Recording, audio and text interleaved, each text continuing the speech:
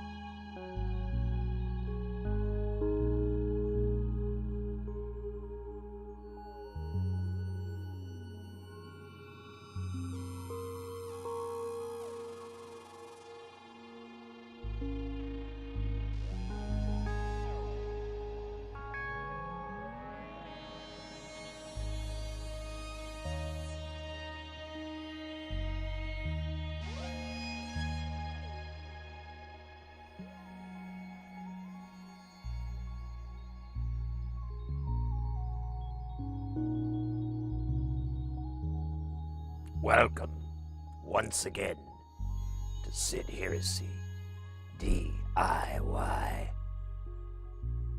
also known as the Electronic Dojo.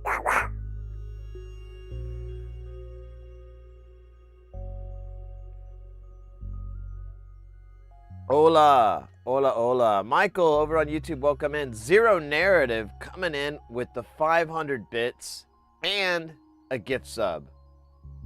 Very, very cool. Very, very cool. Ekin reaching, oh wow, 15 stream streak. That's stupendous. That's super. Welcome in, mates. Welcome in. Happy Saturday, or Solderday. Kind of overdid it last night again. I keep doing it. I'm never going to learn my lesson. I got a smoothie. So, I got 2 smoothies. It felt like a 2 smoothie hangover. So I was like, I better get 2. Funny thing, I ordered one, and the dash and everything was like, oh, they're out of these cookies. You take these. I was like, yeah, it's fine. I don't care. And then I see them, you know, if you ever use DoorDash, you can see their car and everything. And I see them pull into my neighborhood, and then they just stay in this one place. Never moves, never moves. And I'm like, what's going on? And then eventually I get a notification, and they're like, your order has been canceled. And I was like, and they're like, would you like to reorder? And I'm like, well, yeah, I want that smoothie really bad. So I go in and order it, and I'm like, I wonder what happened. And then it kind of dawns on me, and I should have gone out to look, but I was like, that's not cool. I think they got into a car accident. I was like, either their car broke down, or they got hit or hit somebody or something like that. And where they're at, it's kind of a dicey spot. So I was like, oh man, I feel kind of bad. I'd tip them out, you know, but I can't now.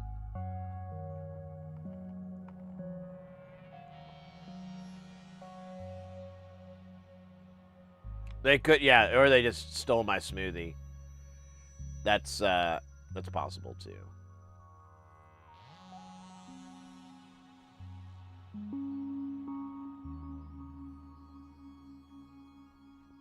It is a possibility too. It could have fallen off the seat and spilled everywhere when they pulled in, and they're like, I can't salvage this. I like that one. Actually, I hadn't considered that it could have gotten spilt.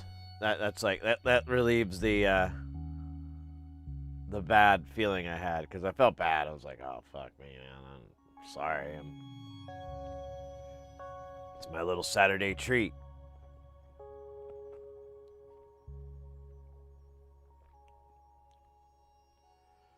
Here.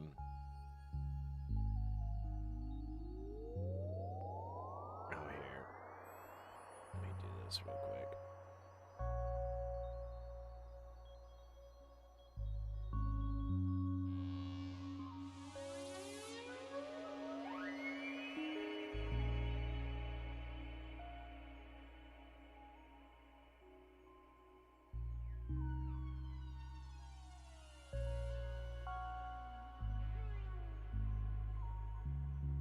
Wait a minute, what?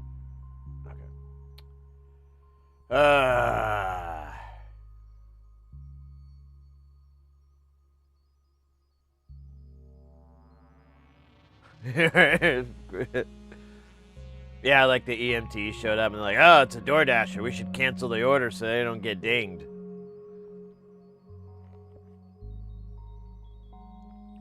Whatever.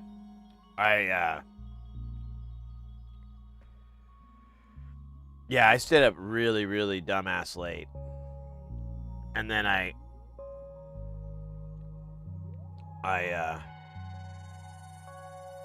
don't know. I slept in. And then the internet's been wonky. Like, I've been running my little internet checking stuff, and it's always like, And I've reset it like a couple times. And it so far, it seems okay, but I don't know. I like even lay down and took like a little mini nap. And I was like, I gotta wait for all this shit to restart, and I'm waiting on my smoothie. I'm just gonna lay down on the couch for a little bit, close my eyes, and chill.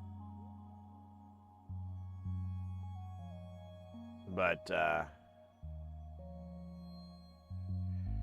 we'll see. I don't know. I was a driver. I had an accident. I had just on the phone promised this guy he would get his order. Somehow I still felt bad. That sucks. Yeah, it made me think like, man, I was toying around the idea of just trying it out just for funds, except I'd have to drive my wife's car because my car's way too old. I don't think they'd let you. But, and also, I don't want to put mileage on my car. It's still under 100,000, and it's like 20, or what is it, 20? Yeah, it's like over 20 years old. It's like, that's kind of cool.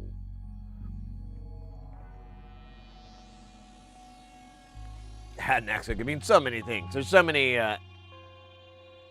implications there. But what kind of internets? Aren't you not supposed to say what your ISP is? Although, well, there's only like a few here in Phoenix, anyways. One of the big ones. I've always had problems with internet out here. I've looked into getting internet from other people, but no one has anything as fast.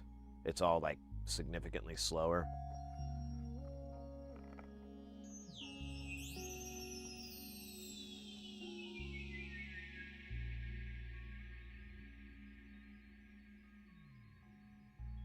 Code Brown. Hey, 8-Bit, welcome in.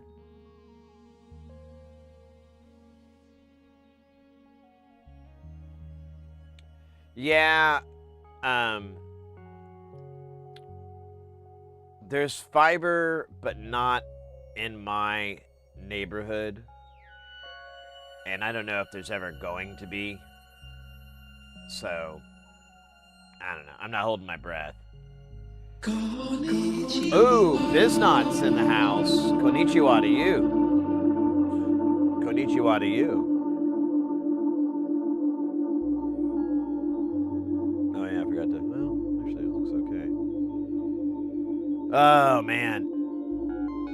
Yeah, yesterday I slept a whole bunch, and then I took Mrs. Harrison and I. We had to go get like some gifts for her nieces because they're having birthdays, and one of them like had a baby, so we had to go do that. And but it was fun, like hanging out with the missus. We just went to the mall, did a whole lap, and went to Bath and Body Works, which honestly is the most boringest store I've ever been in, and I've been in a lot of stores. I can usually find something to like amuse me or intrigue me. It's just candles and lotion and shit. I'm like, ugh. Alright.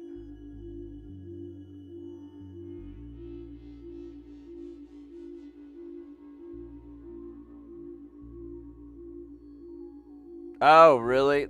They're running from the cops? Holy shit.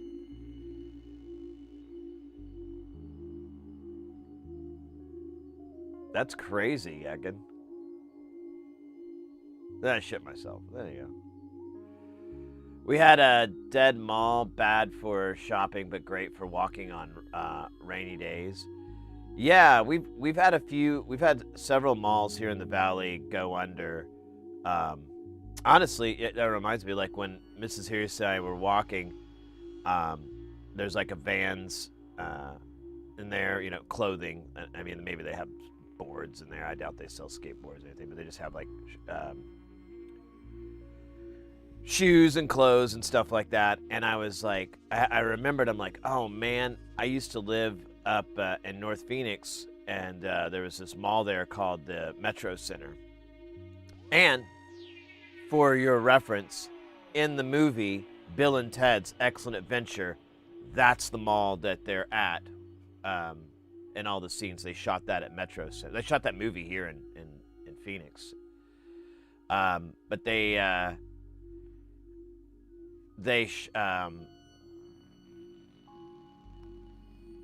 so yeah, I'm sorry. The Metro Center had a this really really badass vans that was just a skate park.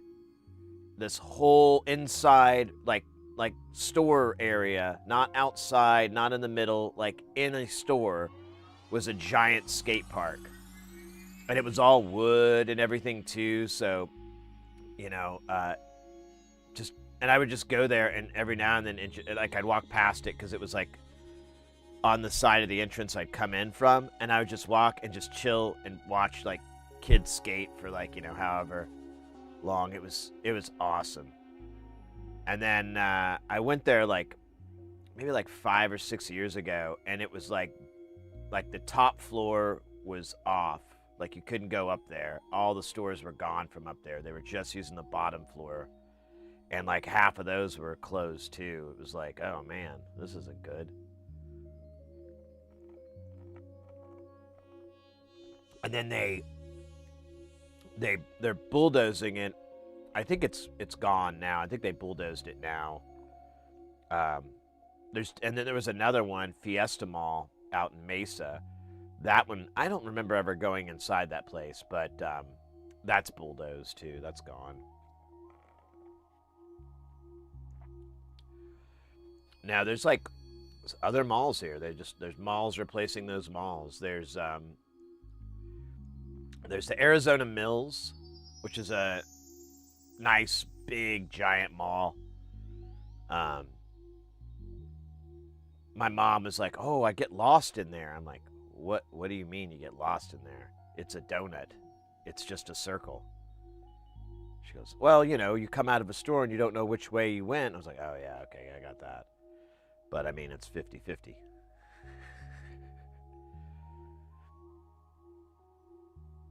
Was Waterloo real? Yeah, it was Sunsplash, which is still around, I believe. Although I heard something like that was closing down. But yeah, Waterloo was Sunsplash. Let me see. Let me do Water Park.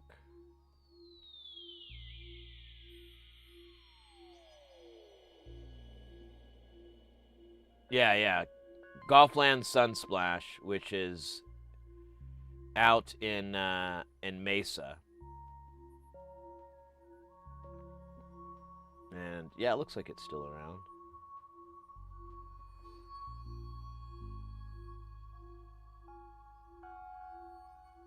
Hi, Booze. Welcome in, mate. Super dodgy internet. I'm feeling it too. Like, so far, so good, but it was really wonky when I was like checking it before the stream. I'm like, oh man, don't be one of those days. I don't need that right now. Yeah, the gas station that they're at, the Circle K, that up until like I think it was like 4 or 5 years ago, it's still there. They didn't get rid of it, but it's not a Circle K anymore. It's like just some fucking brand I've never heard of. It's I think it's like a private owned deal now. It's not a franchise, but that's still there.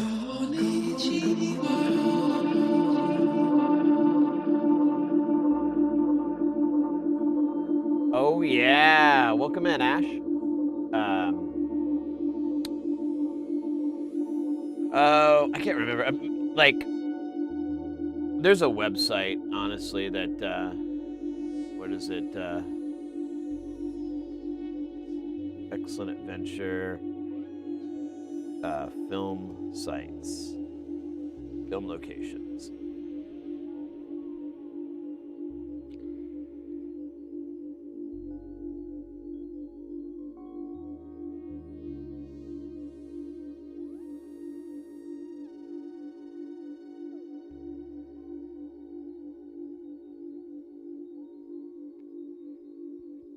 No, this isn't very good.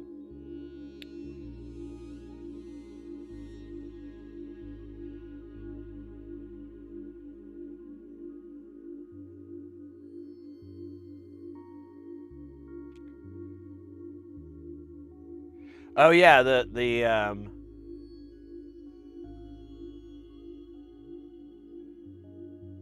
Wild West was the studio that used to be out in here in Scottsdale. Here, let me see. I'll show you the page I'm looking at. We can just go through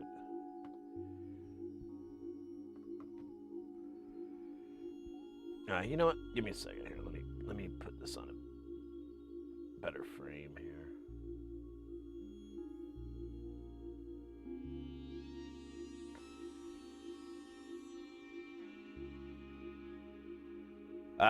Let's see. Alex Winter, Keanu Reeves clowning around the filming of Bill and Ted.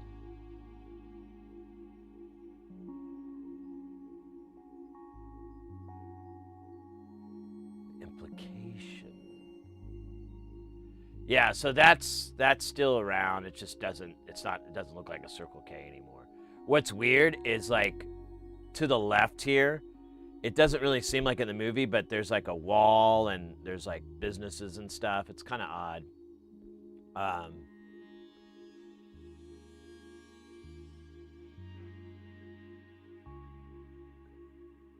The San Dimas police station was shot at a vacant office building in Scottsdale.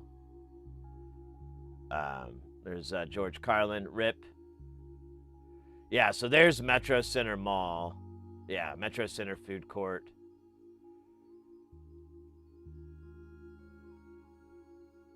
That's the studio. It's gone now.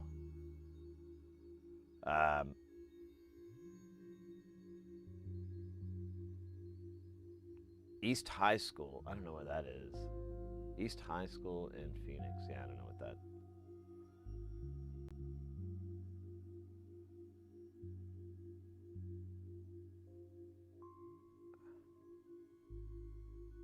Joan of Arc and former Go-Go's guitarist Jane Whedon Center with crew members from the.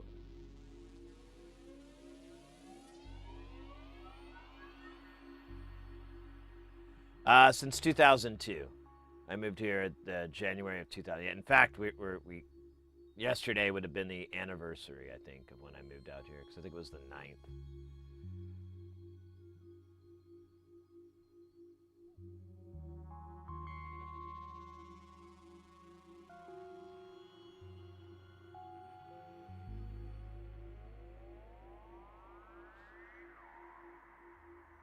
Yeah, Metro Center.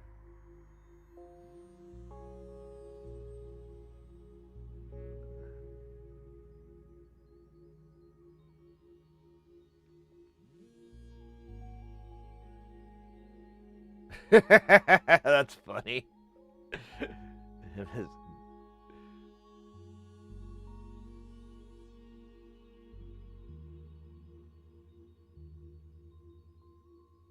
Yeah, they're supposed to take. There's all these cut scenes from it. Yeah,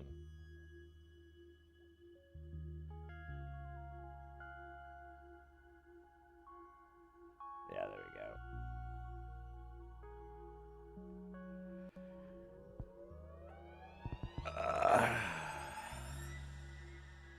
Anyways.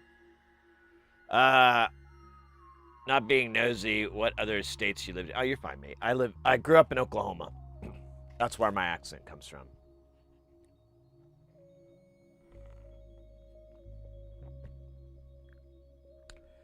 Now, I grew up in Oklahoma until I was like, I think I was like 23 or something when I moved out here. Yeah, that's it.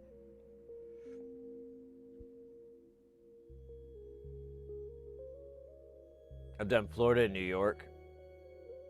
Yeah, not a Florida fan.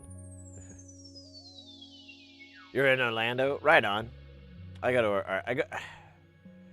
was in Orlando a lot last year. Like, I think I was there like 3 or 4 times. I got like I still get weird notifications of like, gonna be in Orlando soon? No. Have you heard of Michael Hedges? The name sounds familiar. But not ringing a bell.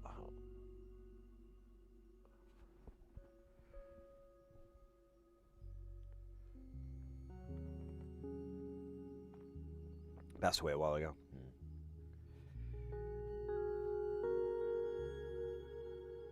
Now, I forgot what I was thinking of.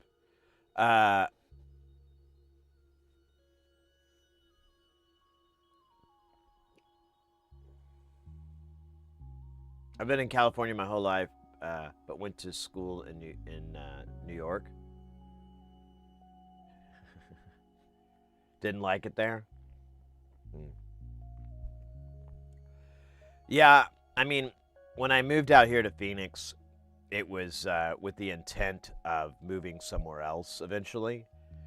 But I'm like, oh, well, I'll set up camp here. You can make more money in Arizona than you could in Oklahoma, so I'll have more money to move with. But like, man, all these things happened, and as time went on, I started to realize, like, I actually really, really like it here. And I'd like to move eventually, but I'd rather it be not. I'd like it to be somewhere really interesting, like Malta or Tokyo, or something different than here. Somewhere where it'd be like, you just reset. It's like starting a new game or something. Just move to a whole new country and so forth.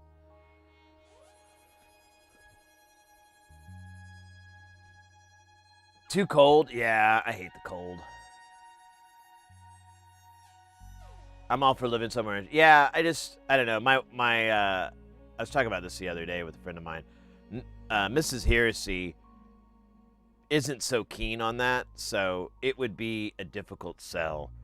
And right now, it's off the table because we both our her father and my mom are alive, and it we like to be able to be near them and everything and visit them. But maybe when we're ready to retire, or old men and lady, we'll be like, let's move here. We can get a house and it'll be cheaper.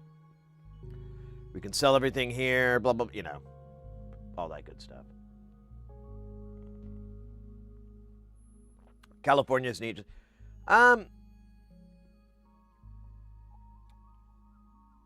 The only thing I like about California is the weather. I don't really care for much else. Like the weather is really nice, and thus the outdoors is nice and stuff like that. But that's it.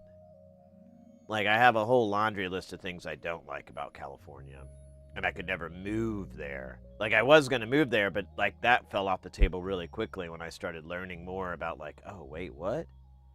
Oh, I don't want to do that. Wait, you're telling that's oh, I don't want to do that. And then like the idea of Portland or Seattle or something like that, the Northwest region. But then I was like, I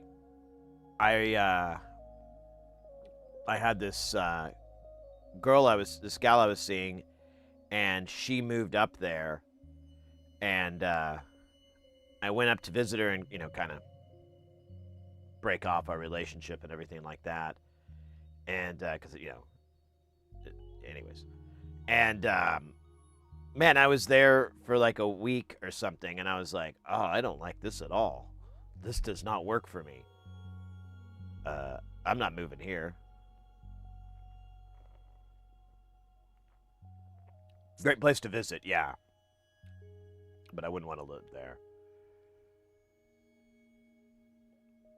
No, no, no. No, she, I don't know what happened to her. I actually, like, she was a graphic designer. And then I needed to find one, and I was like, well, I know this gal, and her skills are really good, but she's an ex-girlfriend, so that's kind of weird. So I talked to the missus, and I told her, like, hey, I have this thing. I need a graphic designer that has all these skills and everything, and only person I can think of is this gal.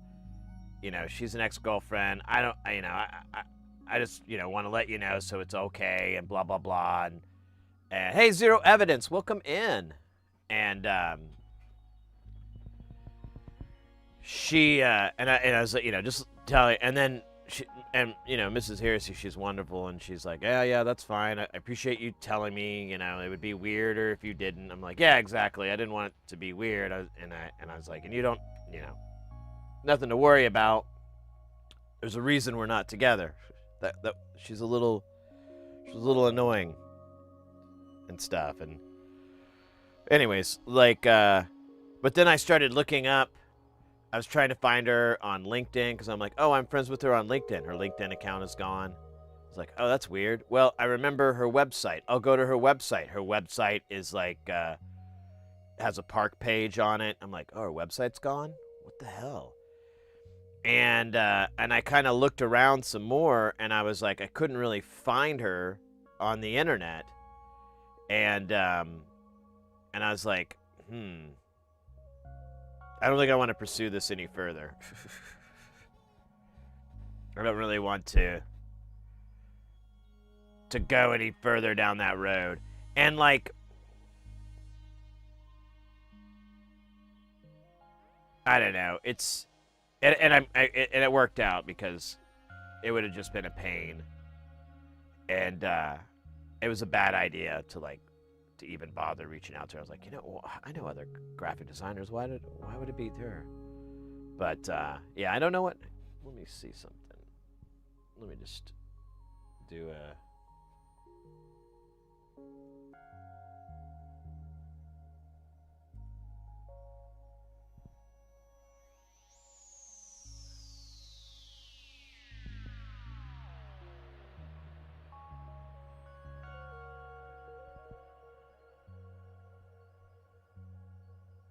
Actually, let me see. I was gonna see if her website is back though.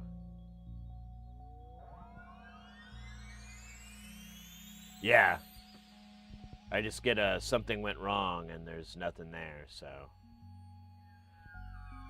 whatever. Hope she's eating well. Yeah, written tax is pretty rough here. Yeah, that was the thing that kind of pushed me away. There's a couple other deals, but yeah, all in all, I was like, man, if I had like a ton of money, I was like raking it in, I might consider moving there, but nah. 5G mesh nodes way more stable than the cell tower. Wow, that's crazy.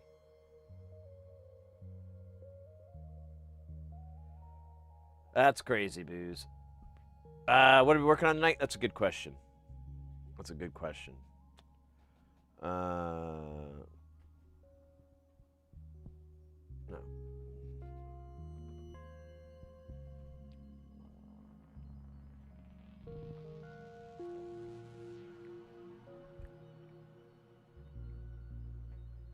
That's a good question.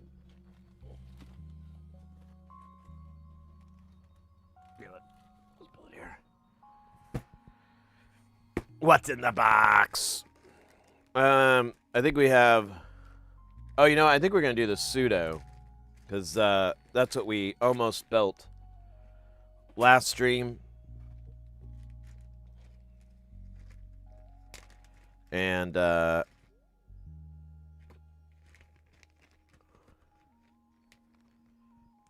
who is it? Porphyry was telling me I'm really gonna like it, so I'm like, all right, let's do it.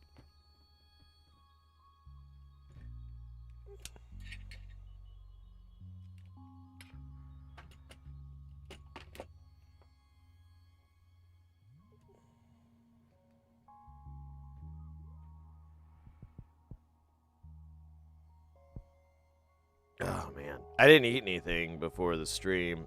I wasn't very hungry. I like after my buddy left, I like pulled out. I was really hungry all of a sudden, and so I had like ate a whole bunch of those powdered donuts. And I'm pretty sure those aren't made of flour. I think they're just made of like some form of edible cement, because they just stayed there. And I'm like, all right, well, you know. Great way to watch those calories. Just eat a bunch of them and then never have to eat again. No, I might make like a peanut butter sandwich or something in the middle of the stream and have that, but we'll see.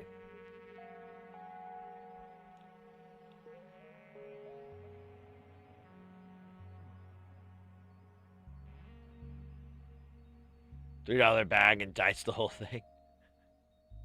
Wait, were we talking about this the other day? They're just, I don't know, they're like Hostess powdered little mini donut things. There's like a bag of them.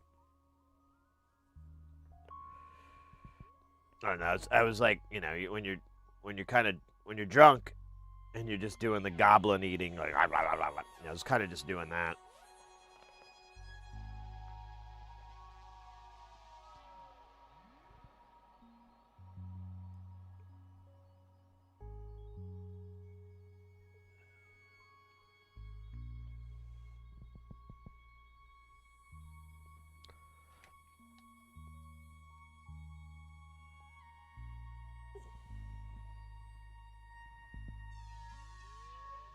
Vaughn's has them for $3 a bag right now. Bag of crunchy ones. I don't think I've had crunchy donuts.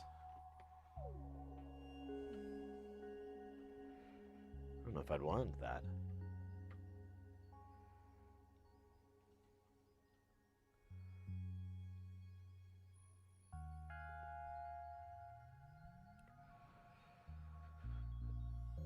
Hey, Pit, I make those often. I call it shit sandwich. Keto bread, peanut butter powdered, protein powder, sugar-free maple syrup, and sugar-free grape jelly. There's powdered peanut butter. I wasn't aware of this. That doesn't sound good.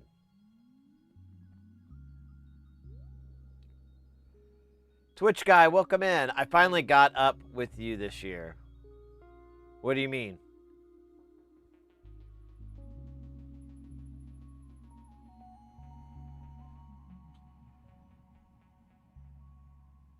It's basically a crumb donut, but I think they might call it crunch. Ah.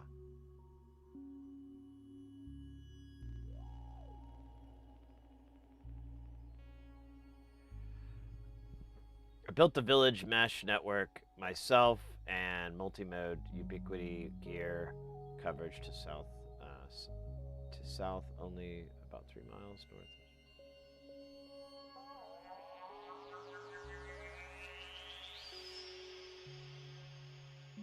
Interesting. Hey, Kelton, welcome in, mate.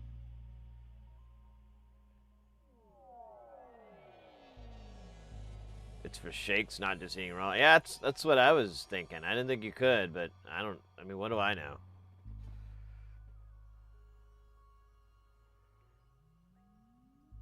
I meant caught up.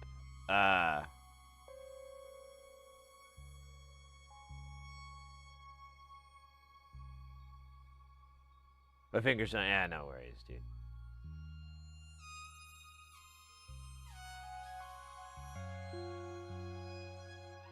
Oh my god. Yeah.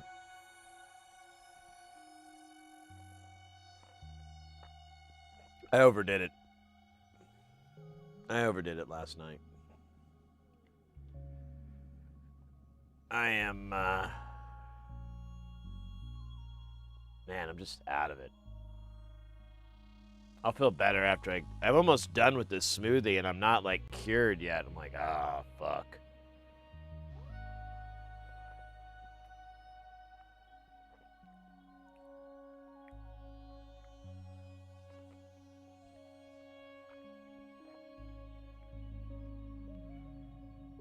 How's the New Year's going? Years flying by. Yeah, you know, I gotta. So this will be the last gig for a little over a week. The next gig or next stream will be the 22nd.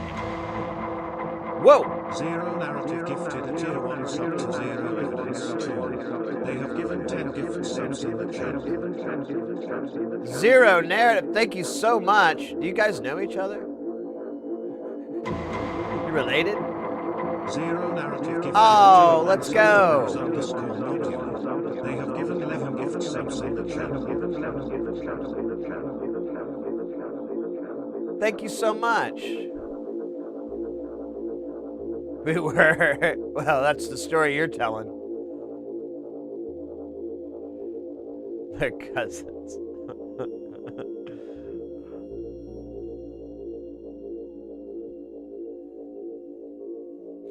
Wow, thank you so much, mate. That's really awesome of you. Really appreciate that.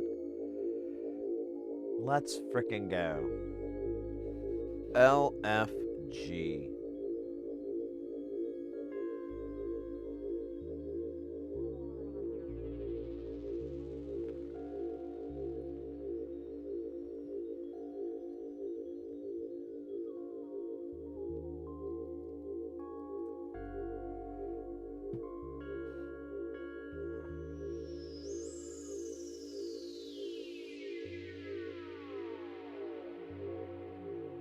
Ooh, a little battle royale.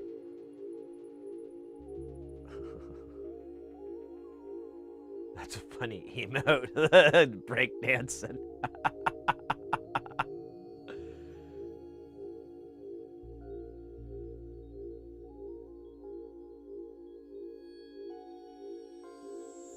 Hey, Aqua, welcome in. AGDQ. I don't know what that is. But yeah, before I keep saying, so yeah, this will be our last stream until the 22nd. Maybe the 21st. I'm going to be gone for a stupid week, for a stupid gig. I'm kind of not looking forward to. I never look forward to them. I don't know why I would ever be like, oh, I can't wait to work really long hours and eat at very specific times. What was it? One of the gigs I did with these guys, I was like, the food was so annoying. Like they kept fucking up catering and stuff. And like one day it was just, or not one day, for like a week, it was just the same thing every lunch. And I kept complaining about it, and eventually they tried to fix it, but they just made it worse. You know, they do like catering, but then, you know, it'd be from like Pollo Loco or something like that, and there'd be like no plates or, you know, tools, silverware, anything like that. I was like, ugh. Guys are killing me. Shit sandwich every day. I couldn't do that. That's...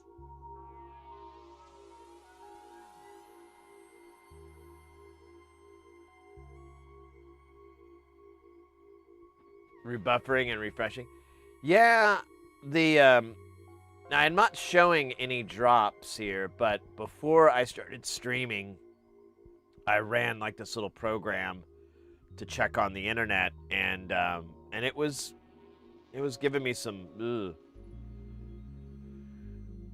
You know, Aqua, you could try see if YouTube is any better. You know, you could pop open the YouTube and use the Twitch chat or something like that. However your boat's your float. I was looking at, every time I look at my little preview, well, now it's doing okay, but it kept dropping like to really low quality. You know, it's like just blur.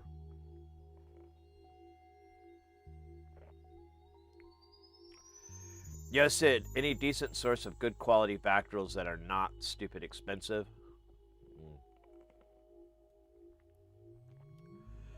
I think DigiKey and Mauser sell the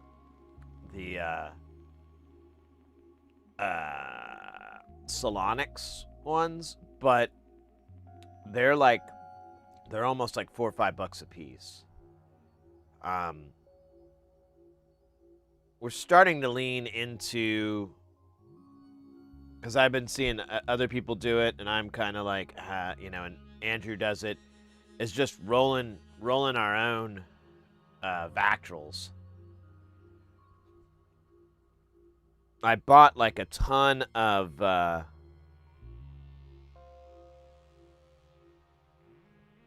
LDRs. Like I bought like 50 or 40 LDRs, and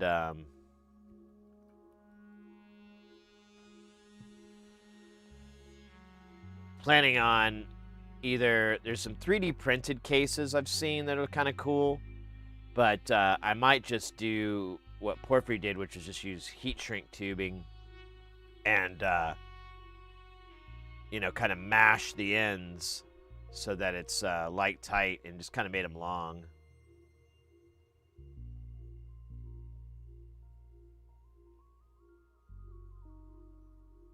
Yeah, Engineer, but welcome in, by the way. Yeah, I mean, I could have a buddy make them, or I could get them just fabbed for me for pretty cheap.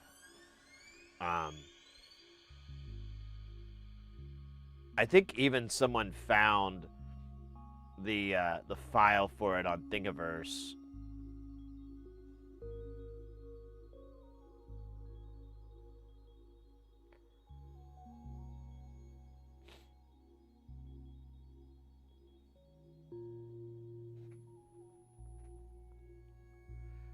"3D lasers." Oh, you got a 3D printer last week? Let's go. Nice. Yeah, I don't even have anywhere to put one. I'd have to do some big time cleaning.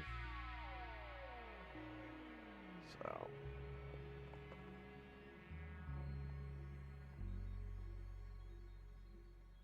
Oh my gosh. Man, I really screwed the pooch yesterday. I might eat some more ibuprofens or something.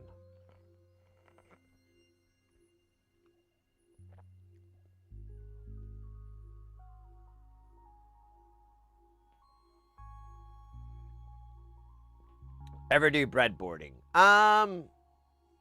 Yes, but not lately.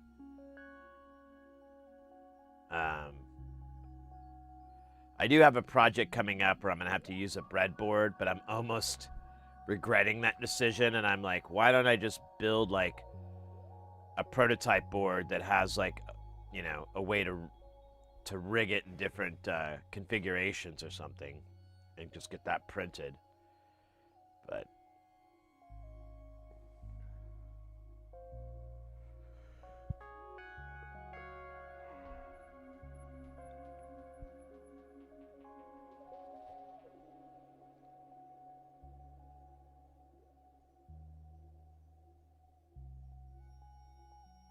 they're still slow, huh?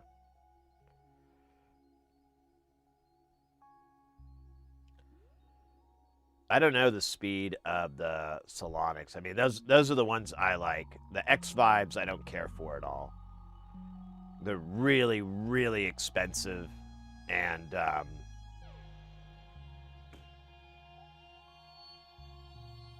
mean, their specs they don't really work in a lot of NLC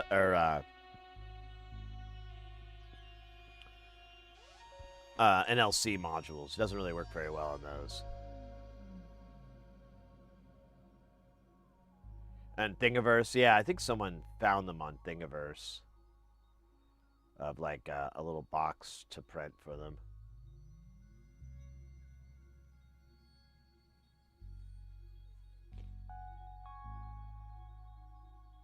When they're just holes. Well, wait, are you talking about perf boards, or are you talking about like the breadboards where you have little pockets to shove the LEDs in? Or not the LED, but the leads in. I mean, God, I can't even talk today. I should just go back to bed.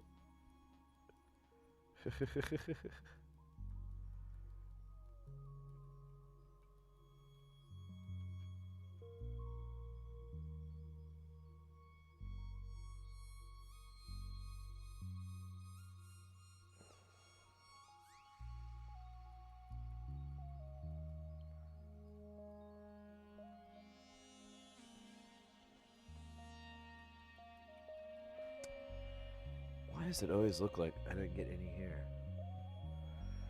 Alright, I think this will be the last layer, or near the last.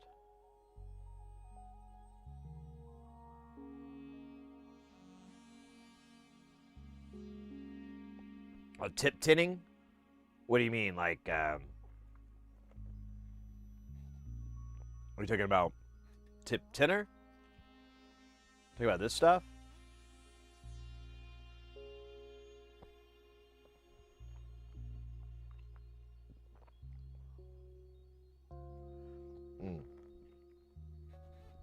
So tip tinner is it's basically flat. You stab your iron into it, and it basically cleans your iron. It's kind of has like, I think it has like an acid in it or something. You don't want to solder with it. You'll just stab your iron in it and then brush it off, and it cleans off like a lot of the hard to remove crud off your iron. I do it every now and then. This guy's looking okay-ish, but we could probably it could probably stand to get a stab.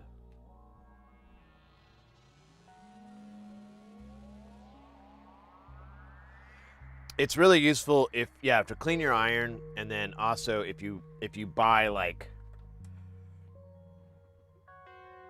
off-brand tips,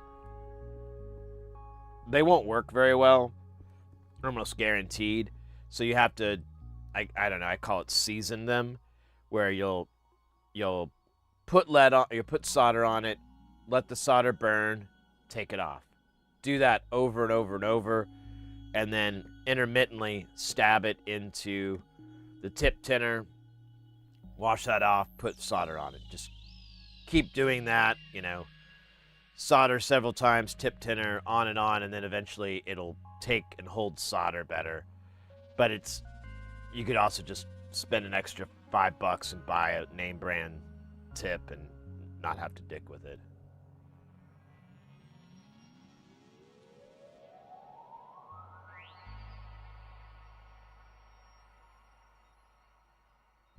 I don't have access to the printer.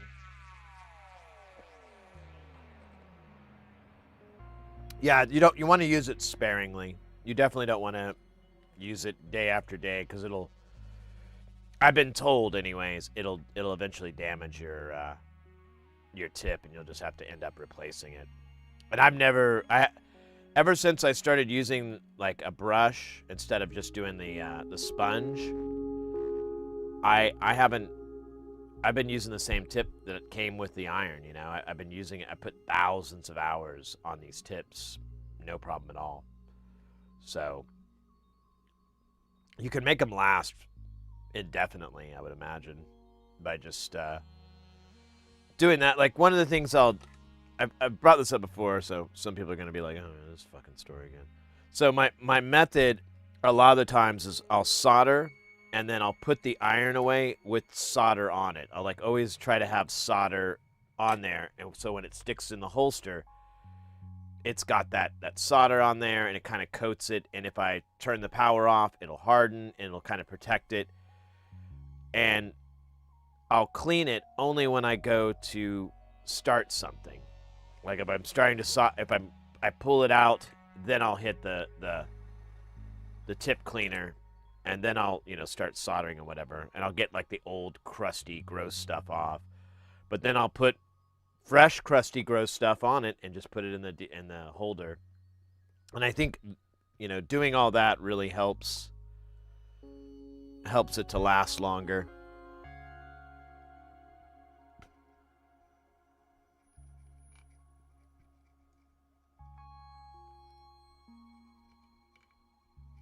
I used to have to buy tips all the time, and then I changed up my method there with using a brush, and I haven't had to buy any tips at all. Or just buy new ones, you know, like, oh, I'm gonna get this one. Oh, this one looks cool.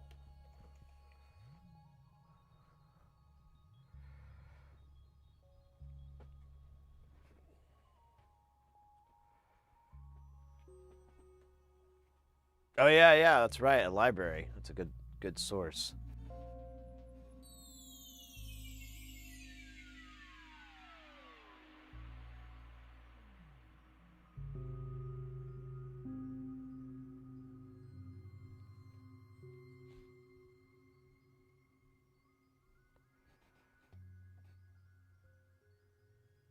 IRs are just pretty 11 pounds. Damn.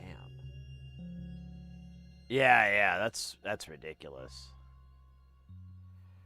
Well, I don't know how fast the Solonics are. We can look them up real quick. So, 32 data sheet.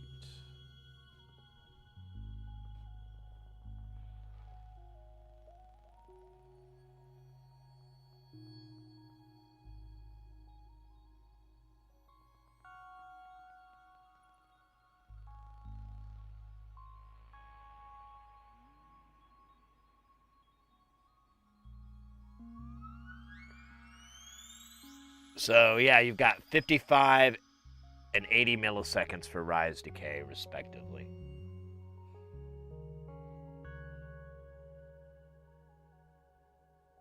I bought a new tip for my Veller, but the same time bought a brass wire cleaner. I still haven't used the new tip because the brass cleaner is so good. Oh, you're talking about, oh shit, I almost burned my hand.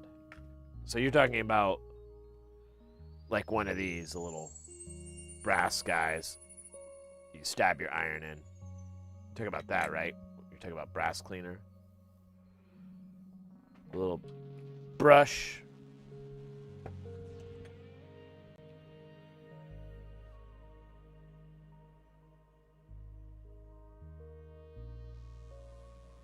Yeah, the tip tinner will really, really clean it up, but it's, I don't think you're supposed to use it over and over and over. I don't know, I've never looked at the instructions for it. We could look that up. Thermaltronics. Tronics tip tinner.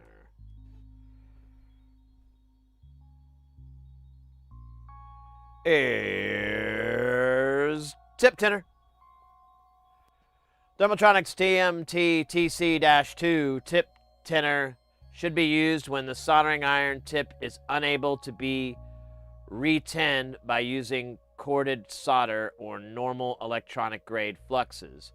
For best results, roll or wipe the solder tip at normal soldering temperatures over the surface of the TMT TC2 for a few seconds to produce a local melting. There is no need to use heavy pressure or scrubbing action. Prolonged contact may form excessive fumes. The residue of the tip is non-corrosive and may be removed by wiping the tip onto a brass curl or damp, not wet sponge. Safety handling. Do not inhale. Well, don't tell me what to do. Dispose of, access, keep out of reach. Yeah, so that, I think that's...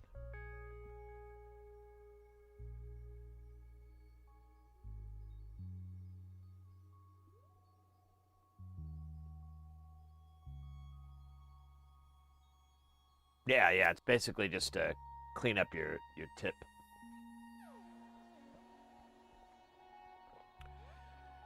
When I put my iron away, I like to leave a blob of solder on it. This keeps it from accident. Yeah, I was saying that earlier. My method is I solder and then I put the iron away with that solder still on it, you know, with the crud. And then when I take it out to use it, then I'll clean it so I can get that, you know, crusties off. But That way, if I stay in that habit, I'll put it in the holder and everything, and then if I I'll power it down, and I don't have to think, oh no, I got to put solder on it. I'll just always have a little bit of solder on there. Yeah. If you get that habit going, then yeah, it should really help your iron last longer, your tip longer. I don't know about your iron, but the tip will definitely. Yeah, welcome in, by the way. I was saying it earlier.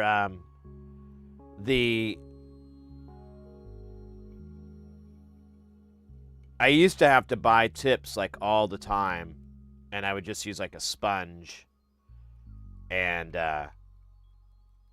because I thought the brass thing was what was causing the damage, and I started streaming, and someone's like, no, do it with the brass, and I was like, all right, we'll just see what happens, and I never had to replace that tip. Once I started doing that, it just worked forever, and I'm like, oh, okay, a little counterintuitive, but I'll take it. Never want to keep the iron hot with no solder. Yeah, totally.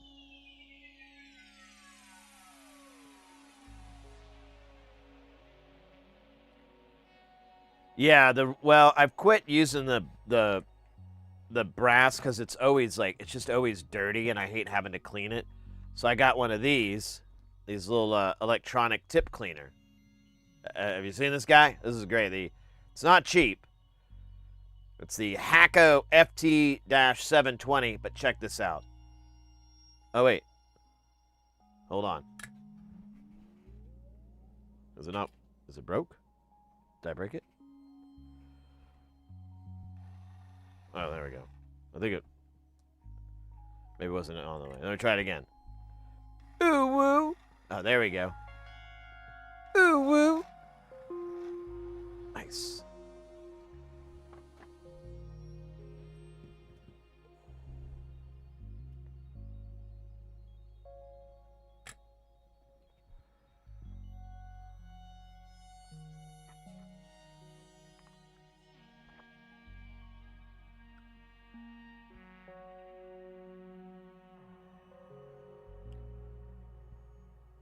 So tinning the tip by default is with solder, and if for whatever reason the solder isn't sticking to the iron, tin it with the product. Yeah, and you'll kind of notice that the iron's like starting to get like crusties. There's like, it usually just looks like burnt carbon or whatever, and yeah, the solder isn't sticking. It's only sticking to one little spot or whatever like that. Then yeah, use some tip tinner. And let it sit on there for a little bit, and then wipe it off. You should only need to do it once, but if you really want to, you can probably do it twice. And then you should be able to apply regular solder, and it should just attach it.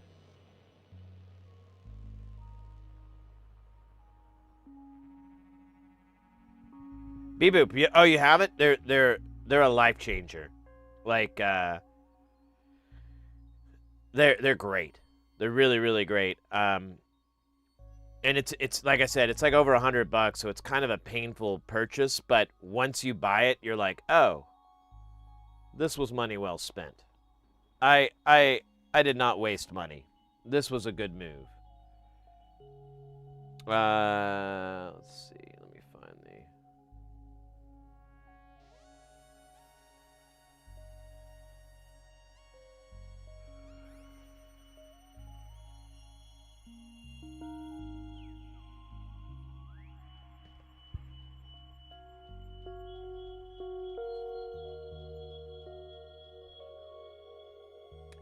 Oh, you're gonna get one of the, so I bought one of those, Beep Boop, like about 5 years ago. Like honestly, it was the first time I got any money from streaming. So I took that money and I was like, I'm gonna buy me one of these desoldering guns. And then I kind of broke it, and I haven't felt like fixing it. And I mean, I don't know. I don't miss it. So it's yeah, the Moo gun, exactly. Yeah, I don't even know where I put it. It's not up there. I don't even know where it is, come to think of it. I might have given it away or something. Or no, I wouldn't have given it away because it's broke. Yeah, I don't know where it is. I hope it's eating well.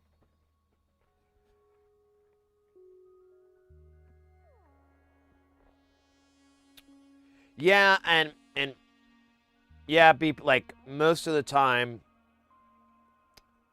if I have to remove a chip, like a through-hole chip, I'll either use low melt solder or hot air, and just blast the other side and let it plop out.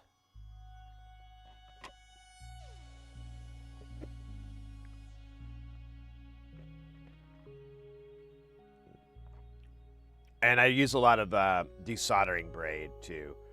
I had the little hand one, and I've had several, and they never really worked for me. And then I got this one I have now, and it's honestly the cat's pajamas.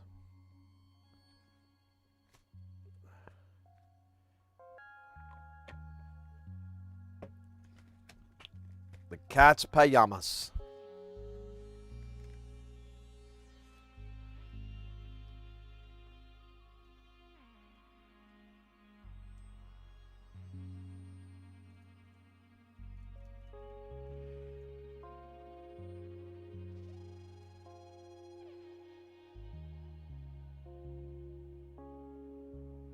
Yeah, those work really good. I'll use them for like when I get solder in one of the holes. I'll try to use desoldering braid, but sometimes it's just not going to happen, and or it'll happen. It's just going to take too damn long, and I never have the patience. So I'll just pull out the old, as I like to call it, and then I'll just, and then we're done.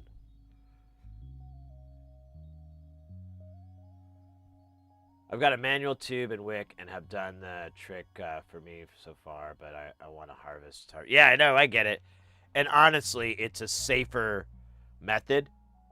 The Moo gun is a safer method for removing parts because you're only making contact for maybe 3 or 4 seconds tops. When you're going down to remove stuff, it's probably in that heat zone for 3 or 4 seconds. Desoldering braid, hot air, it's in the heat for possibly minutes. Well, hopefully not minutes, but sometimes they don't listen. So yeah, if you're trying to harvest parts and you definitely don't want to, you're worried about damage and so forth, especially if they're old, then yeah, I totally agree. It's the way to go. I mostly just do builds. I mean, we do replacements from time to time, but not that often. And I can usually just muddle through. It's not a showstopper. How many of these do I need? 6 plus another 6.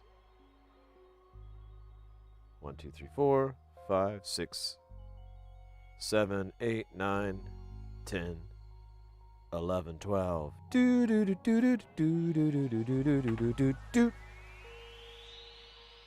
I saw a video where someone was breaking down that song and how it's like this weird polyrhythm, and I never even realized it until you're like, oh yeah, where is the one? That is kind of a weird one.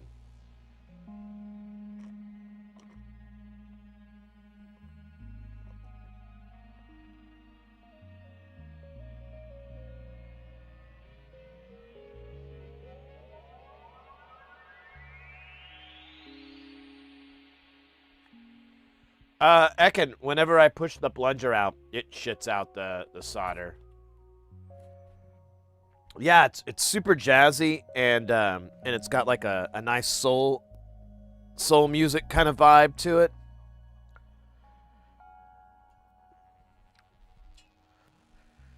I mean, you could totally hear it. You could hear it, like a James Brown song doing it.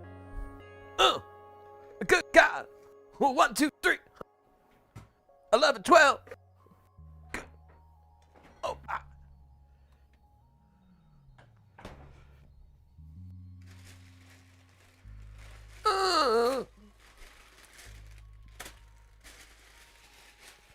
Doing a little smoothie reconnaissance. I am feeling a little bit better though. Praise the smoothie.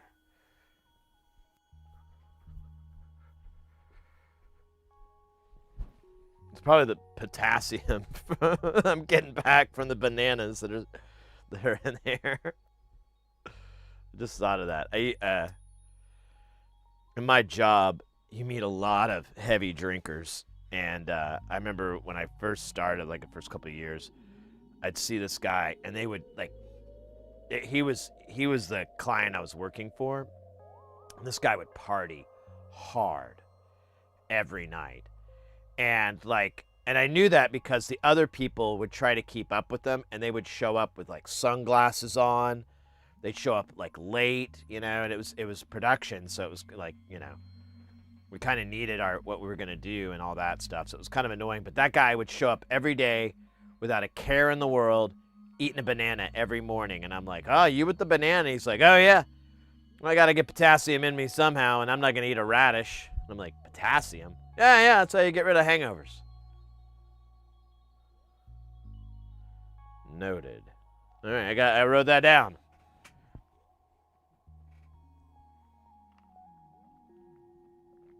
Oh, wow. This one somehow tastes better.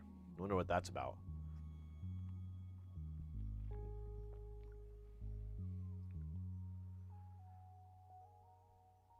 It's been saving the yeah, I know. Zero, exactly. The smoothie has kept this channel alive. Without it, I'd just be like, no, not today.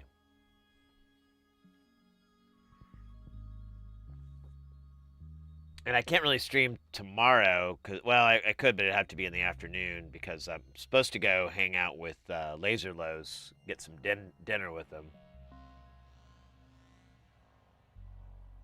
Everyone has a magic cure for hangovers, I guess.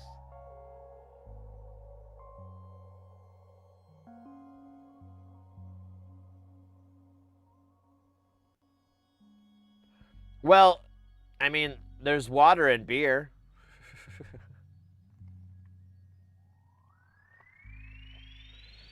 No, I always drink like a bunch of water before I go to bed. After a night, when I'm, at the end of the night of drinking, I'm like, all right, let me get some water in me. So I drink like plenty of water, but it doesn't always fend off the demons. Ubu, welcome in. Or Ubuk. Man, see, I do that every time, don't I? Such a doof. So what do you mainly repair? Always wished I had learned how to work on this type of stuff.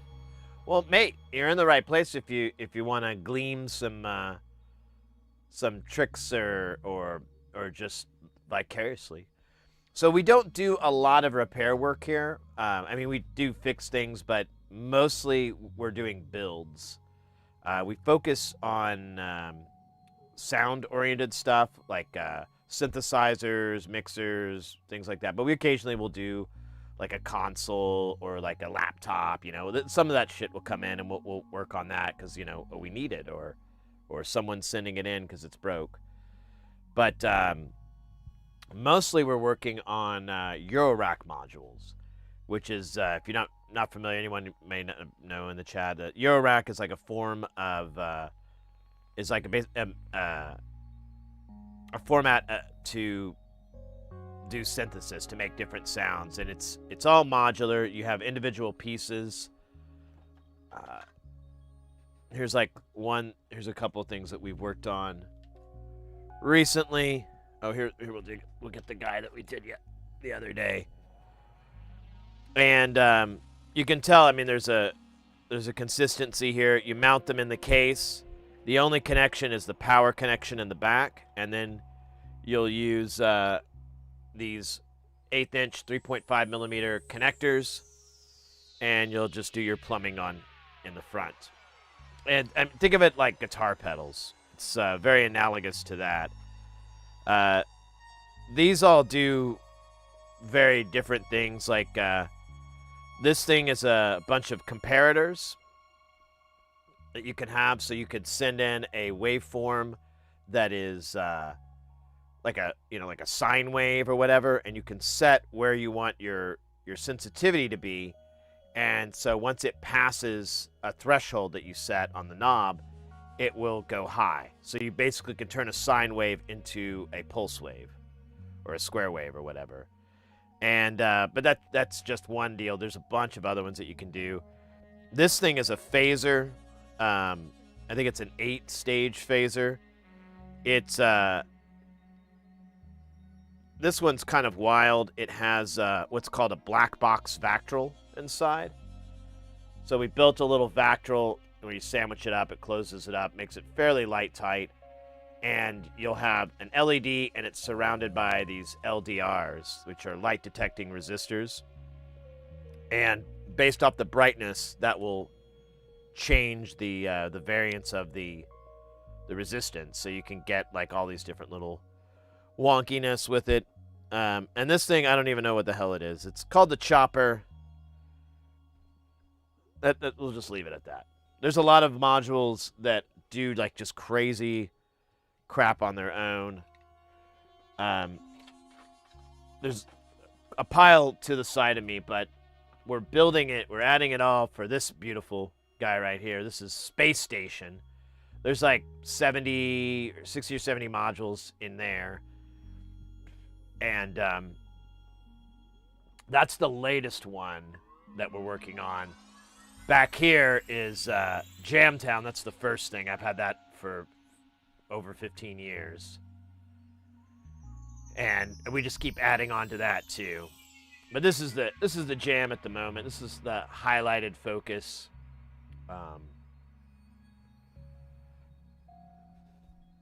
And the difference between Jamtown and Space Station, Jamtown is a bunch of different modules from different companies and designers.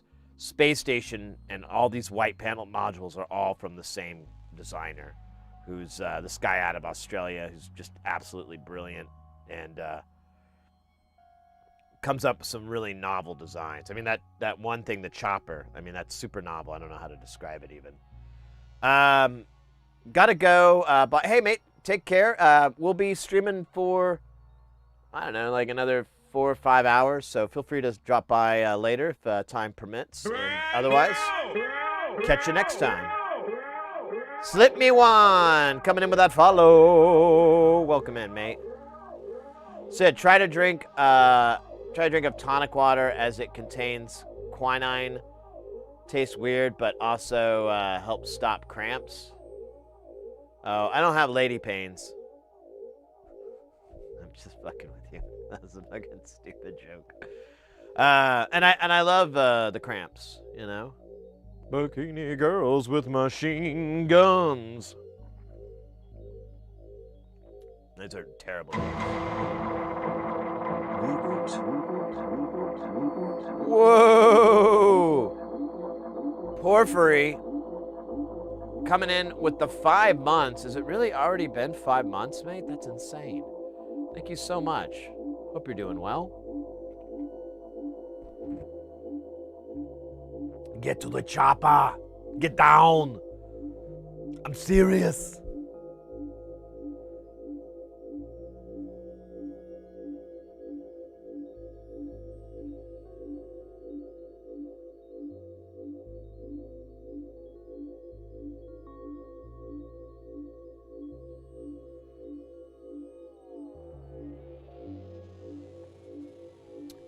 Oh, man. All right. We got the smoothies. We got, was there like a pile? Oh, wow. That's funny. We got our board all nice and juicied up. It's moist.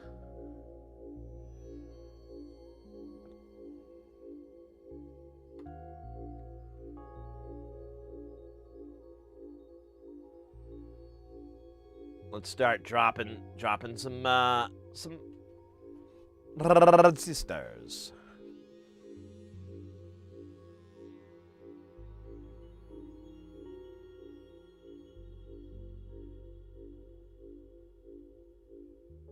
Small glass of tonic water, half an hour before sleep. I don't get woke up with them. Oh, wow. That's cool, mate. I'll keep that in the old toolbox. I don't think we have any tonic water here, though. I have to go get some. I can't remember if there was, like, a reason we didn't, like... The missus was like, oh, no, tonic... Bottle of tonic ripped me off back in, 97. Still pissed about it. I don't know why she sounds like that in my impression.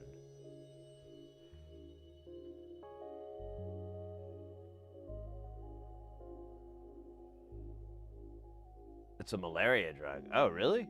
I didn't know all this.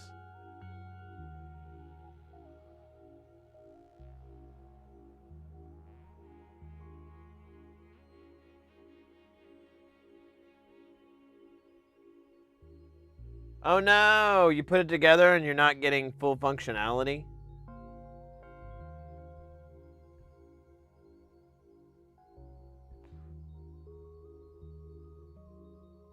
Time to start going over with that fine toothy comb. Yeah, comb. Did you just randomly start getting them? Kind of concerning, honestly. Lil never had cramps before. And they just started happening bad every day. Oh, shit.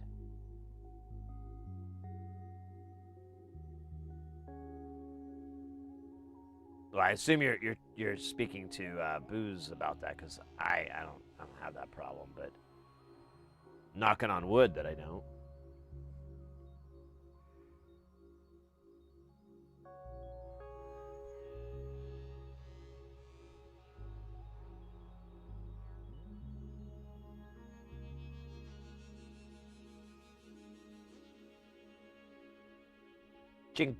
Chincona. I feel like we're in the middle of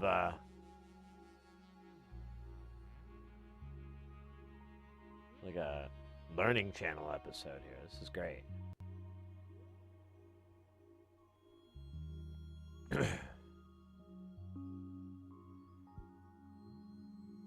guys are killing me.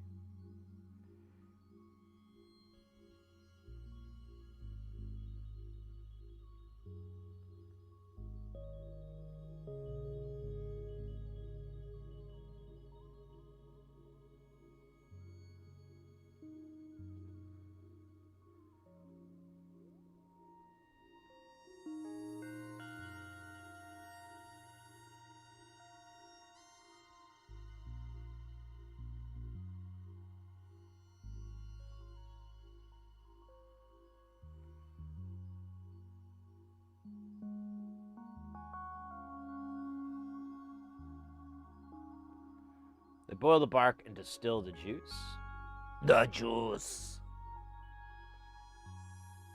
Give me the juice. Stop wheezing the juice.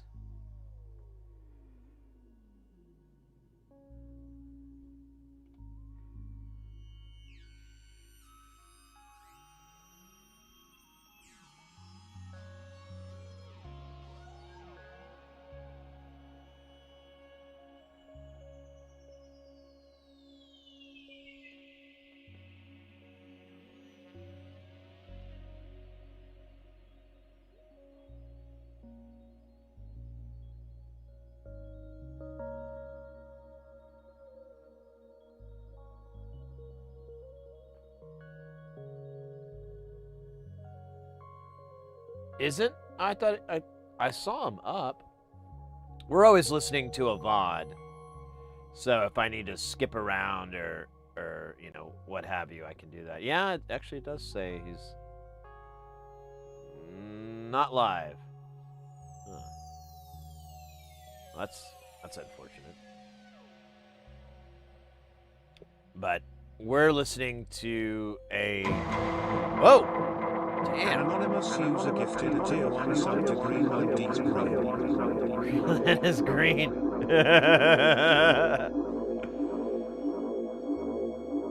Anonymous, thank you so much for the gift sub. Super appreciate it. Yeah, it's from 11 days ago. So, still New Year's Eve time, I believe. That's New Year's Eve, in fact, I think is when this is from.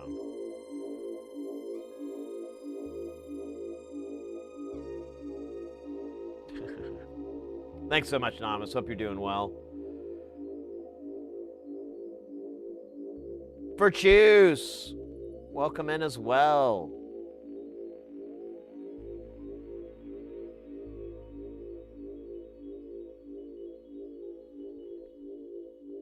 Let's go. Getting all the goodins in.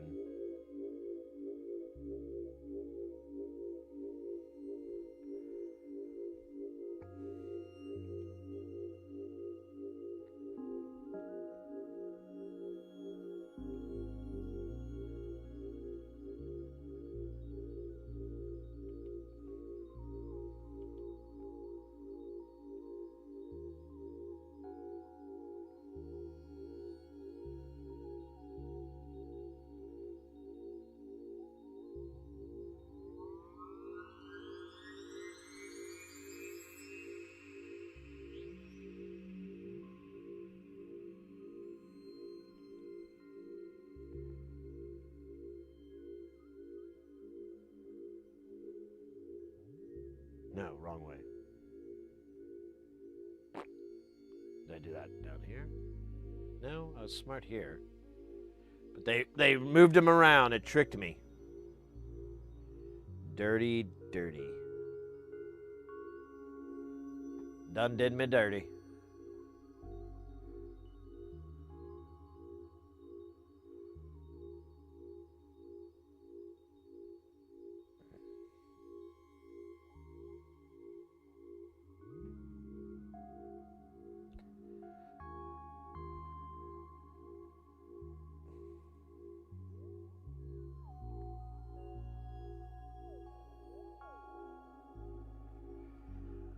Ah.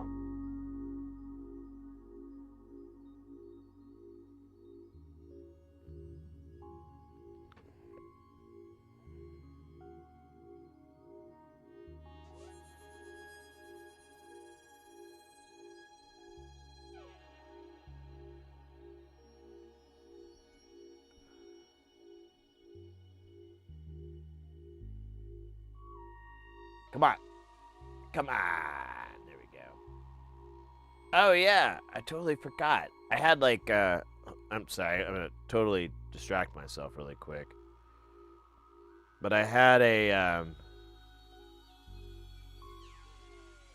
I went to this pinball place I always go to, and I was there yesterday, and oh man, why do I gotta log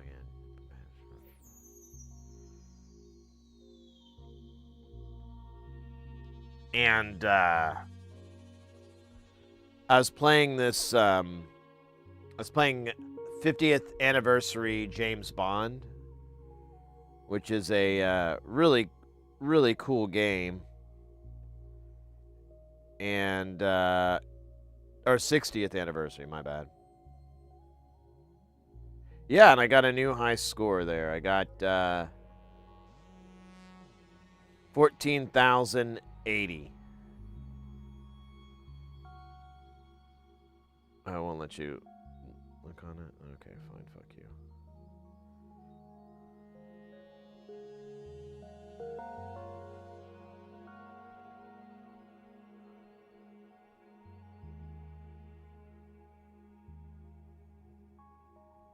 Hey, which put me on the top 10. I don't know where this list is coming from, but I'm number 8 on there. That's cool. Wish it would fucking. This app is kind of annoying.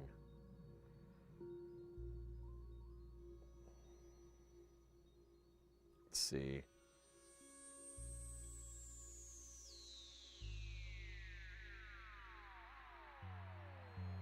Wait, what? Position 5? Leaderboard?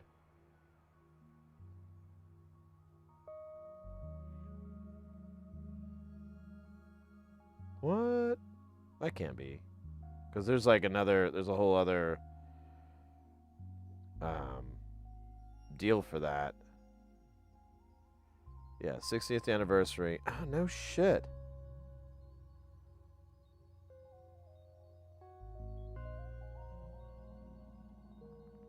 Wonder how long that lasts.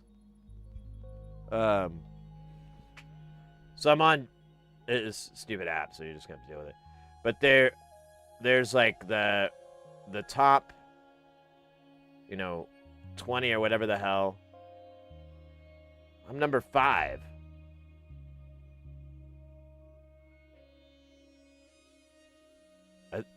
I almost want to go back there to see if I'm on the leaderboards. Because this is for the... Yeah.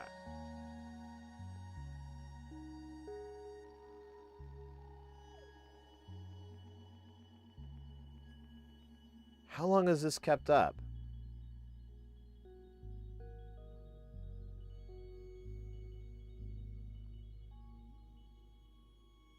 Huh.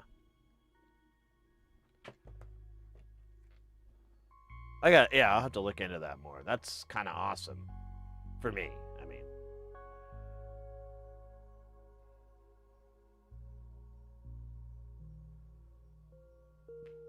which module? Today we're working on the pseudo, which is kind of like a Turing machine sort of module. It generates like patterns and stuff, but they are chaotic. And also apparently you can speed it up to like audio rate and it makes crazy noises too. And I'm like, hell yeah.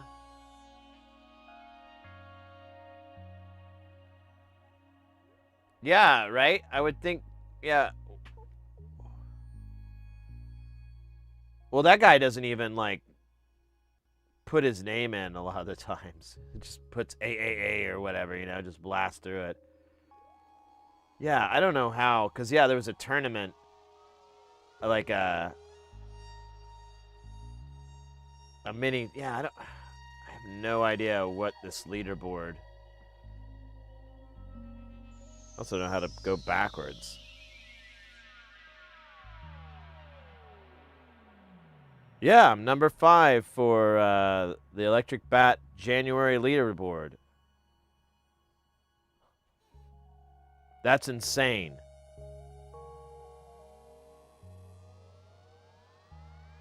That is insane. Oh, I'm number 5 at Interium for which game is this? Dungeons and Dragons. Oh yeah, I did have a killer game there. North Mountain Brewing Company, Elvira. I'm number 46. Deadpool 56. Godzilla. No, that's nothing.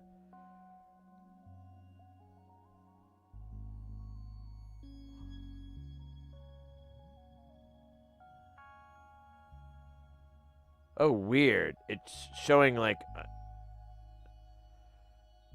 this high score I got when I was in Tulsa. Dude, I can't even remember the last time I was in Tulsa. That's wild. All right.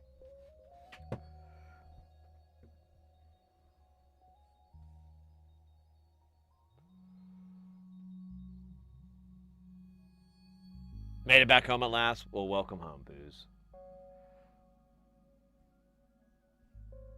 Never been in a Starbucks. I think there are a few in Glasgow. Or Glasgow. About 45 miles away. Oh, yeah, I did some fun.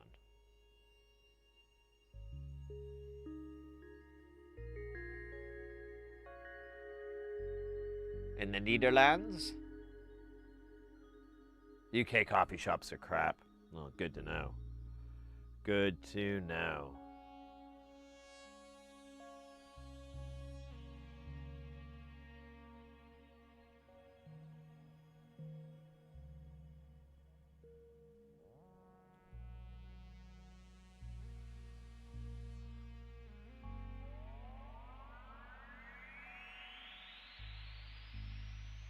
I stayed at the Mayo and went to Rascal Flatts concert when I drove down to an elephant breeding sanctuary. Zero, there is so much to unpack from that sentence. And that is a sentence. That's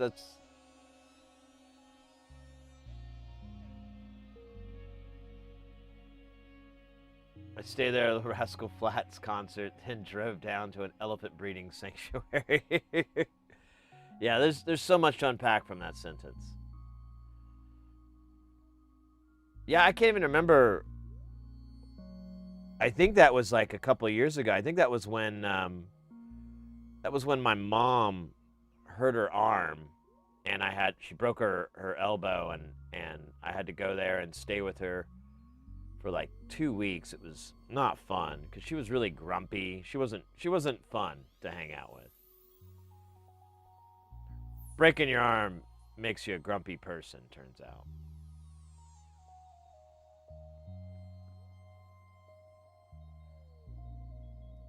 All right, I don't see the other 1K, and I'm not seeing another 10K. So I'm a little bit confused. Oh, I found the 1K and there it is. They were just hiding. Little hiders.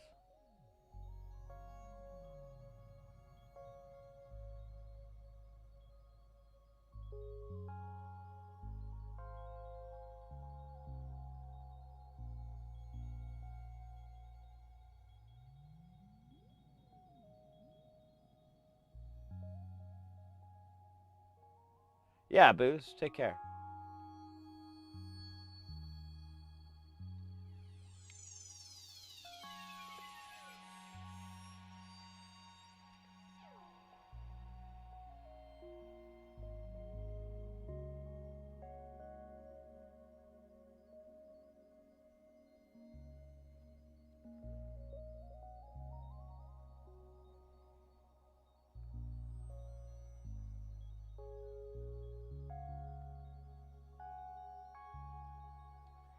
All right.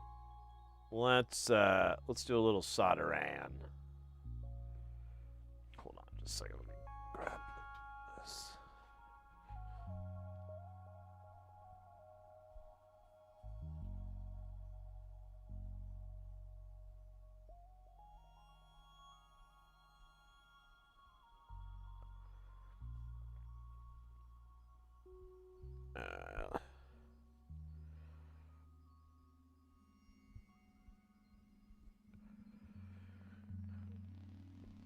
Oh shit. Let me get.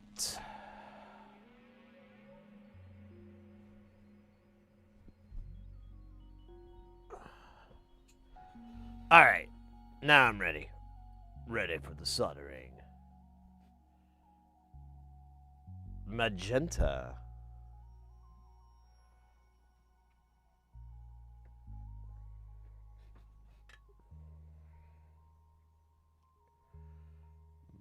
Magenta. Mahjong. I think I need to get new brushes for my tip cleaner. Oh, yeah. So someone was asking, like, tip. We haven't even looked at this guy. You can tell it's kind of... Could probably use a little tip cleaning.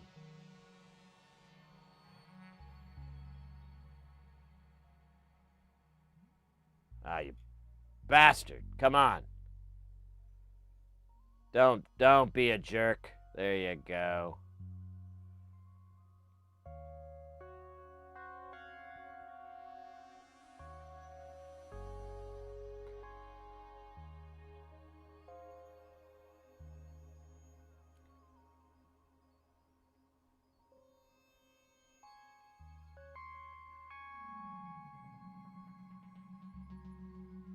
Hey Ollie, out here like I am the pick and place machine. Beebo bop.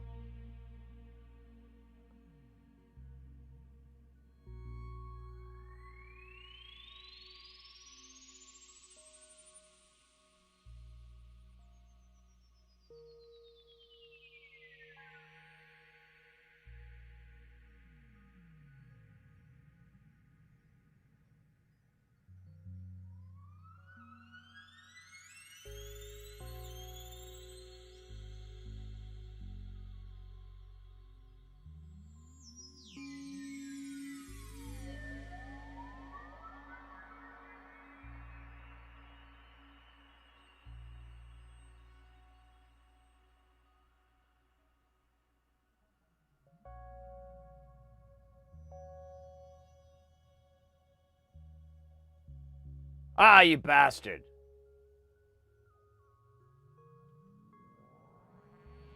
All right.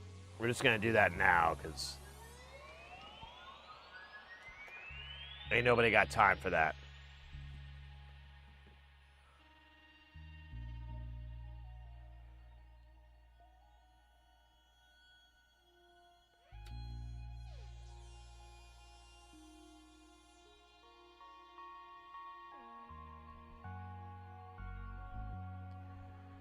It's going to be one of those days, isn't it? It's going to be one of those. All right. Entropy. All right. I get it.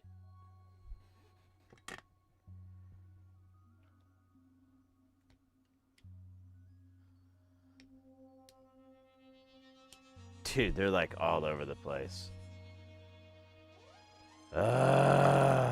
It would be easier for me to just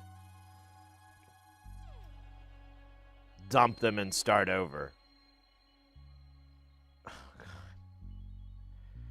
Oh my god. They fell off everything. And I'm using this fucking tweezer holder. Alright. Let's, one thing at a time. Let's clean the stupid hole.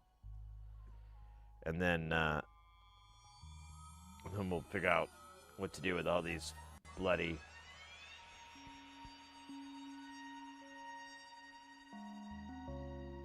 pains in the ass.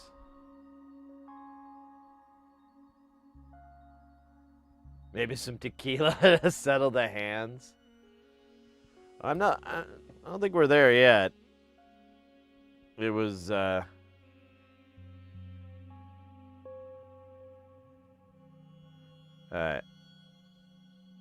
holder like slipped and everything just, and it's on the end, so everything just kind of catapulted up. Here, I could fix that by putting holders on this side like an adult.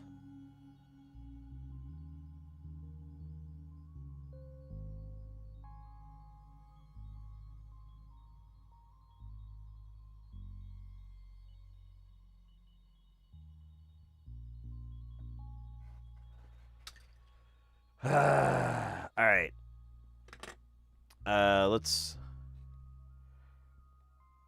Let's get back to the community by putting these back where they're supposed to be.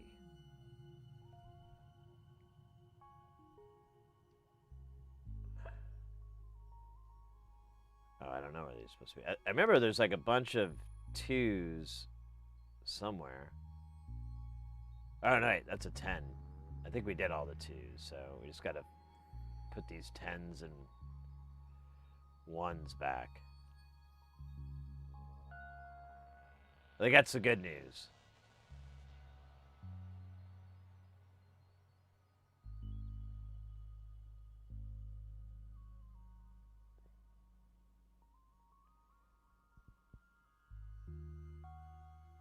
Hey, Mom, welcome in.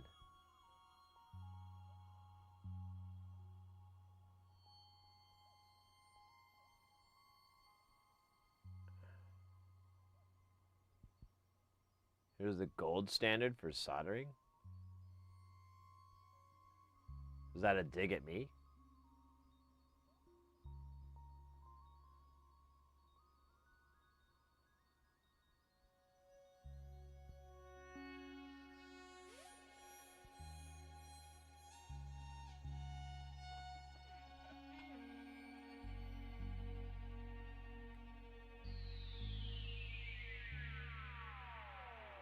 Do you want me to machine you? Ah, no, I'm good.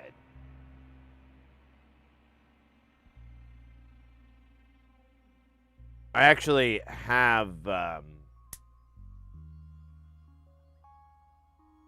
if we have time today,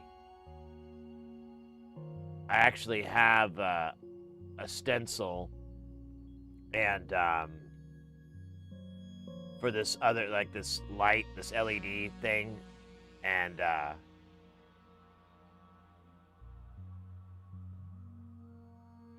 but the problem is I ordered the stencil and like it's the first time I've ever ordered one, so I didn't really know that it was just going to be on this giant sheet.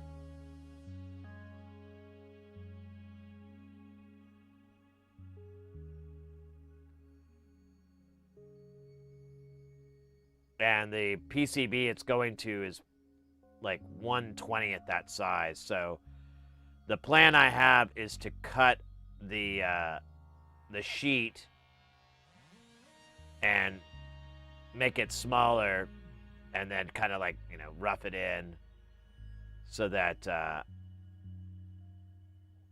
solder paste goes on there nice and clean. Because otherwise it'll bow, or it won't make a good connection. It'll just be, you know, hell. Complete and utter hell. Is this a 1K nut? Cool.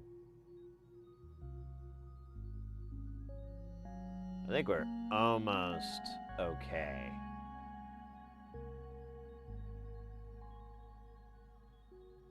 So we got this here. I gotta... Oh, I don't have those. Alright.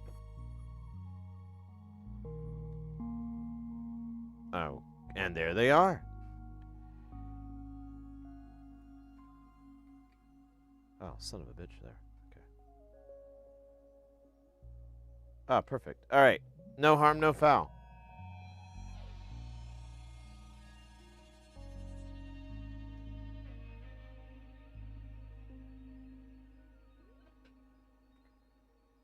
Yeah, here, I'll show you. I'll show you what I'm talking about because it's funny. So the board, let me grab it.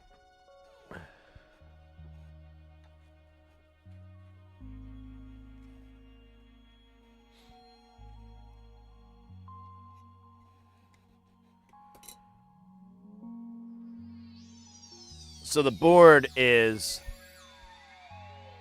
this size. It's like a little jig for lights. And the stencil is this size.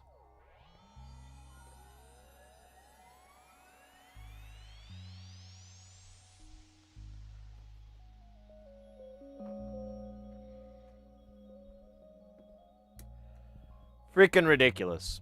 So I'm just going to take scissors and cut it as best I can to size.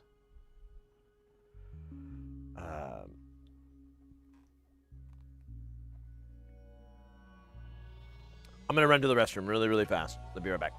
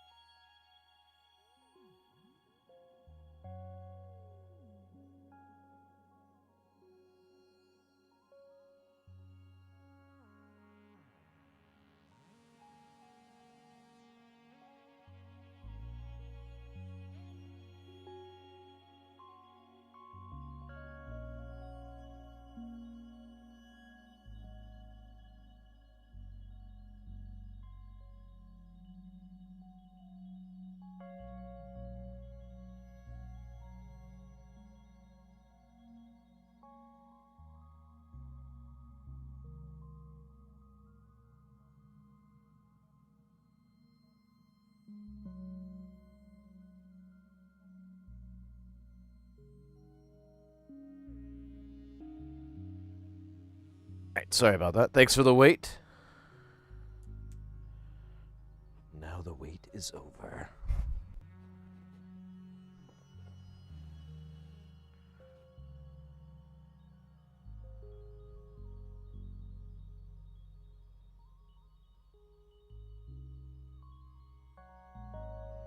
Hey, Porphyry, I was talking to Isaac the other day, and he said the way they get people through the build at the Waymod meetup is by stenciling all the paste. Oh, really?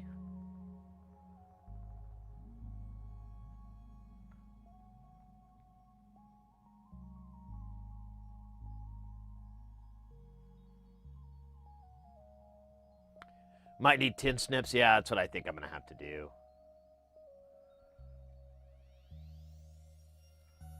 I have some pretty strong shears. We'll see if they cut.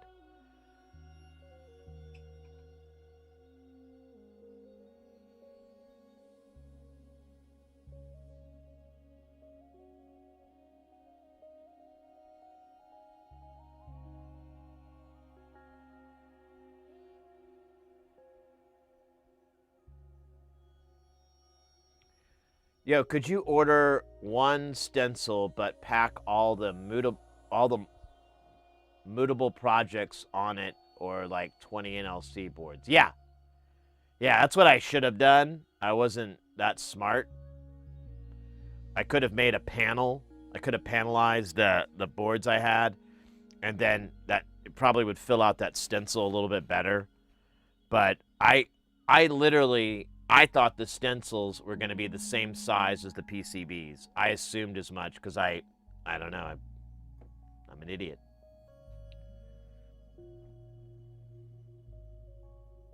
Why would you make it? I know it's a tragedy.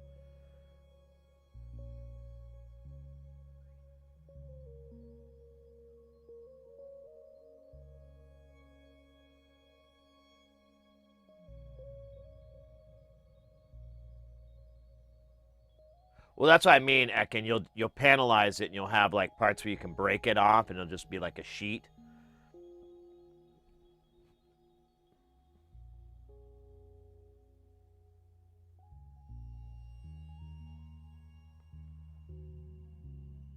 Dub to hey foil hats, welcome in. Oh, we were talking about. I was showing the stencil. I think you've seen it. I ordered a stencil for this little board, and it's massive, and the board is really tiny, and it's kind of comical because all the bits are like right in the center of the whole stencil. It's annoying. It's fixable, but I'm not looking forward to it.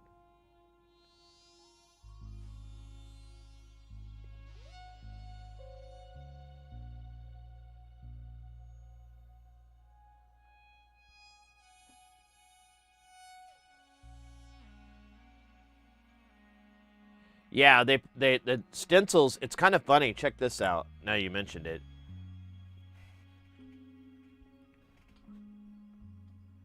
So do I have any more of these? Yeah. So yeah, that's my address on there. They're just using like used stock, like these these are like, I don't know. This feels like MDF board, but they're just using that like used stock as the backing for these things. I haven't even taken them off to see how thick they are. I think they're pretty thin. I hope they're thin. Oh man, I just made a mess.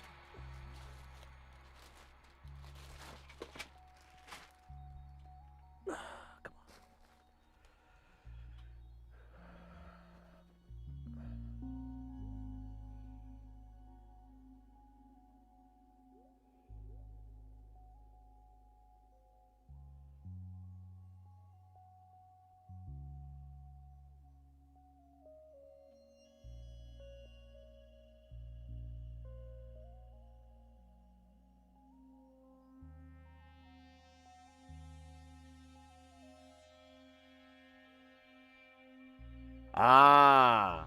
Yeah, the wood, the MDF is what they'll put it. Yeah, that makes sense.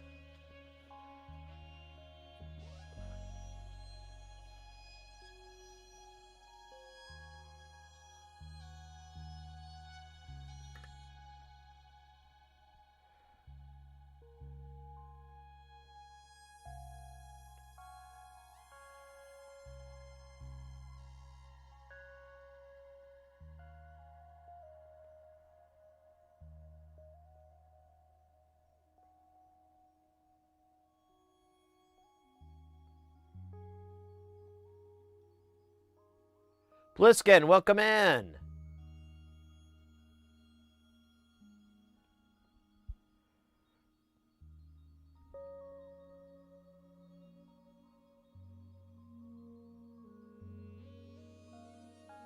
Ah, well, that's fine. That's not good. There we go.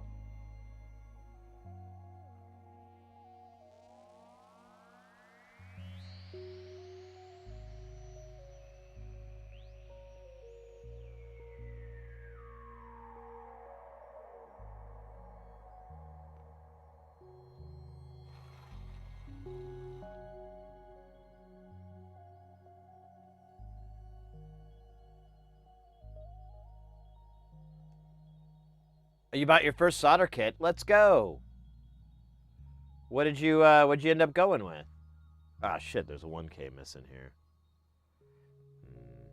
We'll have to find it. 1K or another. I bet it fell off the sides. Oh, we'll get to it in a minute.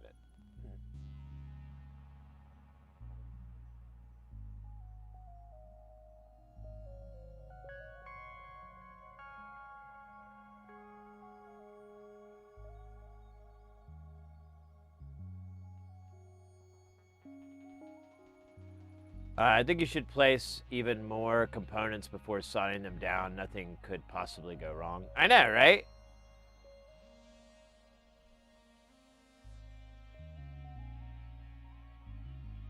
I was thinking, like, making it interesting and getting, like, motocross going. Uh-oh.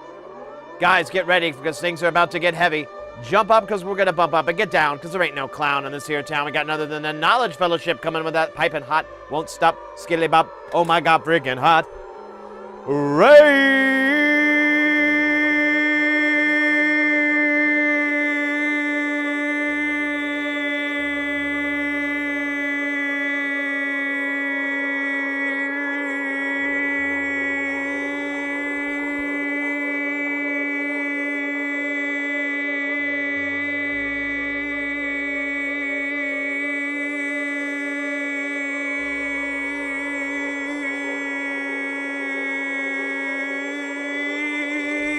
Yeah.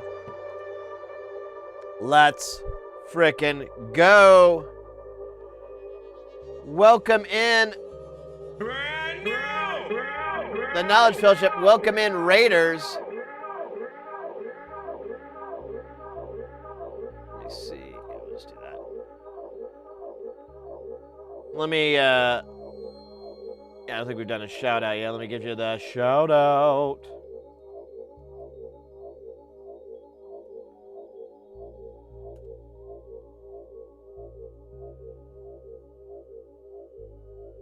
How was the stream? What were y'all up to today? Uh-oh. Double raid. Guys, get ready because things are about to get even more heavy. Jump up because we're going to bump even more up. And get down because there ain't no clown in this here town still. We got none other than Shark Geek coming in with that piping hot. Won't stop, skiddly bop. Oh my God, friggin' hot. Raid!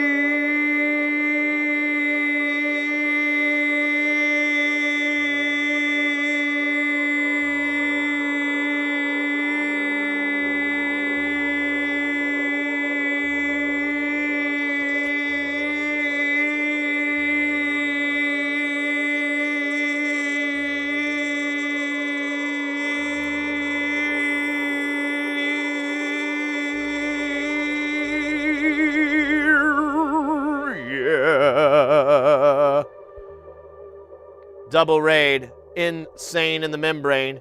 They say that's crazy insane. They also say they got no brain. I feel that's a little bit rude.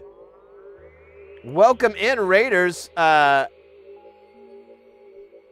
Sharkic, let's go. How was the stream? I didn't even get through the first question that was asking the Knowledge Fellowship what they were up to today on the stram.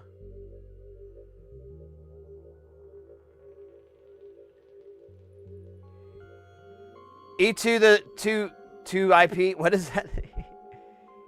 Thank you so much for the follow. Welcome in. Yeah, mates. What's shaking? We were interviewing Shark Geek. Doing a little interview. Little Barbara Wawa. Now you're hurting an entire industry. That's awesome. That's great to hear. Catch up here. We're interviewing Shark Geek. Pie works. All right. I'll try to remember that. Oh, yeah, it does say pie at the end. I thought it was like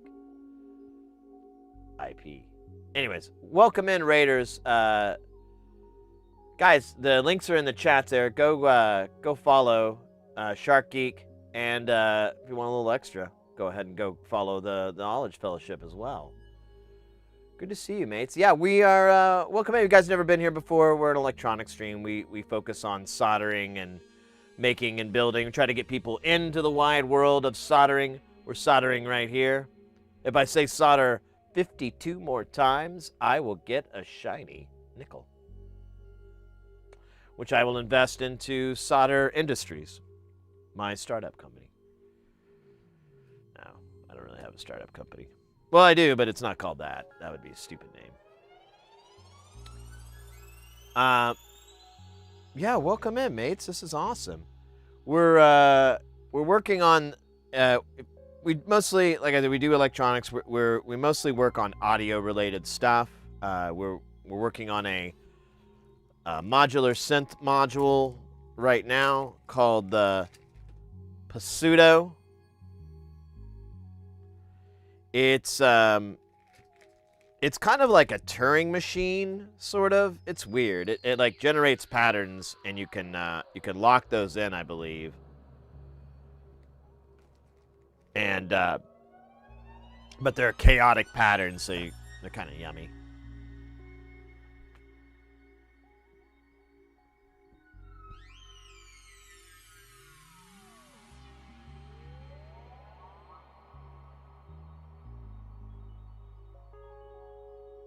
Oh yeah. So the boards that we're working on, they're all from this guy out of Australia called Nonlinear Circuits. Brilliant cat. And all the stuff that he builds is analog. Here's our. Let me see. Oh, wrong screen. Here's our machine right now. This is Space Station. This is like there's like 60, 70 modules in there, and they just flurp away. They're good times. We also have our old machine here. That's Jamtown. The other one was Space Station. So Space Station, Jamtown. Jamtown, Space Station.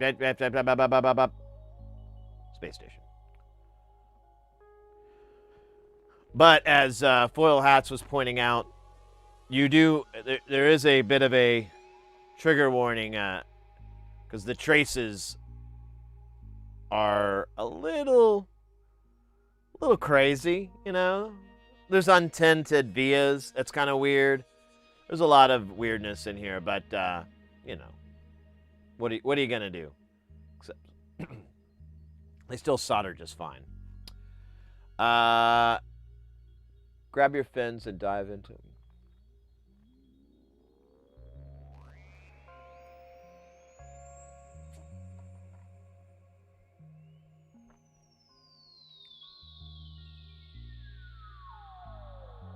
Forgot to do that.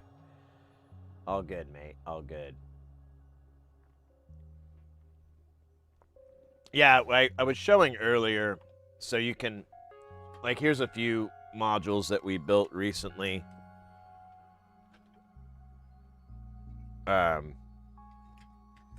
and they all mount into the case like it's shown there. And then, yeah, you just use these 1/8 inch or 3.5 millimeter little cables here and beep up. You know, you're plugging in kind of like a guitar pedal, very similar to guitar pedals. And the units themselves are almost all this stuff is through hole, but you just connect the power in the back and that's it. This one's one we made on the last stream. It's honestly kind of interesting because it, as you can see, it's a sandwich board, and if we separate these two parts, behold, the black box Vactrol. We built like a little, you build like a little light, tight enclosure here where they come together, and on this side we have an LED that is driving all these LDRs. So LDRs are light detecting resistors, or light determinant, I can't remember, but either way, it's same difference. And so this thing will light up, and these are dipped into different parts of the circuit. This is a phaser, so it's basically each stage of the phaser is gets a little bit different, a little bit random from each other, and so you have this kind of cool uniqueness to it, I guess. I don't know. Vactrols are really expensive to buy, and so whenever you build one, it's pretty nice. It saves you a ton of money. Because I think they're around $5 a piece now, and they're only going to go up because they're not legal in Europe. And I imagine they're going to eventually not become legal here in the States.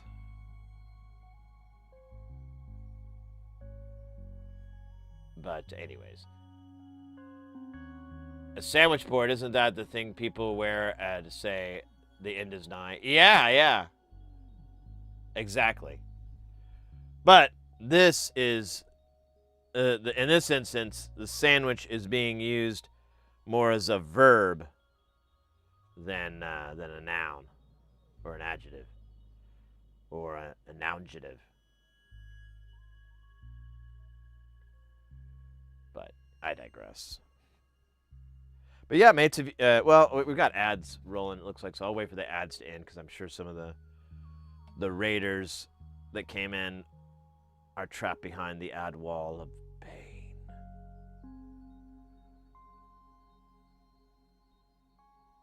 Pain wall. But yeah, when here, I'll show you that.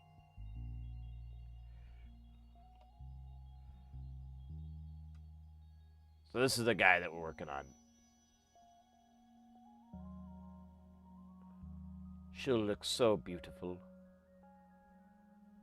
They do goth black as well as white panels. I have a few of those, but obviously they don't live in Space Station. They live in Jamtown.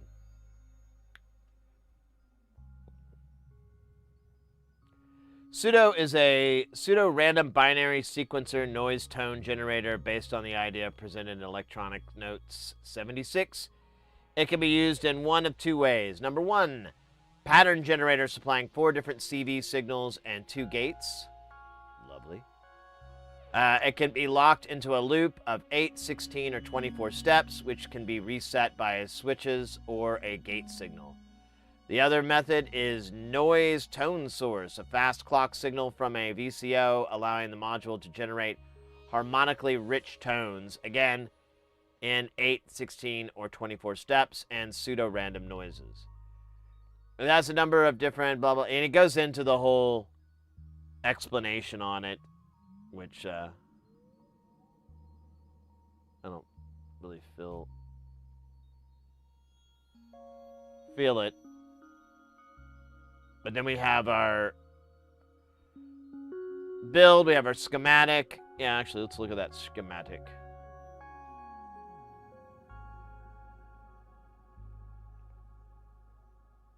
A lot of these, what are these? The DG, or the 4015s.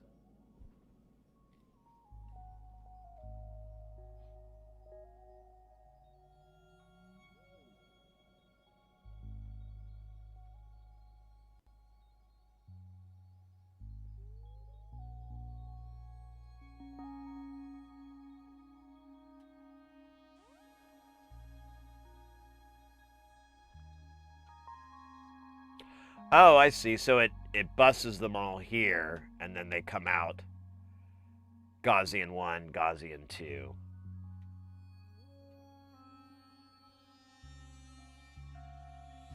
And then you can change the weighting and so forth. That's cool. That's cool. And then there's, typically, yeah, there's photos of the board. Usually, not on this one. A lot of times he'll give you like a PCB view, but not all of them. That's fine. As long as it works. No! God! No! God, please, no! No! No! Oddball, thank you so much for the 25 bits. Welcome in. All right. Let's get to solder. Oh yeah. Maybe I should clean my tip. That does look really dirty. I mean, it still takes solder, but yeah.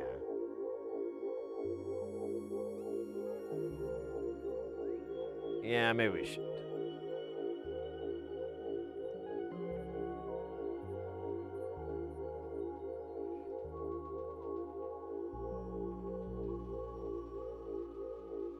Yeah, let's do it real fast. Oops.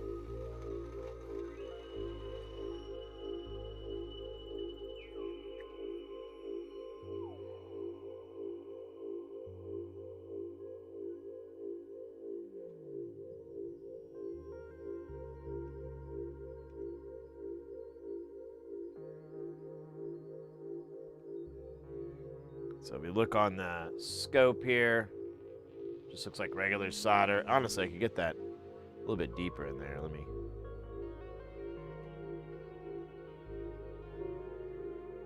Oops.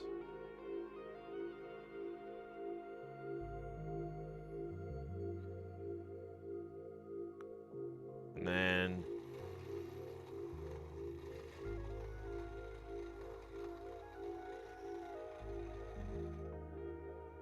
Oh man. That does look good. Look at that.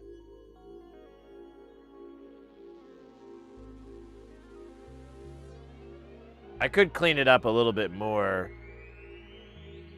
Here, let me try. Let me do a deep stab here. Maybe I can get it all the way up to the...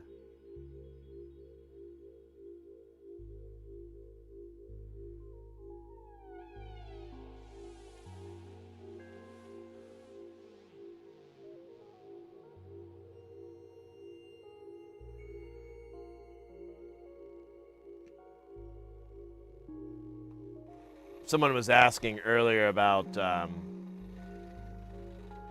use of tip tinner and what's it for, and basically it's just, you know, to bring your iron back to life.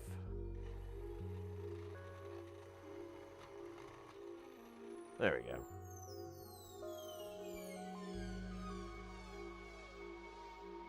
Pretty as a picture. The tip got an STD.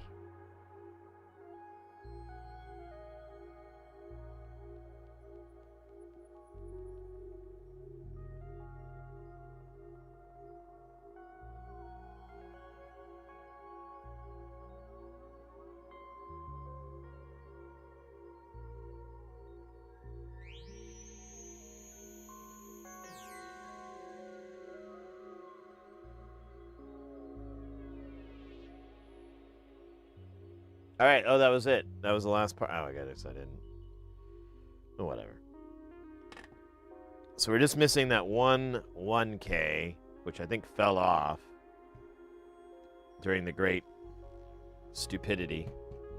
Oh, I don't know where it went. I don't see it. All right, we'll just put a freshie on. Went to the 9th dimension, more likely.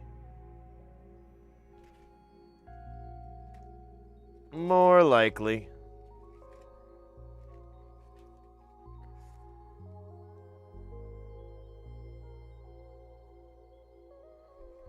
Really should restock this. There's only one left. But I'll put it off a little bit longer.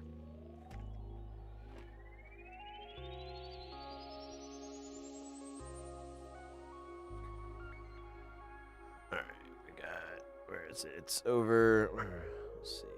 Where? There she be.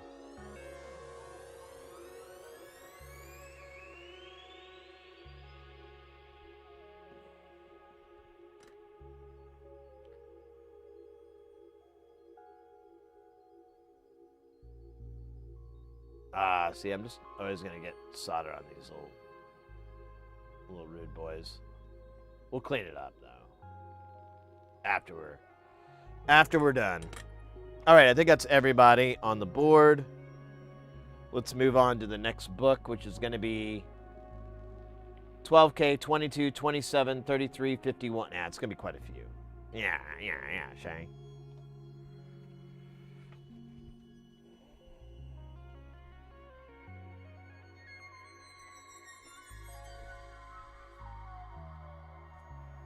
Wow, so cool getting rated from you cats. Really appreciate it. Always appreciate a good ride.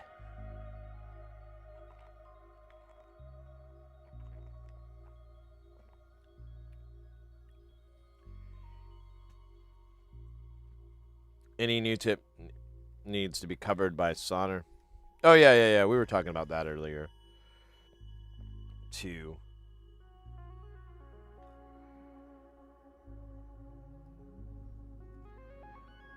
Yeah, the habit I get into is I just I'll be working and then I just put it in the holster and I don't clean the tip off or anything. So I always have a little bit of solder on there. And then when I pull it out, I'll clean off that old gunk.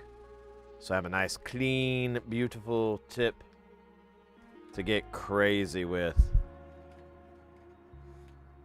Good Lord.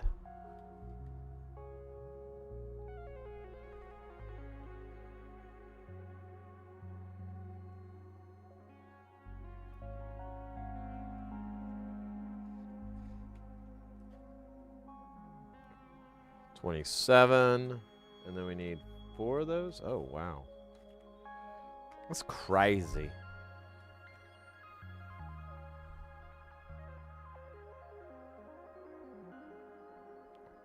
Well, there's 1, 2, 3.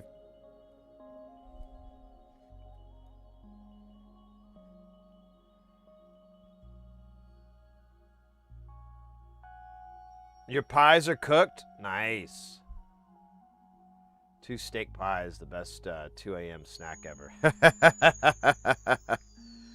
Good on you, mate.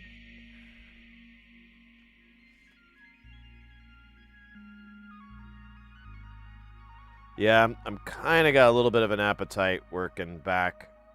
I think that my body's slowly processing the cement donuts.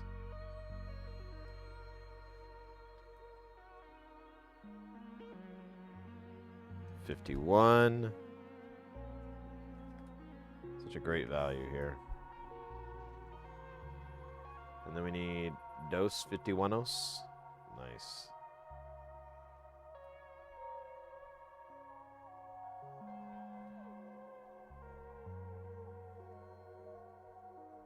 Oh my god, these tweezers. They're so filthy. Filthy. These are not. These guys are nice. Nice and clean, no caffeine. Ha ha ha ha ha.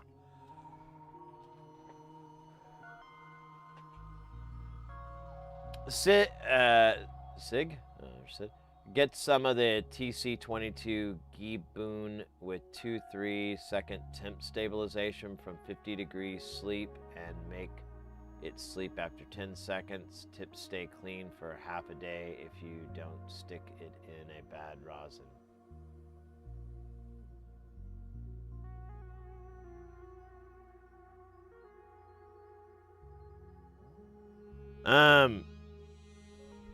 Yeah, I'd have to buy a new rig though.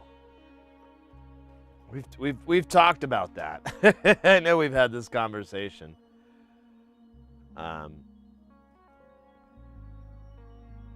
I wouldn't mind getting a nicer rig, but honestly, we're a hobbyist channel.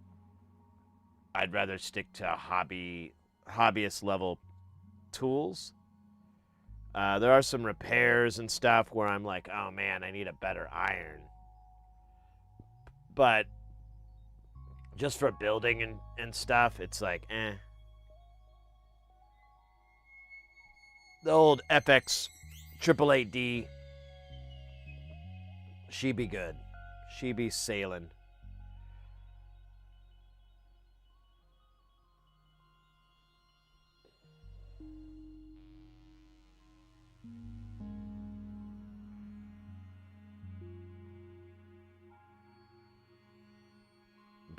That'd be nice, dude. Yeah, and then there's tariffs as well. It's gonna offset the value that you get.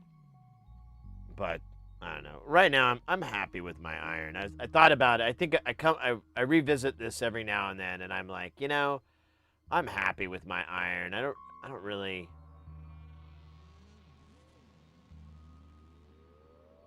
I'd love to get some hot tweezers.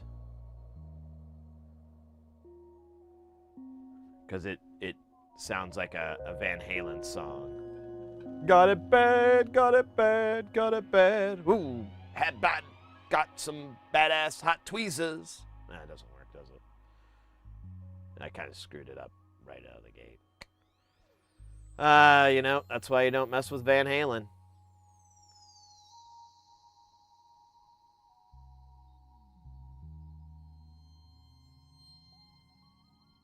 Oh, 65, 70 bucks. Oh, wow. That is pretty low.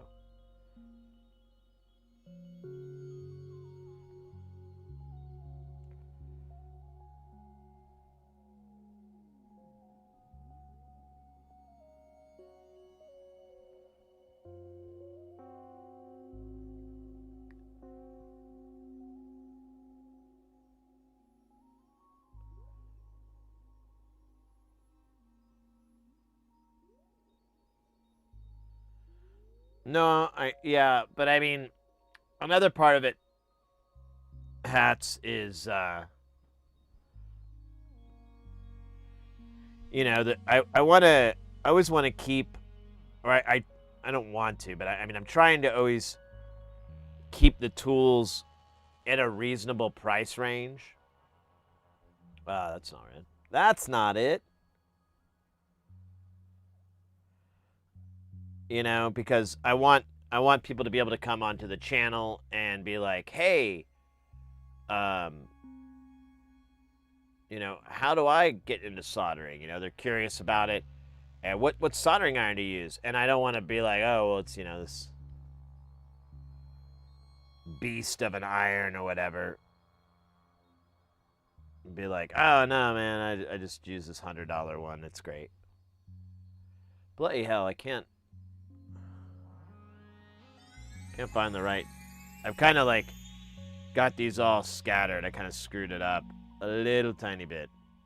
So now I'm getting confused.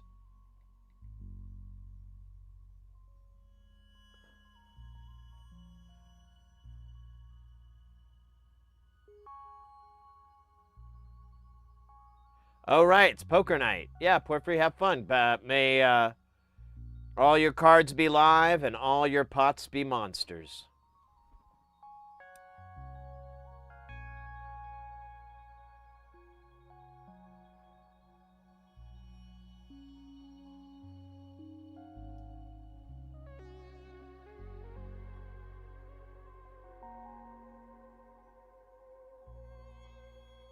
Yeah, I would like hot air just to remove parts. I mean, I know you can put stuff on with them too, and I mean, I'm not going to do that, but my whole I want hot tweezers is to take things off.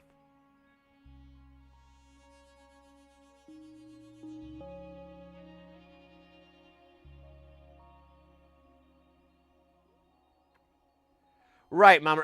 I just don't want people to get the wrong impression that you need to spend a bunch of money on a really high-end, fancy pants soldering iron. You need to buy really expensive this. The most expensive splurge is this camera. the microscope camera. And I still always feel a little guilty about it when people are like, "Oh, this is great. I need to get one of those." And then they look at the price and they're like, "Oh, what else?" So I always try to head that off too by just saying like, "Oh, well, there's I have this for the stream. I have this for the channel. Before that, I was using like a binocular microscope, like a stereo microscope. And then before that, I used a little head goggle thing that I call them the nerd goggles. And those things work great. And I still tell people all the time, like, you just need to get one of those. You can pick them up for under 20 bucks or so. They're really inexpensive. And they have a nice depth of field and everything, so you're able to work comfortably with them and not have to worry about, inhaling the smoke because you're up close with a loop or something like that. Loops are great, but only for, like, checking your work. I don't think they're really a good way to go if you're, like, actively soldering. So, I have, like, some leftovers here. I don't know where they go. Where do they go? Where do they go?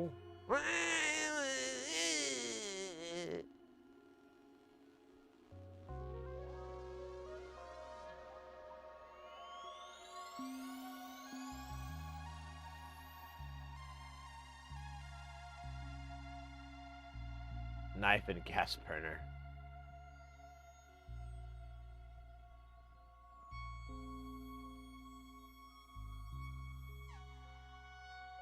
Yeah, the lamps are good too. I mean, I just tell people, like, yeah, you can get this if you have the budget, but you don't need it to solder.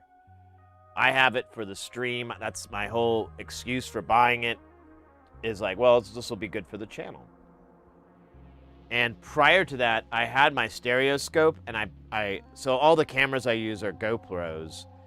And I had one GoPro with like this mount for cameras and phones and everything, and it was just looking down the eyepiece of it, and it worked really well. And that's why I decided to go with the camera scope, because the only problem was it didn't fill the screen, so you basically had all black and then this like circle in the middle, and that was kind of stupid.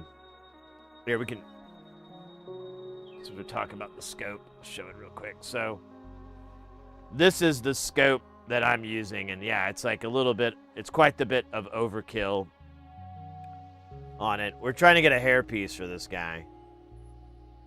Like a cool wig, something that says playful, yet debonair and stylish. Oh shit, there we go. And we have to rip it off of a doll, so, gotta find a doll that's got a cute nose like that. And then cut, and then scalp it.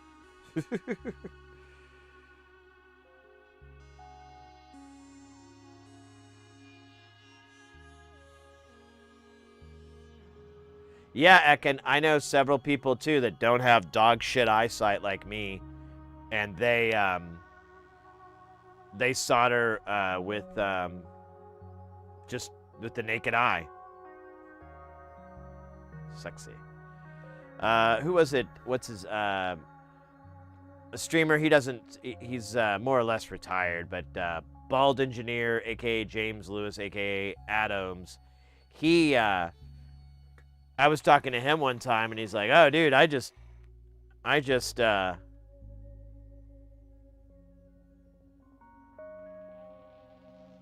like look," and I'm like, "What?" It's like, "Yeah, I don't use any magnification. I just use my peepers," and I'm like, "All right, you could have just insulted me directly. You didn't have to do this roundabout way." But I get it. You've got great eyesight.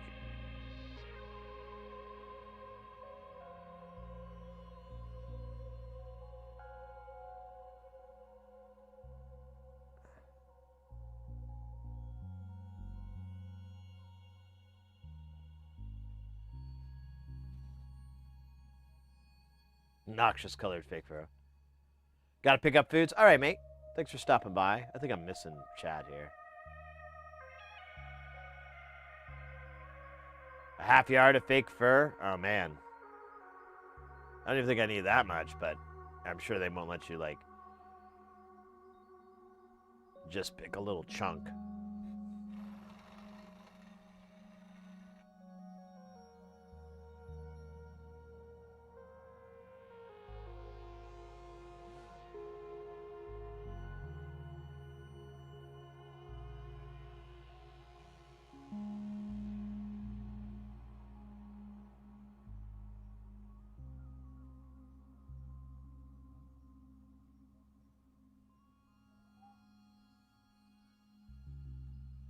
My X20 eyepiece.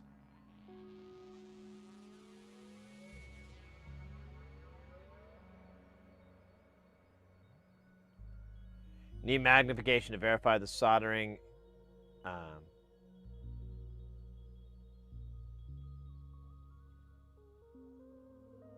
Yeah, I mean, you definitely want to check your work. Especially if you're just, like, using your eyes, not anything else.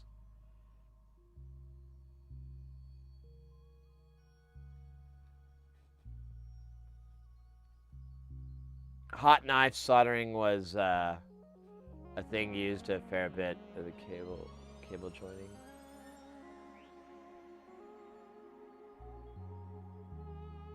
Bundled 50 pair joint box for the underground cable runs. Oh, wow.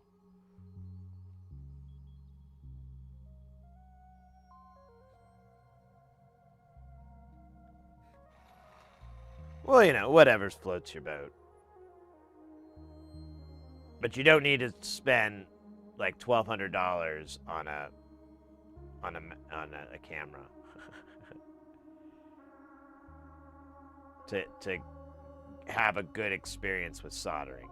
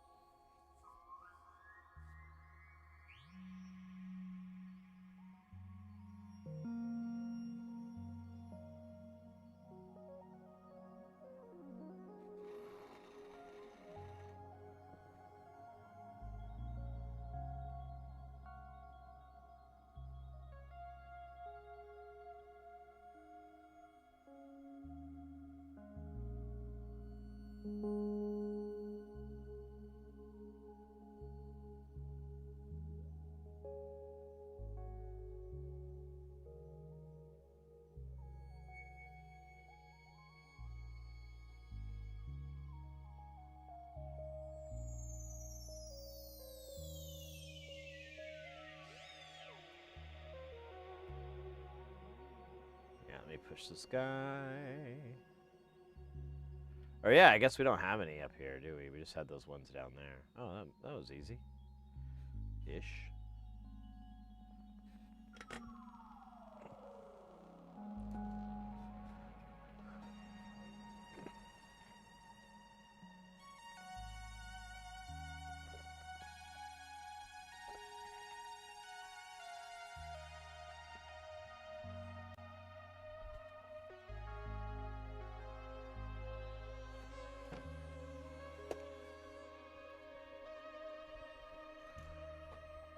Ah, shoot. Stepped on my cable and unplugged my headphones.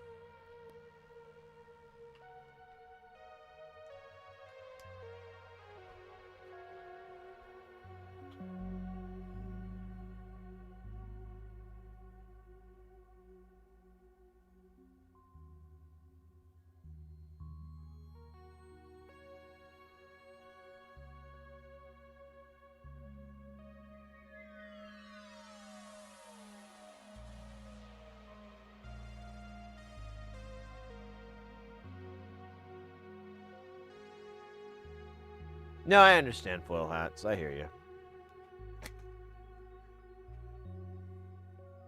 All right, we need 20. 20 of these guys. I don't...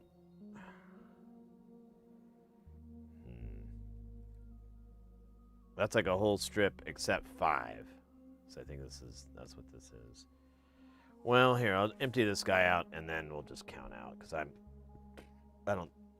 about to count him anyways. There's 5. There's 10. There's 15.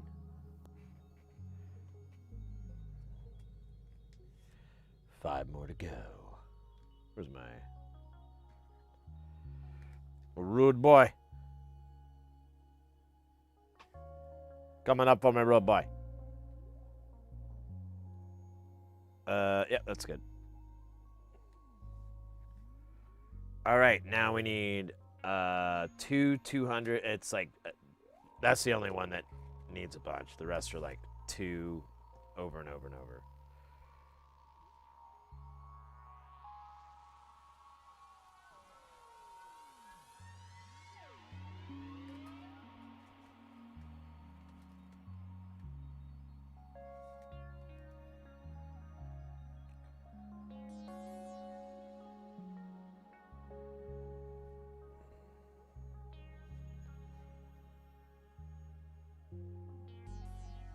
$750.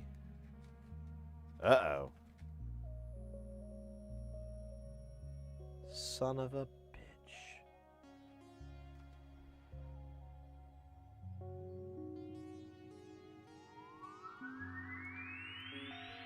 Good one, Entropy. Good one. I'll remember this day.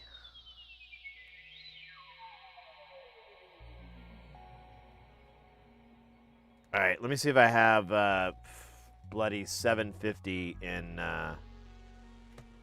603. Otherwise, I don't know. We have a couple options. We'll cross that bridge when we get there.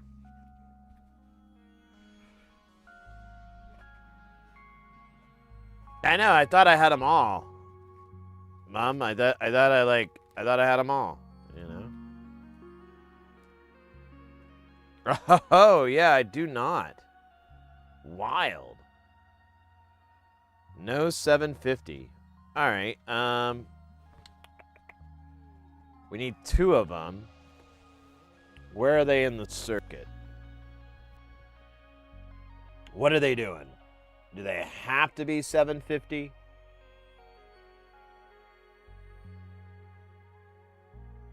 Can we cheat this in?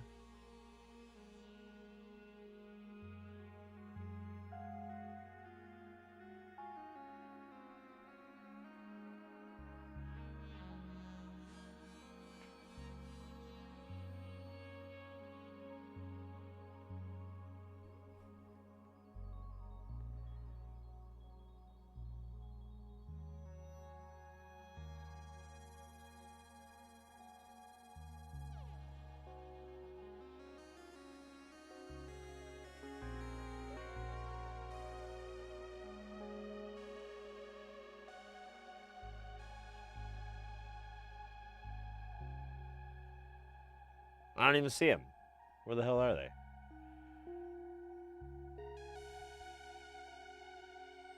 Ah, there we go.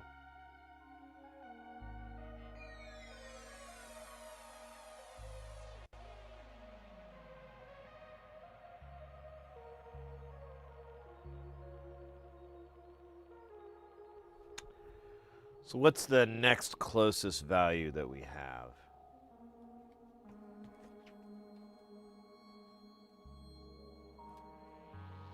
Let's see. 680. I think we had a slightly better option here, maybe. 910, that's even further away. 820. 680. So 70K over or 70K under. That's hilarious.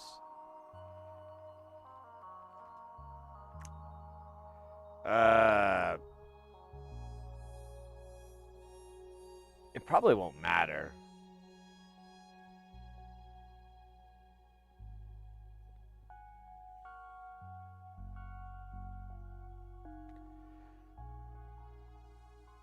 What part of the deal is this? Let me see if I can understand.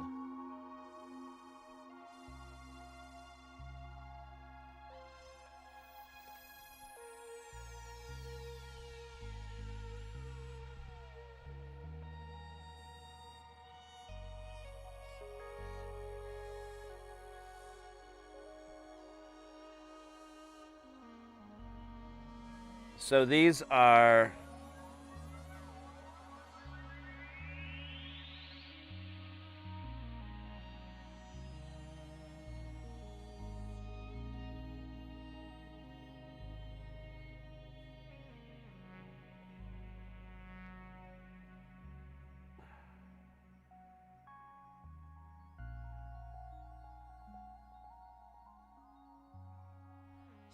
part of the CV generation.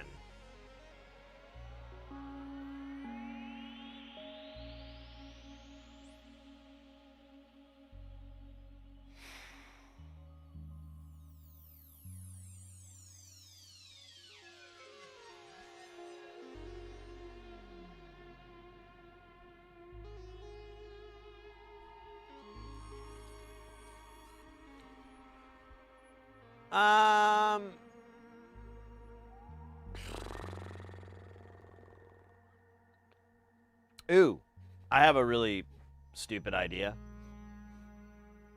but it might just work.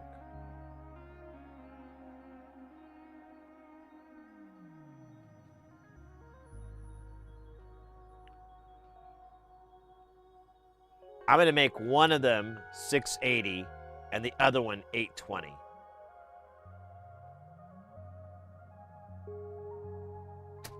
Thank you. Thank you very much.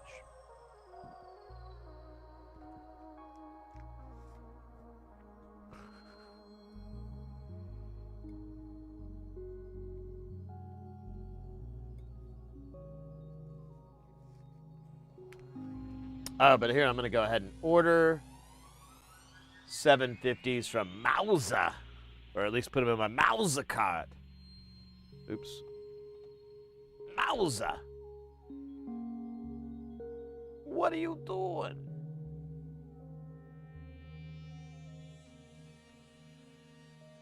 Oh, look at that. They got melts. I always have to resist the desire to purchase melts.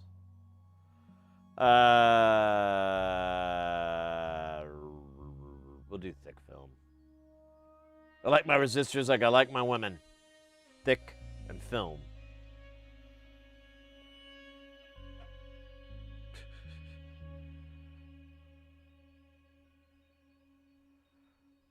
Here, we'll do the value first. So 750K.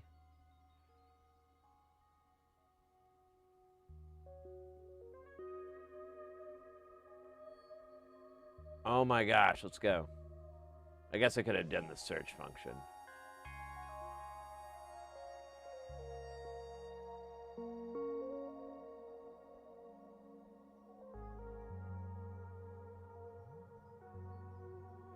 To break it down, very cheap solder iron, you get the temperature and it's constant at the same power during soldering with the temperature at the tip gets low.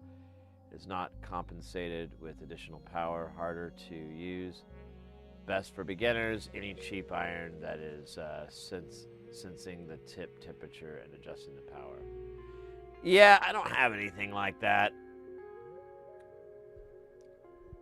I just have this Hacko FX 888. D.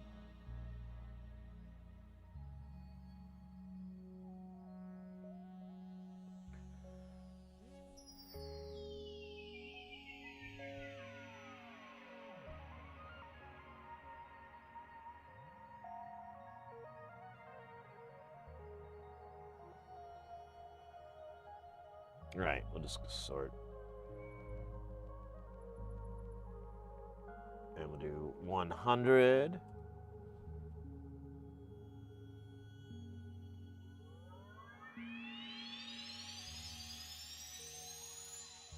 We look. Oh, wait.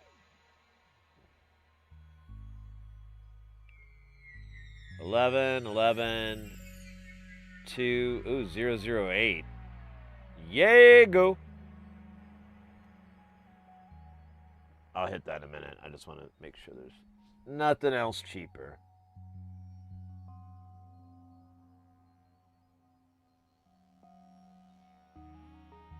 Now let's do it. Yay, go. Yay, go.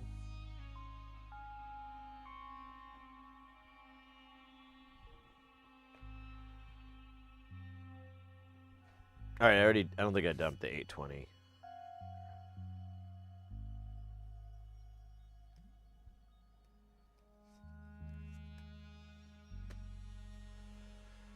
All right. Let's place these beauties on here.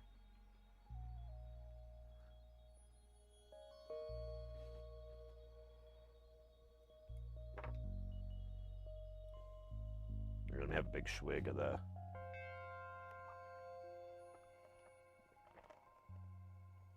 Oh my God, smoothie. You give me the strength I never had to begin with.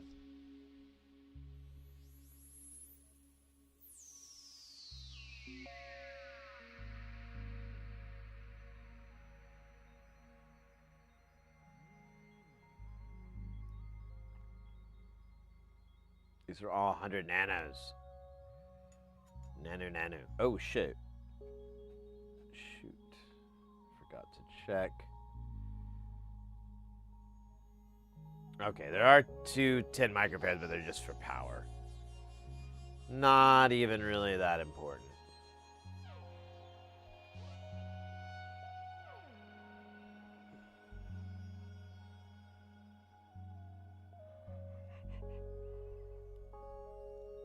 Pardon me.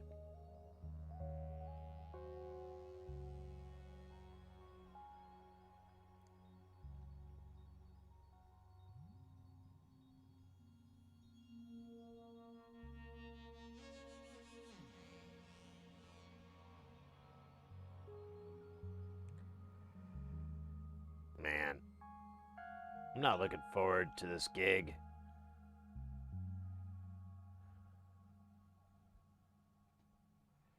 I mean, it'll be nice to gig again, I guess. I haven't had a gig since like I haven't done anything since like November, I think. But man, the last one I had in October was that was the one out of town. The one I had in November was in town, but that last one I had out of town in October, man, that really kicked me in the booty.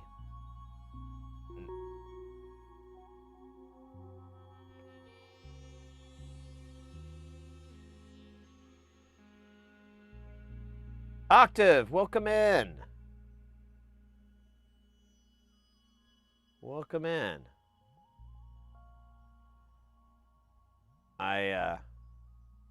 Rip Bobby Weir.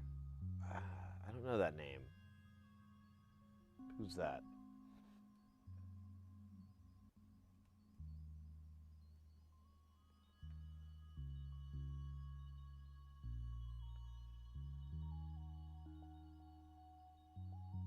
Oh, that was today. Oh, that's too bad. Oh, what is he, the Grateful Dead?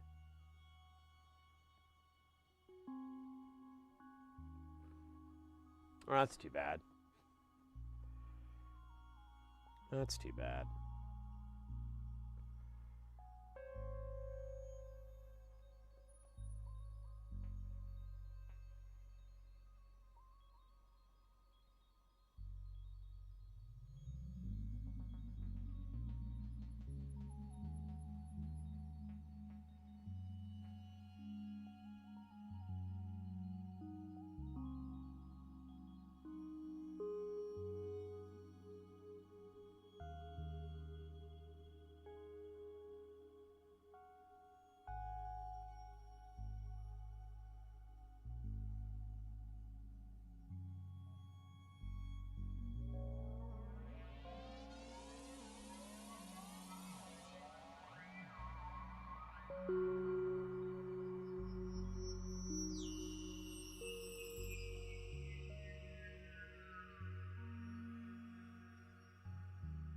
The next one for about, yeah, fair enough.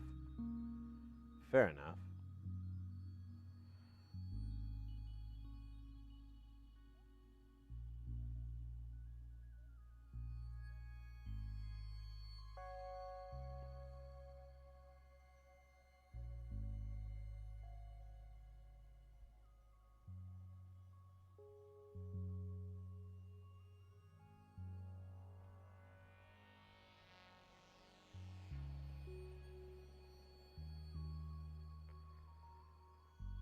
Well, there's one of our 750s. We'll go ahead and...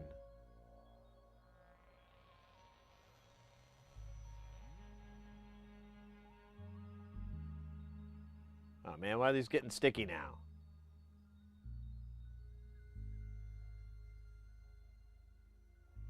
$390.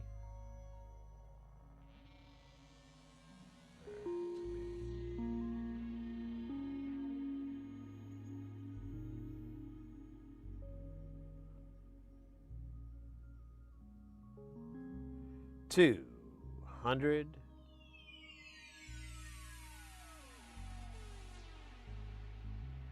Oops. Okay, well, here, we'll put another 100 down. You son of a bitch.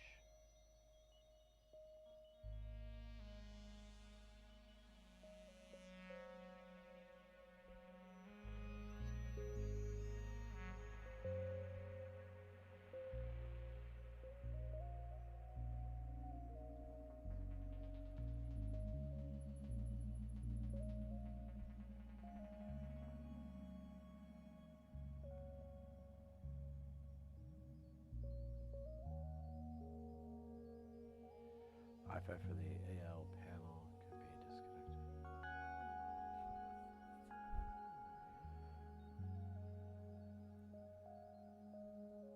disconnected.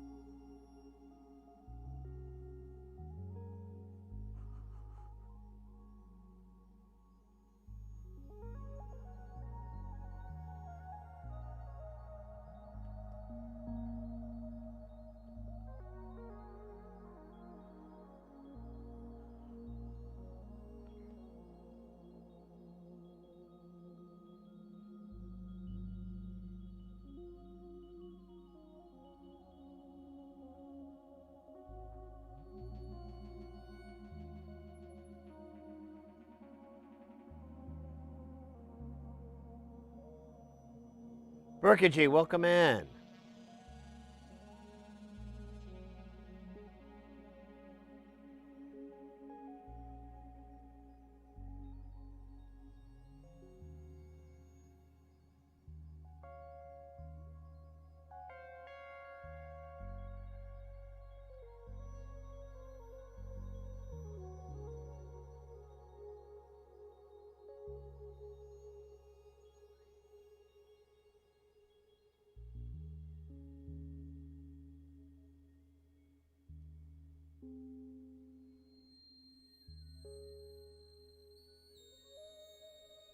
God bloody hell.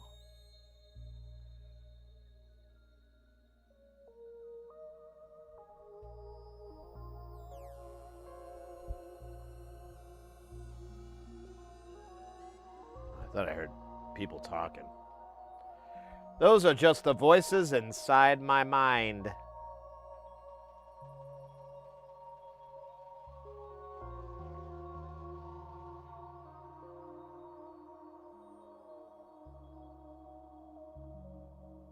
There's like a little fiber there. Oh, we'll let it live for now.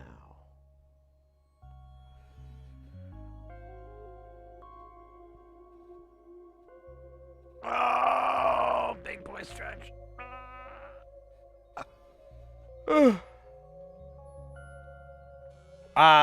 Azaria, welcome in, mate. Props on such tiny soldering. Think I gave up back when I had memorized resistor color codes.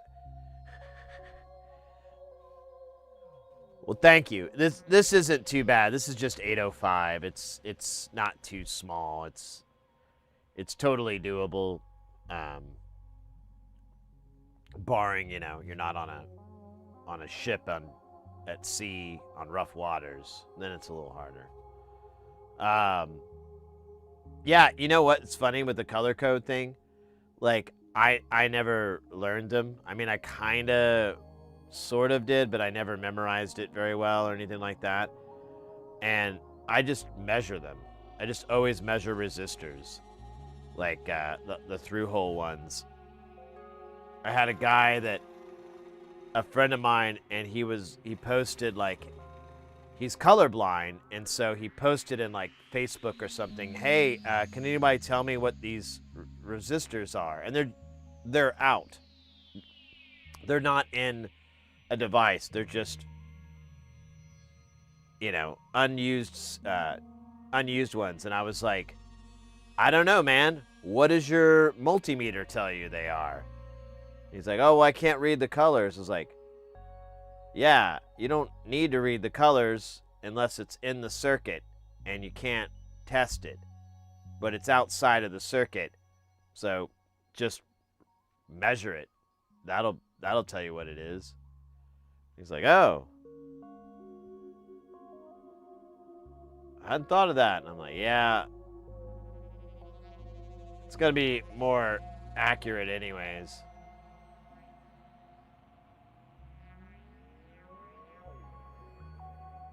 That's dumb. Come on. Go be no dum-dum. Alright. One thing at a time. Let's fix this guy. You bastard. Okay. Let's fix this guy next. There you go. Who loves you, baby?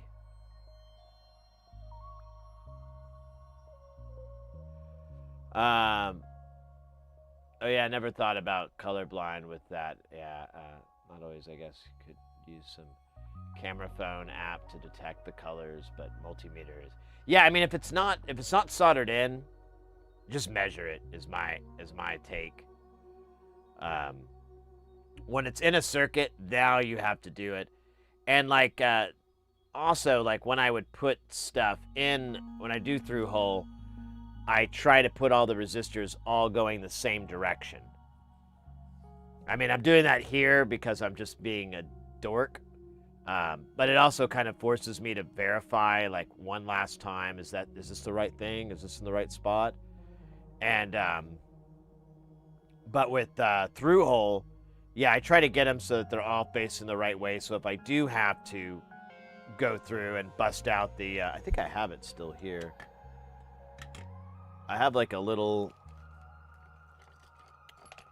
well, maybe not. I haven't seen it in a while. Somewhere around here, or maybe on the floor, who knows.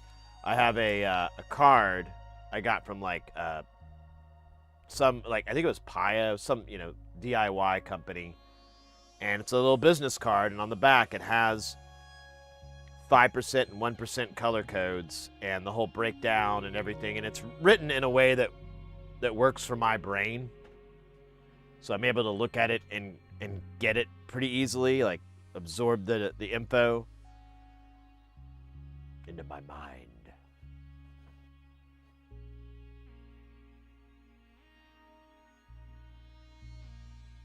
Betty Brown runs over your garden, but Violet gingerly walks.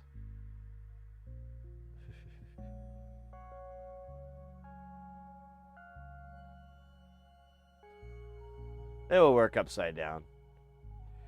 Yeah, well, we were saying the other day it'd be fun to, like, I was like, man, someday I'm just gonna solder all the resistors face down. Hey, Terminator! Oh, neat. Neat. I like that. Love Terminator.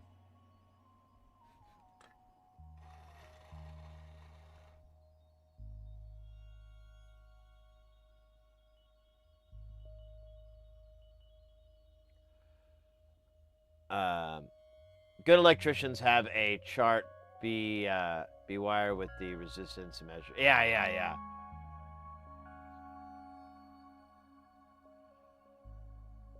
Yeah, I have like little tools like that as well. I have like my little ruler with a bunch of stuff. I have my giant ruler from our buddy the Brutzler.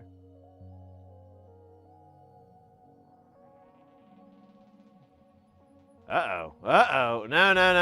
You guys stay over there. You guys stay over there. I don't need you yet. God, those jack-em-offs.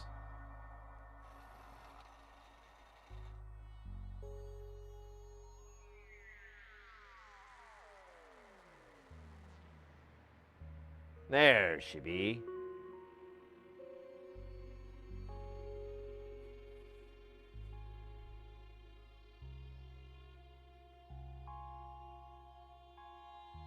Yeah, the way I'm doing it isn't the way you should be soldering. Like the way you're supposed to do it. And honestly, I recommend doing it this way instead of the goofy way. I'm just impatient. But you'll put a little solder on there. You know, you got your solder, nice. And then with your little tiny baby tweezers, let me go tighter on this. Well,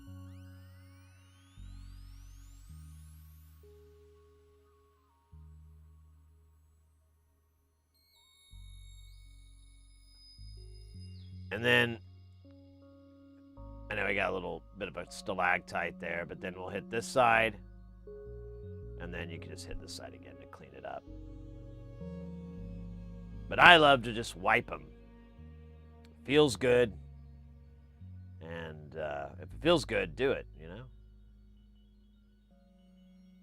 I have 110Ks that don't have labels. I will not use them.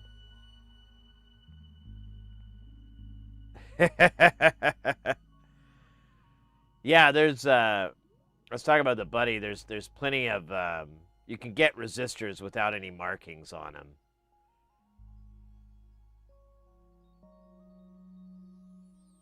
And I was like, that would be so funny and mean. But you would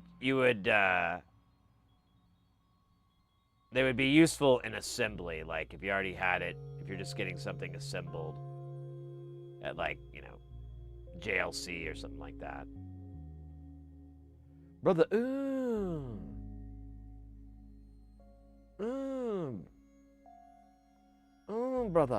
brother, no.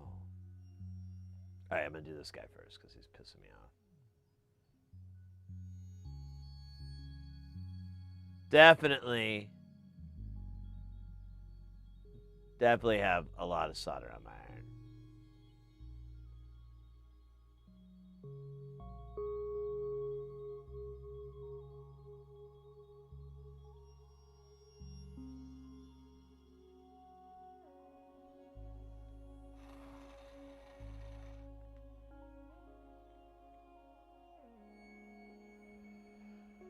Updating my old MK3 Plus printer to 3.5, mostly just to a circuit board and LCD swap, and no soldering here at least. That's good.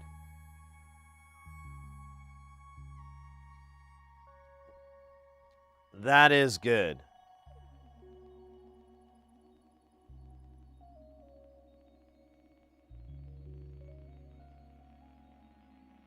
Oh, brother. Oh.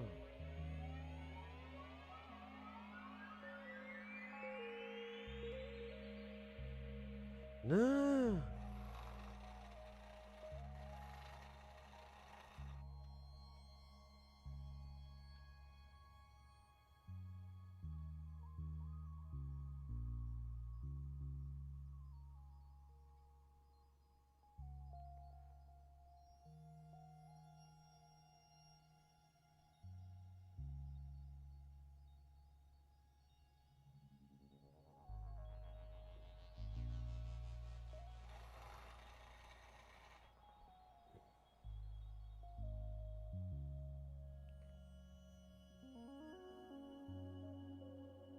Yeah, this gig I'm doing, they normally have it here in Phoenix, and I work with, I do it every year, and the guy I work with is like an old buddy of mine, so it's really nice, nice gig, because you're just kind of chilling with your, oh, God damn it. Chilling with your buddy, and, you know, just kind of suffering together. But the one I'm going to, but they're still having that one here, but they're going to have another one, and that's the one I'm going to. Because I guess the show got so big, they need to put it in 2 damn cities. Ugh. And then the guy I'm working with there, he's all right. I've worked with him before. He's just,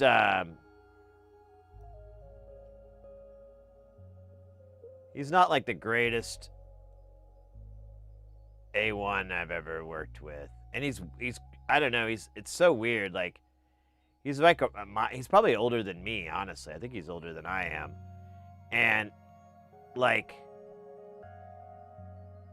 he does all these jobs on the side, and I'm like, why are you doing that, dude?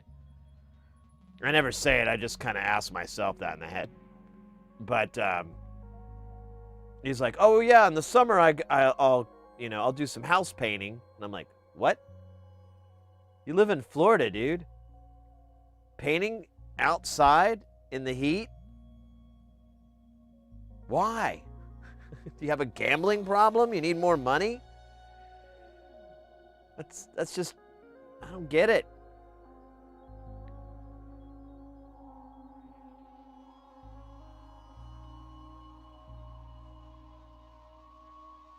Hopefully, like last time I worked with him, I was kind of frustrated because, so there's this hardware that we use a lot called Dante, and it's an audio protocol over network. So usually you'll run fiber or Cat5 or whatever, you know, you run something, and you get like something like over 100. I think you get like 128 channels, and there you can, you know, decide if that channel is going to be an in or an out or whatever. It's kind of built into it. It's baked in, and it's not just like, you know, it goes to a snakehead and then breaks out.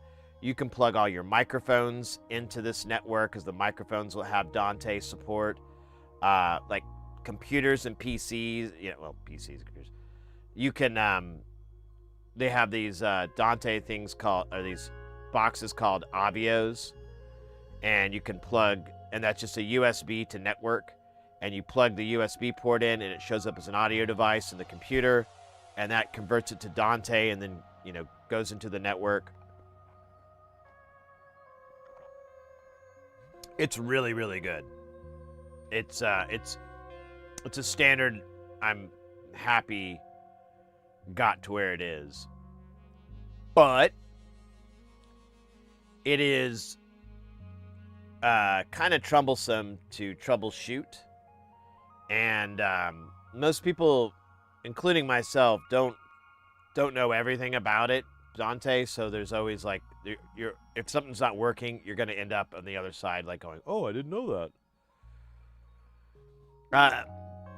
But like he, last time I worked with him, I was just like, I was like, oh man, so you have this software that you run on your computer, and called Dante Controller, and I was like getting all these weird errors on my Dante controller, and I went up to him and I was like, hey man, are you doing anything? I'm getting all these weird errors on my Dante, and he's like, looks at his on his side, and he's like, looks fine to me. And I look and I'm like, why are you not getting all these errors? And he's like, I don't know. And I'm like, why am I getting and you aren't? And he's like, I don't know. And I was like, wait a minute. What version of Dante Controller is this? And he hadn't updated the thing in like a year. And I'm like, and you can get by with it, but obviously he wasn't seeing problems that I was able to see with the current version. And I was like, dude, you got to update this. Like, oh yeah, I'll find some time. Time, it literally has a program that you run in the program to update the software. You don't have to go to a website. You don't have to do anything. You just hit update, check for updates, and it goes, hey, there's one. Okay, install. All right. And he's like, I don't like to mess with it in the middle of the show. And I'm like, we're in the beginning of a show. We haven't even started yet. You should do that. He's like, I'll be all right. I was like, okay. So I'm going to hang back and tell you all these fucking errors I'm getting. And, you know, you can decide if they're important or not, I guess.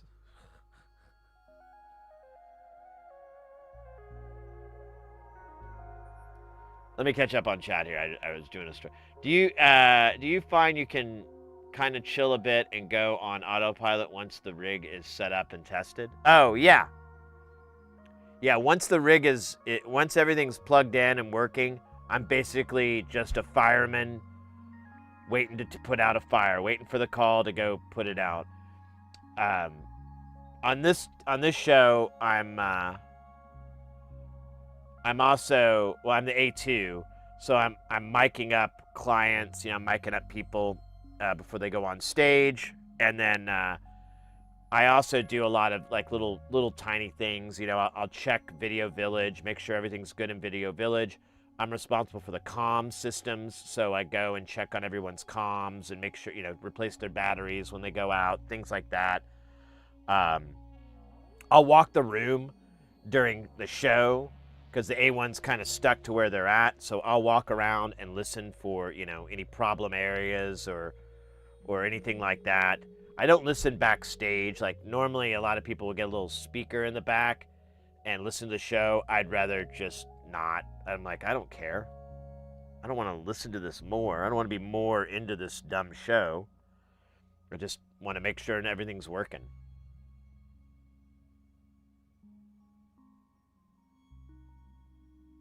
Dante's Peak, but not Dante's Inferno. There you go.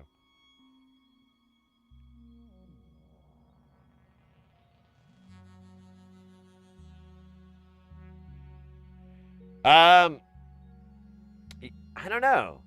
I don't know about that. One with a Cat 5 and not a... I've never seen that, so I'm not sure.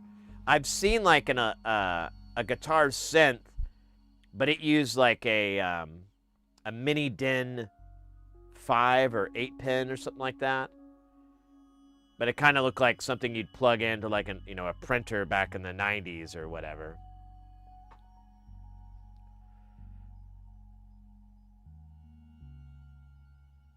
New feature, new bugs. Well, they're pretty good about it. That's the thing. It's like that's why I was like, dude, you got to upgrade so you can find out what the hell's going on. It'll give you details on stuff, like if we need to worry, because like one of the things it'll have is like sync issues, and you don't want to start having sync issues, because once it desyncs, you won't notice it, but when it syncs back in or corrects itself, there's a chance that you'll get some weird audio glitching. I've never heard it, but I make sure my shows aren't going to have that problem.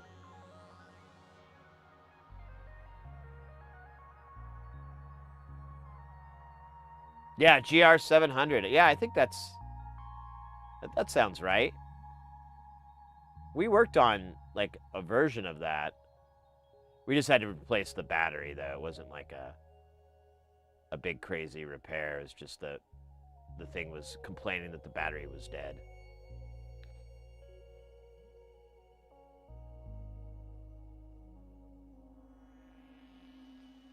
Proprietary Magic Protocol. Wouldn't surprise me. There is plenty of like audio over network protocols out there, and you could kind of get away with whatever you feel like, since you're just sending a single source with a guitar.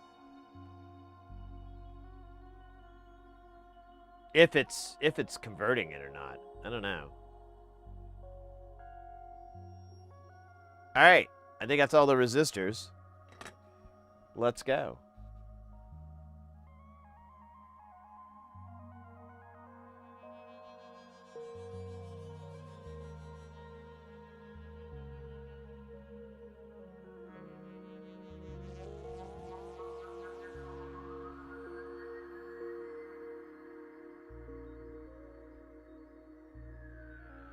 Let me see if I have it.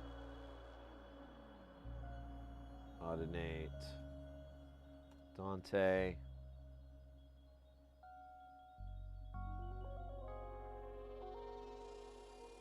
Yeah, it's not really gonna.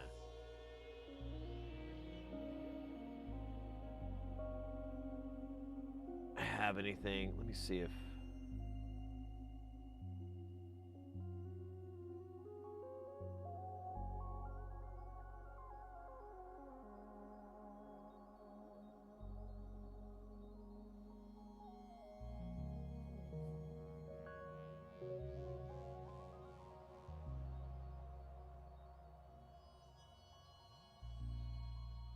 I'm starting up Dante controller just to see what.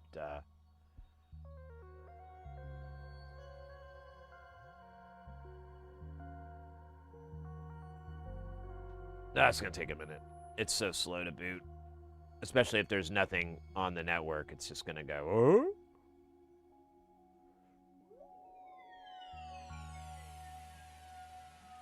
There's a resistance is futile. Yeah, somewhere buried in there, hidden between the pages.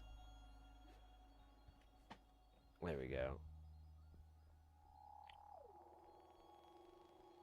Yeah, so it's pretty boring without anything plugged in that's Dante compatible. Normally you have your routing table here that'll bring out, and you'll have all your different devices show up. Then you have like a list of them, and you can get all the info here. You can look at the clock status of everybody, network status, and then you have like a full-on event log for all the errors and everything that pop up. Which we're green. We're super green. But there's no, well, you know what? I could run, let me do this. Let me run Dante, let me run a local Dante program. Maybe. Yeah, there it is. Oh shit, it wants to update. Let me, remind me later. Oh, I need a physical device for this to work. Hold on. Give me a second here. I have one. I just don't want it plugged into... Where is it, actually? Uh-oh. Oh, here it is. All right. Let me plug in my USB to network here.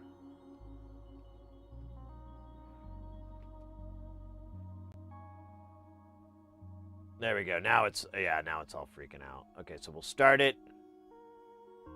We'll put it on one of those. Doesn't matter. Yeah, it's gonna hate it.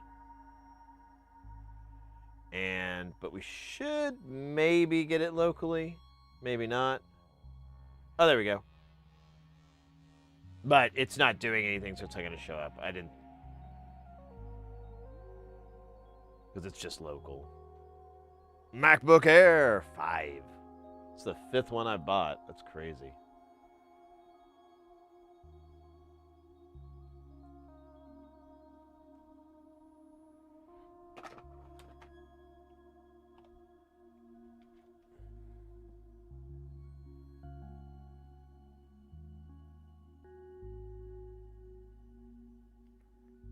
An older Ethernet-based protocol for multi-channel audio. Oh, interesting. Magic. What a dumb name. What do we call it, man? Let's call it Magic. I love it. High five, bro.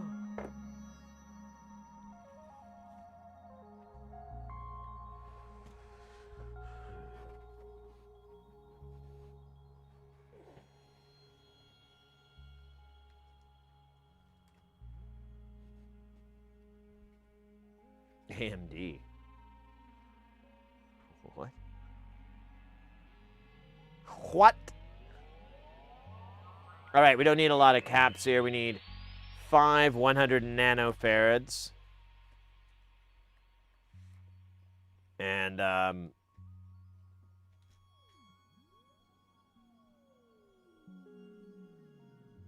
Oh, well, I got some reading to do. Here, we'll do these 5 guys first. 5 guys. Does sound kind of edible. Edible.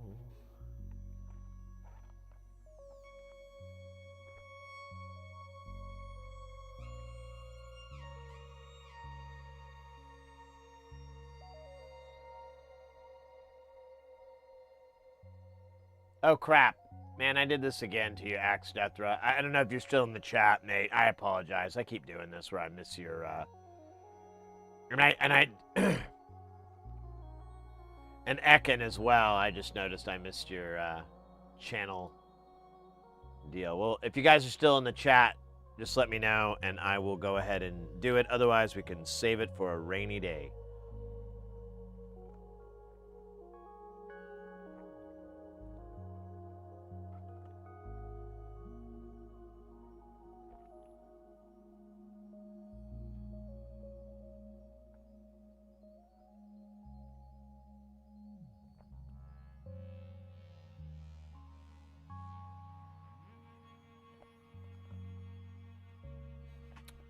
Yeah, well, Auden, so Dante is a hardware software protocol. Like, they have hardware that does the encoding, decoding. Your computer can do it as well, but there's a limit. But the hardware, basically, it goes to 128, I think, per channel. And Dante has a primary and a secondary. So if something happens to your primary, it rolls over to the secondary, and it's seamless. There's no popping or noises or anything like that. It just does it.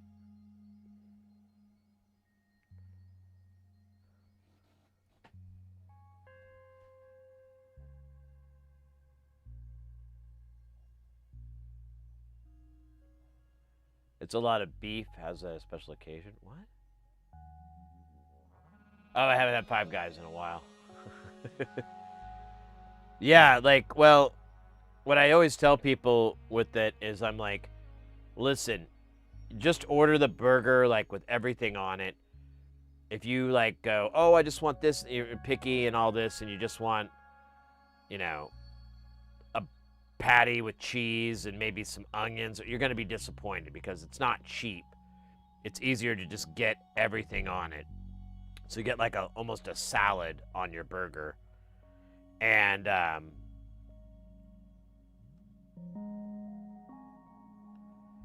and then I always suggest ordering the small fries. Because anything else is just, unless you're a big eater, there's just no way you're going to finish those fries. And you're just going to throw them out or whatever. And you're going to feel regret, remorse, and a bit of shame. I like their hot dogs. Lately, I've been addicted to hot dogs. Well, lately. Since I was 5, I've had a hot dog addiction. I mean, the amount of sodium I ingest from my hot dog addiction, well, one doctor said, that ain't good.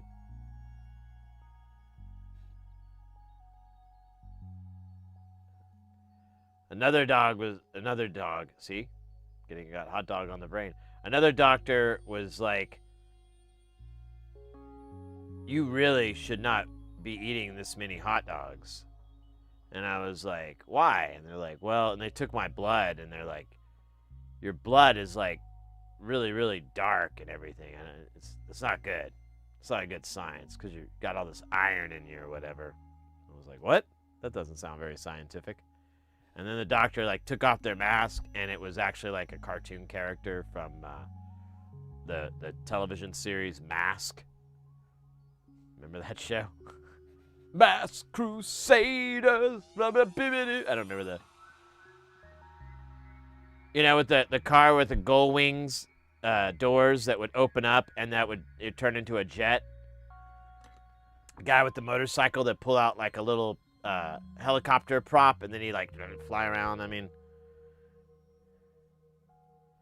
was the best of both worlds when I was a kid. It was like, hey, it's got all the fun technology of Transformers, but with more characters. Well, I don't know. Maybe not more characters.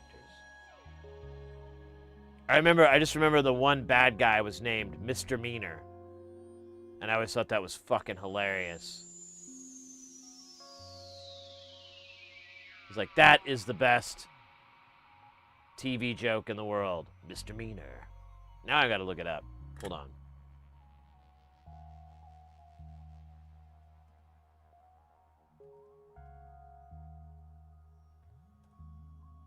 Yeah, there we go. Oh, wait, it had characters. So here we go to the wiki.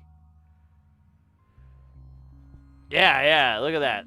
That totally looked like the helmet that, in Back to the Future.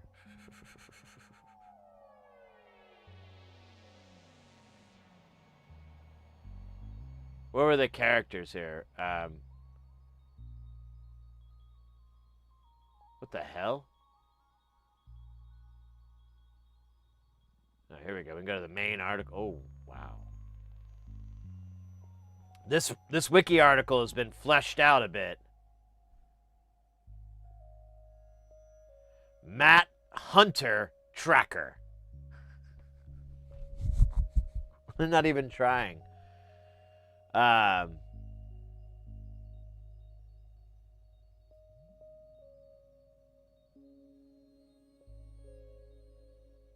Wait, vehicles, Thunderhawk Spectrum, a red Chevy Camaro, which can transform into a gull-winged fighter jet. Fuck yeah. Rhino, a maroon Kenworth W900 semi-tractor that converted into a mobile defense platform. Oh yeah, that thing was cool. Volcano. Lava shot. What the fuck? A dark blue monster truck. Oh yeah, that's right. Man, where are the pictures? I need photos of this. I don't want to read about it. I want to see it.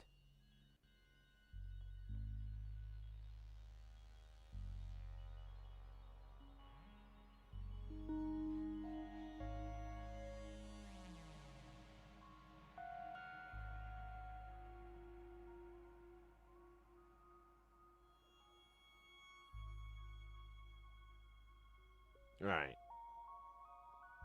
Apparently. Oh, here we go. That's what I was looking for. No, I don't need this. Bloody hell. Dude, seriously? This probably just... Yeah, it just stole the wiki. Ah, you thieves. Alright, I'm bored with this. I thought this would be a nice trip down memory lane, but it's just like a... not really a great trip.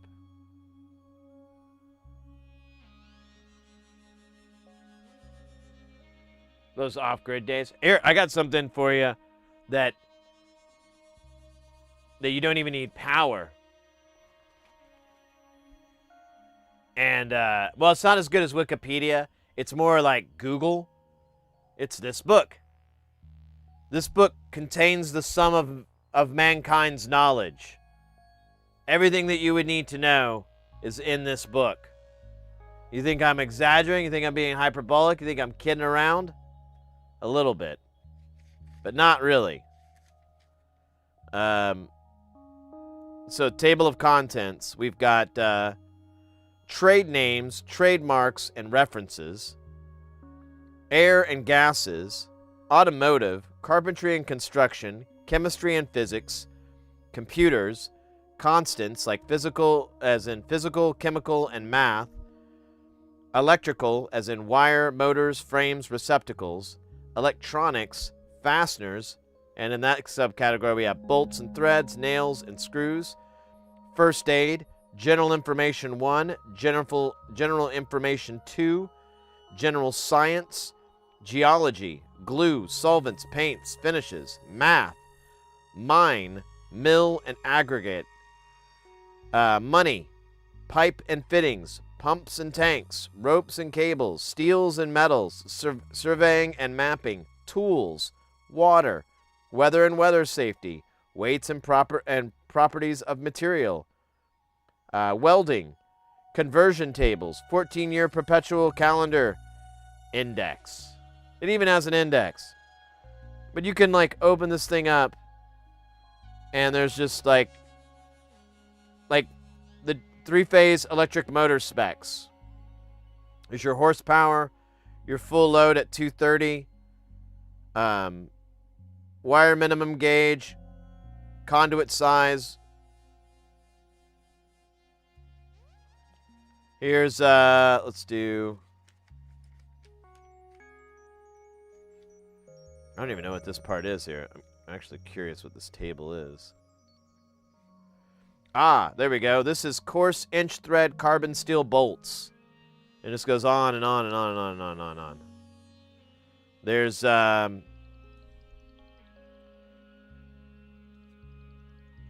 semaphore alphabet. You know, when you need that. The phonetic alphabet. Morse code. Plastic recycling symbols. Proofreader marks. Those are on the pages back to back. ASL. Braille. Radio communications code. Ever want to know what 1010 means? Means negative. But no one ever says that. 10-4 means affirmative. We all know that one. There's somewhere in here, I don't remember where it is. Like if you, oh yeah, there's gemology. If you, it has like all the wedding anniversaries. Like the 1 year is this mint, you know, is the blah. The 10 years the diamond or whatever the hell.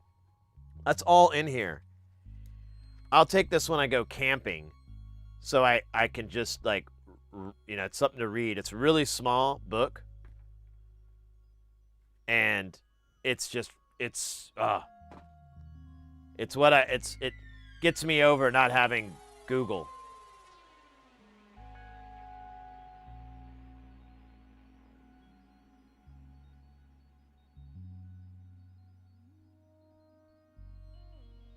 I have 1/10 scale Nissan Patrol. Oh, cool.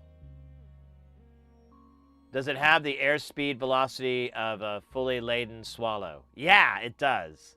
I'm not going to look it up, but it does.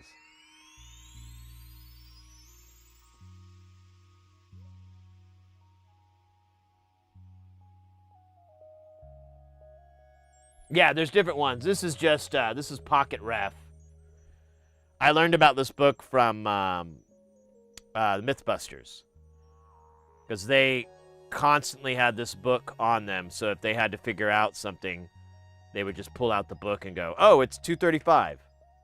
And then they put it back in their back pocket.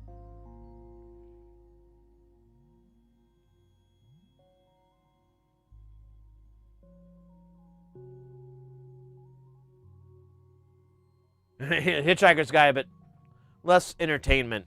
Well, I don't know. It's I enjoyed it. I enjoyed reading it. The Pocket Ref.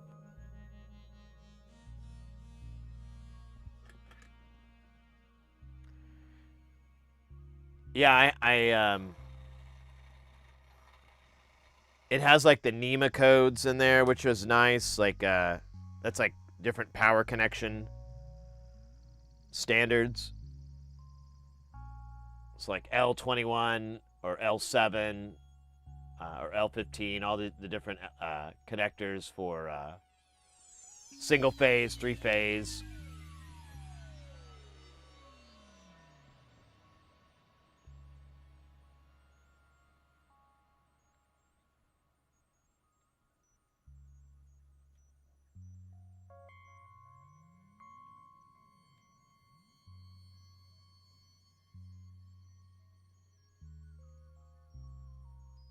Amazon's really confused in medical stuff. Yeah, because and that makes sense. It covers so many things. I mean, there's when I was out camping, this was years back, but I had that book, and we saw some like clouds coming in, and I'm like, hold on, those look like stratocumulus clouds.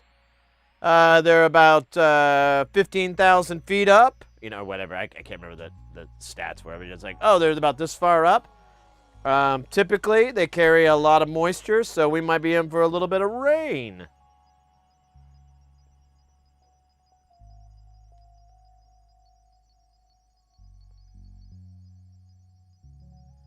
With the flux? No. We apply the flux, so that's what that white crusty stuff is. I'm a big fan these days of Kester 951 solder flux. It's an alcohol-based one.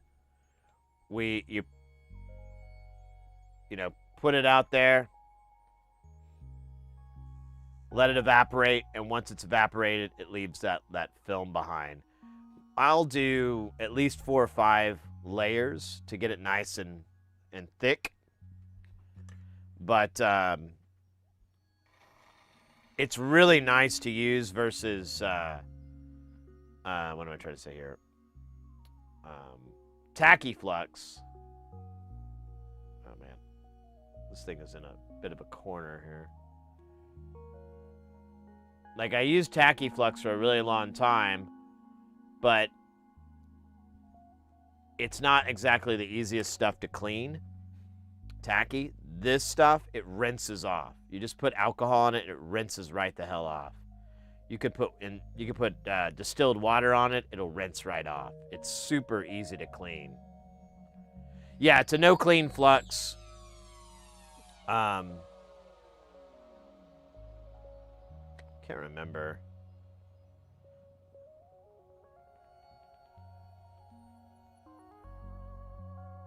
But it's a nice alternative if you're doing assembly. If we were fixing something, I would just use like regular tacky flux and just glob it in and then burn it off and then go in and clean it with alcohol and a scrub and all that stuff. Good scrubbing.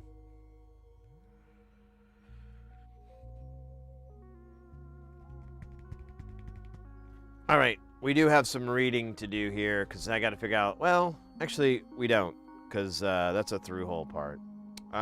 We do need to put the 10 microfarad caps here, but I'm going to use 603s because I'm out of 805s. Hey, Mothman, welcome in. Question, do you remember Animusic?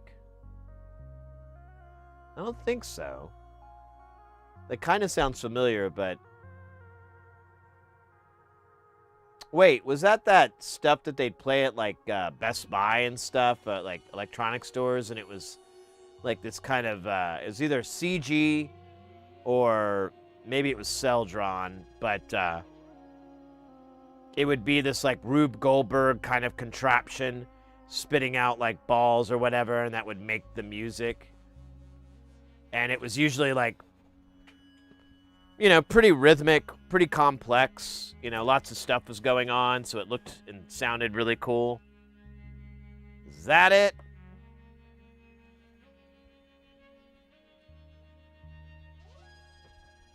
Yeah. They used to play that stuff all the time at the Fry's Electronics here in Phoenix before it went away. Rest in peace, Fry's. Rest in peace. I forgot we got a micro center here, but I haven't gone yet. I kind of got scared away when I saw that, like, there's just this, like, 300-yard long line out the door to go into it. And I was like, oh, I'm not that interested. I'll wait till the heat dies down, then I'll go in there and buy some USB crap or whatever. Some USB thumb drives.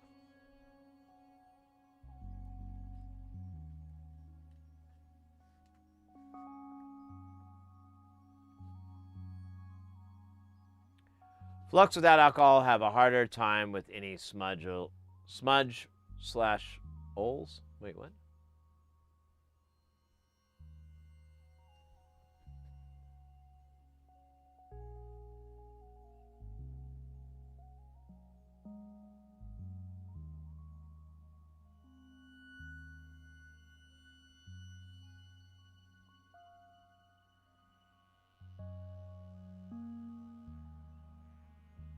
Illinois Tool. I didn't realize. Yeah, you know what? I think I did know that.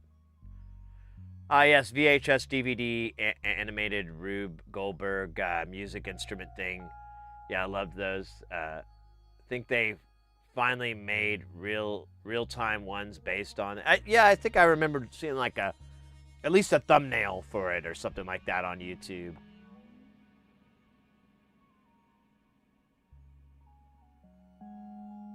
Microsoft over in Columbus 3D printers area keeps growing every time I visit. Not quite overtaking computer area, but getting there. Wow. Yeah, I haven't even been in. I've seen like little video shorts and it looks cool. I mean, I'm curious. I'm interested, but I'm not that interested right now. And it's not too far from where I live, which is nice. Like when I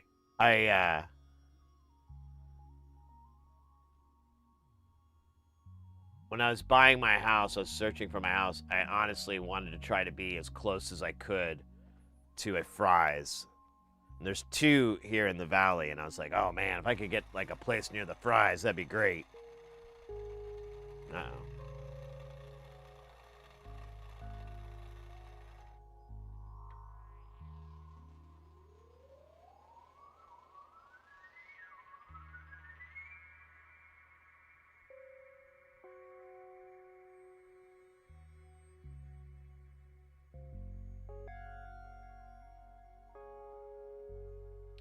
There's a tech maker group that still builds music type machines. Oh, really?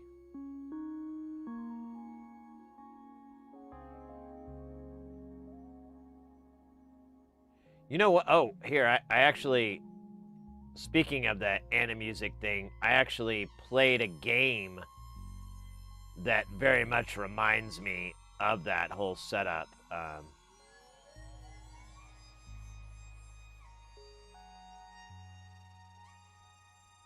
See if I can find it really quick. I was looking at not too long ago, so I was telling people about this place in San Diego, or not San Diego. Yeah, San Diego. That I went to called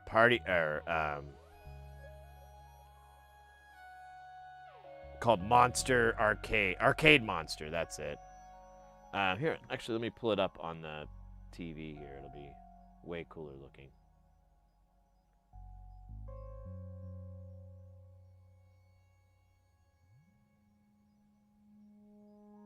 Well, there it is.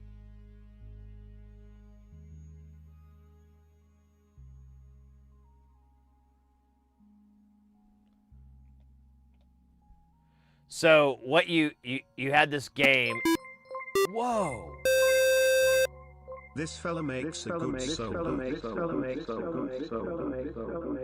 Anonymous with the $20 tip. Thank you so very much. Really appreciate that, mate.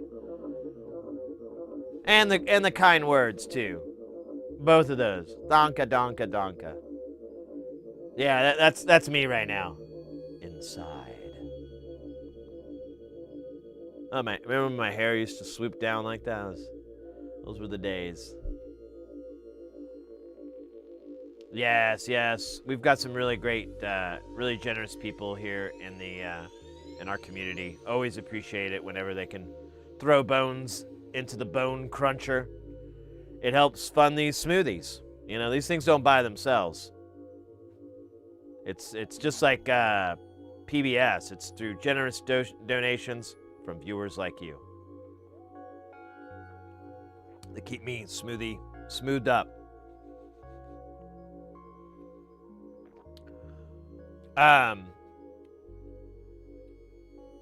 So the what you do is you get like these little balls that roll down into this little compartment, and you bounce it. You have to bounce it off of here, and then you're aiming for these pads, and they're all kind of at an angle. So I couldn't quite figure it out, but if it'd bounce and go bang, bang, bang, bang, and then if you could, you get it to go down that after it hits as many as you can. Of course, you can just bounce it off and go straight for the deal, but it's not worth nearly as many points. And once you do these, it's a lot of points, but if it doesn't make it in and just rolls down, a little bit of a letdown.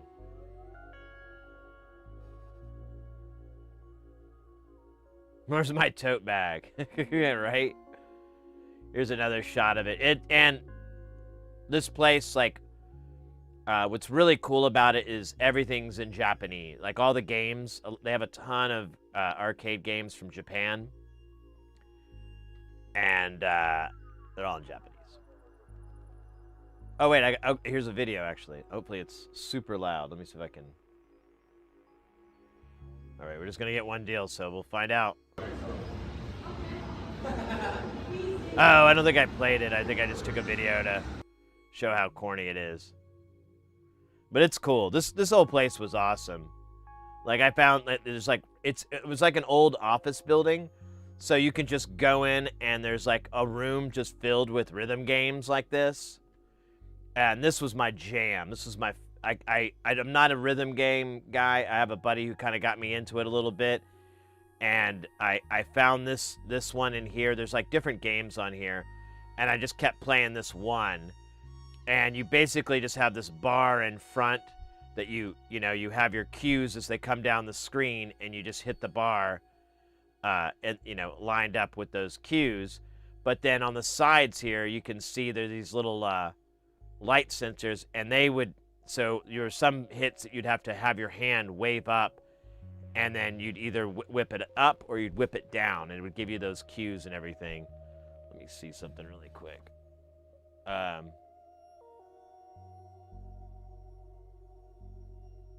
Here, I'll just do a quick tour of the place. So it's pretty neat. So this was like the largest Guitar Hero rig I've ever seen. Like, I should have put a banana somewhere for scale, but this is all taller than a person. And they had these games, and you could stand back pretty far. There's a better shot. And they had another one, obviously, over there. Oh, yeah, the drum set one, but their drum throne kind of sucked. Got some high scores. They had King Kong, and that had just come out when I was there, so that was really, really cool. Kept pumping them high scores in. They had a really beautiful restoration of... or maybe it's the newer one. I think this was a restore. Yeah, this was a restore of... shit. The monster one. Monster Mash. Here, I'll just do that. It's easier. Like, all these Dayglow, all this, just really, yeah, just really, really pretty. They had tons of fighting games. These are all old CRTs as well. So, and they had they didn't upgrade them with LCDs or anything like that. These are all CRTs. You've got the sit-down kind. You've got the stand-up kind. They had a bunch of modern games I'd never seen before. There's more high scores. Couldn't resist. Yeah, this is Joust, modernized. Yeah, there you go. You can see it. This game was really, really cool. It's hard to describe, but so you have this sniper rifle that you use, and that's the controller, but it has a little screen on it.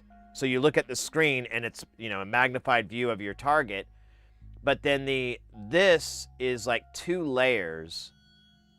I think I got a video of it, maybe. Yeah. So I'm gonna turn this off. So you can kind of see what's happening. It kind of gets screwed up because of the camera. But there's, yeah, I even tried to show it. I'm kind of liquored up in this video. But, so there's a screen, and then there's another piece of glass or whatever that's a little bit ahead of it, and it can just do black. So you have this like 3D effect. Let me see if I can, yeah, like that. The score, everything floats above it. Let me see if I can have it loop. Yeah, that all black out, and then, yeah, it opens up and you can see through it.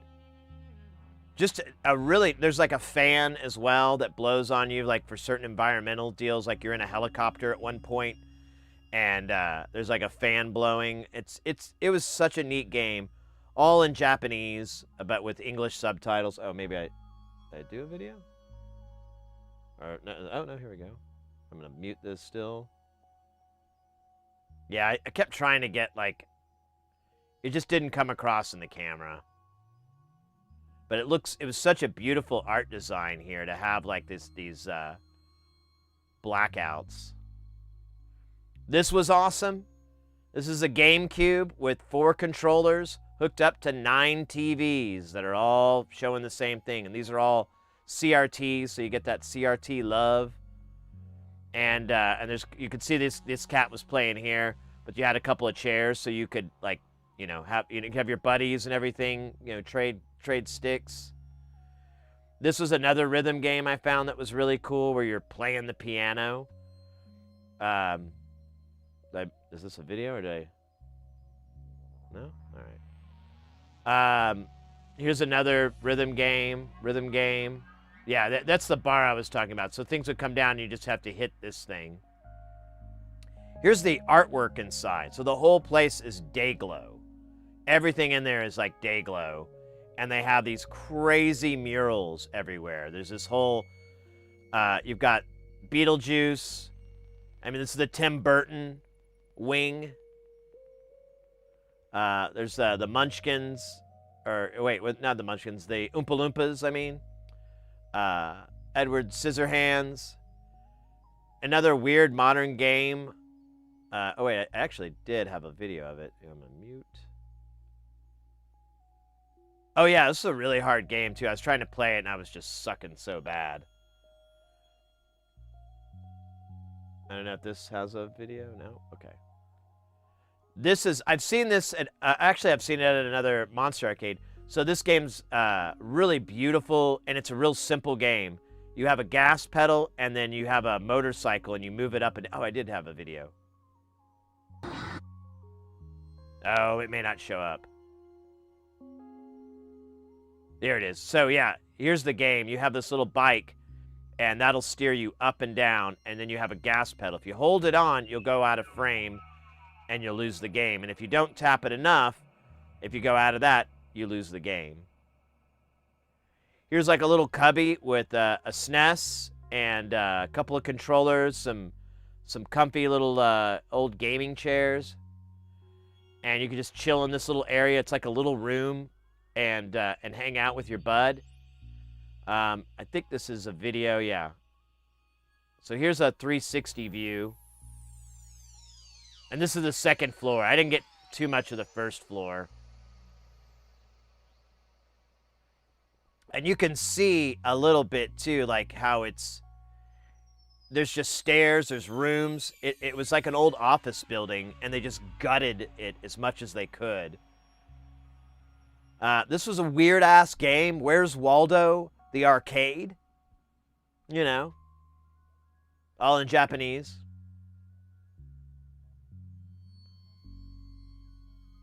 Here's like a little area in here, like more of the mural, more of the artwork here. You've got some Simpsons, you've got Mars Attacks, you've got Morty from Rick and Morty. I mean, it's just all mashed up stuff. There's another high score there on Tetris, killing it on Tetris. Another high score, another high score. Yeah, here's like an area that was cool. You've got you know, I'm not even a Nightmare Before Christmas kind of person. And, but I was just like, man, this is so neat. This is so cool. Here's another room with fighting games. And these are great. I honestly was kind of like, man, someday I wouldn't mind buying one of these and setting up, because Mrs. Heresy, she likes the fighting games. And it would be fun just to have that, you know, for us to funk around with. This was, yeah, Missile Command, which is another old Atari game, but they modernized it.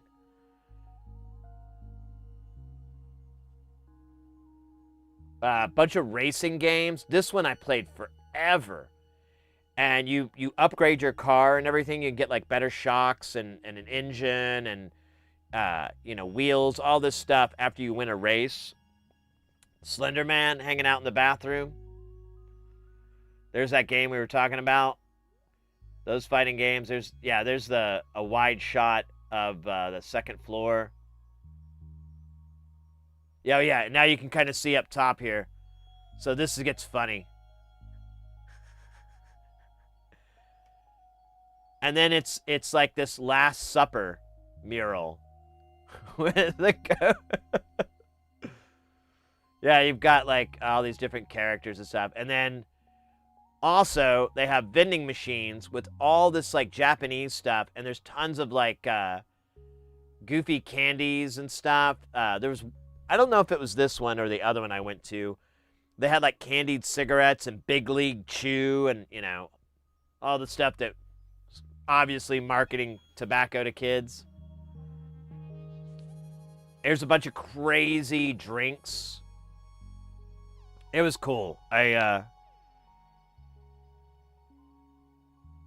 really liked the place. I want to go back really bad. I went there. I spent like, I think like 6 or 7 hours the first time, and then I went back again and spent like, one day I had a really long time, so I just got there as early as I could and was there for like 8-10 hours or something like that, like really long. Was not bored at all.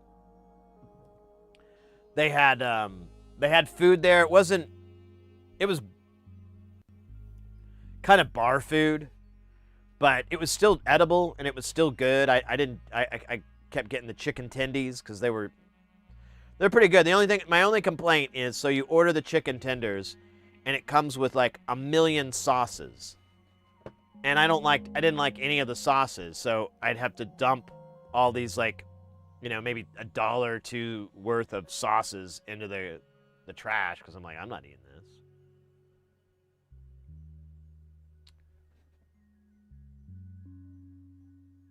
I'm so bad at fighting games, but yeah, honestly, so the game too, I should mention, everything's free.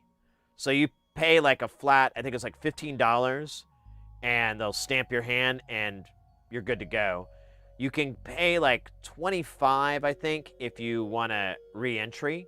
So you can pay $25 and walk out, you know, come and go as you want. So if you want to go and get dinner or something, or lunch at some other place, because it's right in downtown area near the stadium and everything, you could just go down, you know, the next door, get some food, eat it, come back, more gaming, more playing.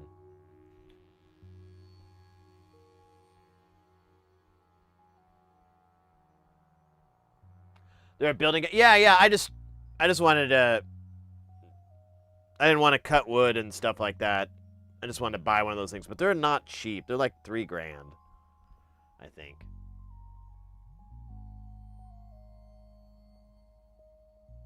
On the 400 mini. Oh, nice.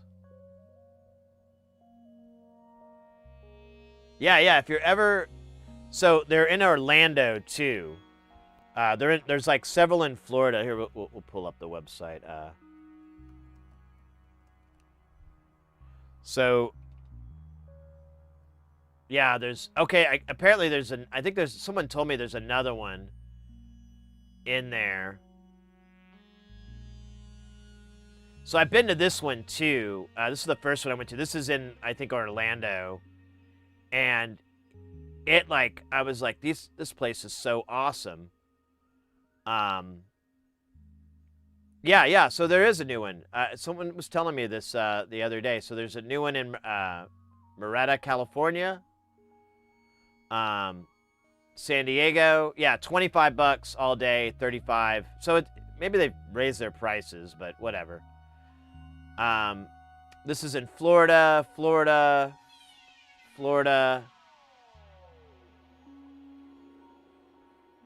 Yeah, I'm pretty sure all these are in the Florida region, and they have like 5 or so in Florida, and then they have now 2 in California.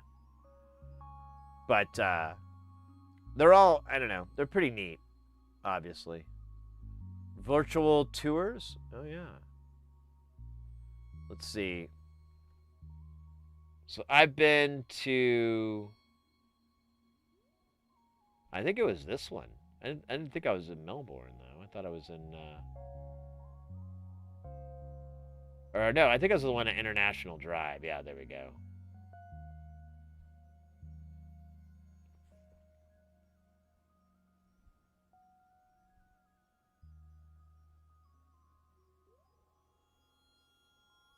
Dude.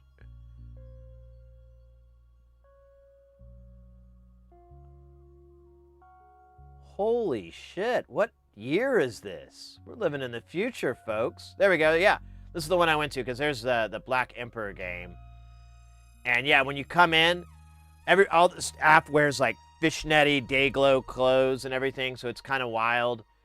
And yeah, you come in and then you can go in here. Well, I didn't mean to go that far. Went past the pinballs. Here, let's scooch over just a little bit here. There we go. So yeah, they have Scheisse. They've got some pins. They're all brand new Sterns, but I mean, still, it's pinball. Who cares? Down this way, they've got the fighting games.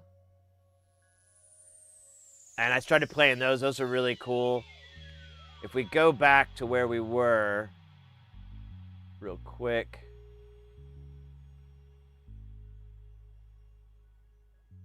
Oops. Hold up.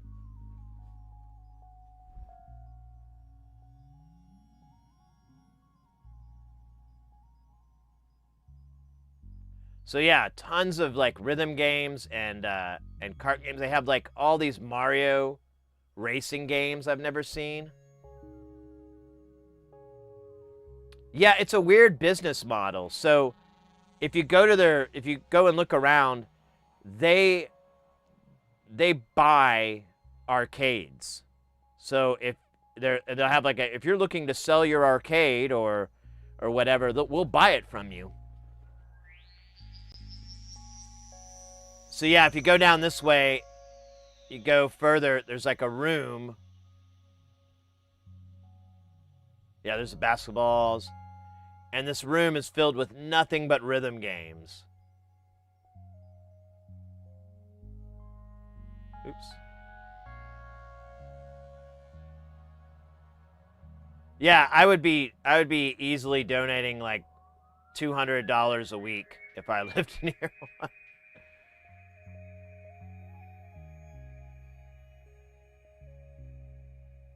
Yeah, they have like a little concession bar. Yeah. Yeah, they have their little concession stand area. Skee ball, pool, bunch of classic arcades. Now I'm wondering if they have a virtual tour of the one. Oh, they don't. So they don't have the one that I was at, the San Diego one. But yeah, let me see. Yeah, there we go. We buy entertainment businesses. We buy arcades, businesses, roller skating rinks, FECs, FGCs. I don't even know what that is. Arcades, amusements of all kind, attention arcade collectors, and entertainment business owners. If you are considering the future of your entertainment business and are exploring potential options, we're here to help. We are actively looking to invest in and acquire arcade businesses, blah, blah, blah, blah, blah, especially those that may be facing challenges or considering closure. Our goal is to continue the legacy of great gaming experience while providing a seamless transition for you. Let's discuss. and then a contact form. So that's their model, which is, I've never seen, I don't really have anything to compare that to.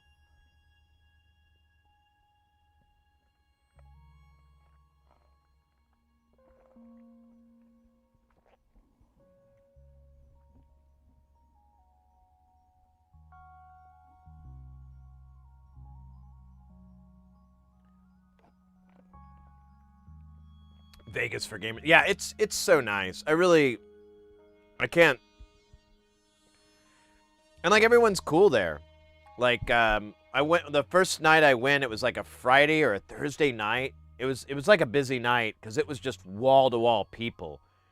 And I was like, damn, if they're making $25 off of all these people, I'm looking at like 50 grand or something. There's just so many cats in there. I was like, oh man, they must be making money hand over fist. And everyone was having a really good time. I was a lot of younger people, like kids in their 20s and stuff.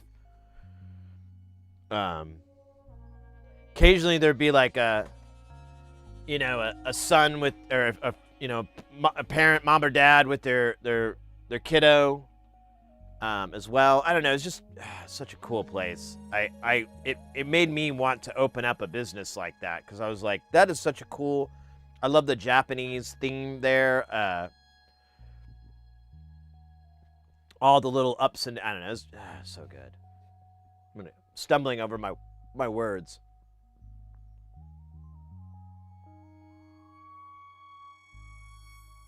That sounds a lot less scummy. Yeah, I know. I don't quite get, where the money's coming from or anything like that. It's funny, like in Orlando, especially in that area, there's a lot of weird shit like that. Like there's a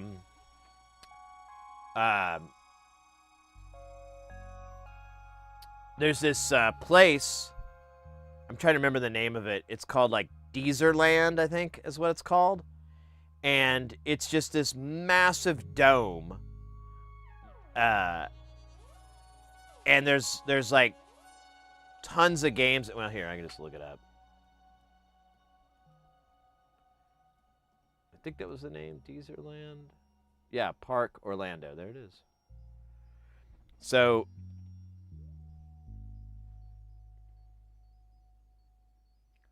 yeah, they have go-kart racing. They have bumper cars. They have laser tag.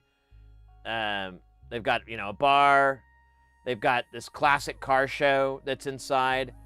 And, like, tons and tons of cars. In fact, like arcades as well, pinball. They have a really beautiful pinball collection there. Like a ton of classic old games. Let's see, maybe the map will help. Quit doing this. Yeah, there we go. Yeah, so you go in and yeah, there's bumper cars, there's a racetrack, there's the food court, and there's tons and tons of cars just everywhere. There's a museum that they have in there as well. That they have different exhibits. Like I think one time it was David Bowie, and then I can't remember what it was last time I was there. But it's just, and it's so massive. Like it takes you a good, if you do the loop, it'll take you about 20 minutes to try to, go along this loop. And you don't even get to see everything because there's like the classic car thing, you have to pay for it. It's honestly not that cheap. It's kind of expensive, so you got to be like a real car head. But they have like the Scooby-Doo van. I mean, they have like cars from different television shows and movies and so forth. And I found out the history from a local. They said, oh, well, that's this billionaire. And I'm like, what? And he's like, yeah, it's this billionaire guy. He basically just bought it to show off his car collection and have a place for his car collection. And the city was okay with it because he bought that old domes. I don't know if it was a stadium or what. It's all concrete in there. I think it might have been a mall or something like that. But he bought that whole thing, and the city was happy because, like, oh, cool, we didn't want to tear it down. We didn't, there's other businesses around there. We didn't really want to hose them, so it, helps with the peeps.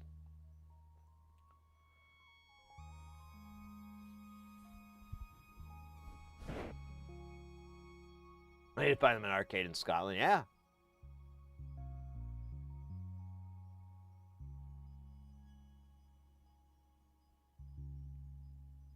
Yeah, Booze, it's kind of a pun, I think, off of Disneyland, which is in the same city. I thought I had yeah, there we go. We got 4148s. And oh, we got transistors. Ooh. Let's do these melts. Get ready for some melf action, folks. And I'm going to tell you right now, these melts are hot. Hot melts in your area.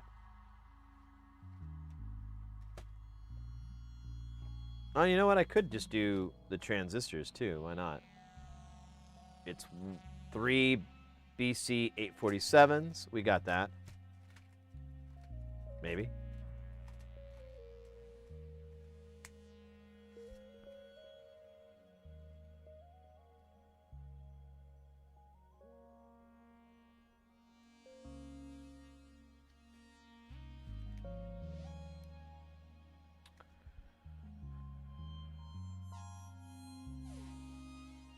And then the shot keys, we'll just use the bats. How big are that? Those are good enough.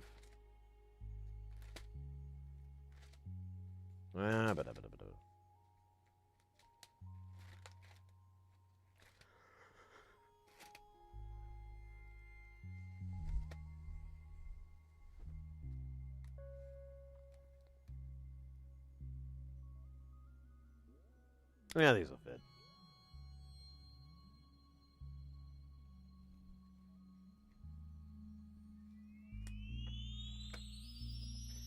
Yeah, after I went to the one that place in San Diego, I was like telling Mrs. Heresy, I'm like, we have to find an excuse to go to San Diego and hang out there.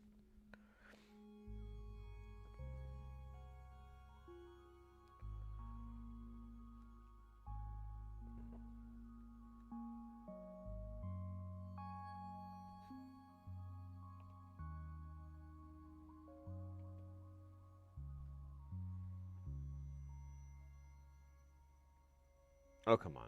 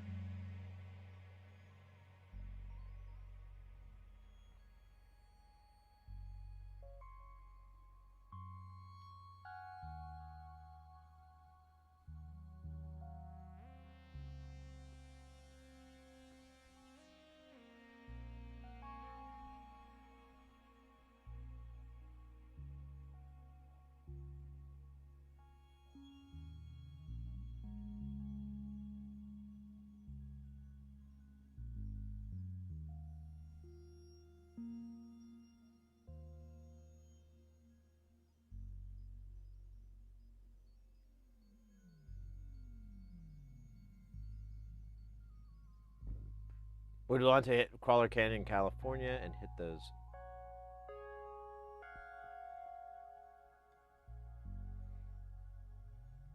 It's hey, Sax 1A. Hey, mate, thank you so much for the follow. Welcome in. Hey, and the compliment. Impressive. Why, thank you.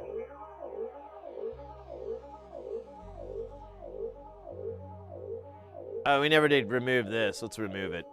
It shames my house and brings shame to the shameless. That's not a good thing. Anyways.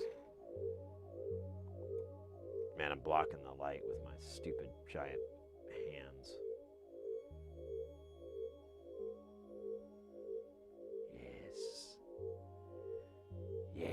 Begone, foul beast. Begone.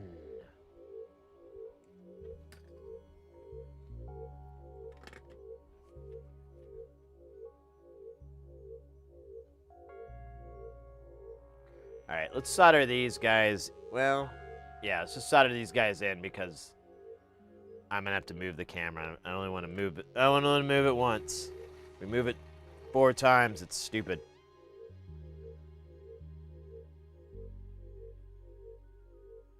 And I'm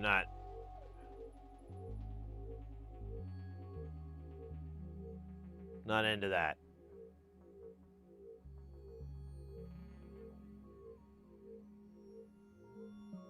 Am I pressing the book of components? Oh, thank you, mate.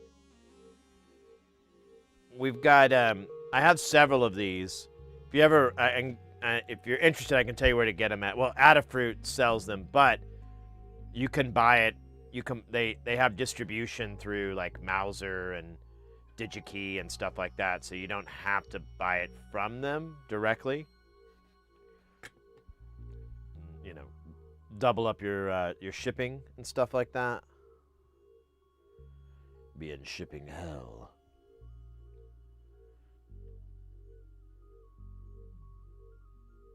Man, this guy's in a dumb place. We'll work around it. These aren't even important. I could just short them out, but yeah. So you can you can get them with components in there, and that's kind of the way I've found to search for it. Here, I'm gonna push this guy down so he doesn't hurt nobody.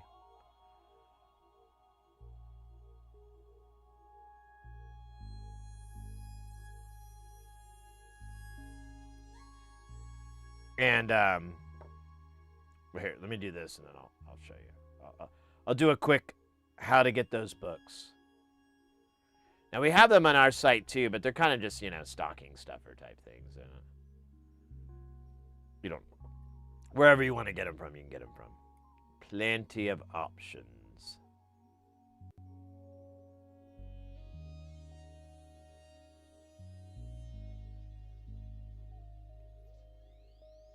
I knew that was going to happen. You filthy shyster bastard.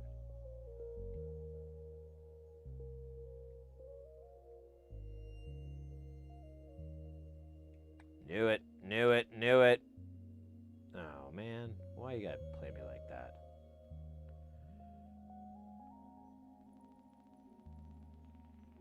Oh, now it's getting worse.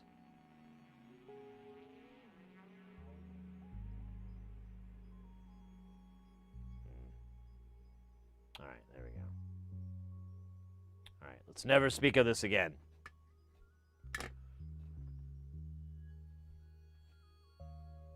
I'm a spectator only. Well, here, just for anybody who's curious, if you're looking for parts and stuff. That's weird. Adafruit isn't auto-completing. So if we go to Adafruit's website here, you can go to SMD book. Search for that. And the top one is going to be their capacitor books. You can get like different ones that are filled. But we'll just do this. Make it easy. Scroll down and you'll see blank SMT storage book. And then you go in there, 1095. They've got the small ones, and they have one page of the wider ones, the 22 millimeter or whatever. Now, if you don't want to get that from here, copy that product ID, and then you can go to Mauser, and then go to manufacturer. Adafruit is in the A's. And then search their catalog here for that number. Bada bing, bada boom. There you go. And it also will list the associated products. So you go in there and grab it. I don't know why I did it that there, and you get the book, same price. And if you do, I recommend, oh, maybe they don't have it. So, like it lists it here, but they have, yeah, blank pages. So go to the blank pages. That's ID 2184. Do the Adafruit thing again. Booyah!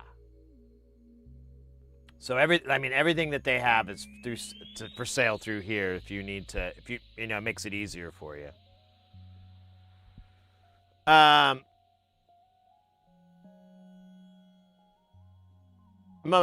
there are some interesting games like Shenzhen IO to create your own PCB.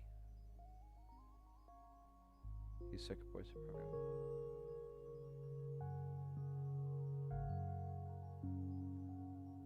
Huh. My dad was into doing that stuff.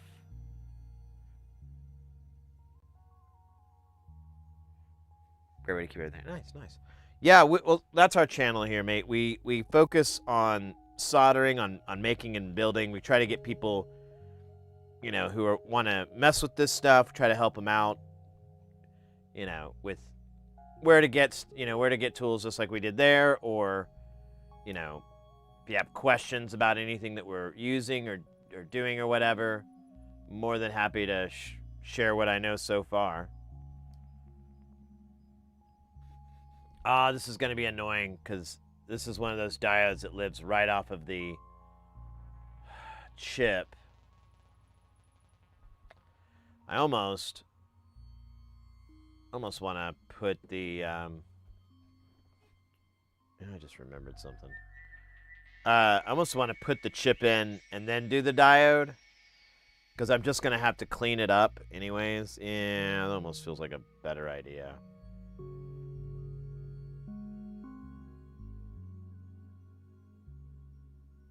Oh, it's tomorrow? All right. Yeah, I might just hold off on that one. We have some other ones up here. Maybe, yeah, no, they're floating. They'll be fine. Solid, welcome in. All of the Zachtronic games, Shenzhen IO included, are worth a look. Oh, okay.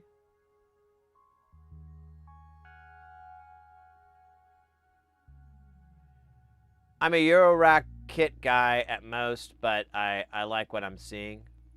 Well, yeah, that's what we do here. We have we've got two modular systems here. We've got oh, let me pull it up here. Is it there? There it is. So we got Jamtown, which is like a mix of different modules. There's actually a different system in there called Frac Rack, and then the new system we've been obsessed with, or I've been obsessed with, I don't really want to rope you guys into that, is Space Station. Hell yeah. Space Station is, thanks for that sub over on the YouTube. Space Station is all from one designer. Jamtown is just everything from everywhere. There's all kinds of stuff. But Space Station is just designs from nonlinear circuits, whom I'm very much obsessed with. I love NLC stuff. That's the module we're working on right now. This guy's called Pseudo. It's kind of like a Turing machine, sort of. I don't know. It generates CV and gates that are random, but you can lock it, I believe, into a loop. But I get the impression it mutates as it's looping now. So I don't know. We'll figure it out when we get there.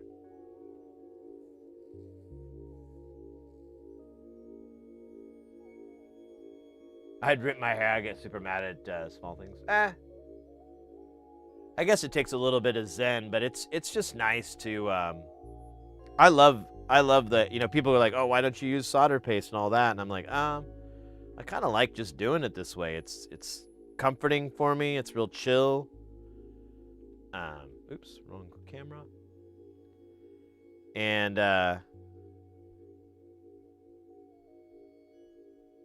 but we do have a project we do have a project that needs to be, it is going to be solder paste and deal because it's like really compact and it would not be fun to try to hand solder it. It would be much easier to do it all on a hot plate and then just reflow it from that.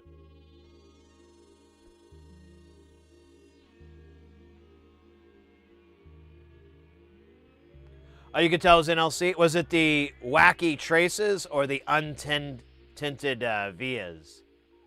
Or, you know, the exposed vias. Yeah, I'm a huge NLC fan. I'm in the process of making everything from him. Like it was basically three I think boards that I'm not messing with. Two of them are the cell ones, which you might be familiar with, which is just like a bunch of modules all in one giant panel, which is cool, but I'm not in a hurry to do that at all. And then there's another one, I can't remember. He made like a dual version of it, and there's no real difference between the single and the dual, so I'm like, I'd rather just have the dual than. And the single's like old school, it's through hole, which I don't mind doing through hole, but I try to avoid it as much as I can.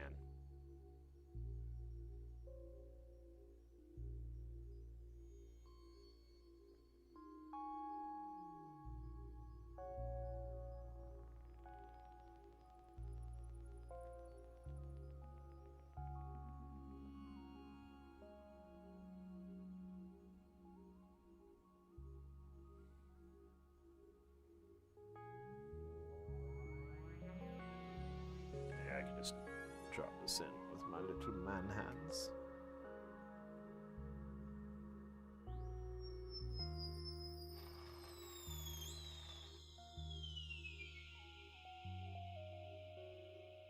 Nimbajneb.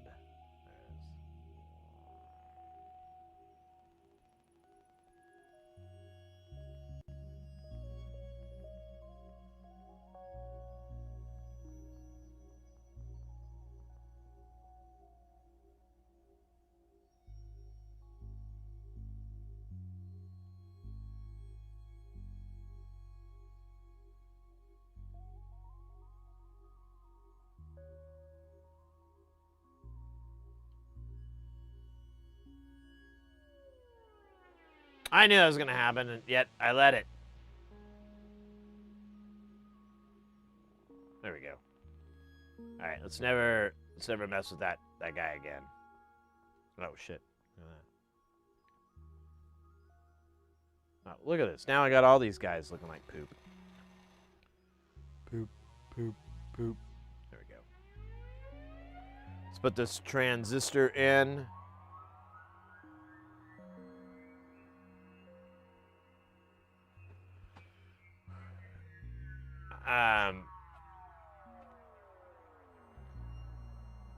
Funky Trace will have way less crosstalk than they need. Well, there's no ground plane, though. That's the crazy part. There's just ground ran as a trace, which is another thing I'm like, oh. Yeah, I couldn't do that. When I'm doing PCB layout, I like save ground for the very last, and then I just build planes on the whole thing, and usually that connects everybody up.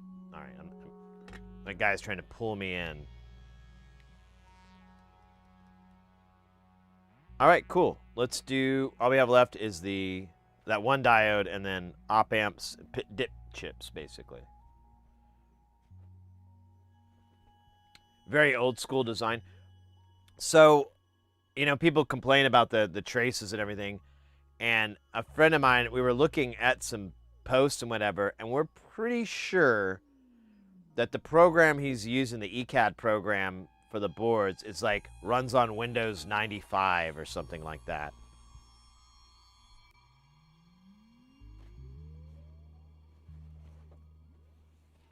However, that still doesn't explain why the vias are untinted, because he gets the boards made at JLC PCB, And there's an option to tint them or not. And by default, it is tinted. So it's, I don't know, whatever. They're cool designs. I don't mean to speak ill of them in any way.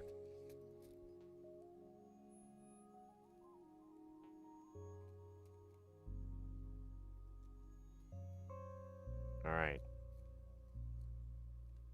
There we go. Trace TLO 72s. Man, we have like 400 TLO 72s. We better not run out this year. Or at least make it to like the fall. All right, so first CMOS chip is going to be a 4011. We need one of those. That was painless. And then we need a whole bunch of 4015s. We need 6 of those.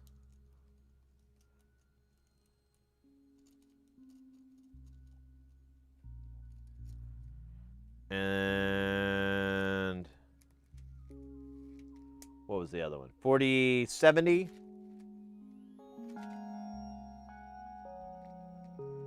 Uno.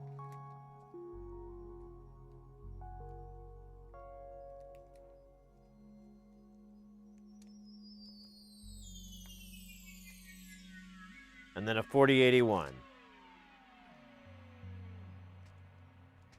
Which apparently I only have one left here, so maybe I should order some more. Man, this is from a long time ago, too. Because it still has, like, this is back when I would put the stupid bag label in there.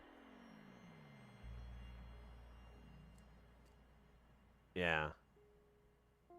Well, here, I could just put this Mauser part in and order it again. Look at that.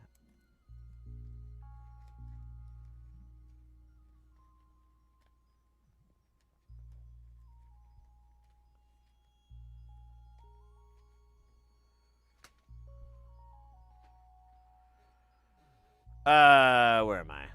I think I looked away from chat too long, and now I'm confused.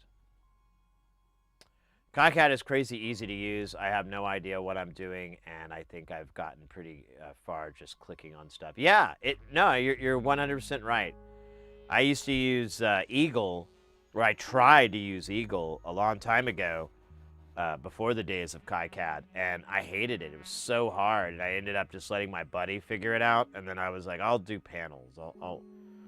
I'll do that, and then KiCad came along, and I was like, well, I'll try it. And it was just ridiculously intuitive.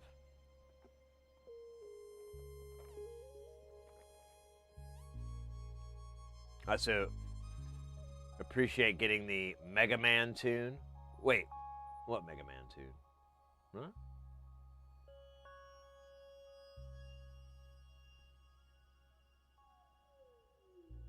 Might look odd compared to modern designs, but yeah, that's true, true.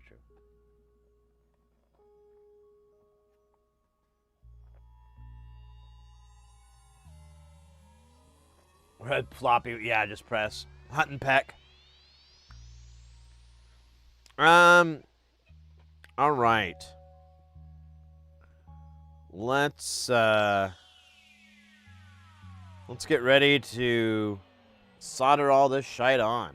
This is gonna be pretty wild. Let me check something real quick. Oh yeah. Oh, okay. Mrs. Heresy has a new work schedule, and so she should be home soon, and she's gonna be hungry. So I gotta plot for dinner. And plus, I think she was a little bit annoyed I stayed up so late drinking. So I gotta play this one smart, mates.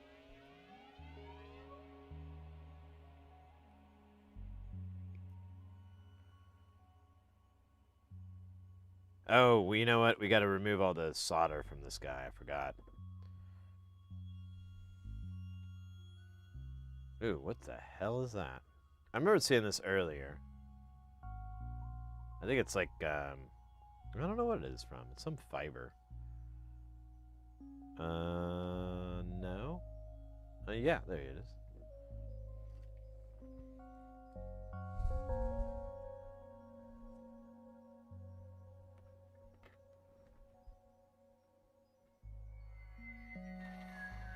Eagle was a pain in the butt. I'm still happy to. Yeah, exactly.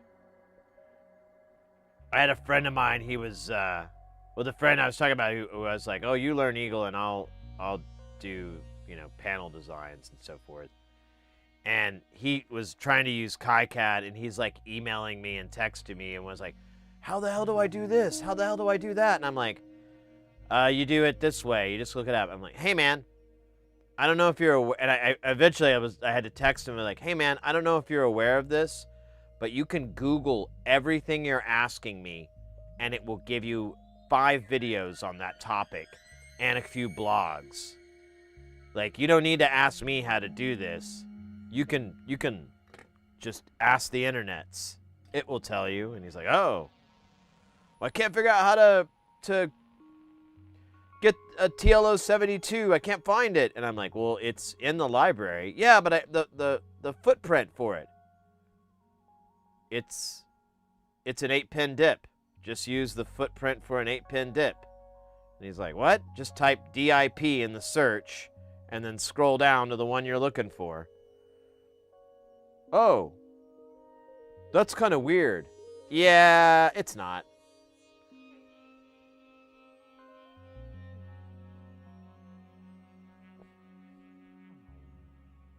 It's what's weird is how Eagle did it. That's what's weird.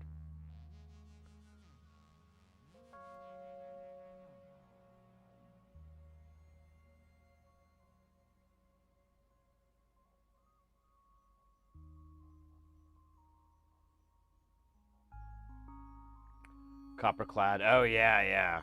Well, that's what he was doing. He learned how to chemically etch boards and everything like that. It was cool.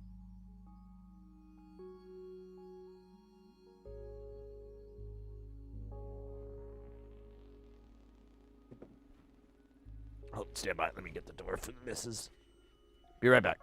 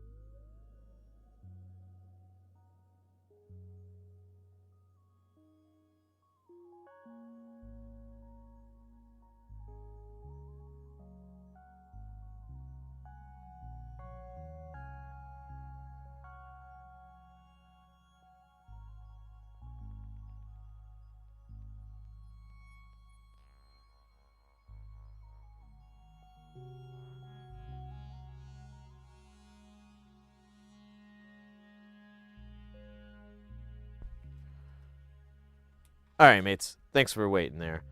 I was just chatting with Mrs. Heresy real quick. And then I got a package in the mail, and it's a buttload of GL 5515s. LDRs, baby. Light detecting resistors. So now we can just roll our own Vactrals. It'll be just like the Settlers.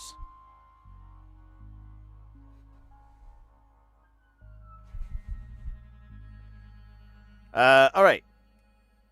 Moving on.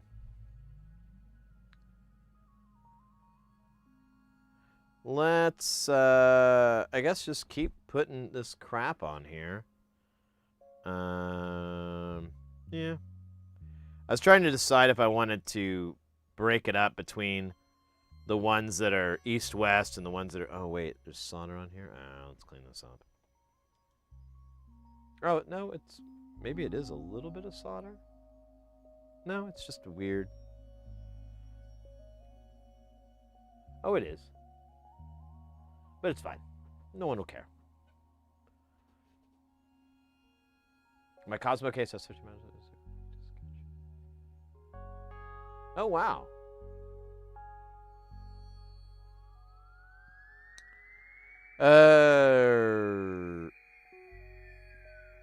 All right. So here's the...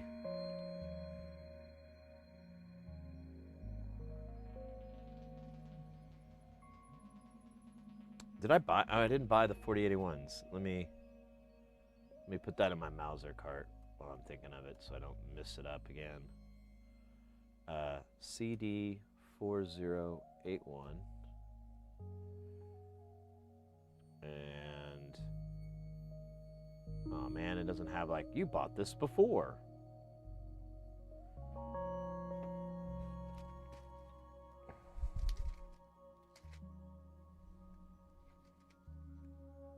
Yeah. All right, well. Since I have that little piece of paper in there, I might as well use it. Uh-oh. Easier said than done.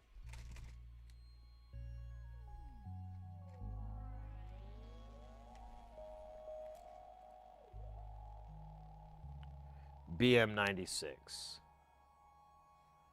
All right. I can remember that. I need this paper out. BM96.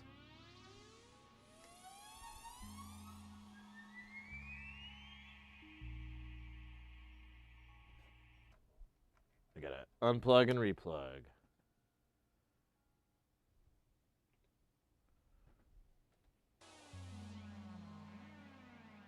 Maybe they don't carry it anymore.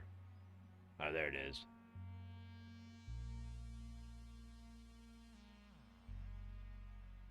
Oh, there. Yeah, that's the one.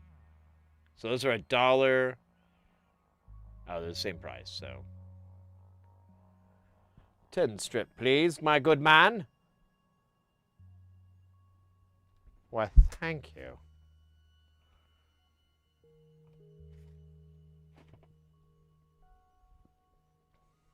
All right. I think it's the right one. 'Tis. All right. We don't need to get it dead on because...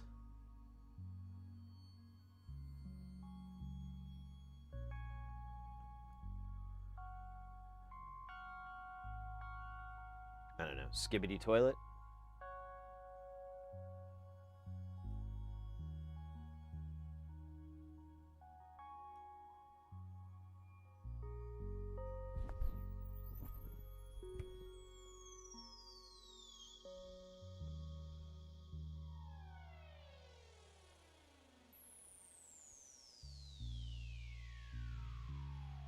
Alright, why am I trying? I'm trying too hard. 4011.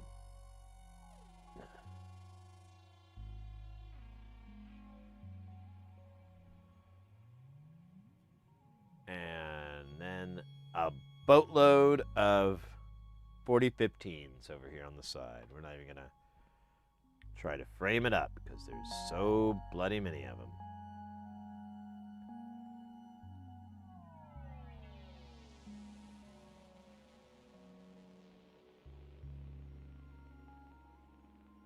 Maybe, you know what? It might be, well, yeah. Yeah. Let's just do them all. I was like, maybe it would be easier to solder one on and then go down and do the next one and so on and so forth, but I don't know.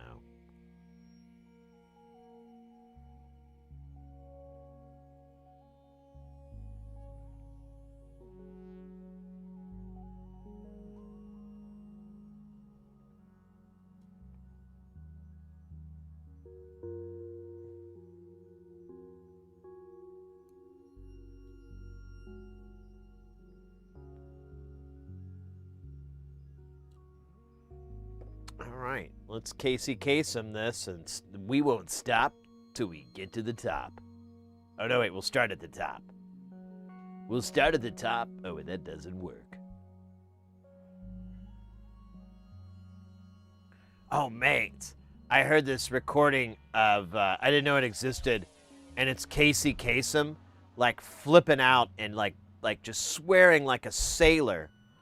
And like bitching out his producer, like it was doing, you know, not American Band. What was it? The radio show he did. And there's like a recording of him, and he's just like, just going off, and it almost seems unreal. No, I didn't know about that, Mornax. I apparently everybody else does. Yeah, fucking ponderous. Exactly. What are you using LDRs for to color the sound electrical isolation? I'll show you the module that we used one LDRs on recently. To build a black box Vactral. Yeah. So, had our LED surrounded by the LDRs. And a reflective box that is light tight, sort of. Not really that tight, but let's not dwell on our failures. That's for other people to do. And I ran out of 5515s, and those are the ones I like to use the most. That's the ones he normally has in his designs. Those are controlling the filters of, or whatever, not filter, what each stage of, there's like 8 stages of, for the phaser. And so each one of those is like, one side's going to the non-inverting, or going to the inverting and going to ground. So it'll change it, you know, as they brighten. Like whoosh, whoosh. It's very awesome.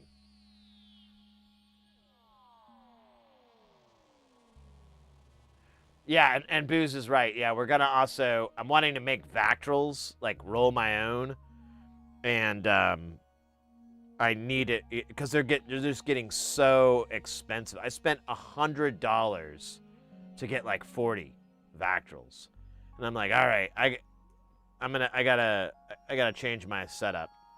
I gotta start rolling my own.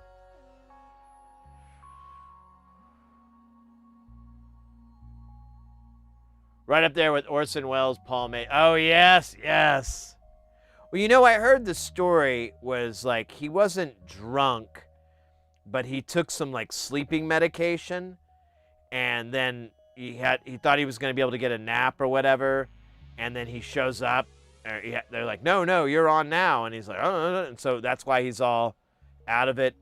I don't know. He looks pretty drunk to me. Man, I'd give anything in this world to do a good Orson Welles impression.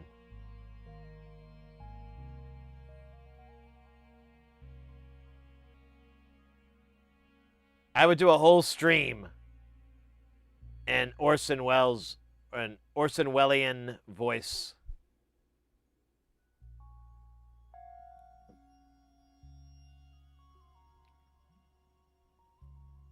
Citizen Kane. Yes, yes.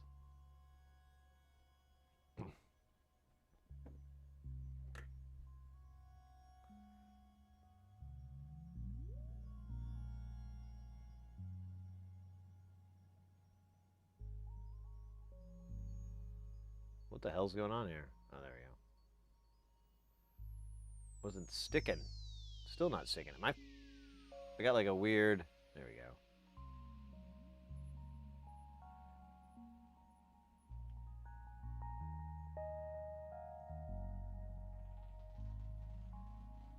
Uh-oh. Damn it. Damn it, damn it.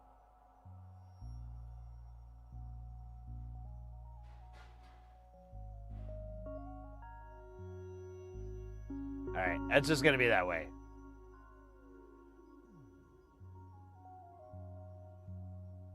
Gotta lick it, of course.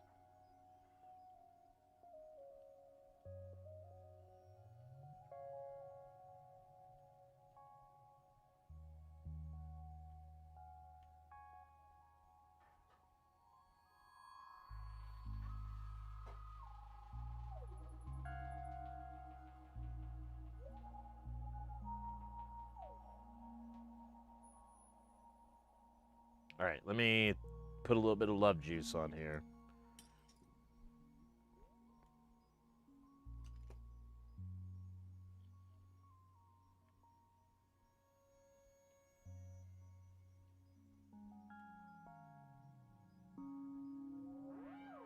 Ah!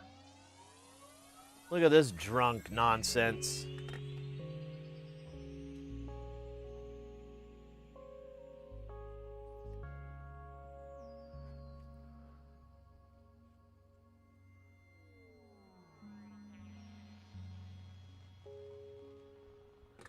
Here, I'm a master at getting it all over the place.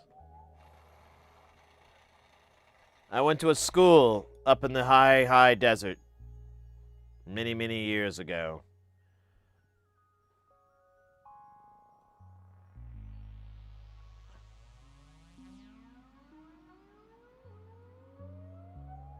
I waited for 4 days outside the mountain cave for the great shaman to receive me. On the 4th night, I'd nearly given up. And as I slept on the cold, dry earth, a voice whispered to me, "You can't sleep here. This is private property." It was the master. "Ready." I said, "I am ready to be taught." And he said, "Taunt or taught? Because I can taunt you a lot. You got a lot of stuff I can make fun of. Like, it's like a buffet. I don't even know where to start. Guess I'll just start at your feet, and then I'll just work my way up to your head, salt your head, and then we'll be done." I was like, no, teach, not make fun of. Oh.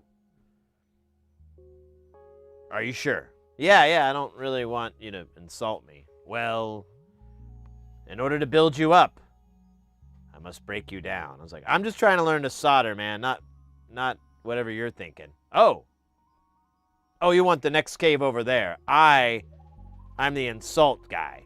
Oh, there's more of you? Yeah, I'm the insult guy. We got the soldering guy just on the other side there. We got a dude that, like, just teaches you old commercial jingles. Really? Yeah. Does people really want that? You know, not really. All right. Well, thank you. What was your name? Terry. Did you say your name was Terry? Yeah, like the bad guy in Battlefield Earth. Yeah, that was his name. What a fucking stupid bad guy name, Terry. John Travolta. Yeah. Still haven't watched the damn thing. I just looked it up a few days ago and found out we were making fun of the movie, like, what was it, last stream or whatever. We were looking up the wiki on it, and like, there's a whole section and where it was describing it, and like a John Travolta's character, the antagonist, Terry. And I'm like, what? That's not a menacing bad guy name, Terry.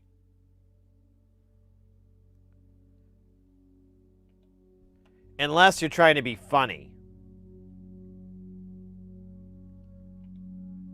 Then it's freaking hilarious. Kudos.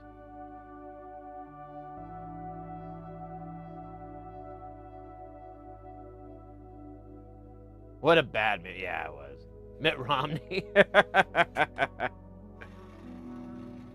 I forgot about that guy.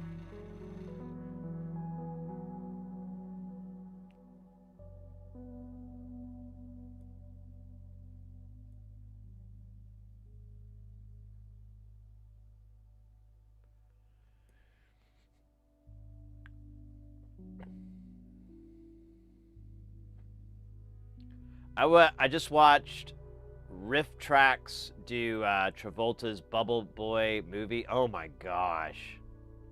I forgot about that one too.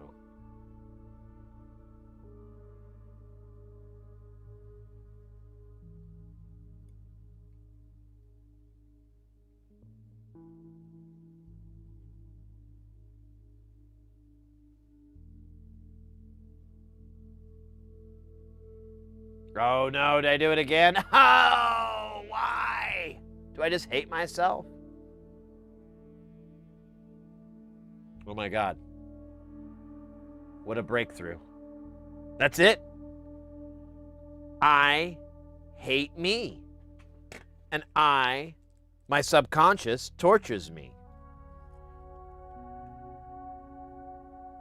There you go. Well, awesome.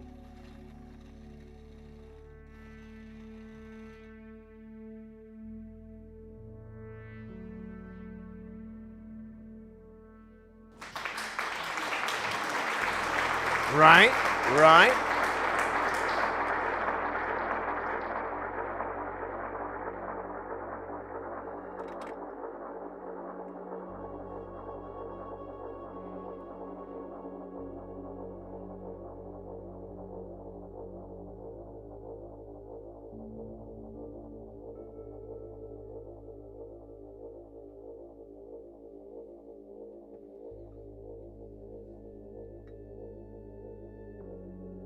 Brain to the rescue.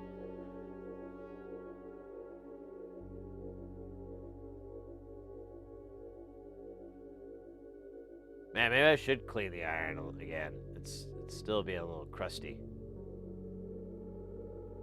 Being a little bit of a dick.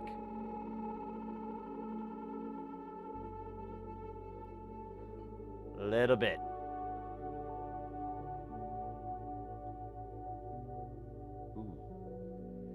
Hey, look at that. Wonders never cease. Does it cease? Or desist? My subconscious. I honestly, like, back when I was a teenager, I used to eat a lot of lysergic acid diethylamine number 25. Like, a lot. It's probably why I'm so normal now. And one of the things...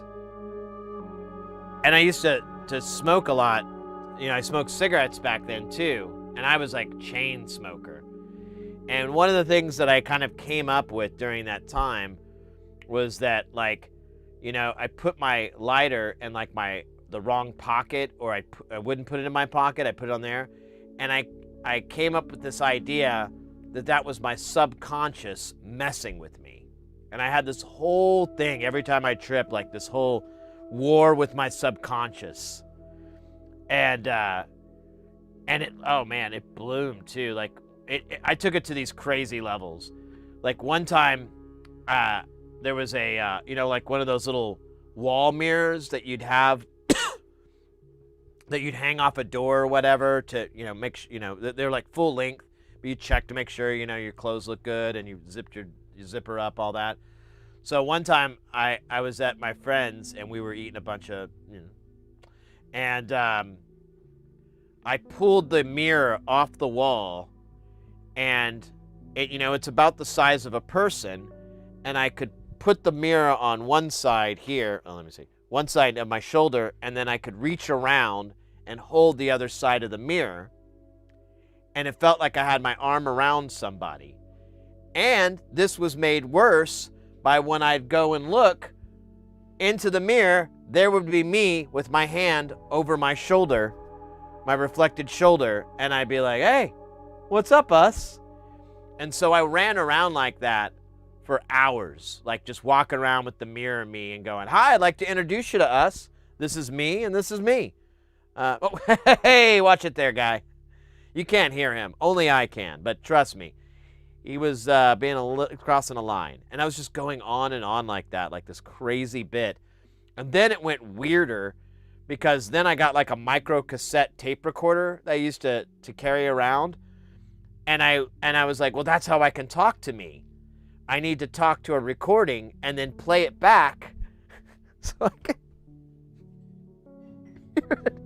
So it's just like, I just want to tell you, I don't appreciate you hiding my lighter all the time. Hey, I just want to say, I don't appreciate you hiding the lighter all the time. Okay? I hope you heard all that. I hope you heard all that. Just on and on. And, yeah, my buddies thought I was crazy, but I was like, no, I'm just figuring out this very weird subconscious thing. I don't know, it's so funny.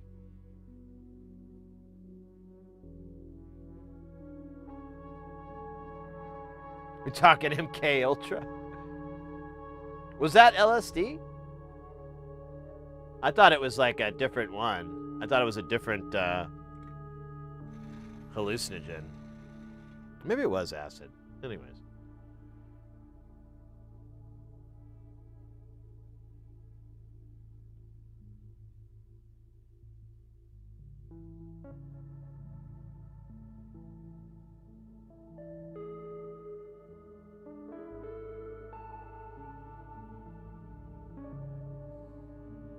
Yeah, it was so freaking weird. I loved it. I saw Porphyry. Another wipeout. Ah, bloody hell.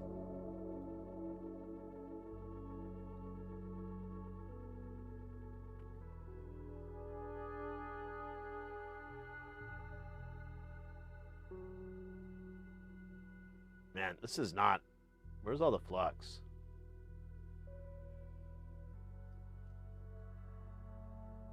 Almost. We can probably still salvage it.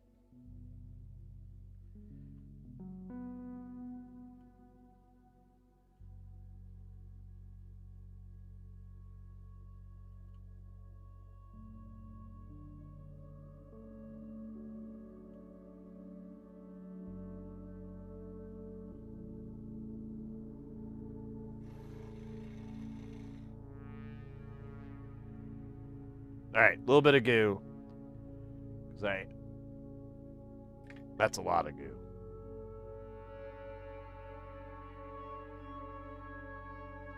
All right, I think I might be able to get it on there, even though there's a little bit of snotter.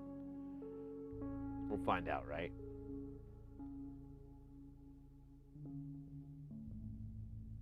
Microcassette where the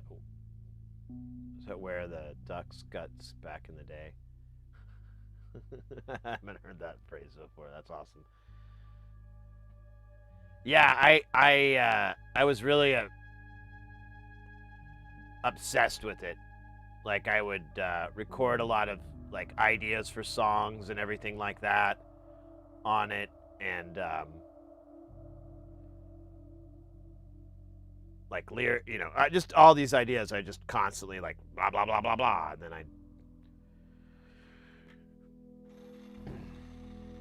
listen to it never.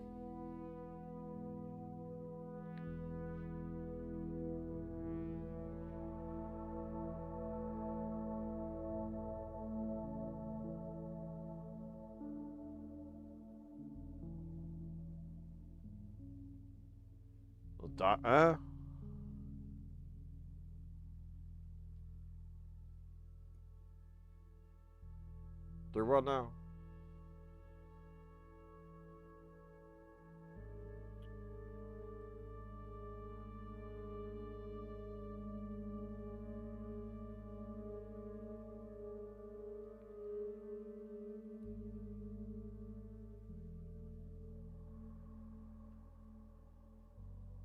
Oh, it's so shiny, it's blinding. Good God. Move it away before it takes my sight as well as my soul.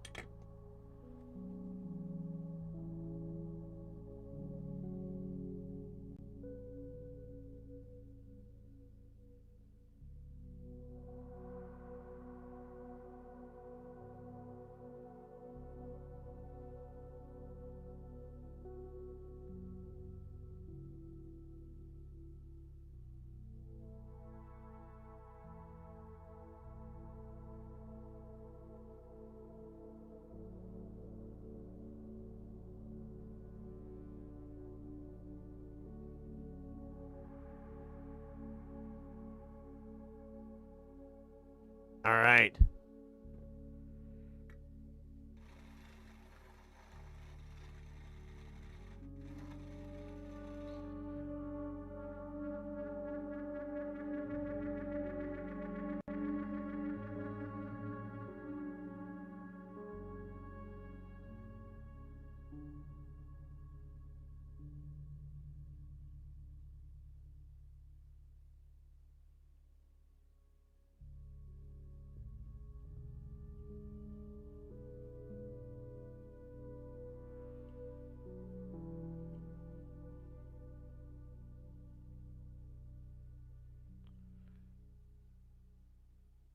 It's an Australian saying?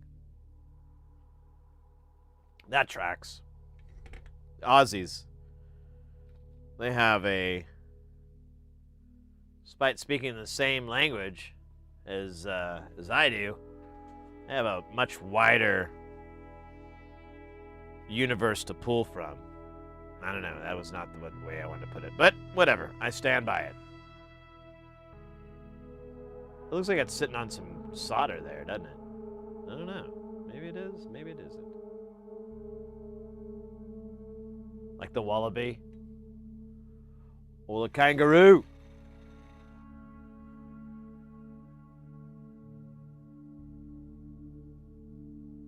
Uh-oh, things are going bad there.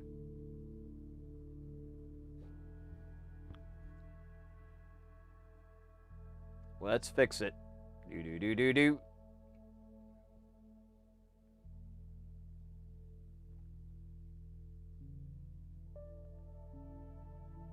Now by fix, I mean just make it worse. What's wrong? Why am I look like I'm driving a motorcycle here?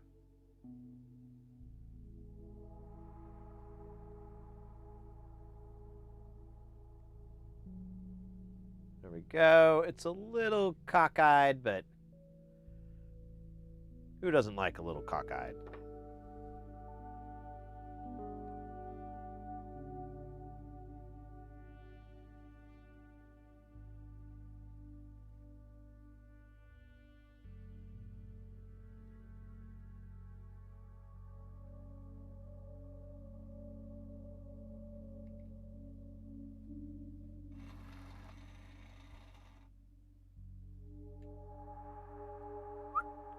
All right. A 70s thing, we had some 70s Aussie movies allowed in the US in the 80s USSR.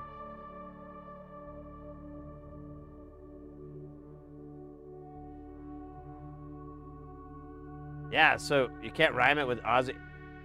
So what's like Aussie rap like? I haven't even heard that. That's got to be like hard to. It's gonna be a tough one as well.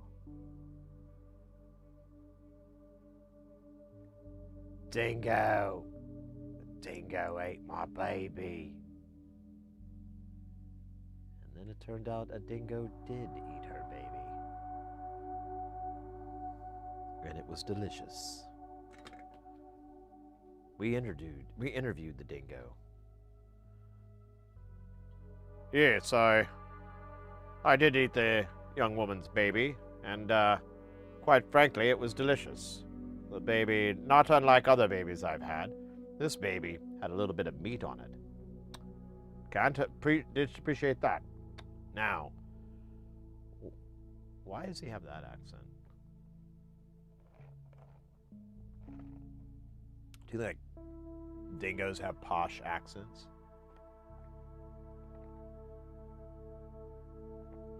Aussies lose every rap battle.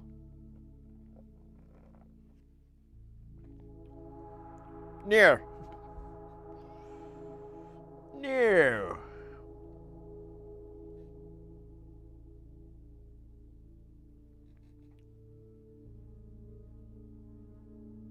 All right, this guy looks like he's a problem.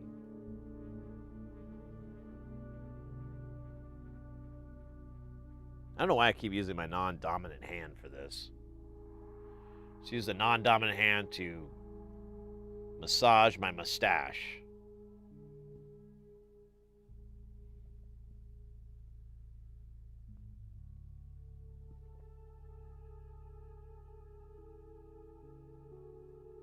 It's there.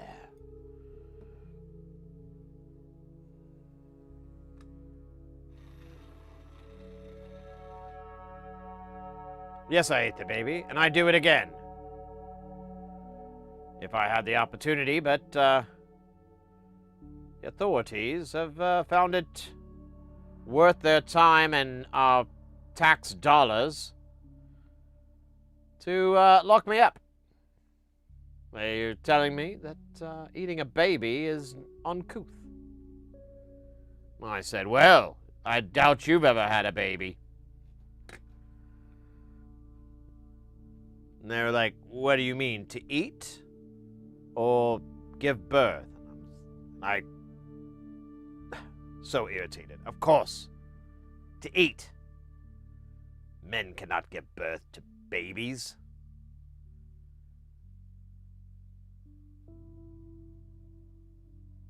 Not yet. But we're working on it. Yeah, breakdancing battle. Yeah, because they have to spin the other way.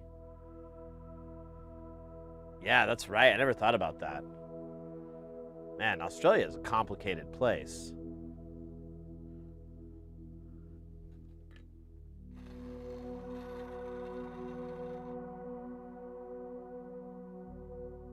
Dingoes are posh. They're super posh. They got like a little monocles and stuff.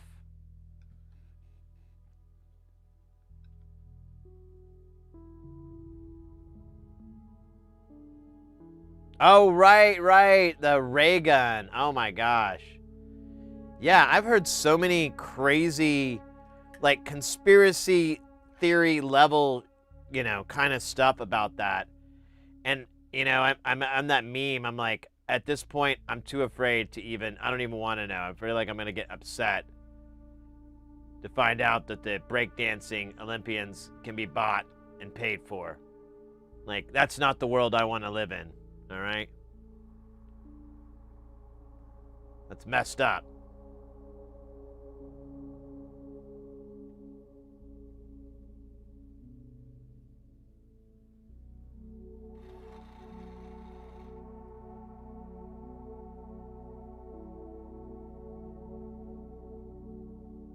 It'd be even funnier to add to that if she wasn't even Australian.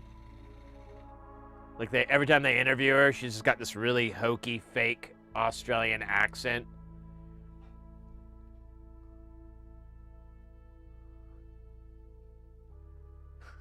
That would add another page to the story that would just make it even more entertaining.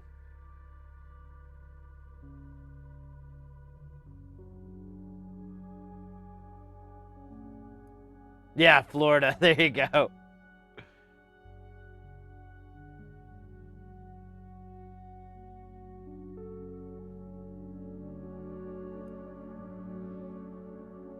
And she pulls off a mask. And I was...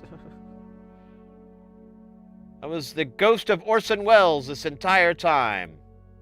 Oh. Orson Welles, what a true genius.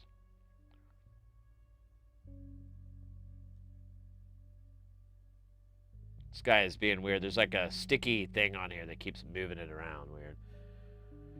Mexican. Muy buen. Demi said, I now bought circuits and stuff to solder because of you. Well, I mean, sorry, not sorry, you know? That's good to hear, mate. I mean,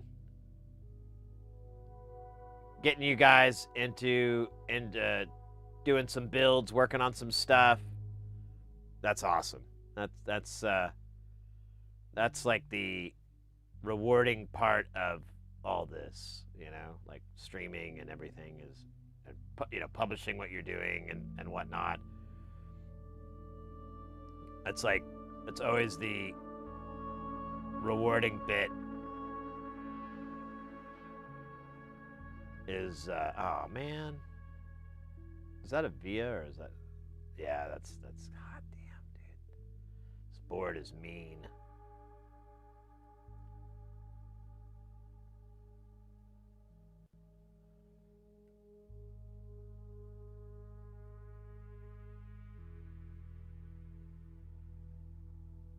All right, I'm just gonna do the goo.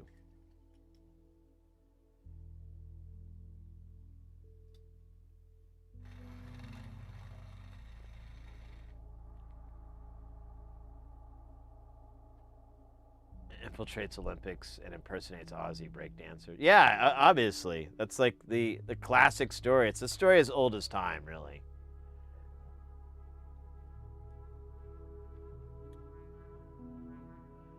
Like, you hear that kind of story about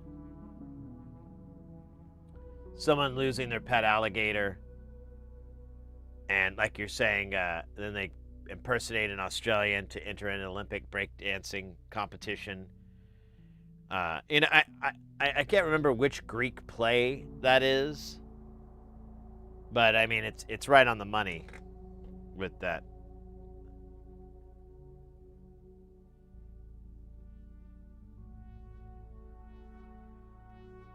Oh wow, I got poked.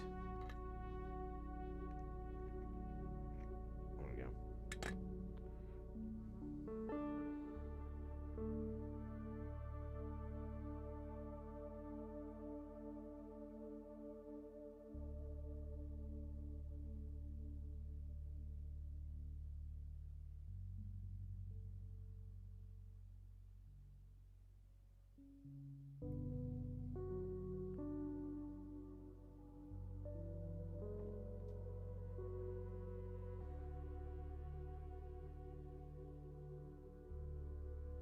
All right, so does anyone want to take bets on if I get the solder in one of those holes? Anyone? Anyone? It's a pretty easy, it's easy money.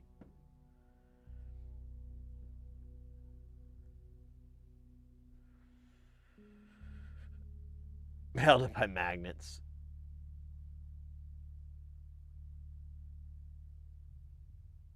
Hey, Dig, welcome in. Zen of the day, what? Oh, hold up, you guys are talking way too fast. Ooh, nice.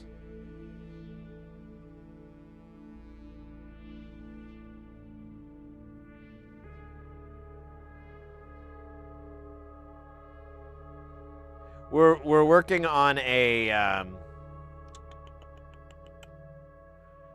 eurorack module. No, the module is called Pseudo. It's kind of a I kind of look at it like it's a Turing machine or something like that. Like it generates CV and gates. God, how am I gonna get this on here? Yeah, I knew that was gonna happen.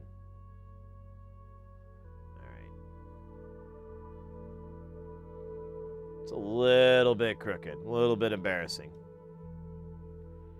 And thankfully, wait, wrong tweezers.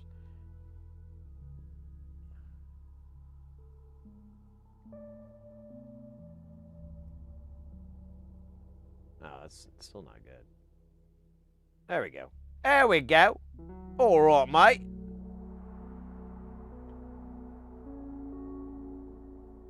Hey, there you go. 3-stream stream. 3-stream streak. Let's go.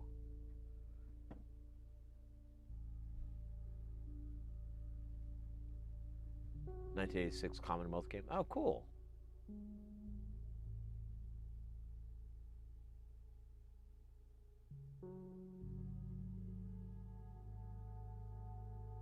Less holes in the roll, yeah.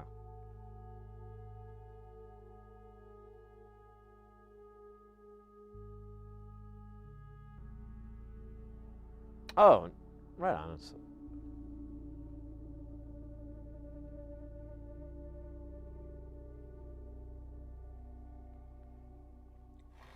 Come on over. Throw some salt in them holes. That's not a very good Australian.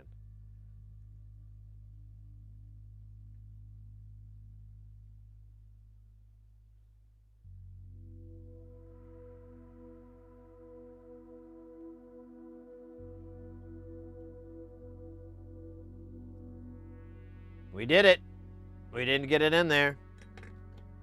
Tiny pat on my tiny back. So yeah, but I did get solder here, so let's get that out.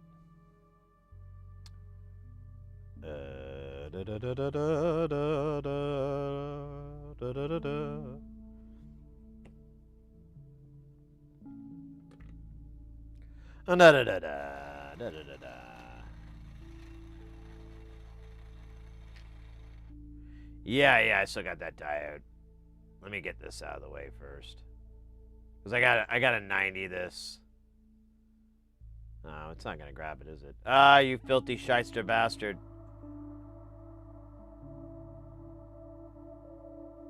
You're killing me. Alright.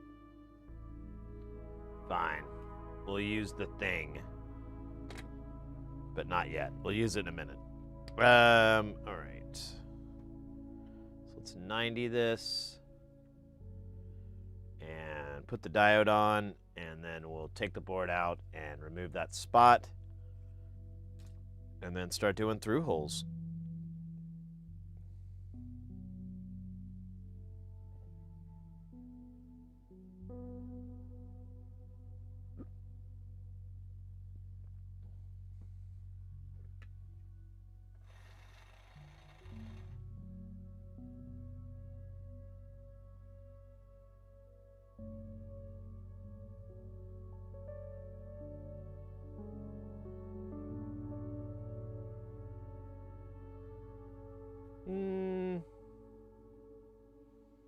Kind of okay with it, but I kind of want it to be a little more centered.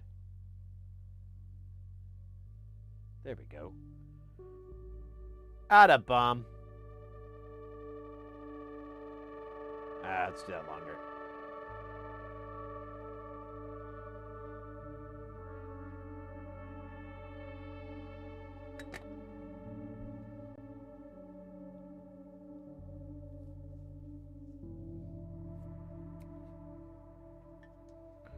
I went to snap and nothing happened.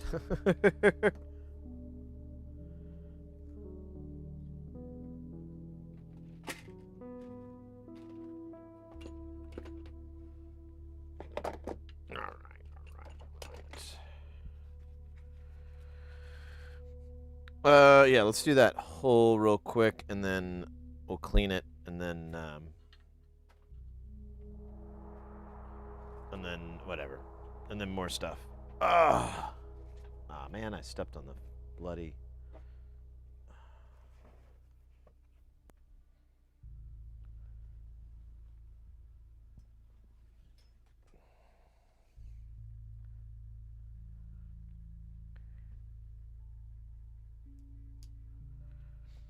I wonder if the pizza's done. Smells like it.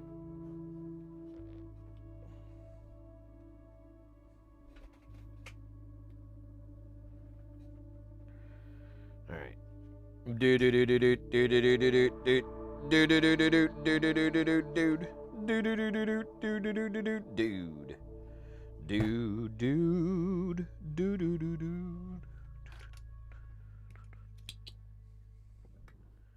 Alright, so I got you right here.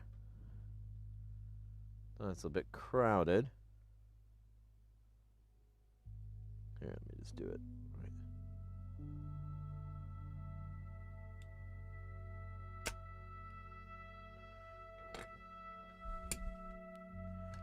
And it sucked it all away. It sucked completely off.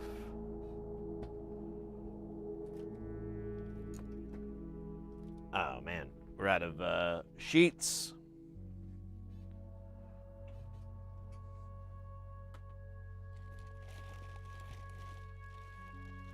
Where are... Wait, where are they? Actually, I should have a whole bag of these. Ah. It hiding in the corner.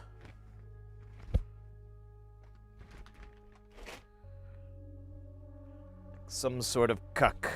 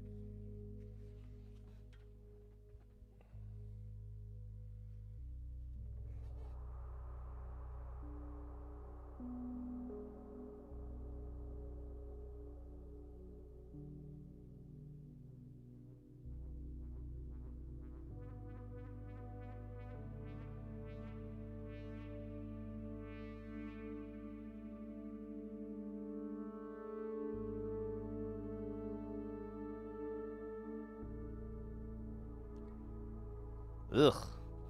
That doesn't sound like fun weather.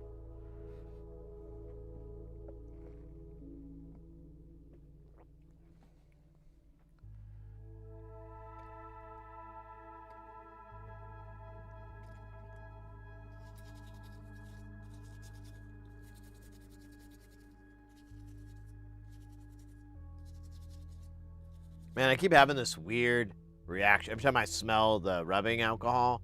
I think I feel like I keep thinking I'm getting a shot. You know, like when they do the little alcohol swab and they're gonna give you your shot, your injection. For some reason, I just keep going to that, even though I use this stuff all the time. But for whatever reason, my brain is like, oh, are we having to get a shot? So we could, we don't have to get rubella?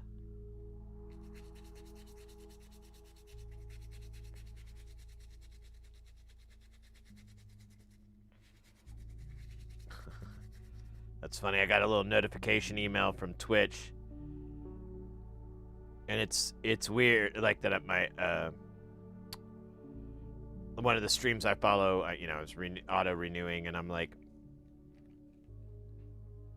but it uses like my full name. I'm like, that's so weird. I don't know.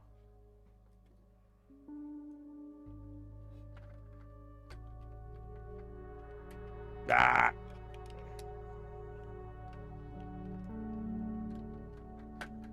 It's like, dear Philip Seymour Hoffman. You can just call me Phil. You don't have to go with a full on.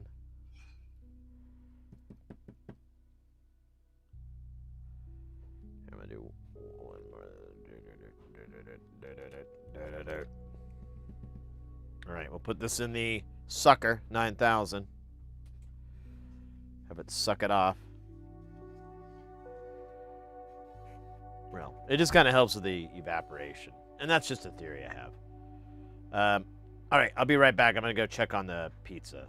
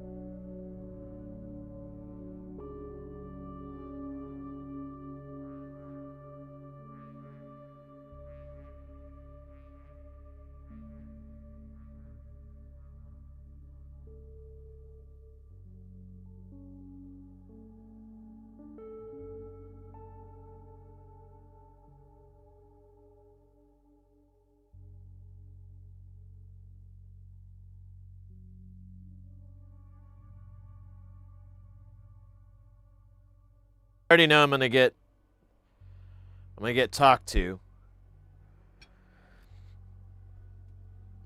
about this. I'm gonna get some grief. But I have to, because of dental reasons, eat this with a fork. Dude, it's like pepperoni on pepperoni. This is a great pizza. I had no idea they just hose it down in pepperoni. Awesome.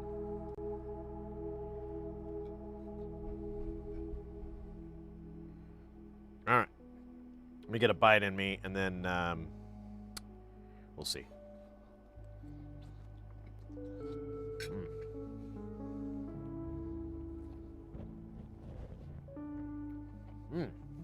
It's actually not bad.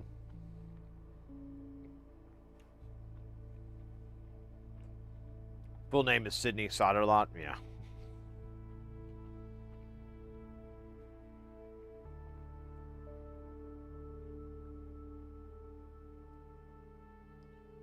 More MK Ultra.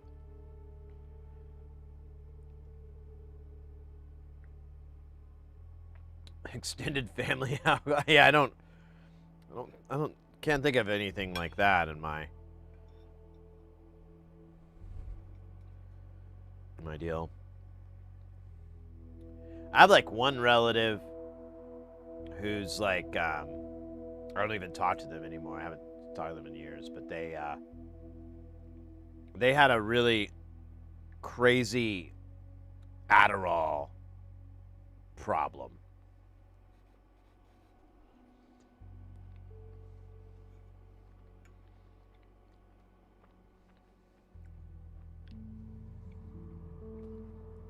So they just be all tweaked out on Adderall. And I mean, you know, I get it. It helps with ADHD, but they don't even have any attention deficit disorder or anything like that. They just wanted to do speed.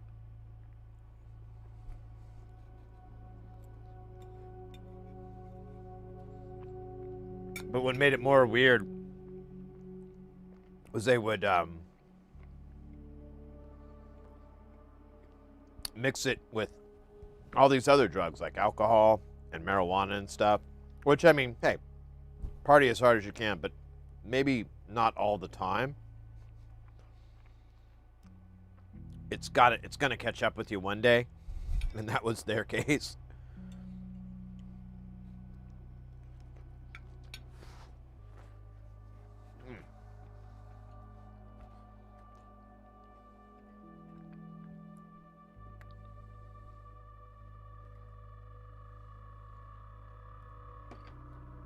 Let me go get a drink. I'm sorry.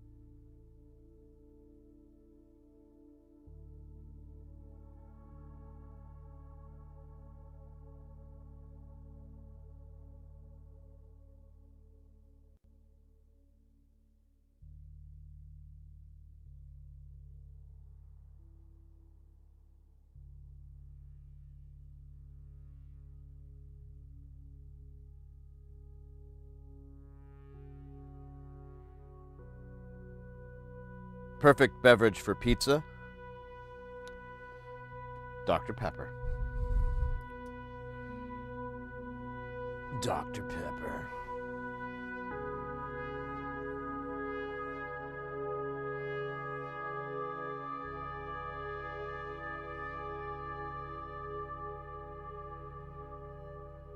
I used 99.5. I think I used 99.9. I don't have the bottle anymore. I think I killed the bottle. Oh, no, you know what? I have the bottle. Oh, it just says 99.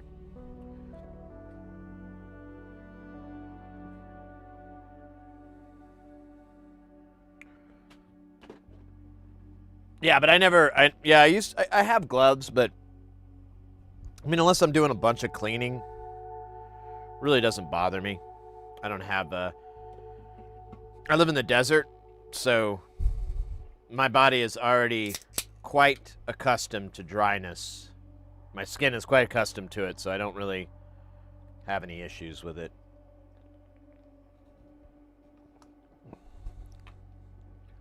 But, you know, everybody's a little different.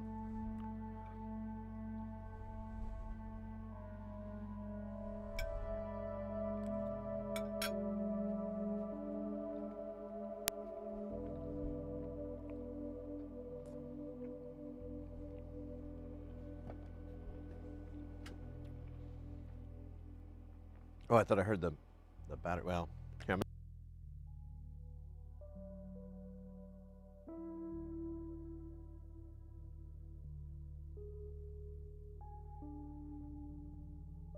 just gonna change the battery now. Get ahead of the game.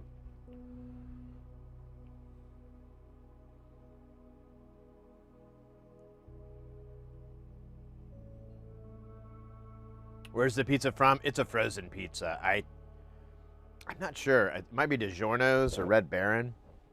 I can't remember.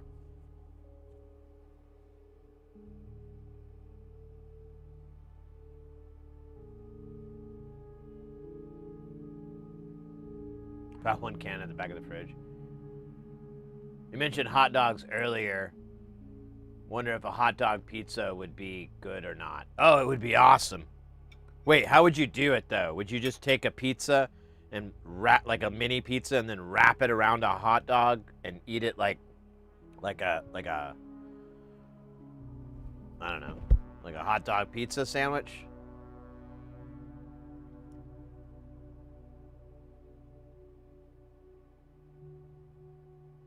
And protect your cutting from all the flux. There you go. Is pineapple on pizza a crime? I do not like pineapple, so putting it on pizza is gross to me. But I used to work at a pizza place when I was a teenager, and they had like 27 different toppings, some crazy amount. And I learned you could put whatever the hell you want. Like different countries, different parts of the world have like a totally crazy, you know, from my perspective, idea of what's acceptable and whatnot on a pizza. Like when I lived in Malta, I remember, man, I'm trying to remember what they put. They put like capers and black olives and, oh yeah, and they take eggs, hard-boiled eggs, and slice them into slices and put eggs on the pizza.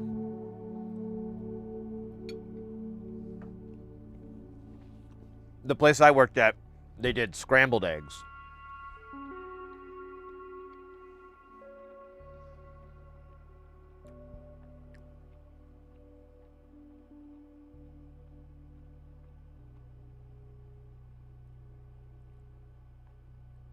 I love pineapple pizza with chicken and banana. Wow. See, there you go. That's just like, those are toppings I would never choose myself. But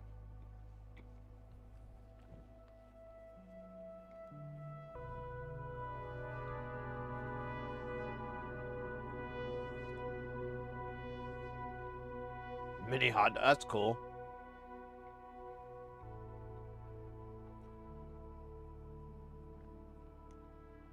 Oh, slice them up into little, yeah, like pepperoni. That would be good.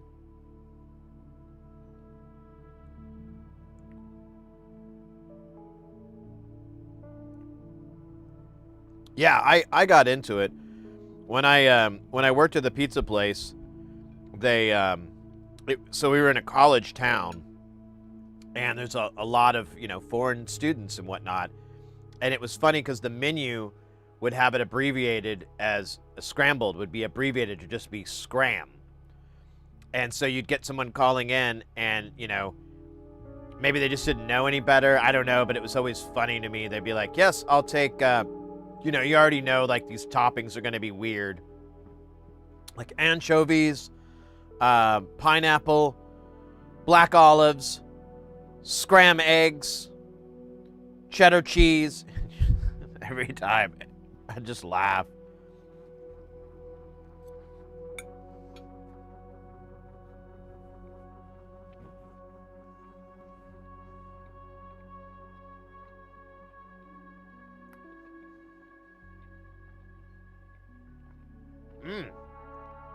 That pierogi pizza sounds amazing.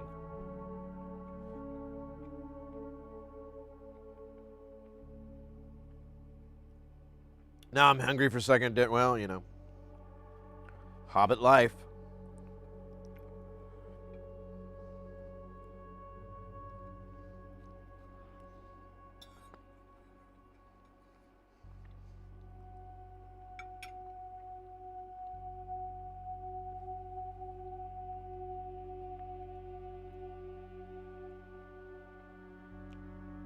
Pickle pizza.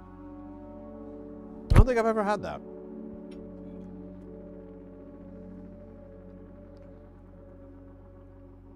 I love pizza. It's one of my favorite dishes.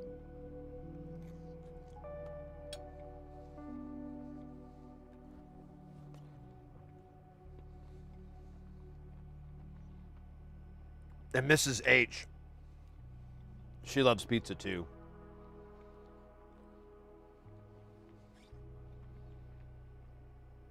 It's not even like our favorite. We didn't, you know, it's not like, oh, pizza's my favorite. It's just like we both realized over time that, like, man, we can just eat pizza all the time and not be bored with it. Glad we found each other.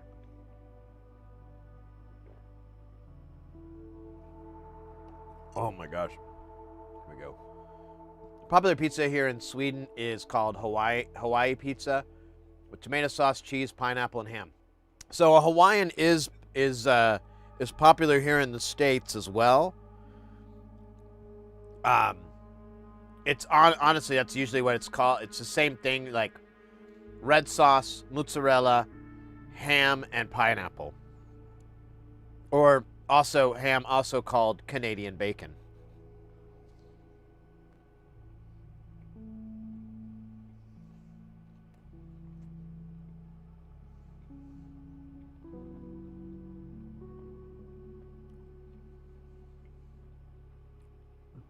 Spam. Ooh. I never tried Spam. Mrs. Heresy, she also likes pineapple pizza. She likes Hawaiian pizza. But she actually likes like potted meats.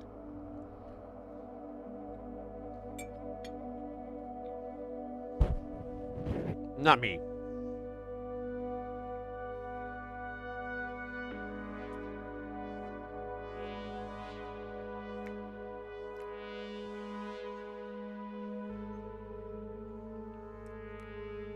Yeah, and you know what the difference is, or at least the ones here in Phoenix, because there's a place that does that. Is the Canadian bacon is sliced, and it's like little pepperonis, you know, and then the ham is diced. But I'm almost positive it comes from the same, you know, it's the same meat, it's the same type.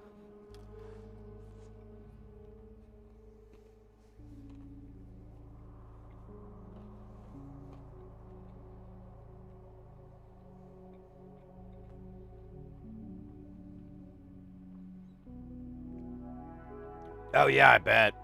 I bet it's just salt with salt.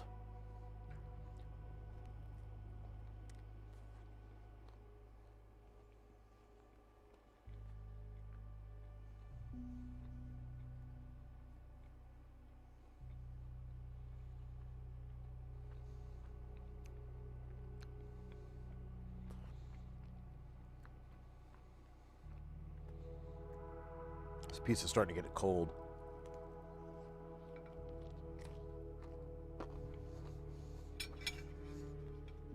Let me put my plate away.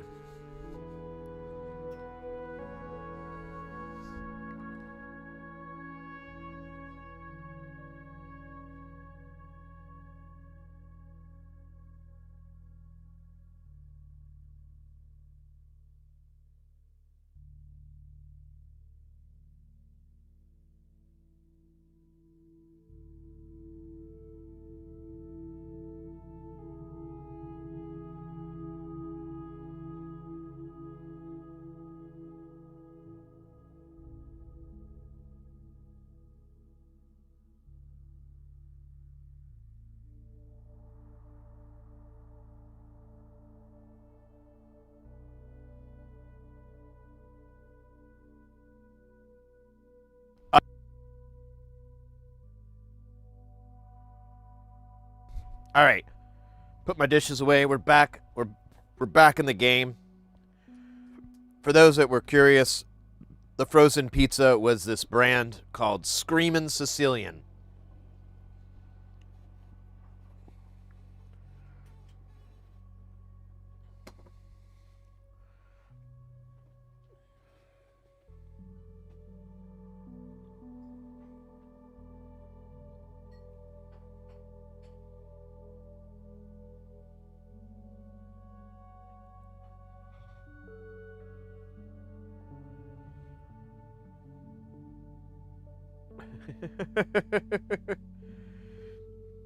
Fried chicken livers. I don't think I've ever had that. My mom was a big chicken liver fan, but she just ate it all. And she wouldn't let anybody else have it. Well, my dad didn't like it. And my sister and I never tried it because my mom would just eat it for herself. I don't know. All right. Board is mostly clean. Oh, what's this crud here?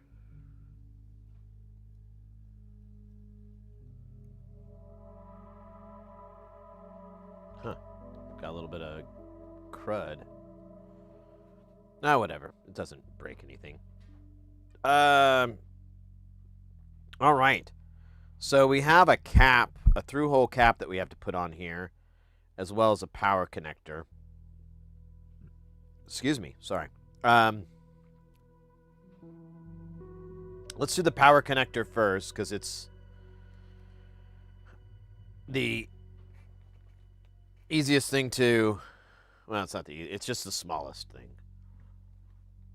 And then the cap will probably be bigger. No cap. It's your hottest take. Controversial there. Do you want to get canceled? Come on. Dial it back a little bit there, Porphyry.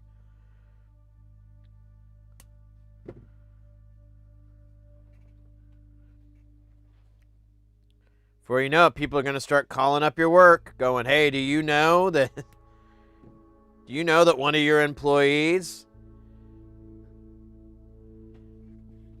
thinks that fried chicken livers is good? You know they eat that? I will not be doing business with your company as long as you continue to employ such insane culinary desires. It's just wrong. Culinary Desires. That's the name of my punk band. What's up, Phoenix? We're Culinary Desires. This song's called Foie Gras.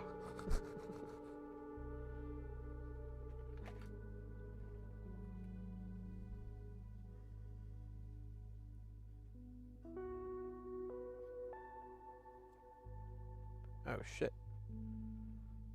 Oh, crap. I just remembered. I think it was my buddy's birthday. Did I miss it? Did I miss it? Did I miss it?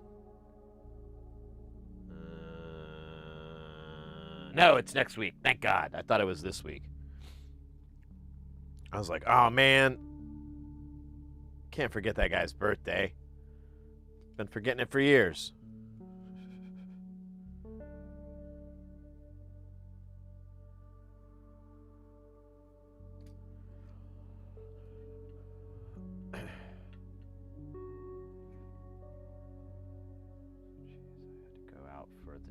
Oh my God! Yeah, that is a lot of strong odors. Pate. Oh yeah, yeah. Well, we were talking about this the other day, Porphyry. The restaurant here that I really like. They have chicken liver pate, and the missus likes that kind of stuff, and so I was like, oh, let's get some. We'll eat it. And we had they have you like crackers and stuff. I can't remember what it's with, and it was good, but it's not something I think I would do again. Like, I don't think we were ever gonna order that dish again. And it's like an appetizer thing too, so it's like a shareable thing.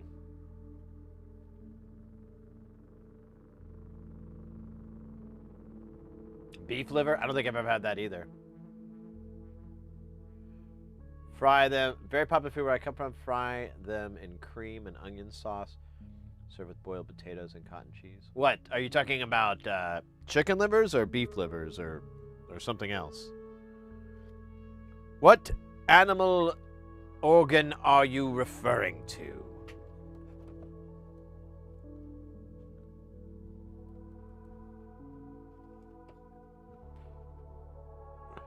Chicken? All right, on.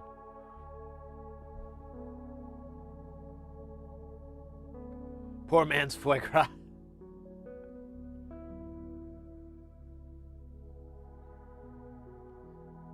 Oh, wow. Yeah, I don't think I ever... I mean, I'm not against trying it, for sure, but... Yeah, I didn't really grow up with that.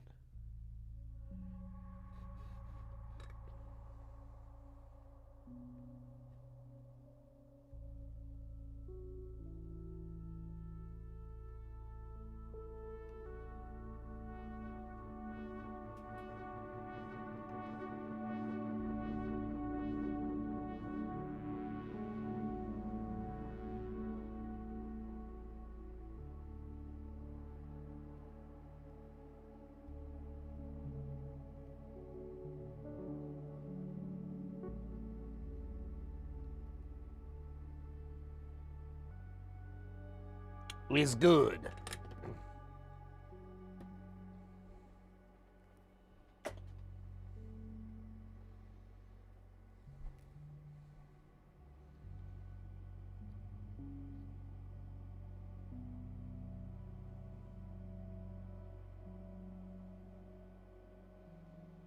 All right.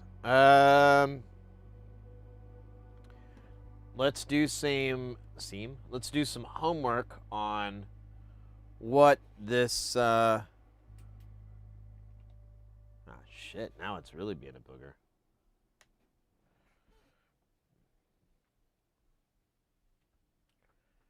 So we have this cap here, 100 to 470 microfarad, minimum 16 voltage rating, yeah. This capacitor is part of the sub-circuit to prevent lockup at startup. The end design had 470 microfarad, but I found it works fine to use 100, 220, 300, 330. The voltage rating must be... Okay, so we could basically use whatever we feel like, whatever we have on hand. I like that.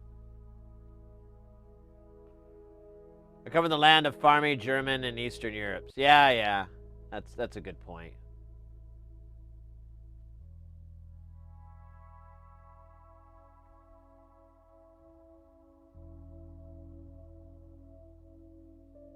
Originally from Latvia, our food was very much influenced by German food. From times German barons ruled part of the Latvia. Oh, a little history there. I didn't know that. Didn't know there was that connection.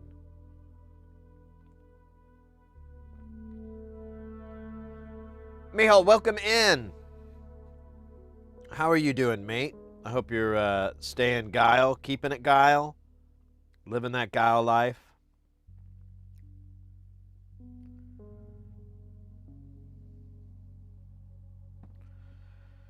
All right, let me see what size caps I have in the triple digits. Uh-oh. Oh, wait, there we go. Yeah, I've got all of those. Let's see which one's the... Let's see, what... Do I have any that are, like, a friendly... Ooh. This is nice. We could go with this. Let me see if it's a footprint size. I think it's too small. Well, I think it'll fit. This is 100. I don't have a ton of those left. Let me see if I can go to... I got 220 here. Oh, I got a ton of 220s. Oh, and they're beefs. Oh, yeah. This is what we're going to use. But just out of curiosity, what does 470 look like? Oh, yeah. They're actually... If I only... I don't know. I kind of like the 470. Okay, we'll...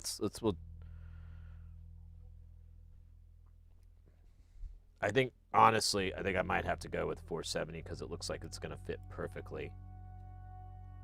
Yeah. All right. It is what it is.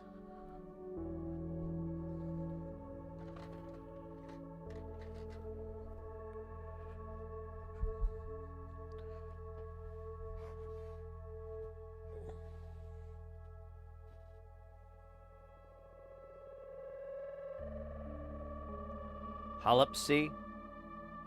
Meatballs with rice in them and rolled in cabbage leaves. Braised in tomatoes? Ooh. Interesting. In Riga, you will find Swedish architecture and German foods. What are we building today? So we're working on the pseudo, which is sort of like a Turing machine, like it generates patterns and so forth, and but they're chaotic. So they do mutate, but it's a good kind of mutating. Oh,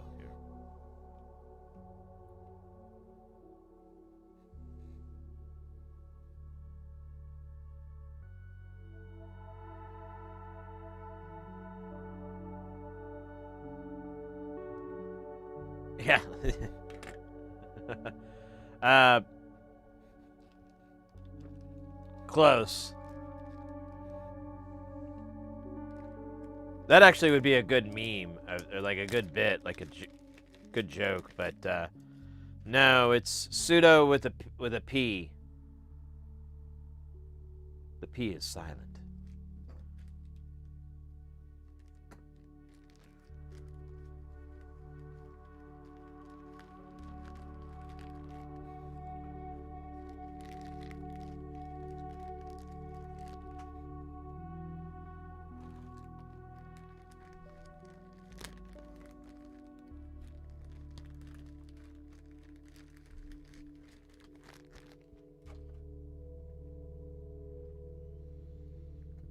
Okay.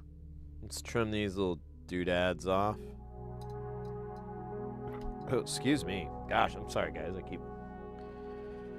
keep making those digestion noises.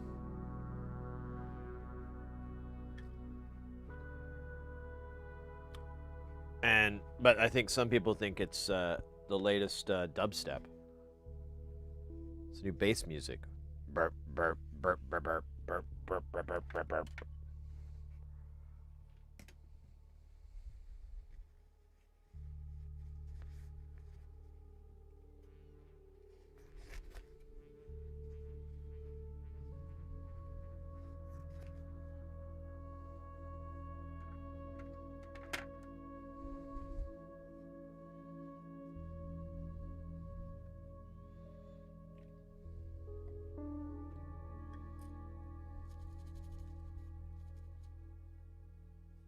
Dude, there's a lot of plugs on here.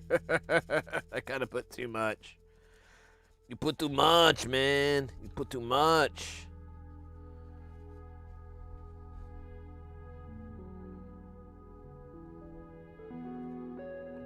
Man, it looks like this one pin is not, it's not soldered. Okay, well. Let's just give it a little re-education there.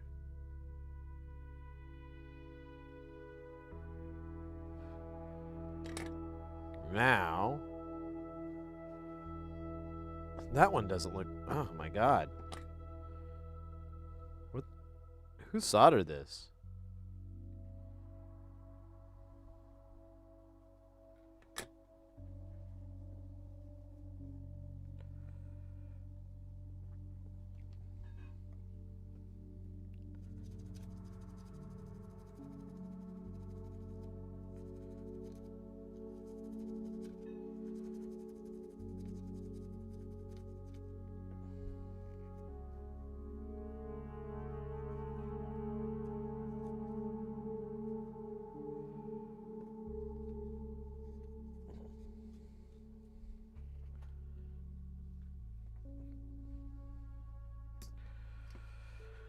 All right. Now this one's a little bit annoying. Three tens and then a 5 pen here. Yeah, great. I don't think I have 5. I think I have like 6 and 4, but let's find out.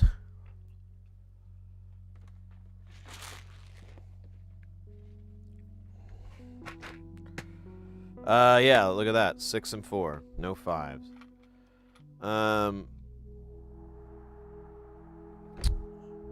Well, we'll take this 6 and we'll make it a 5. Here, we'll do it right now. Well, no one's looking.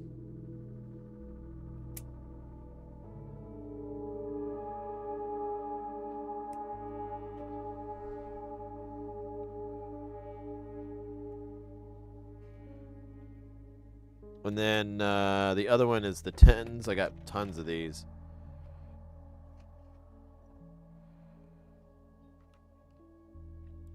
And then let me see if I can just use this strip for... I think this is enough. Yeah, actually I know this is enough, so... Just in case I F it up, I'll do it while I have it here. Because now Murphy's Law is in play.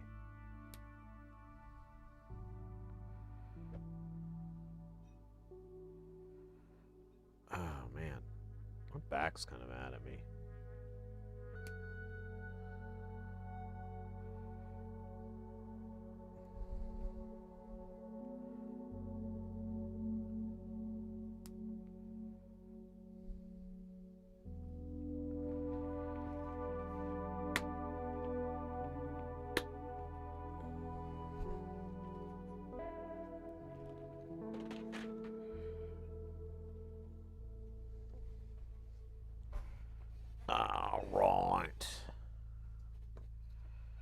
let's jihad go. No, wait, that doesn't work.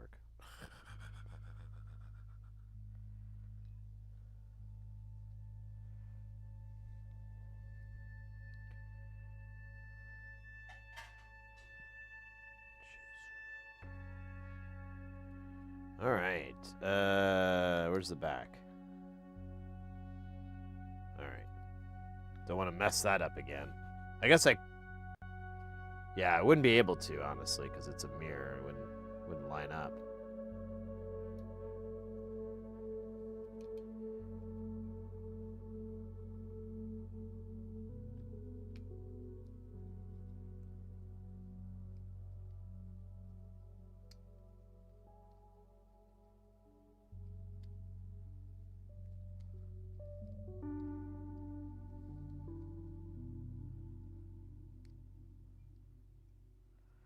All right, so little tic-tac here to keep it from falling apart and bringing nothing but pain and sadness.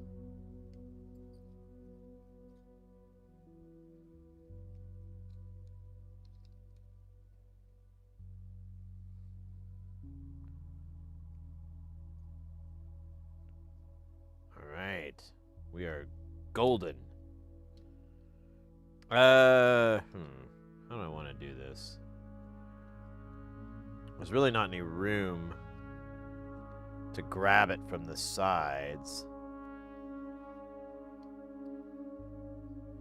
So I think we're gonna have to just like put it on here and it just be annoyingly wobbly. Let's use the good old tweezers, or the snippers. Snips, snip, snap. There we go, stable. Like a rock of Gibraltar there.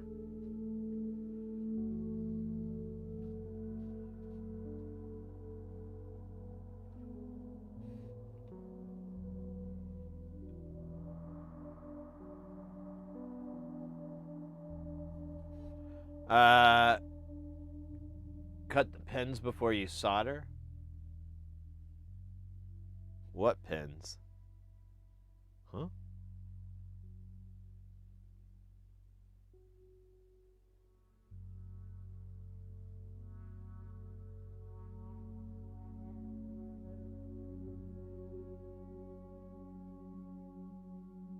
Solder tip? No, just the tip. Just the tip.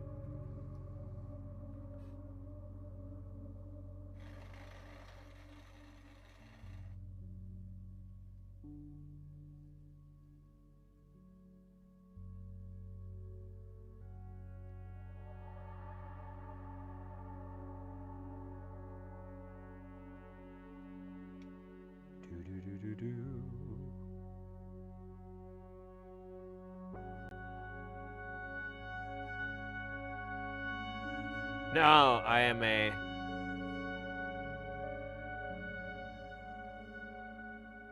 fan of Arnold Schwarzenegger, so my nick is a mix of Mihan and Arnold. Oh, that's clever. Now I got it. Now I get it.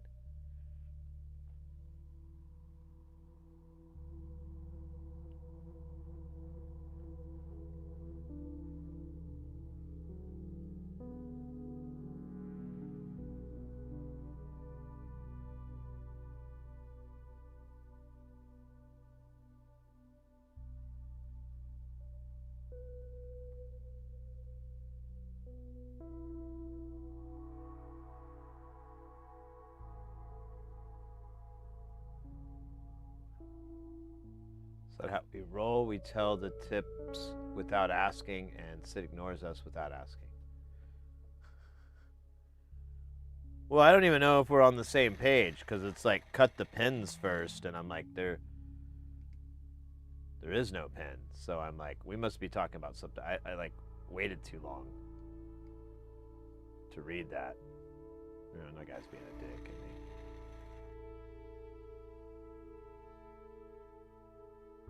There we go. It was about the cap long pins. Cutting before soldering it will not endanger the solder. What?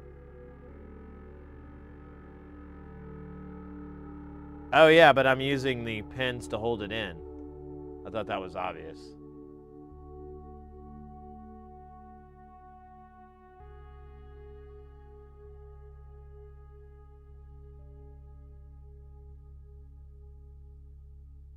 You could put some flux on the pins.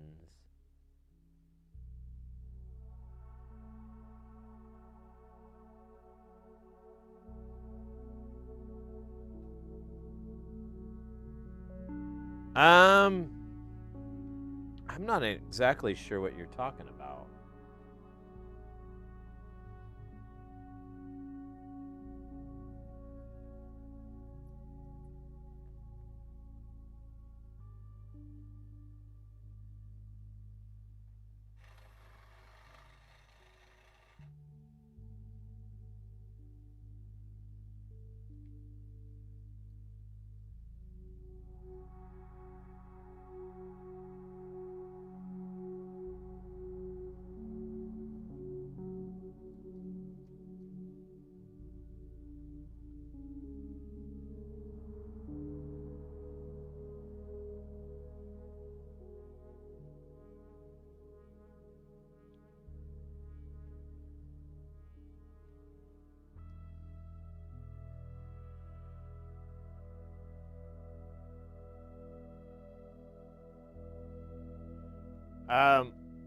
Oh, but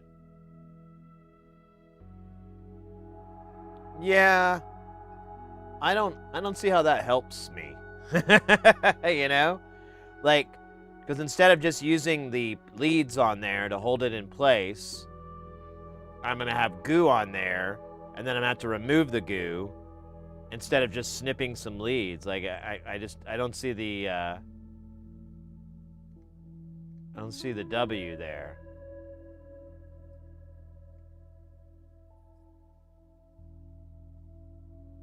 Maybe I'm missing something. Highly likely I'm missing something.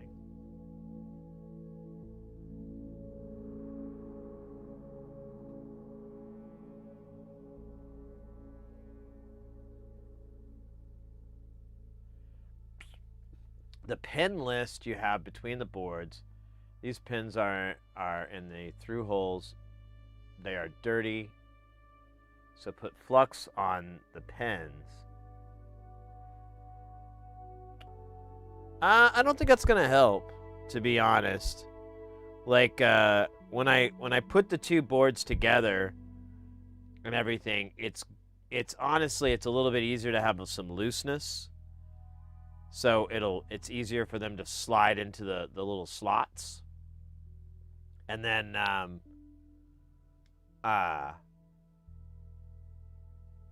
do this. And I'll finish this. So yeah, for them to slide into the slots, slide, and then I just tack solder each side of one so it keeps it together, and then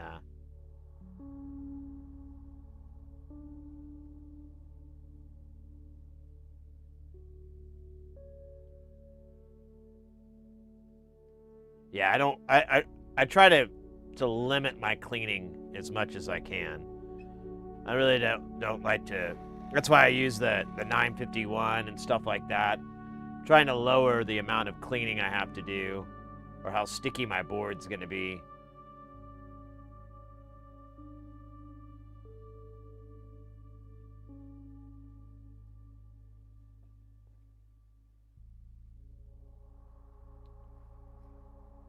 Nope. Nice. Nice and easy. Right. Right. All right. So there's this one where we are going to cut it because it's just a weirdo piece. It has these really long pins that are really hard to solder around. All right. Hey. Oi.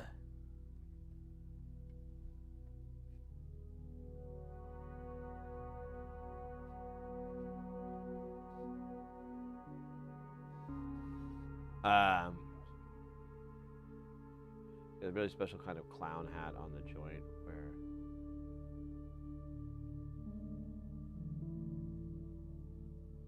where the clown hat. I love that term.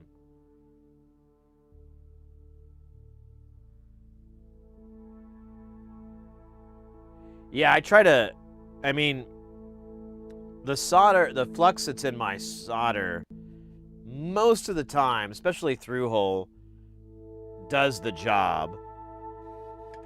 Every now and then, you know, it dries out, and there's nothing I can really do to fix it, so I'll put a little bit of the sticky on there. But if I can avoid it, I try to, because it's just going to make cleaning easier for me.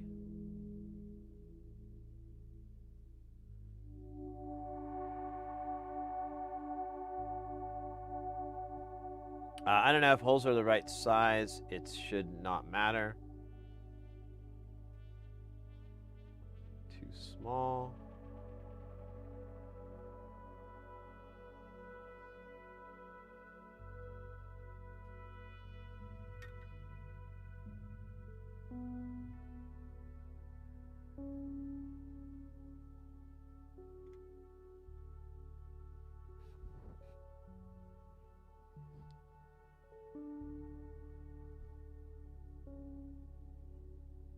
Not sure the case. Yeah,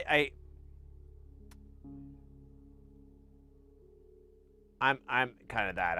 I'm not exactly sure if it's necessary. I mean, you know, if it cleaned off really easily, or like if you would have caught me 5 years ago when I was like first streaming and soldering, I probably would have been like, yeah. But after like thousands of hours of having to clean the board afterwards, I'm like, yeah, that sucks. I don't want to do that.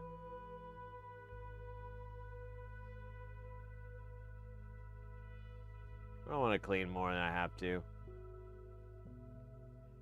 If I had like a hypersonic cleaner or something, I'd probably be cool with it. I just drop it in the cleaner and then be done. But I don't have a hypersonic cleaner, and also those things make a lot of noise. Or ultrasonic? Did I say well, whatever. Supersonic. And I don't. They make a lot of noise, and I hate noise. So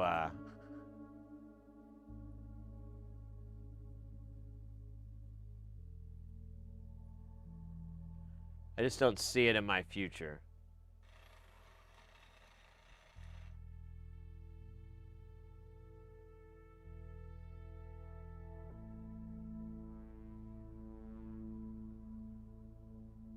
Worst place the dirt will get in there? Dirt.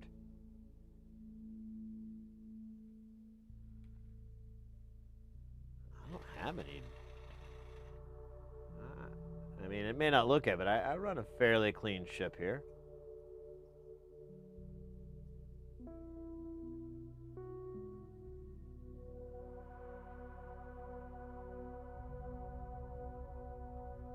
It's not much crud. What is that? Oh. It's one of the leads that got away. I thought it was like a PCB or something. Like a trace. I don't know. 1, 2, 3.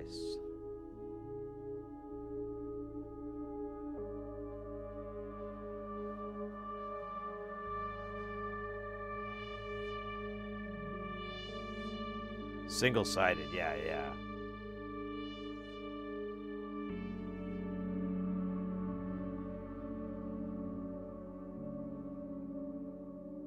The board was drenched in oh no, I cleaned off the board. The board's clean of the 951.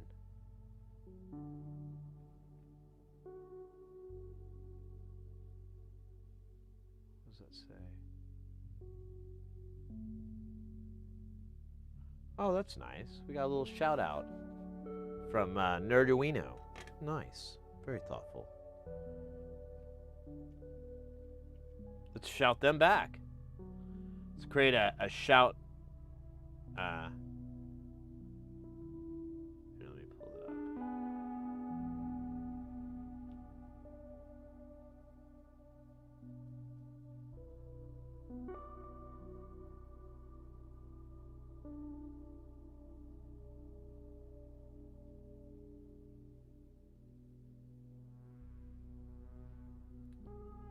We'll give them a shout out back since they're so cool.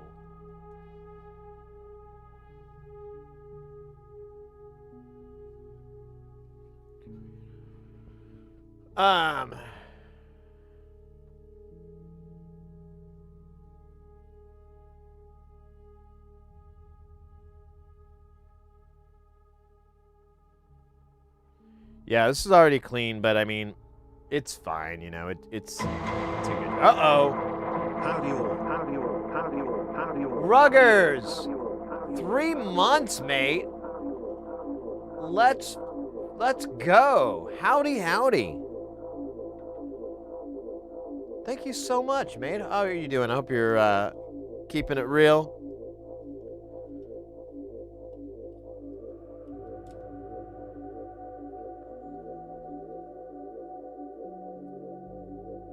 Yeah, let me clean this up. See, I'm already annoyed I gotta clean up the Kester 44. So I can't imagine like adding to that nuisance intentionally.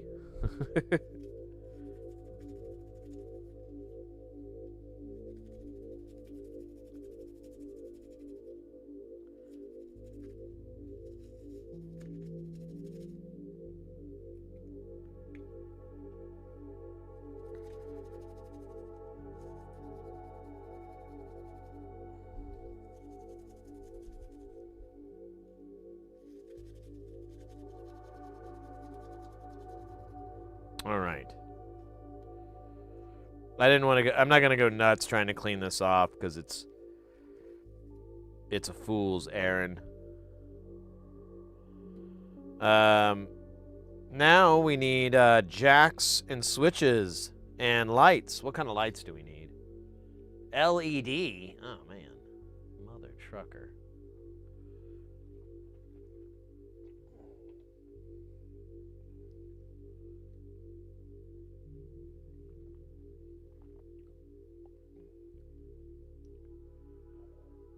On, off, on. And then on. And then 8 jacks. How many LEDs, though? 3mm LED, 4 upper ones for CV can be bipolar if you like. Oh, let's do that. So 4 bipolars and 2 good old-fashioned 3mm. And then, okay. I'll forget all this if I keep talking about it.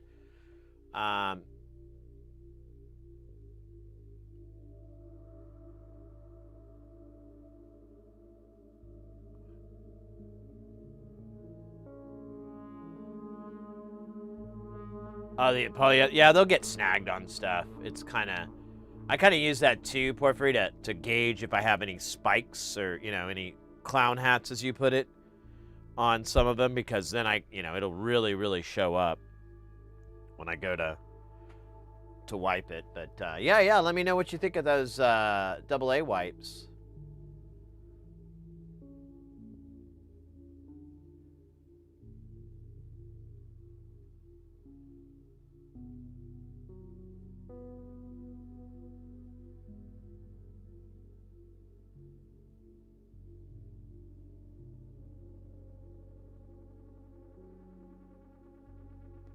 Oh, yeah. All right. Let's put some LEDs and maybe some switches, right? In it. I think I put these in here. We'll do the switches first. Dude. Dude. And then, yeah, this other one is a 3-position toggle. Yeah. Right.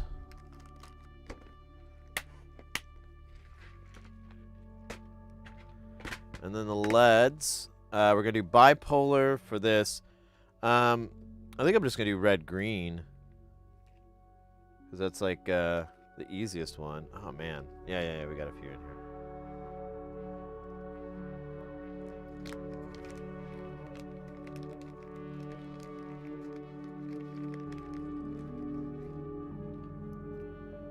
Uno mas.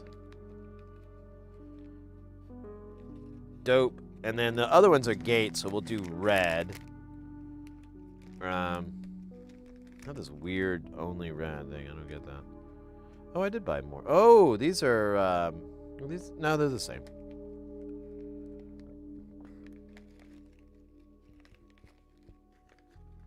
I got green, orange, more green. God damn it. There we go. Red.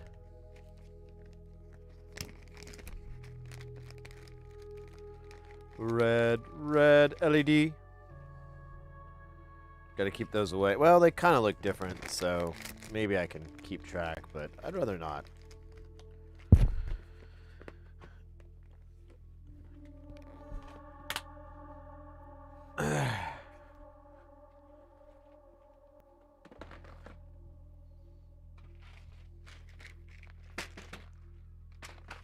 All right. What am I getting next? Jacks. Uh-oh. No, there they are. Let's kill this bag. There's 2 in here, and then we just need 6 more, right? Sí, Capitan.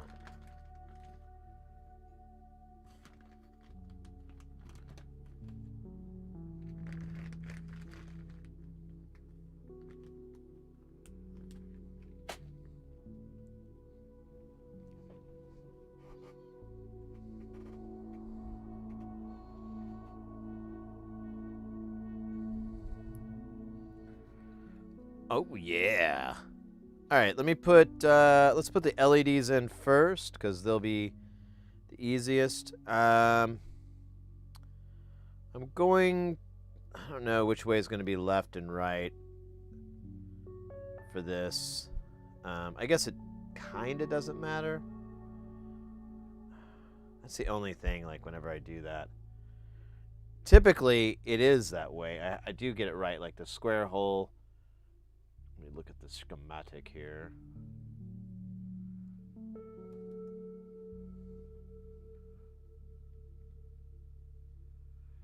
So there's bicolors on these.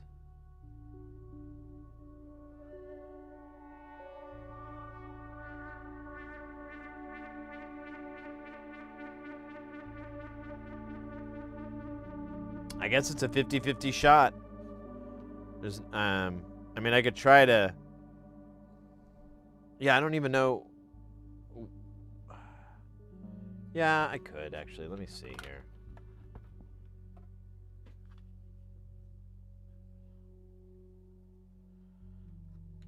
Okay, so... If... So this is green. And is this a ground?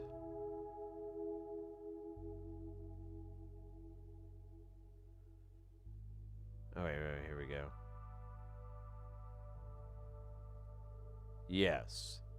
Oh, then it would be backwards. Oh, man. No, I'm not so certain. Yeah, ground's up there. That's the signal. So if it goes from here to here, it'll be green, which would be positive.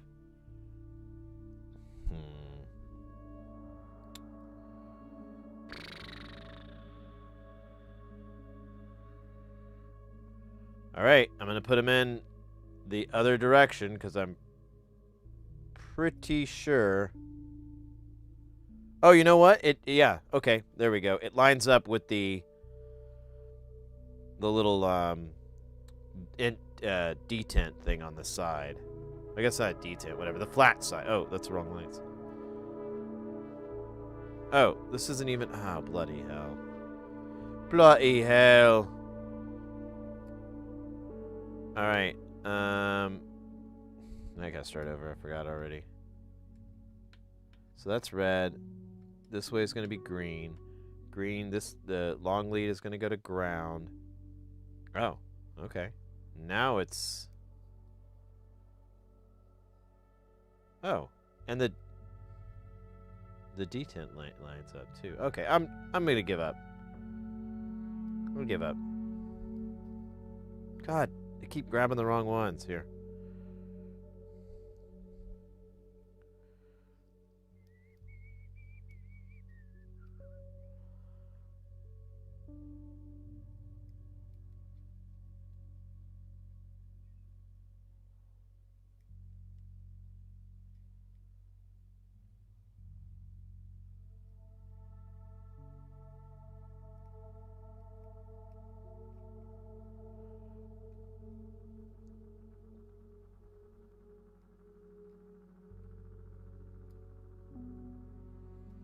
Oh, I forgot to take all the nuts off.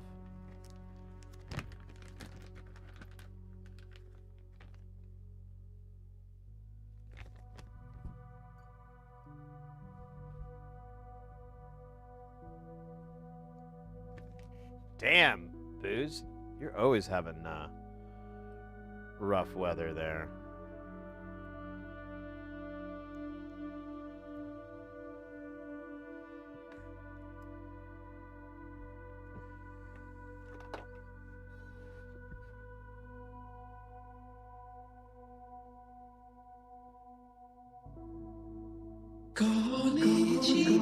Oh, let's go. We got Sleepy Developer in the house. Konnichiwa to you, mate.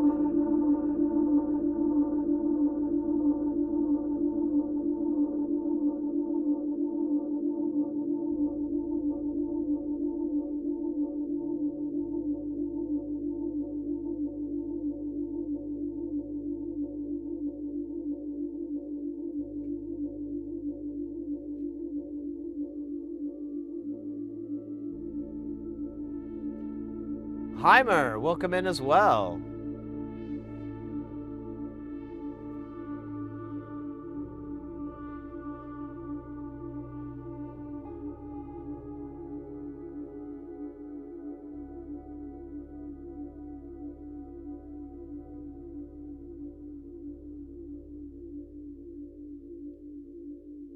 Oh no, Booze, that sucks.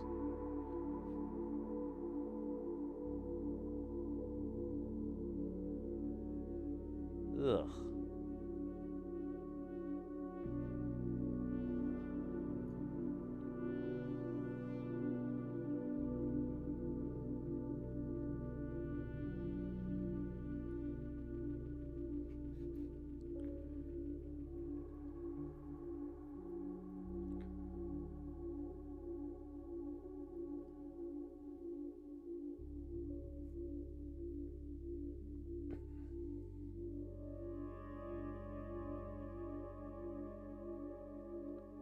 What? Oh, come on, you little bastards.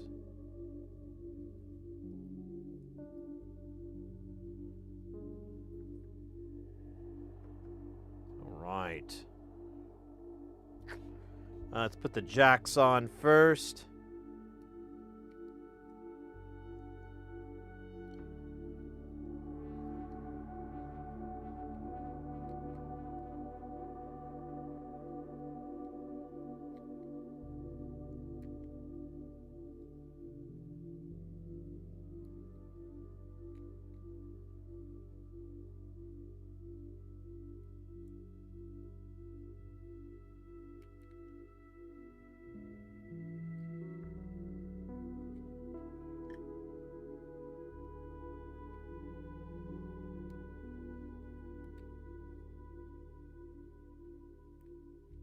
Get on.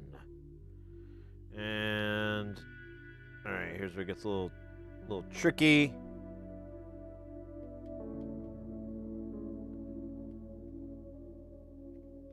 Oh good. For a moment I thought it wasn't gonna fit on there for some stupid reason I overlooked.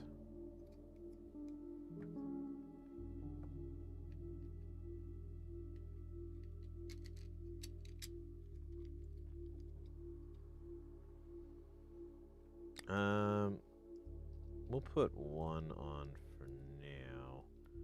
Honestly, you know what? I don't even want those. I'm just going to use the jacks.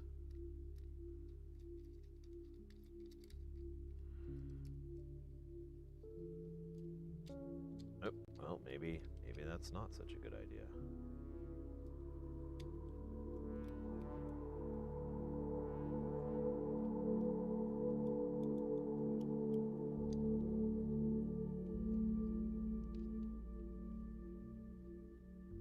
Yeah, that fits like a champion.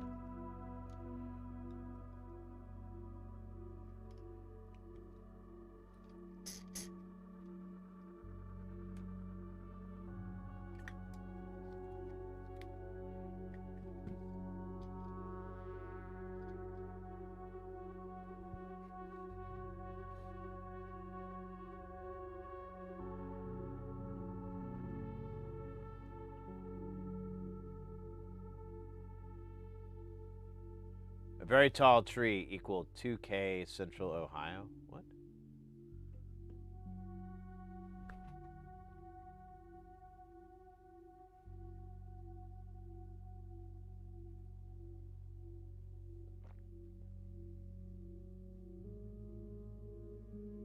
Oh. The cost of removing it? Yeah, but I wouldn't doubt that.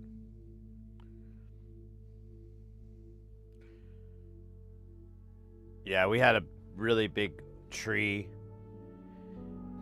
and for a long time, and I had a love-hate relationship with it. I loved it because it really kept the electric bill low, because we'd always be in shade, but you always had to take your shoes off when you came into the house because you most likely stepped in some of its sap, and you track that on the carpet, you track that on the floor. It's a nightmare to clean up. So bloody hard. Really hated it. And then over time, the tree started getting weaker and weaker, and I was kind of worried about it. Like, we had a couple storms. I'm like, oh man, I hope it doesn't fall and damage the house. And then the HOA went ahead and took care of it for me, because I was looking at getting it taken down, and I was like, oh man, this is expensive. I'm not in a hurry to do this.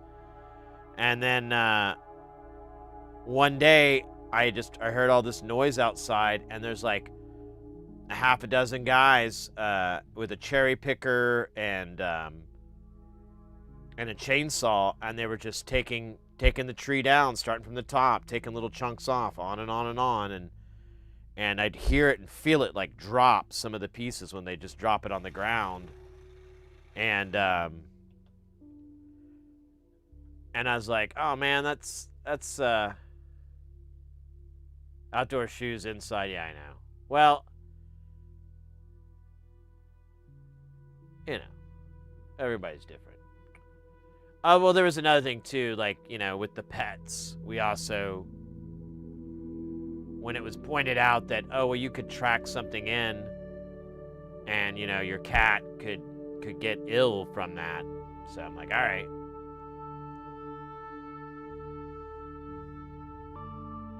But yeah, so they took it down, but then we just had this stump. And then, like, about 3 or 4 months ago, I was out of town, and Mrs. Heresy, like, texted me, you know, hey, how's it going? And then she's like, hey, there's some dude out, like, digging up that stump. And I'm like, really? He goes, yeah. I'm like, that's amazing. Hate on HOAs all you want, but mine isn't too bad. I don't mind them so much.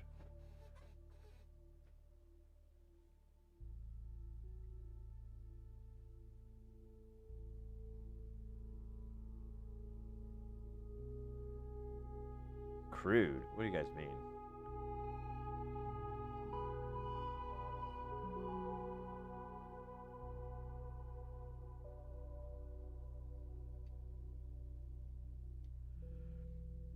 Yeah, I normally take my shoes off anyways, because a long time ago I'm like, why am I wearing shoes inside my house? It's my house. I can walk around in my socks or barefoot. Who's it hurting? What's, you know, someone else's place? Yeah, it might be kind of annoying because I take my shoes off and I got stinky socks or something, you know, stinking up their house. Yeah, okay. But it's my own place, and I like my stink. I think it's awesome.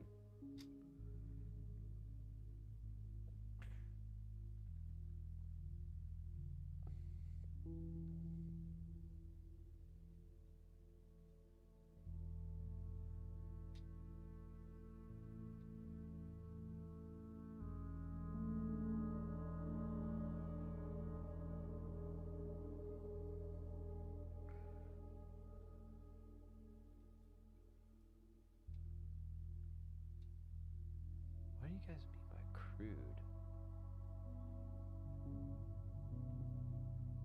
I don't get it. I think I'm like looking at the chat like, did I miss something? Miss a line?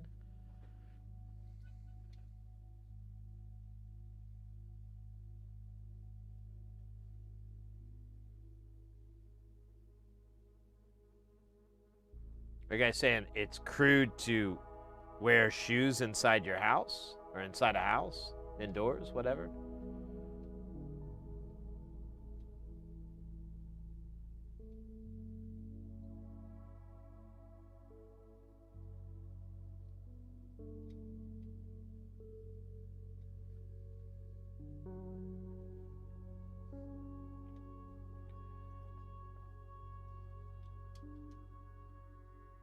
Oh, being proud of your stink? Well, it's good.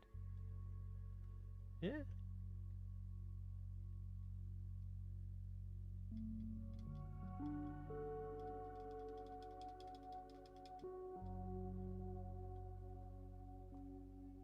Right, but I made the comment about the stink after we started saying crude American.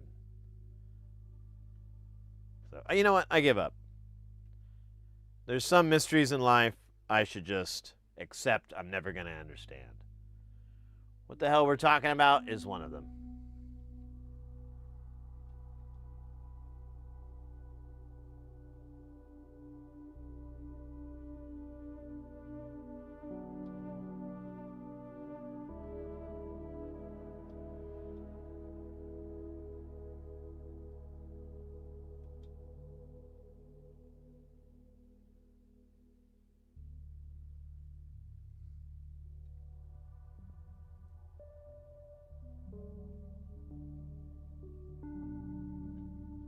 Crude American, yeah, it's okay. That's what I thought, but I was like,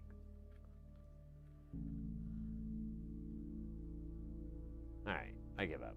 It doesn't matter. Ooh, see that little pop there? That was neat.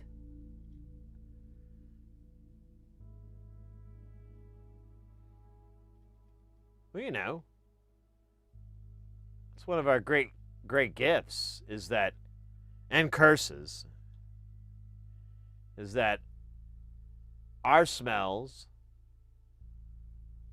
aren't that bad. Our stinks, you know, our stinky stink smells, they don't bother us, you know? Like, the person who dealt it is like, huh, it's a little rancid. And there's almost a sense of pride. You're like, huh, I've never stunk this bad before in a while. Wish I could tell someone.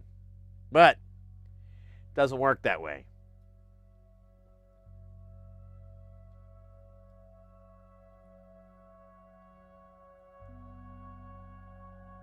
Just doesn't work that way.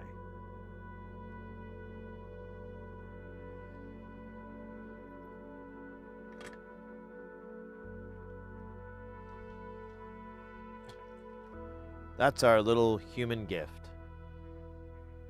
Our own stink. Not bothering us too much. Too much. I mean, it still is like, sometimes you're like, oh man, what did I eat last night? Or, oh man, I really gotta take a shower. Gotta bathe. Oh, these socks need to go in the wash.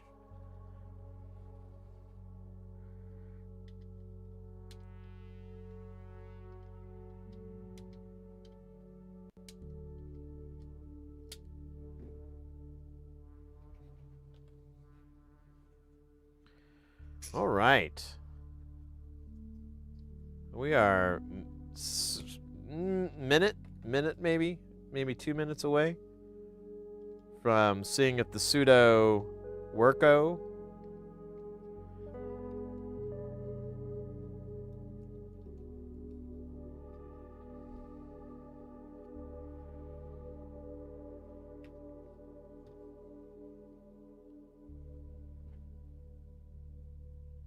Oh, this guy? These are great. They're a little bit more expensive these days to get here in the States, but if you can, get one. This is a Hacko Omnivice. You have a little disc here, and you can put your board in there. And, well, don't do that. But you can put your board in there and then slide it down or screw it down. And it's got rubber, so it's not going to really do any marring or damage to it. And you're done. You can't tell on camera, but these things are heavy as hell. They are like dense stars. You also have a really cool little adjustment for the height. Little gear shift adjustment. And I bought two so that I could be able to work on really large boards, like, you know, motherboards or, you know, anything that wouldn't fit in my rotisserie board holder, which we don't even see that much anymore. The good old rotisserie guy. I like it, but I like these better. They're that has its place, but these have a home.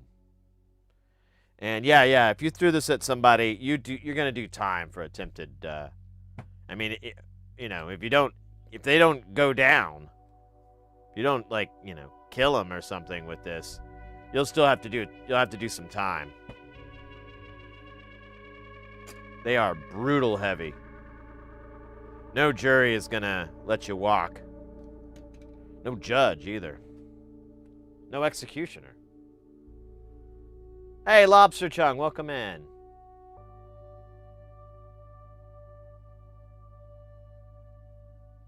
You know you dropped to go with the cats and dogs.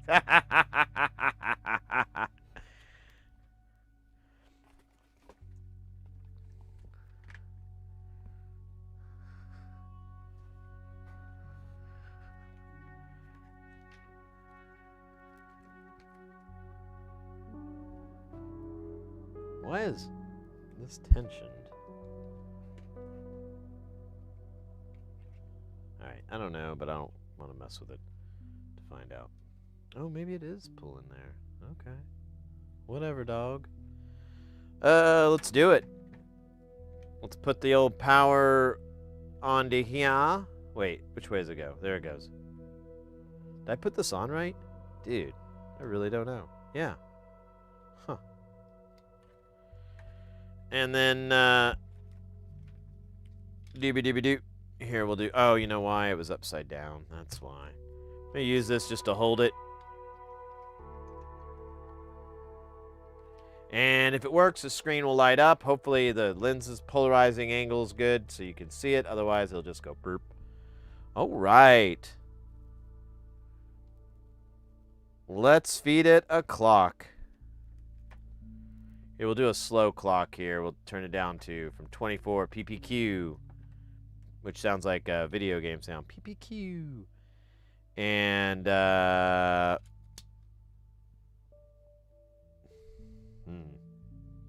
there we go. Yeah, we're getting color changes.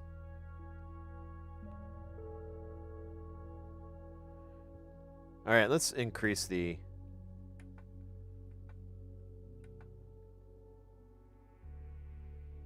All right. Yeah, there we go. A little faster. So I don't remember what the switch does. Reload, tone, and noise. They do something drastically different. We've got 8 stage, 16, and 24. Those all seem to be working.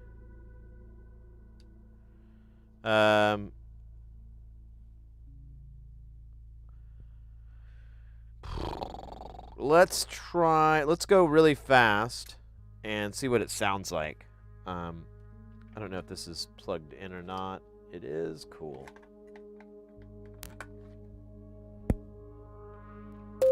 All right. So we'll come out of U1 here. We're gonna run it at audio rate. We're gonna change this from a sine wave to a square wave, and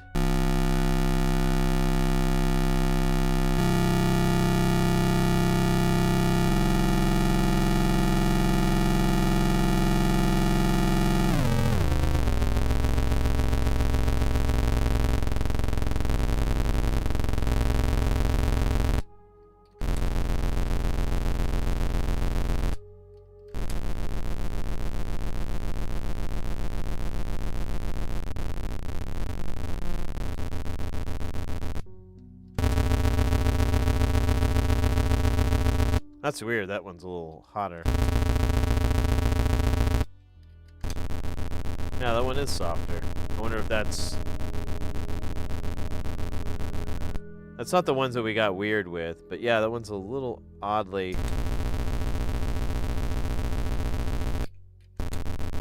Maybe not. Maybe it's just. It does seem loud though. Oh well, I don't care. Slow it back down.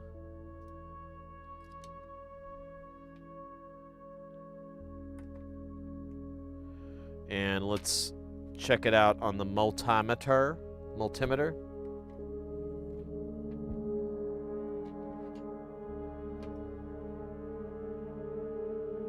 You can, okay.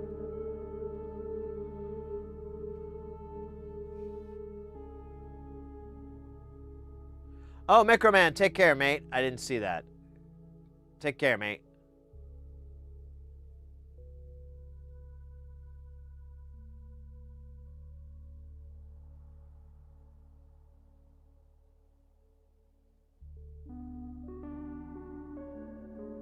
Yay, fart noises. It works, exactly. Crunchy.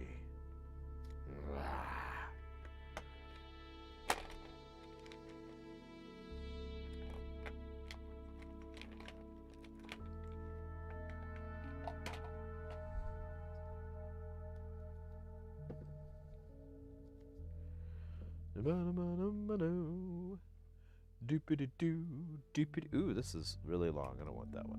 Let's do.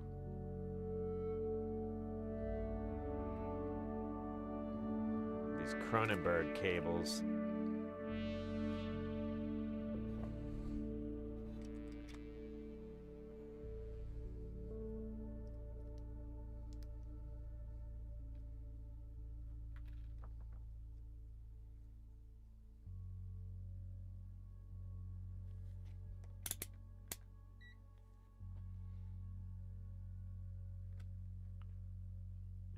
That's annoying. I have like a polarizing lens on here, and I've noticed it's causing all these weird issues. All right, let's slow this way the hell down.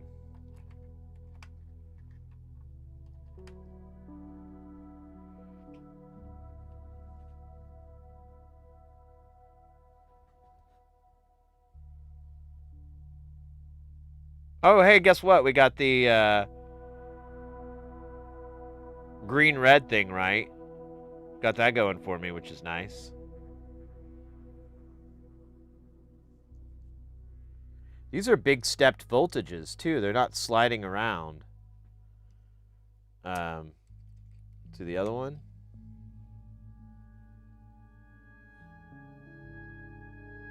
Oh, shit. That one's backwards. Oh, well, I give up. Yeah, wait a minute. How could I get one wrong and the other one right?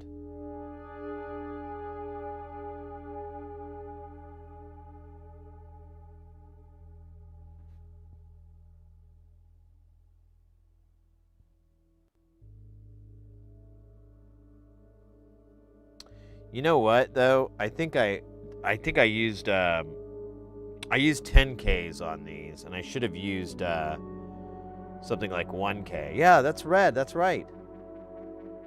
I don't know. It's too weird. It steps all over the place. I don't care. Let's try the Gaussian here. Yeah, that is backwards. God bloody hell. Oh, and it's that one sits lower. Fuck.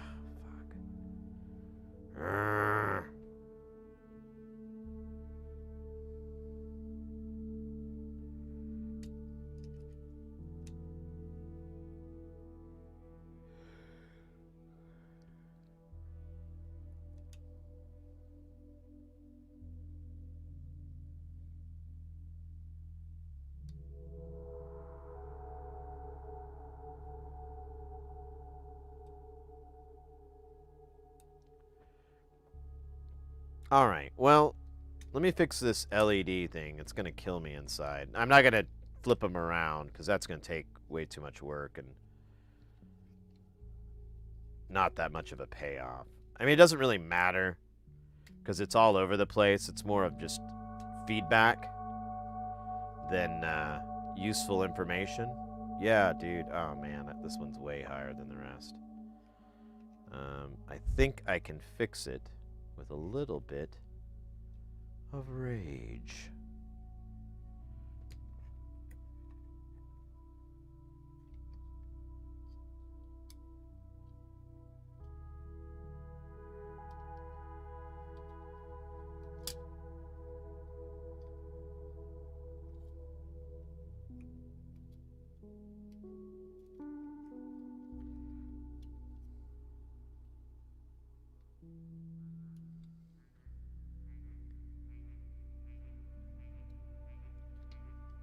All right.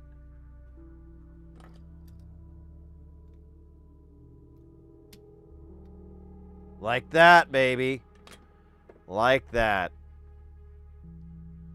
Now it is a enjoyable nipple. And then I'm going to take the resistors that are for these four and change them to something like a 1K or I think he said like 2.2, but I think with these red greens, these bicolor, it's best just to go low. Where the hell are they though? That's actually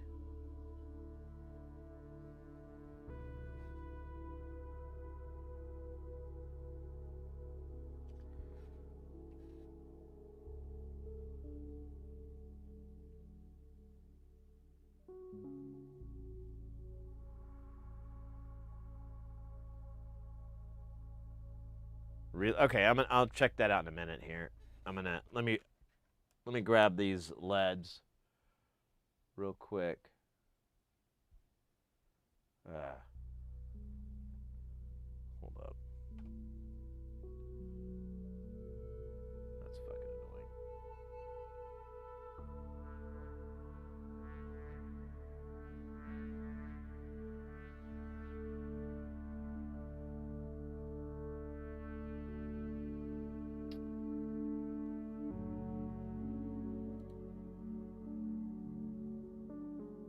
I lost my page. There it is.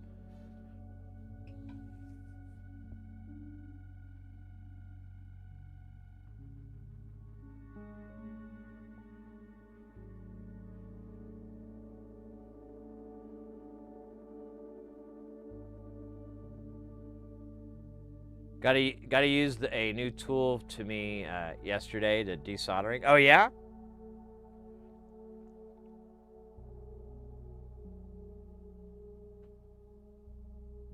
We were talking about that earlier too.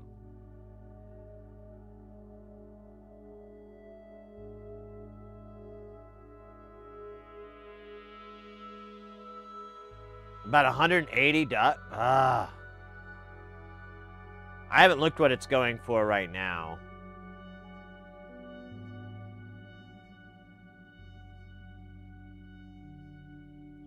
All right, so the pseudo and the random are next to transistors. So it's anything but those. The ones that hang off of the this TLO72. Those are the ones we want to mess with.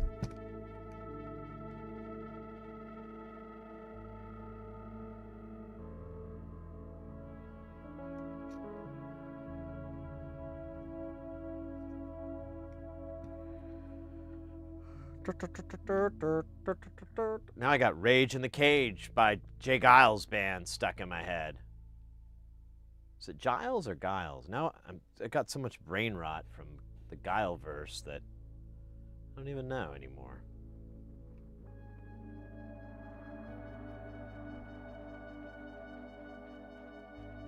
Oh, yeah, we were talking about that. So you got to use one? That's awesome.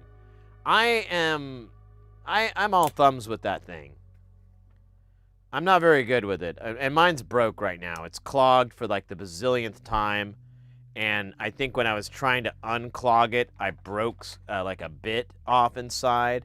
So like there's a chunk of like a drill bit stuck into it.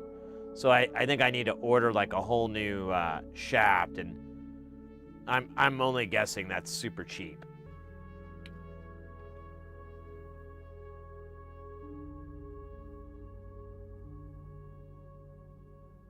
All right, let's find these RLs here. There's one.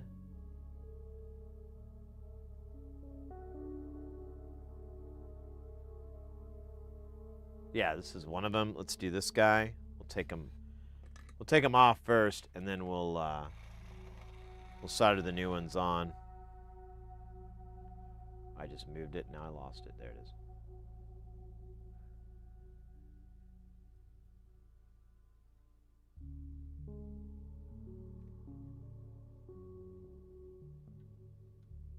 Come on, dude.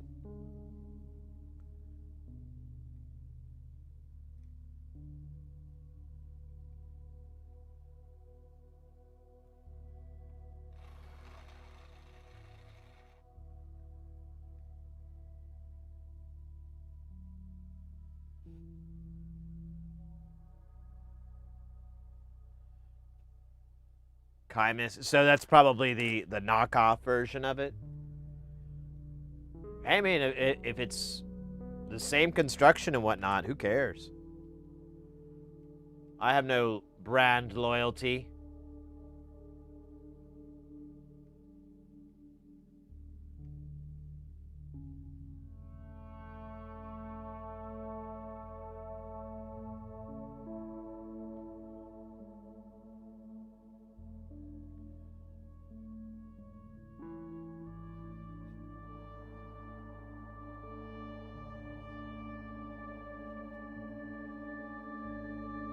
This is going to be the other TLO72, which is right here.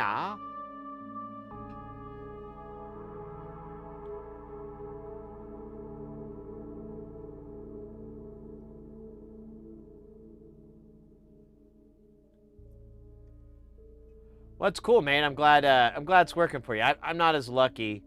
I used to think I was like an idiot, and then this other guy who's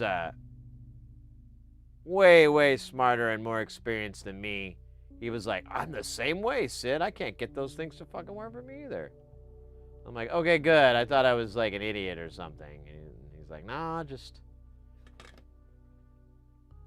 I prefer this method. And I'm like, yeah, me too. I just prefer that method. It's easier for me. The fact that other people can get by with the Moo gun, more power to them. They have bested me yet again. So if I remember right, the 1K where we killed all those. So let me restock our solder our components here. Oh shit, my back. And we'll kill two birds.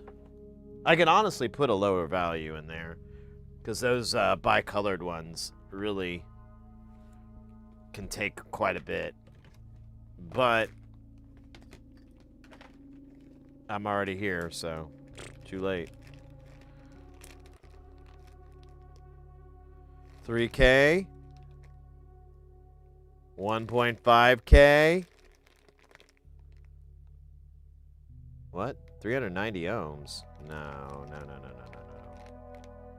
Wait, no, no, no, no.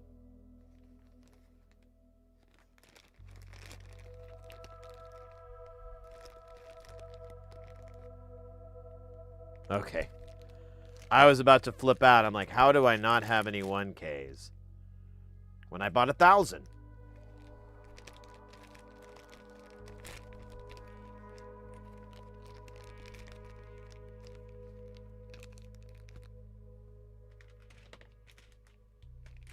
All right, let's fill this book up and then we'll, you know.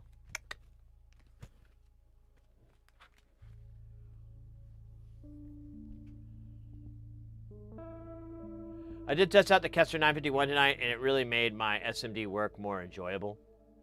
Another satisfied customer. I'm telling you, yeah, my buddy was like, oh, you got to do it this way, and I'm like, ugh.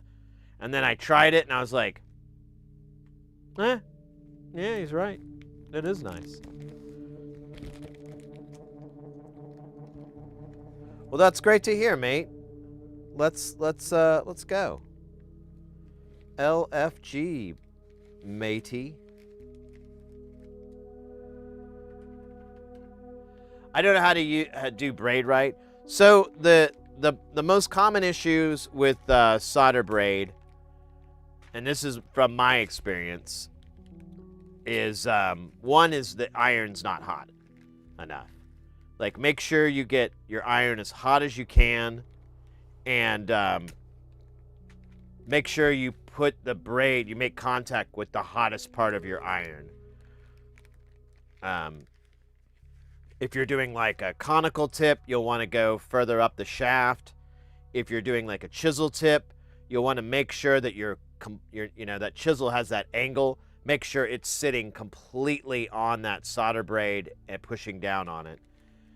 Another thing you can do is solder braid, like, not all of it's made the same, but it all kind of works fine. But some of it will come with flux baked in, like MG Chemical. Oh shit, I screwed that one up. MG Chemical makes is the one that I use a lot, and it's got flux in it. But adding a little bit of flux on the surface that you're working at, that you're trying to desolder with, that will help. The soldering braid really isn't that great if you're removing through-hole stuff. I mean, you can do it, but honestly, there's easy. Like, I just like to pull the damn thing out if I can. Like, heat up the pins and just pull it out the way it came in, and then take desoldering braid and use that to clean up my mess after the fact. Dude, I keep putting these too short. It's like, what the hell's wrong with me? I'm trying to think any other. That's kind of it. Like, it's really just a heat thing. You have to get the braid really, really nice and hot for the solder to get attracted to it and move over to it. Sometimes, too, the desoldering braid, like if you're doing like a through hole or you've got like a pitted area, sometimes it just won't get down in there. It's just not going to happen. And you could mess with it, but at that point, it's easier to get like a little, hand pump one. Or, oh wow, I am almost done with these. Well, this will take a little while to get through.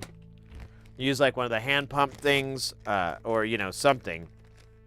Because eventually you'll reach the limit of that technique.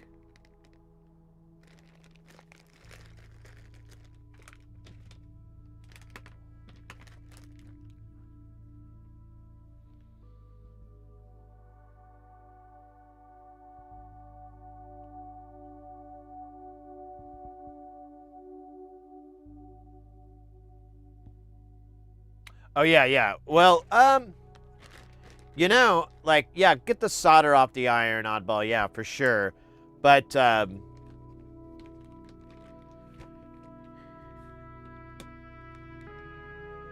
if you have like rosin flux to stab your iron in, if you're one of those guys, then definitely do that. Get some flux on your iron before you go in, because it'll make it a lot easier. Oh my God, I still have these hiccups from the pizza.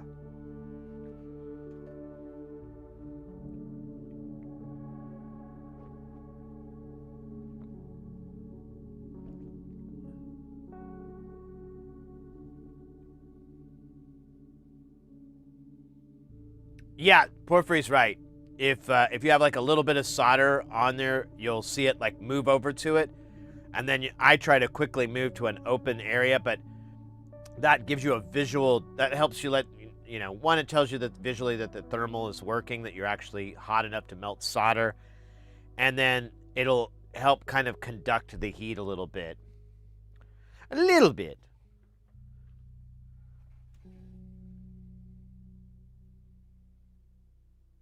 Yeah, and that's a good one too, Mom. Like with through-hole, sometimes it's counterintuitive as hell, but sometimes you need to add solder to get rid of solder. So if it's in that hole and it's kind of pitted, you just add some more solder, and that'll also add a little bit of flux too. Heat it up real good so that it's all one deal, and then you can go over it again and it'll pop it all up real nice and fancy pants like.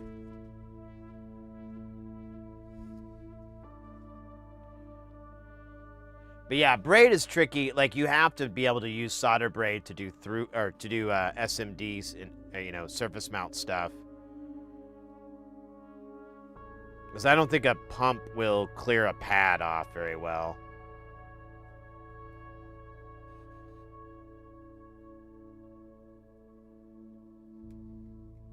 I've never tried though. Watch that be like the cool way.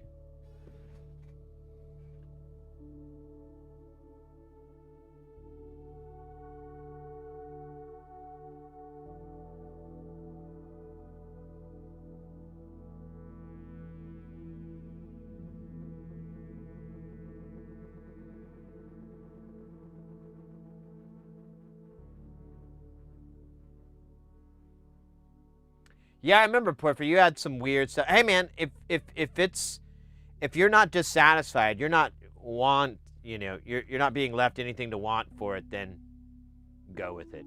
Go with the 959. What was that one again that you use? No, yeah, 959. Go with it. I mean, we looked it over, and it's slightly different than 951, but all the properties, all the cleanup, all that stuff, the directions, everything you have to use for is all the same. So who cares?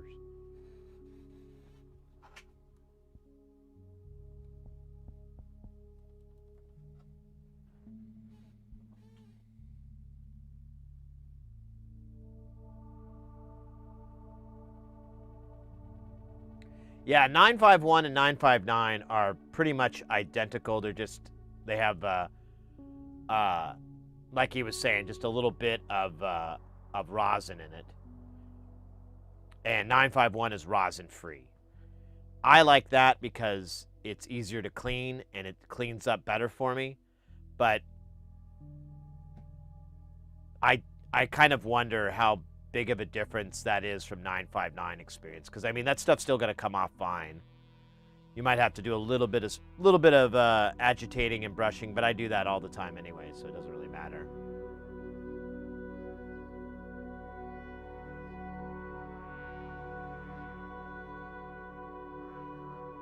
Important the pads. Yeah, so that's a good point. So when you're using desoldering braid and you're cleaning a pad, now, I know on camera, it looks like I'm pressing down on it and moving it around, but I'm honestly just trying to levitate the tip just enough to where I can move it and I can get a little bit of deal, because when you think about it, yeah, the pad can be sensitive, and you basically have a hot-ass piece of sandpaper running across that board, and it will just grind off the mask. It'll grind up traces. It'll grind up pads. It can happen because you've just got this perfect storm of heat, which is going to, delaminate it a little bit or begin to start the delamination. Then you've got this rough force. I mean, it's going to rip it up. So when you're doing it, you always want to be, gentle about it. But it's kind of counterintuitive because you're also trying to make sure you get your iron in there and it's nice and tight and you've got full contact. So it's such a balancing act. But that's an easy mistake to make that you don't want to.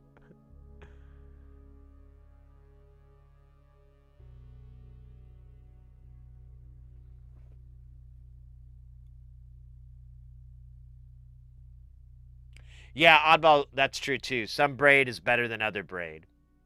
Here, I'll give you an example.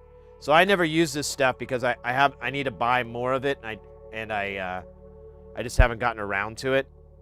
So this is the solder braid that I use right now. And this is MG Chemical. I'll give you the brand and everything, or the model and everything in a minute. So there's that. Let me just drape it over here.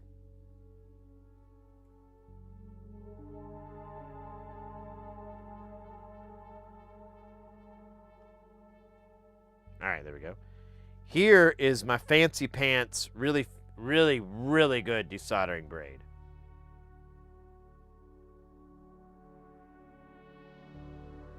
Now you can tell right from the get-go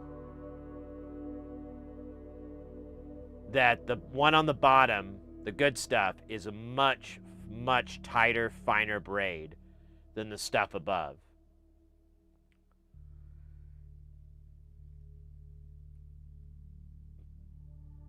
And this stuff is like you get like 10 feet for $15 or whatever. But this MG Chemical, this is super wick. I think I bought, this is 50 feet. And I think I paid like, I don't know, like 10, $20 for it. And it's good. It's my daily driver when it comes to desoldering braid. I'd rather just use this one than the fancy stuff.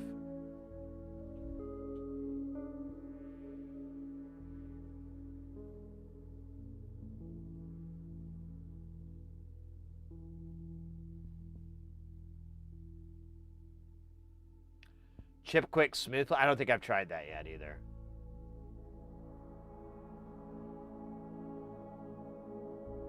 Fucked up on the 10 teardrop.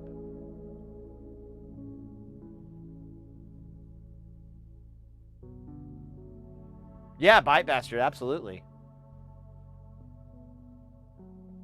Oh no, the SSI chip.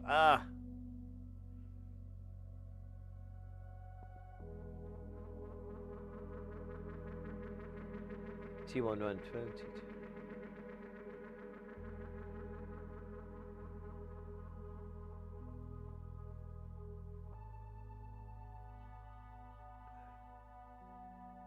Yeah.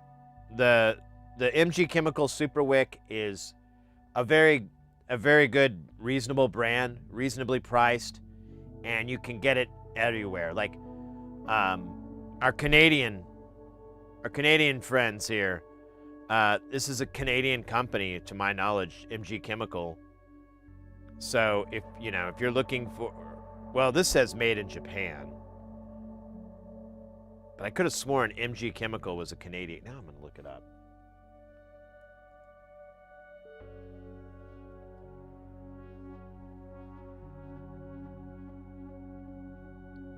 MG Chemical.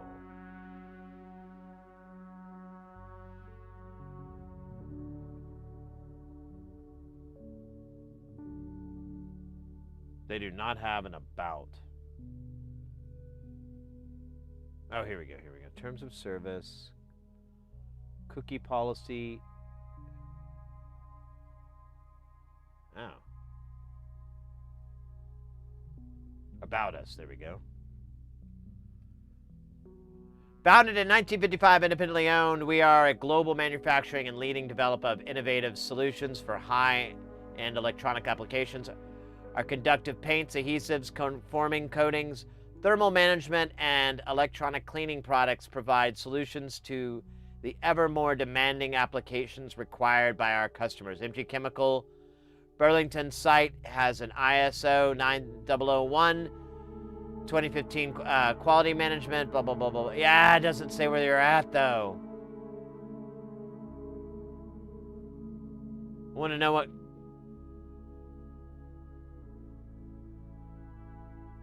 country. I thought, here, let me do it.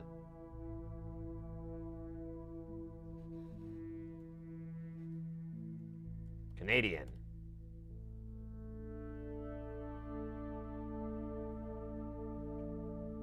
Yep, there it is. Corporate office, Ontario. Okay, there we go. All right. Canadian citizenship confirmed. We'll have to find out what that's all about.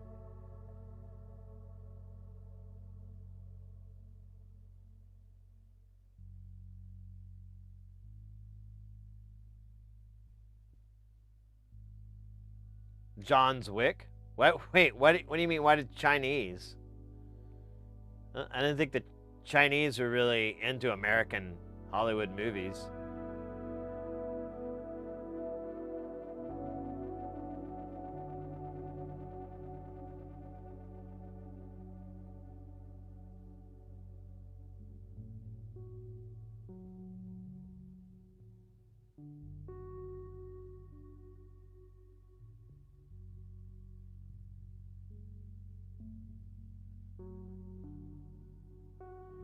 Well, that's what I'm saying, Meal. Like, I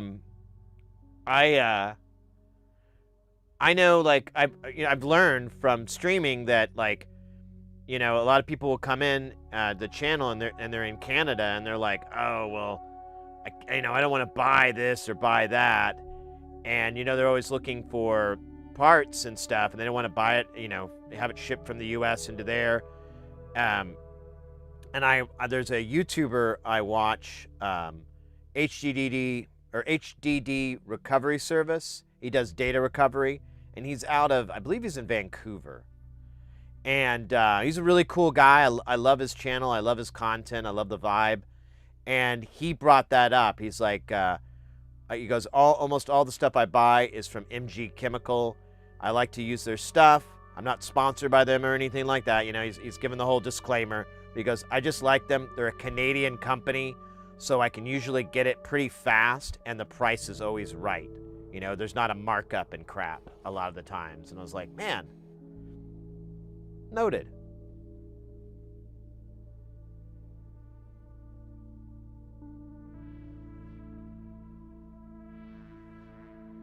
Yeah, Mechanic is a good brand too.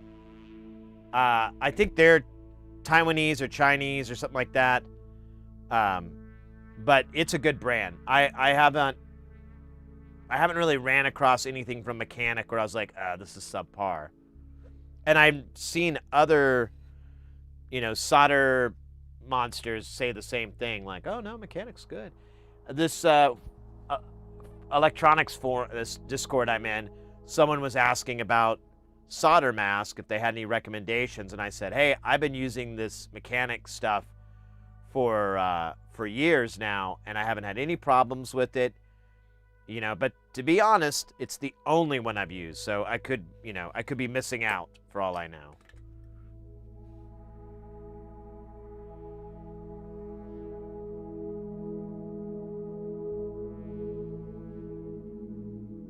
They love American-made furniture? Weird. The Lazy Boy.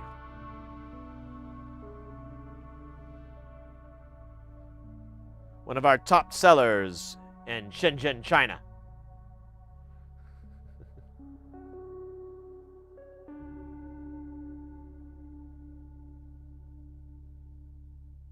Is this Mathis brother? Yeah.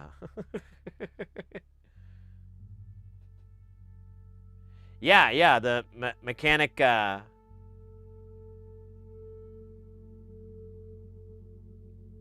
wait, your favorite tweezer or your favorite flux is Mechanic? I thought you were using Kester. You were just saying that. I'm confused now.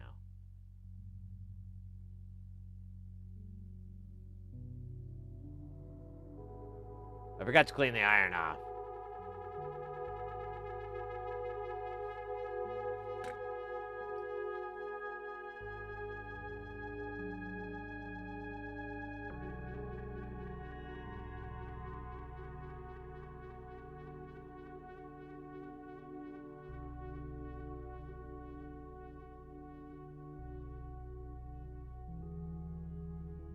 tube flux. Oh. What the hell is tube flux? Are you talking about like in a syringe? Like tacky flux?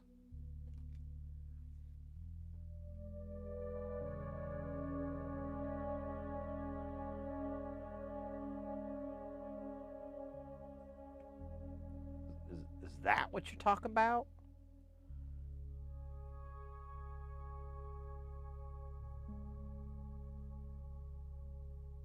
Oh, man. Come on.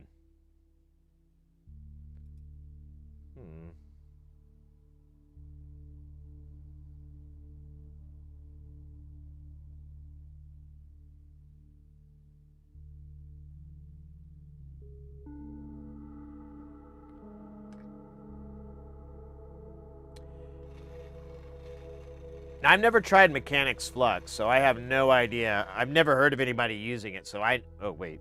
Damn it. It went away again. So I can't speak to it personally, but I love Amtech, and Chip Quick's probably my second favorite. The Chip Quick 291. But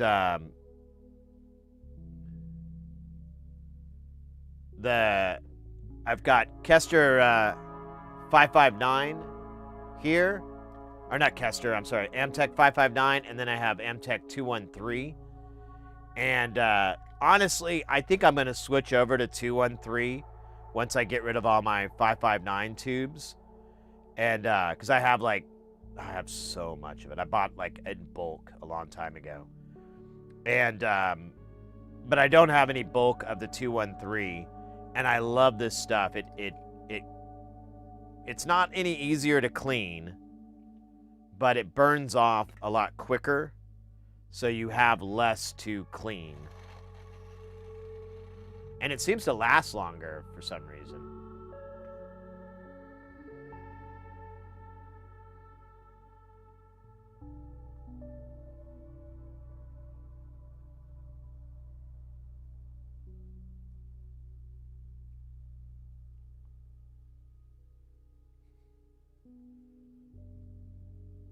It looks like an animation sequence there.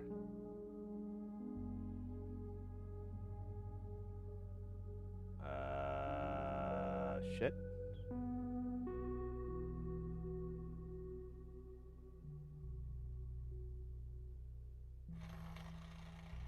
Oh, it is stacked. Oh my god, that's hilarious.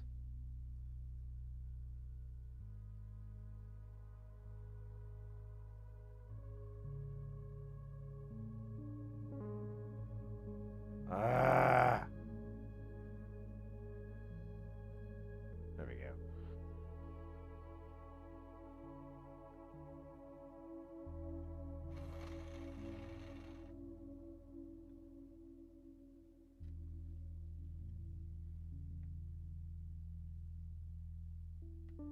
No, not those. That. There we go. These two.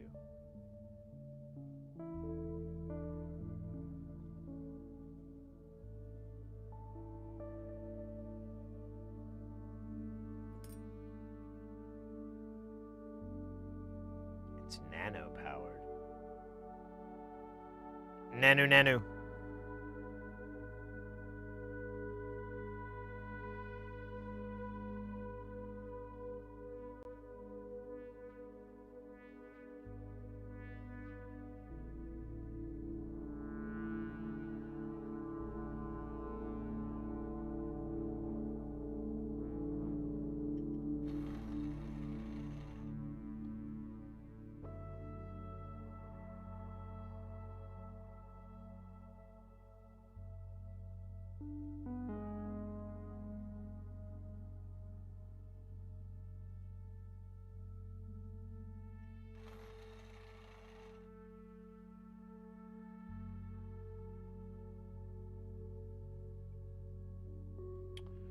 And least and last.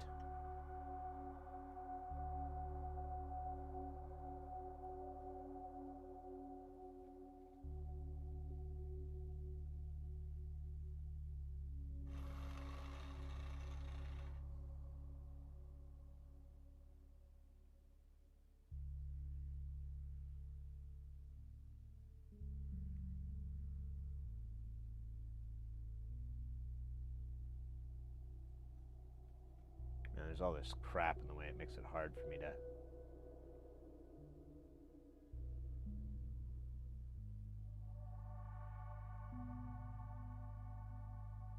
All right.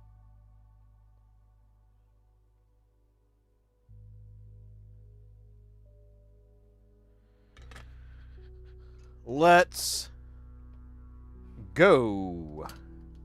Let's go. It's like the lemmings.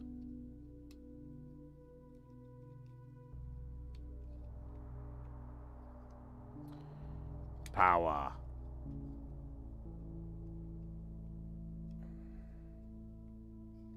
Now it's... I want to check this really quick because it's showing red on these. Let me confirm or cry. I don't know. I guess it's just annoying.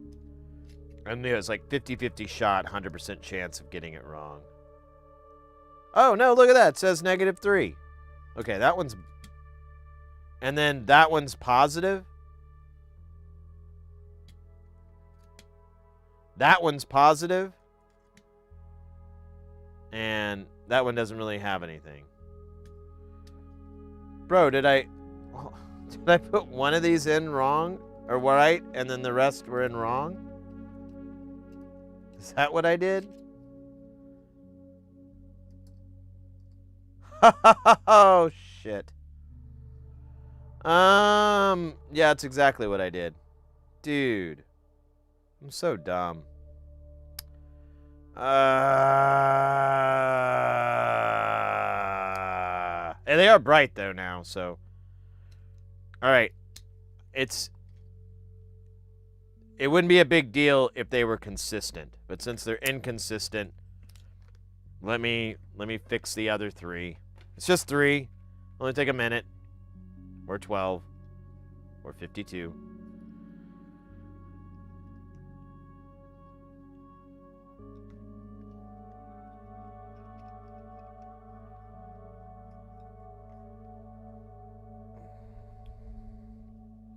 Alright. Need to get the hook.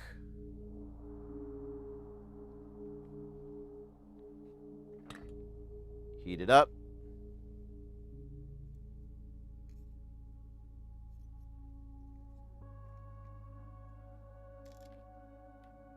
One down, more to go.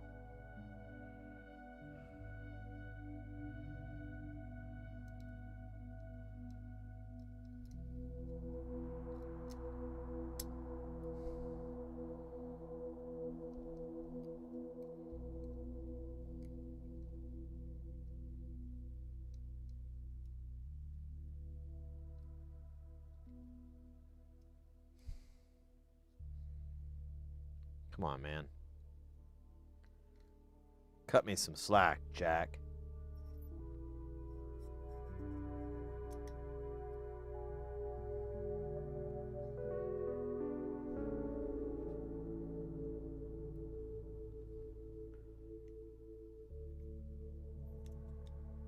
All right.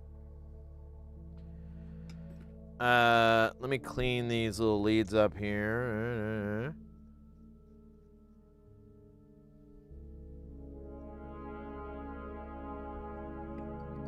Basically just heating them up and spreading the residual solder around.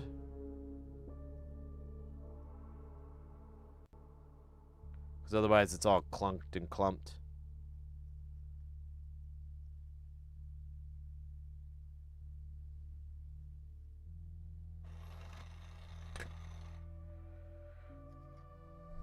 And then we'll need to remove the solder that is in these holes.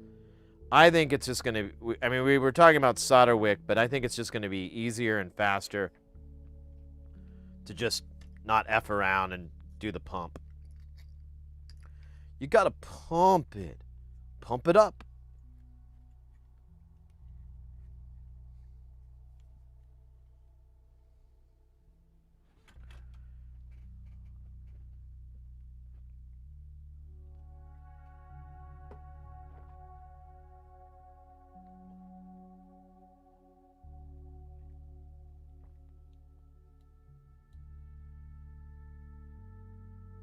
That's weird.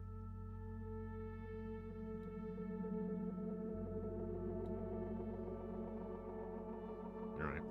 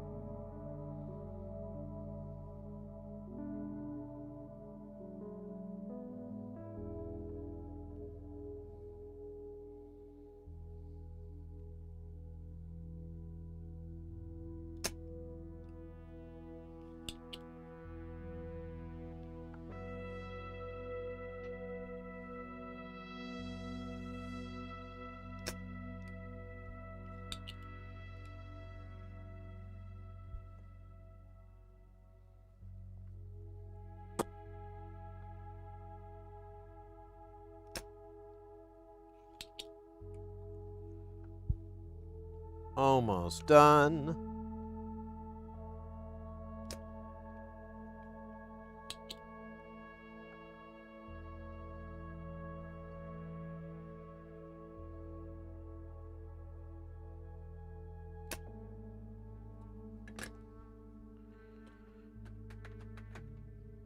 All right.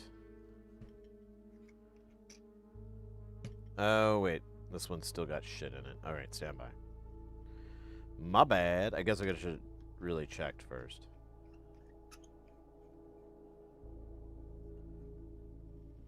Oh, you bitch.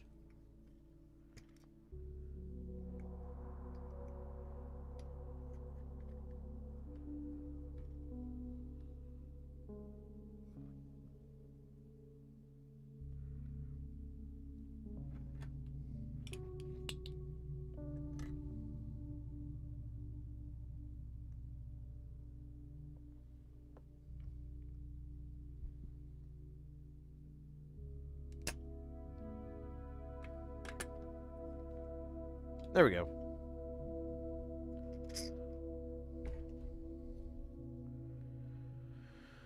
The life of a solder sucker.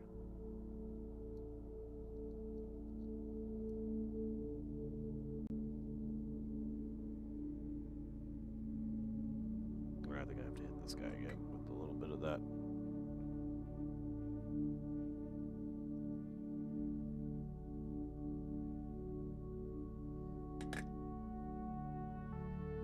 Well, I might have to hit this with the desolder braid. I don't know if it's going to go in there. Oh, shit.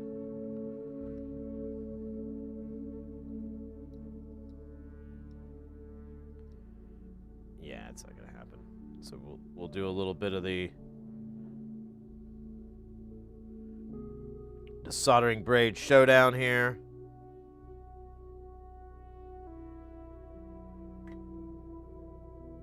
Maybe just do a fold.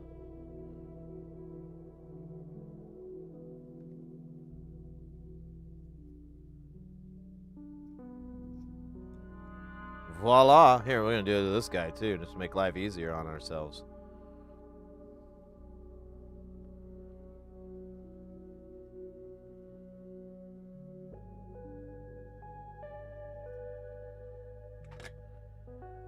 Oh, shit.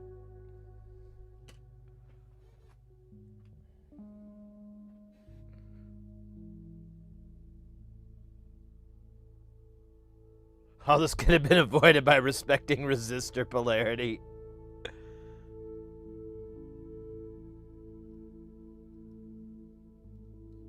So true. Oh man, I don't think I got enough of this solder off. There's a little bit more on this leg.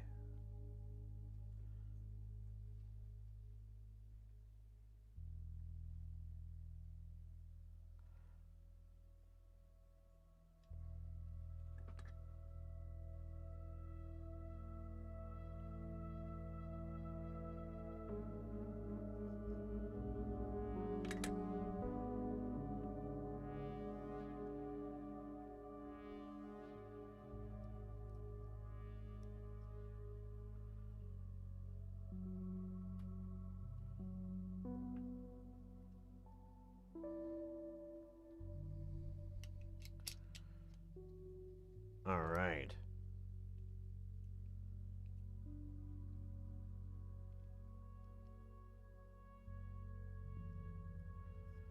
All right. Solder this in, and I think we're gonna be done. But we still gotta dress it up. Put the dress nuts on it. Get it nutted up. I'm just gonna fly past these really quick. I'm not gonna bother zooming in on it because it's boring anyways. Trust me.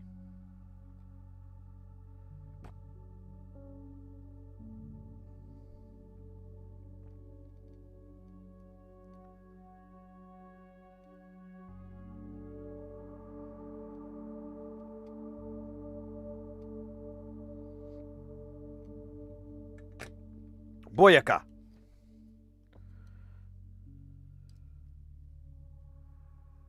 Oh, here, let's not that one, this one.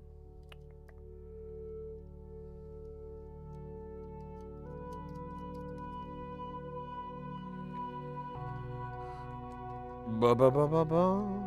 Oh shit, that's funny. I still have this plugged in to power.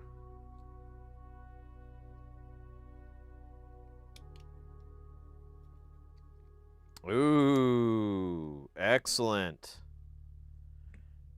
Most triumphant. Bodacious. Boderick. Wait, Boderick. Whatever happened to Boderick? She's still, I don't think she's alive.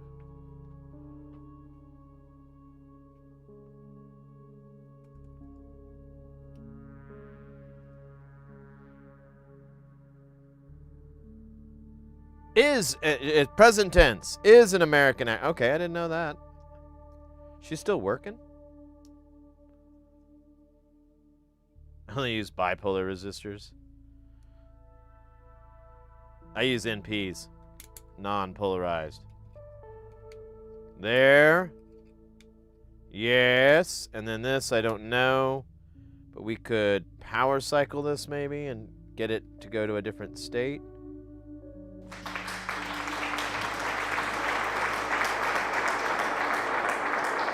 Excellent. There we go. We got 7 volts. You can't see it. 7 volts. 7. 5. 5. We good, fam. We good.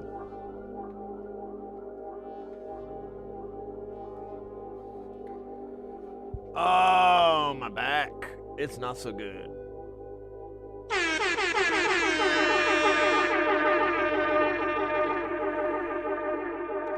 LFG. You know, I'll leave this out for now because I might want to test this further.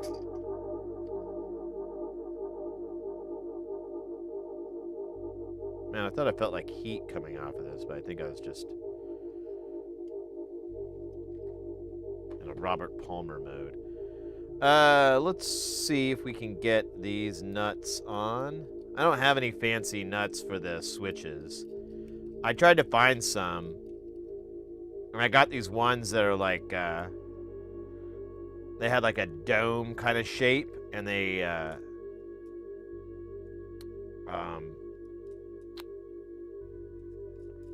I think they were, like, they looked like they would meet all the way at the end where the screw part is, but they're for a very specific one, and, I didn't have those switches, and I looked them up, and I was like, oh, I'm not doing that. That's like a lot of peanuts. I'm a low peanut person.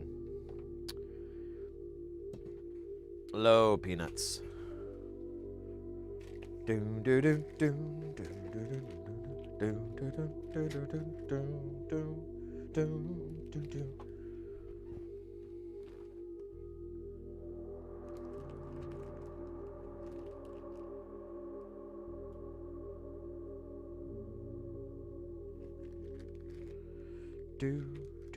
Oh wait, so these are, yeah. We need 2 reds for the input.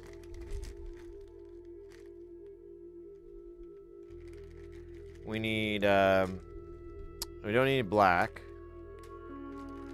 We need white. Oh my god, I'm gonna have to order more of these. I have to order some knobs anyways, so.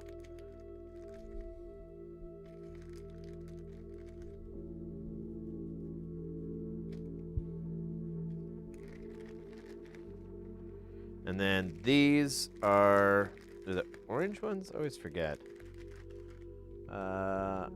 Yeah, orange is, or gold is the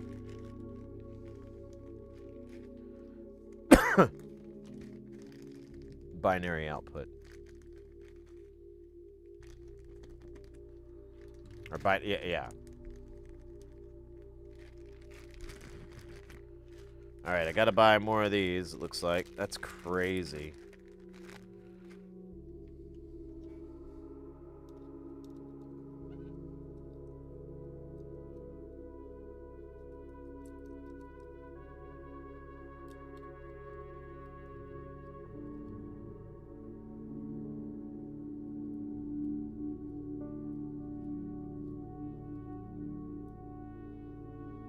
Yeah, Mom, it's a, so we're going through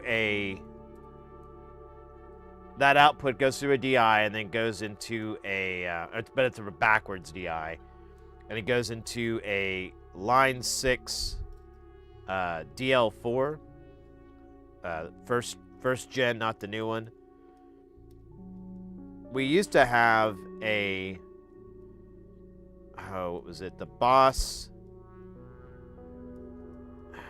It was basically a pedal version of the Space Echo, and it had this really cool like tape delay effect that it would do, and it would last like really, really long. But the weird part was like it would fade away eventually, and then like minutes later, like maybe even 5 or 10 minutes later, it just start to crescendo back, and it would just.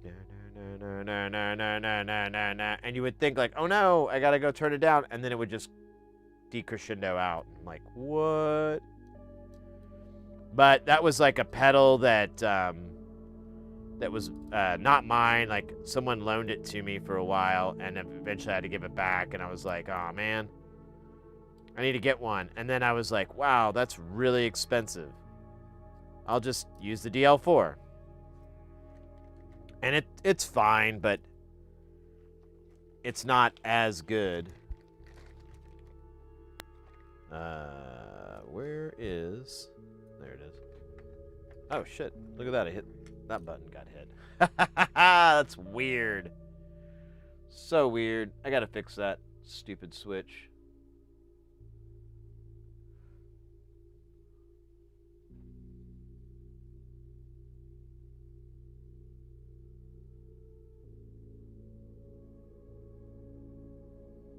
Oh, right, that's right. We're going to test the reload.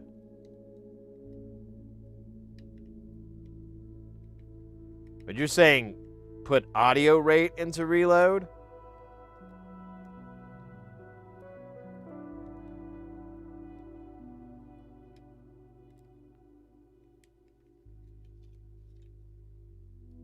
Not just like a steady gate?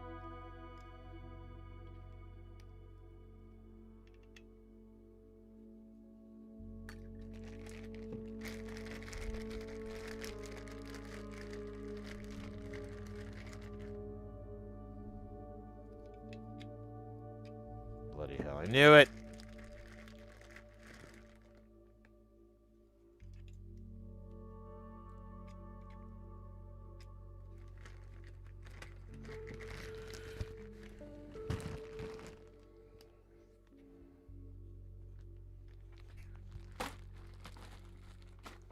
Yeah, it's you bet, Mom. So it's kind of it was just like a funny deal, and then I really liked it. And it's just kind of, I can't really imagine the stream without having like a goofy delay on all the audio and all the sound effects and stuff. All right. So we did audio rate earlier, but you're saying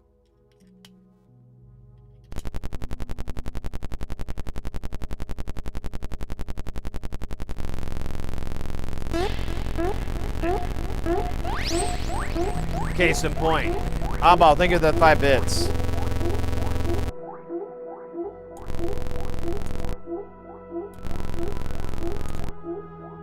Weird. I didn't think it locked up when we did,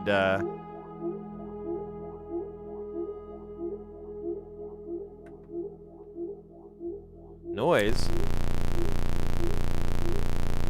There.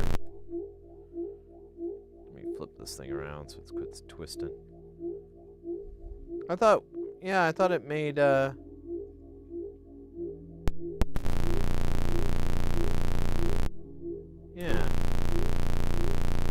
Huh. Let me try just a clock real quick, because I could have sworn.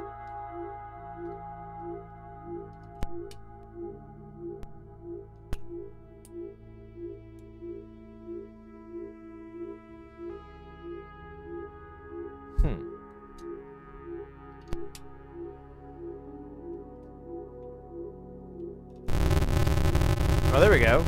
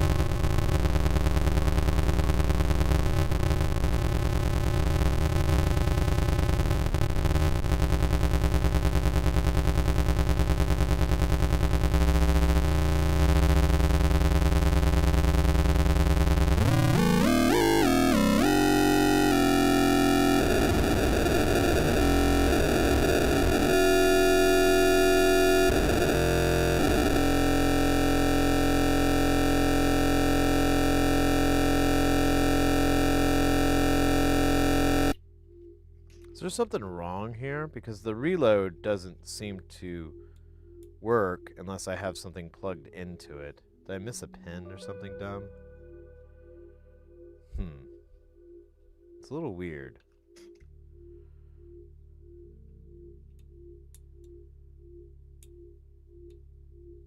Yeah, like reload doesn't work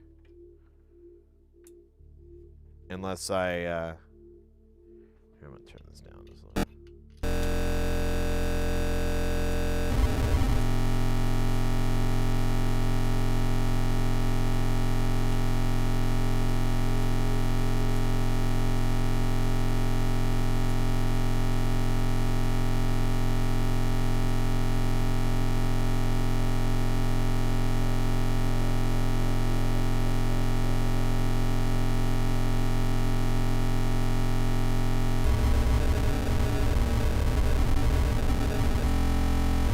Oh, I get it now.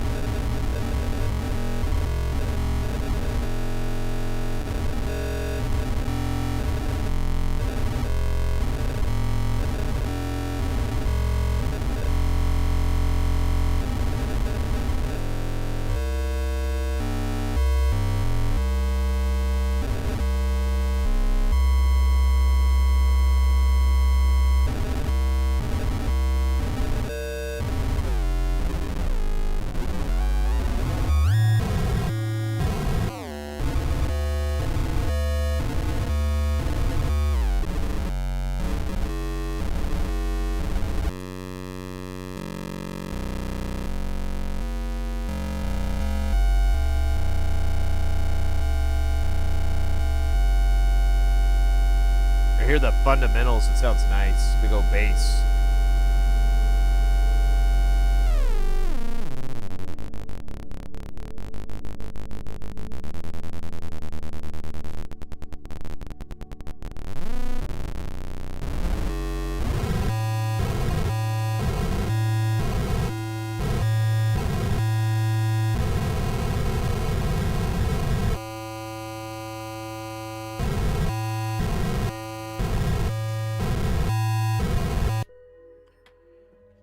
Awesome. I'm way behind on chat. Let me catch up with you guys.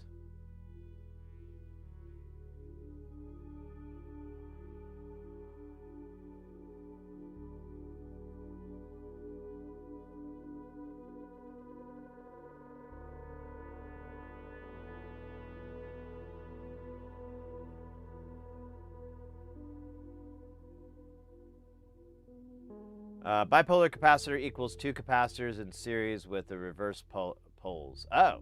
Mm.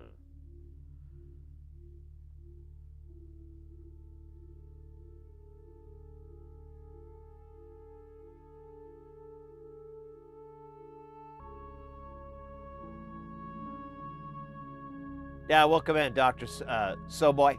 Soboy. Or Sobol. Is that an L or an I? Sobol. Sobol. Not bad.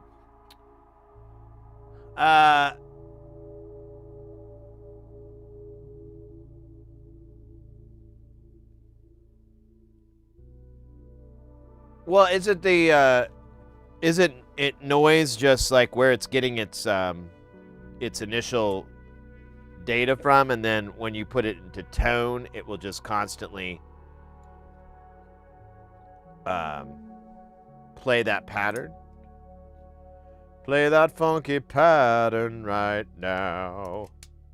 Lay down and boogie and play that funky pattern till you die. You hear me?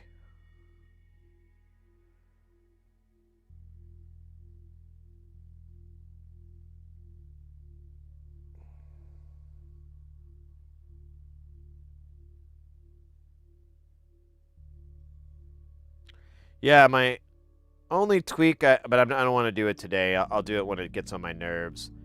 Is I'd like to turn these gate LEDs down a little bit. I have like a 10K on them, but I probably should go to like 20 or 40 or 50K or something to get them a little dimmer, but it's fine. They're never going to match up with these because these are diffused and these are just clear lenses, water clears. But I don't care. It don't matter to me.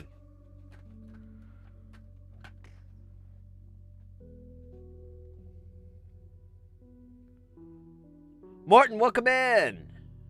Mr. Wizard. Oh, Mr. Wizard. When did he? I think he died. Like, let's see. Well, so I got Bo Derek up here with her braids there. Yeah, Mr. Wizard, Don Herbert.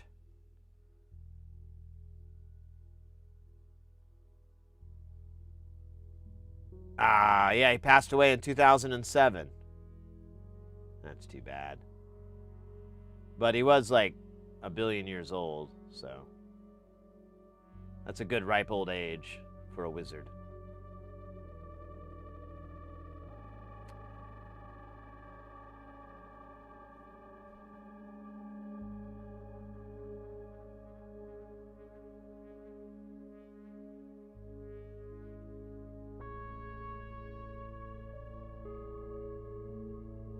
Oh, Bill Nye wrote in his obituary. Oh, that's nice.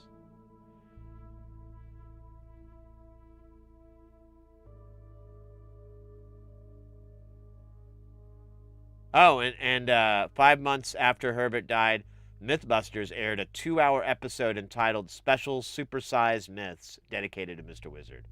I don't quite see the correlation there, but their heart was in the right place.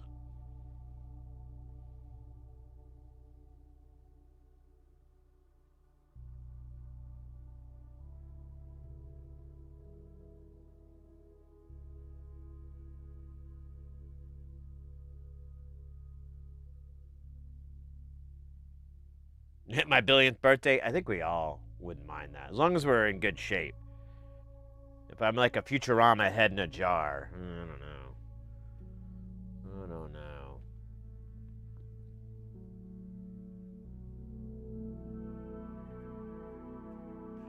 Yeah, leave it. Yeah, and I mean, noise. It's going to be like white noise, so it's just going to be completely random. It's not going to be like chaotic.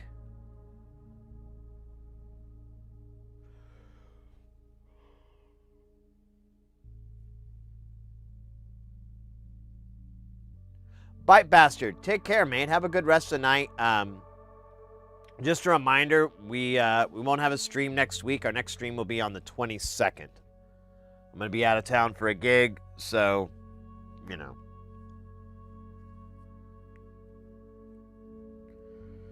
Won't be able to stream. And I looked at my schedule, and I'm busy, like, every bloody night. I think I get, like, one night off. So, the rest of the time, I'm just in a fucking hotel for ever.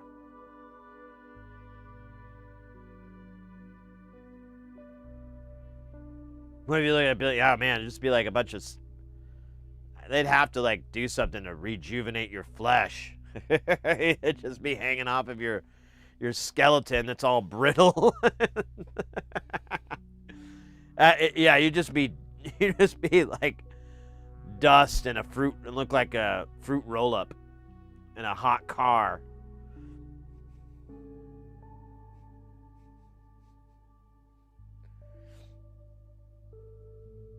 It would not be good. I know that's a big one. It's a tough one. Oh, we got Meatwad for 5. All right, since I missed the earlier ones, and I still from Ekin and Axe Dethra, let's do that here. Set a timer for 5 minutes. 5 minutes. You don't need to tell me, okay? I get it. Damn, this is dumb as hell. I was dumb as hell too, so I think we even now. Man versus machine versus meal. I often wonder, you know, when they had that show, Man versus Food, you know, what would happen if the food ate the man? That's too hot for TV. I ain't gonna put that on until afternoon. Late night.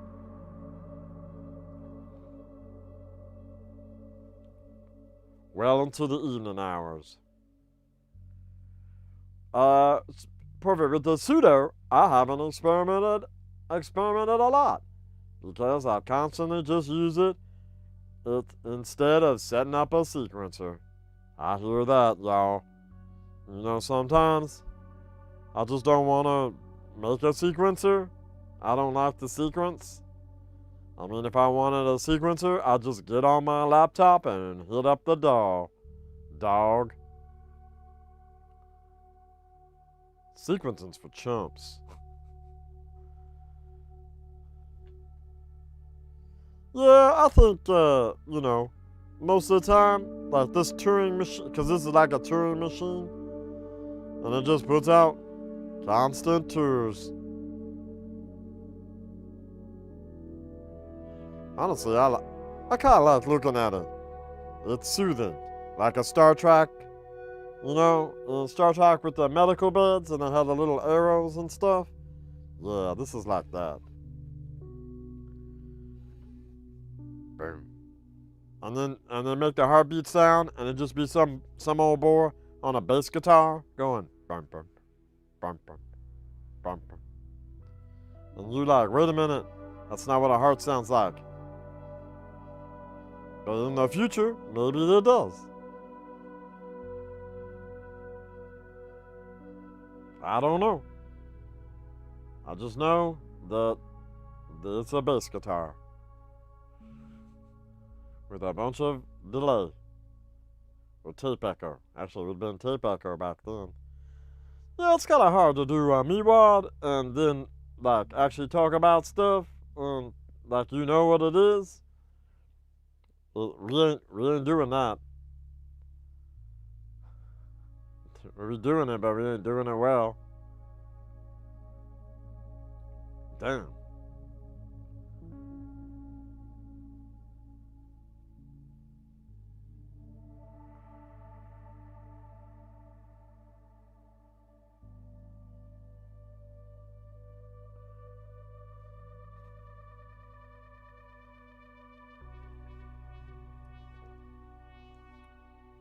Boost 7 sequencers in the rig here. Plus 6 channels gets a trigger sequencer and the Cosmo drum module. Make believe.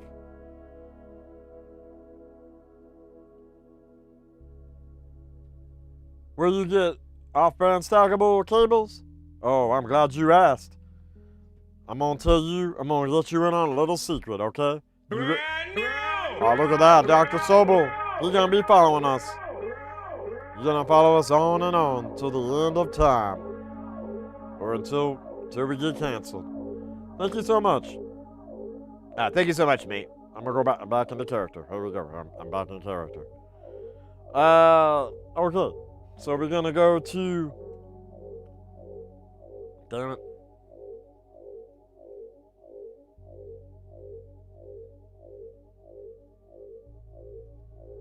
Hold up.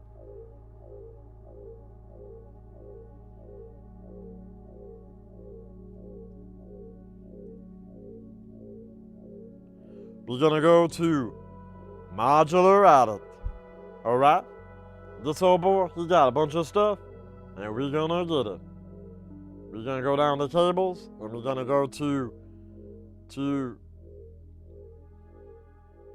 stacking. And here it is, y'all. What color you want, boy? You want some gray cable? I got you, fam. No cap. Hold on, the page is loading. All right, good. We're done.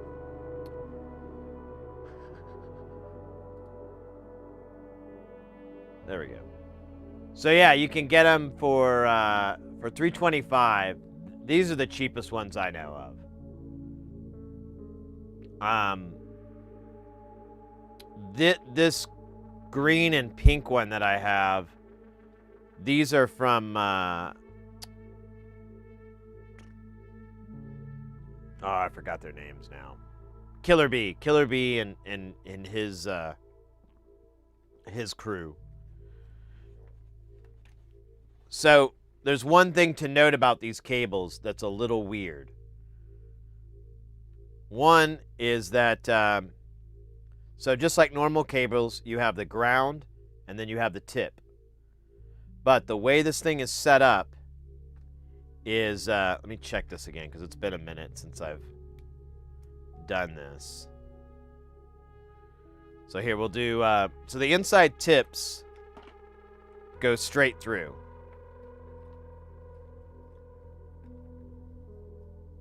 Yeah, we'll just do this.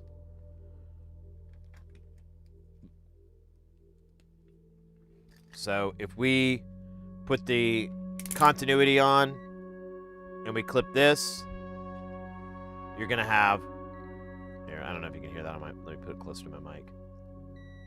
So there's connected. Let me get this out of the way so I can get more confused. So that's connected, and obviously now we go to the ground, and that's where things get weird. That's connected. That is not.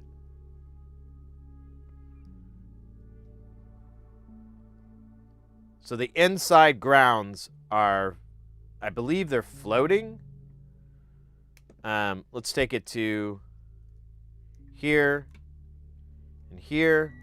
Okay, so there's three wires inside this cable.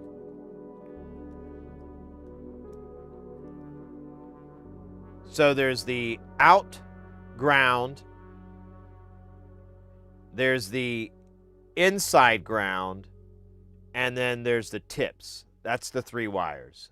So all the tips connect, but you have ground for going in and then ground for coming in, whatever. That's how they got around the patent, because Tip Top has a patent on these, and they sell these cables. Like this cable you can get for about $3 is $10 from them.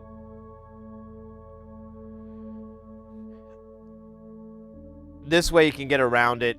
It's really nice. Or that's how they did it. The patent is supposed to run out very soon, though, I was told. So eventually it won't matter anymore. But not a big deal that these are separate. The only thing that you have to be cognizant of is if you're connecting, like, particularly this is only going to matter when you're going from case to case.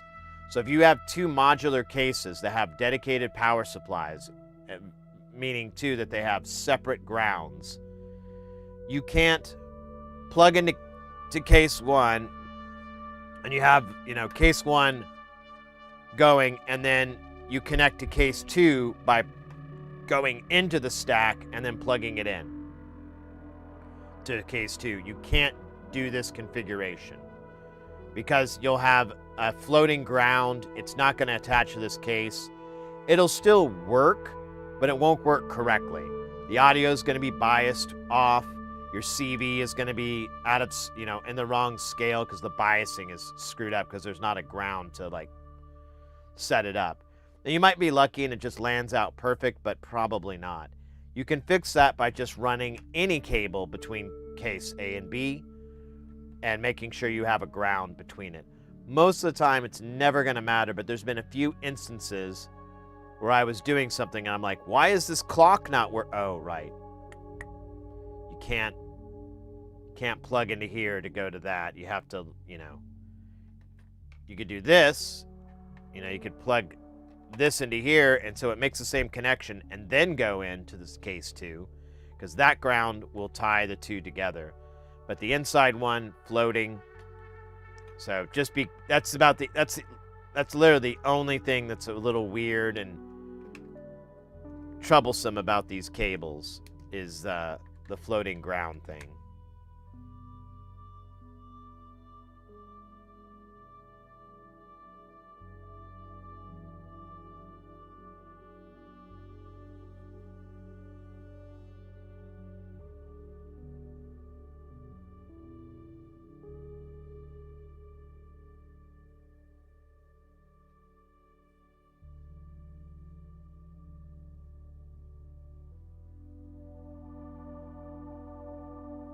Oh, Caterpillar, it was patented like almost 10 years ago.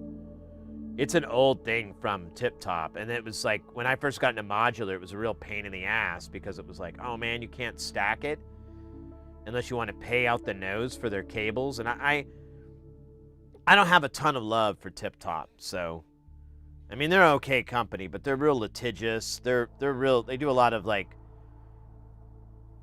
gatekeeping kind of crap. They kind of annoy me in that respect. I get it. They're playing the game. They're playing the game correctly. But I hate that game, and so when companies do that, I'm like, oh, go fuck yourself,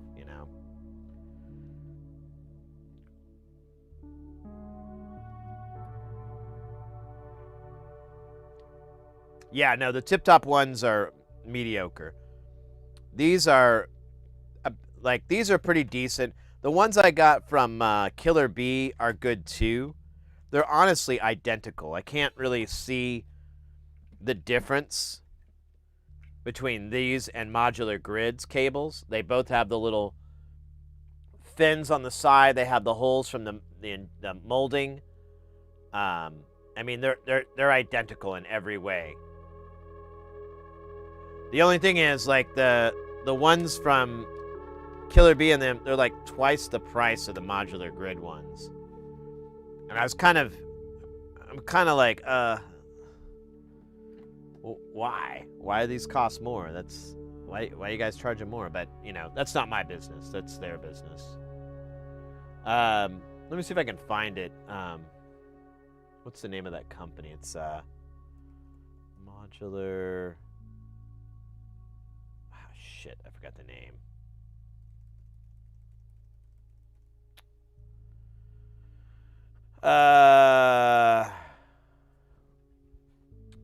It's over here somewhere. I have like the bag with their name. Let me just go to Killer Bee's page here. Let's see.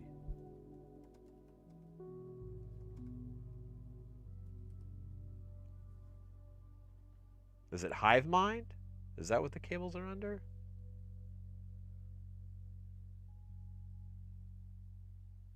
Oh, it's Mega Modular that I'm thinking of. Let's see here.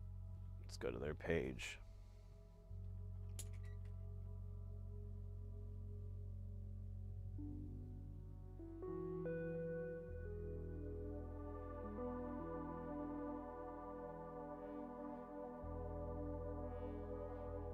Well, I thought they did. Okay, maybe it is, let's see.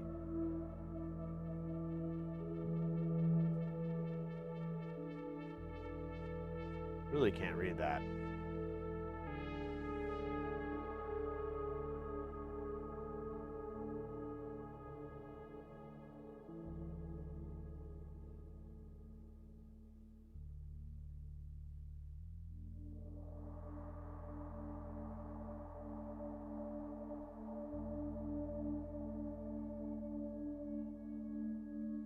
Here we go. Yeah, here they are. Are those the stack days? No. Where's the stacks?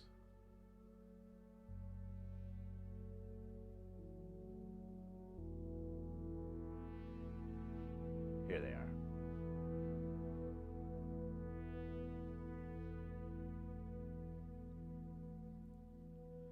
So you get like 45 centimeter. It's a pretty good length. And that is $6. So the prices, they've actually gone down because I could have sworn I paid like a lot more for mine. And I thought I'd get the buddy discount too because I was buying like $200 worth.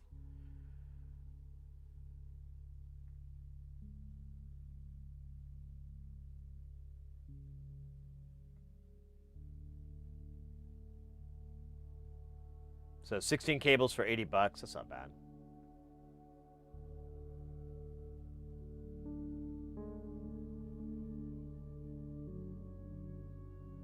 Or $8. Ouch. Yeah, I'm that's where you and I differ. I'm not a fan of the right angles cables, personally, but you know. Different flavor. That's the best thing about modular. It's all customizable. You can set it up to work exactly the way you're looking to have it work.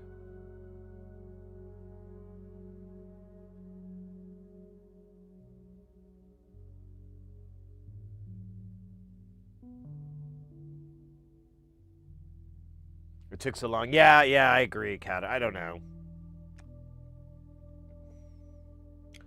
I was on I can't remember, some website, and I was explaining to someone the same thing I just explained to you about the floating ground, and Modular Attic commented below mine and confirmed that, there you go, that's exactly it. We did that to sidestep, being sued.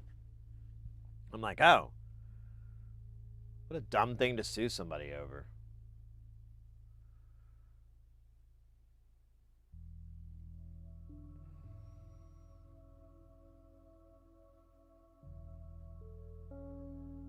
Dumpster delay. That jumped out at me.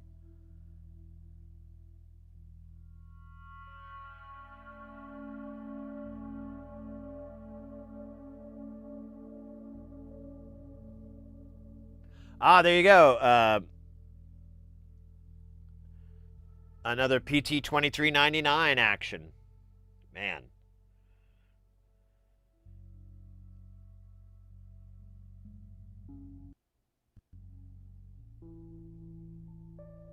Yeah, Mrs. Heresy got me a bunch of, well, she got me like a handful of cables with the little LEDs inside, with bipolars inside, so you'd see, they basically just invert to the other one.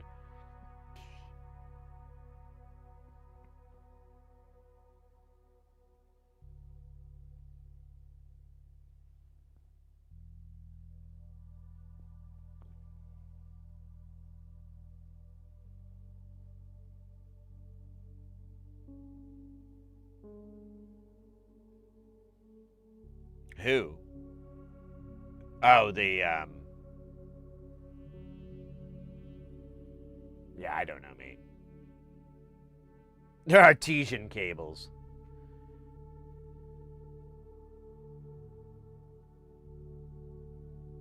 Those are pretty sick.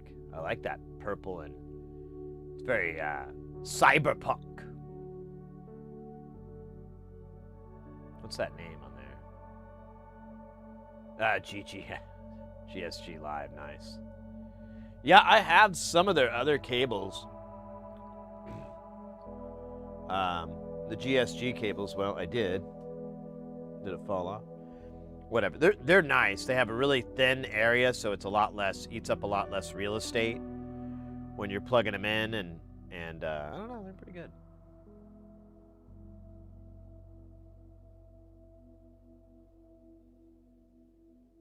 Are those cables in a greenhouse? Where?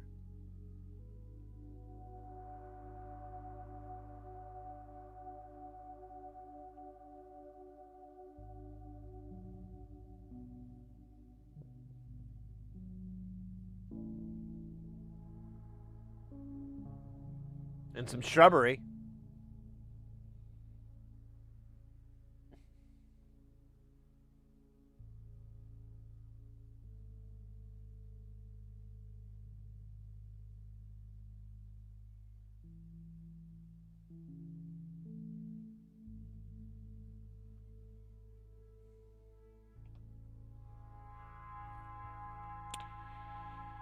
Oh, yeah. It'd be good.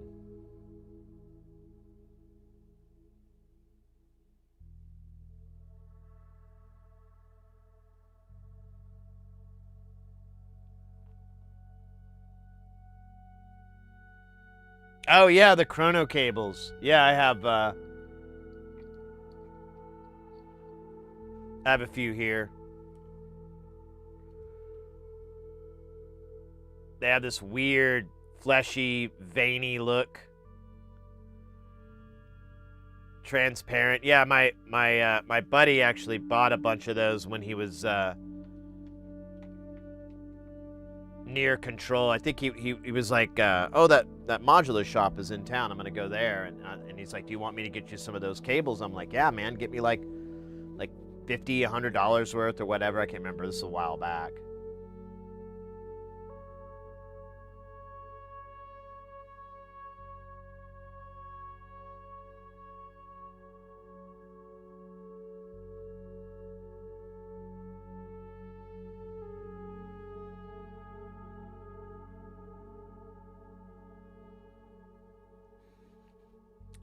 Let's see here.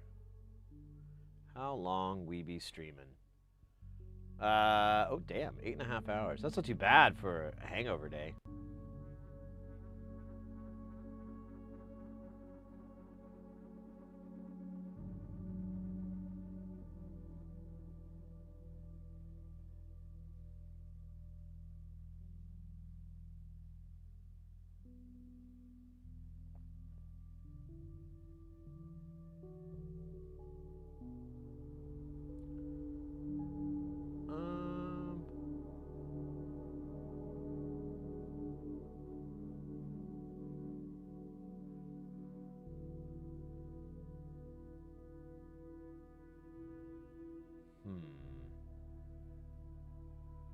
Oh, damn it, yes. Okay.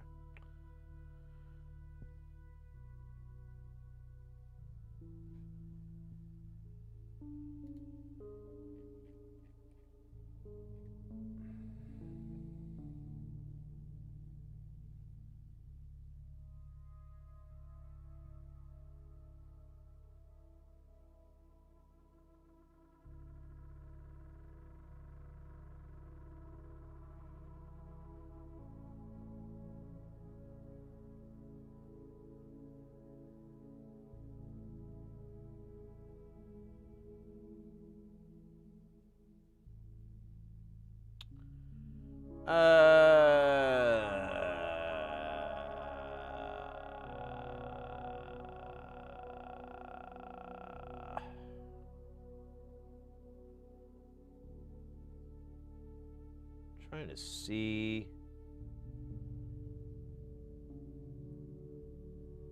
if there is anything else on the horizon.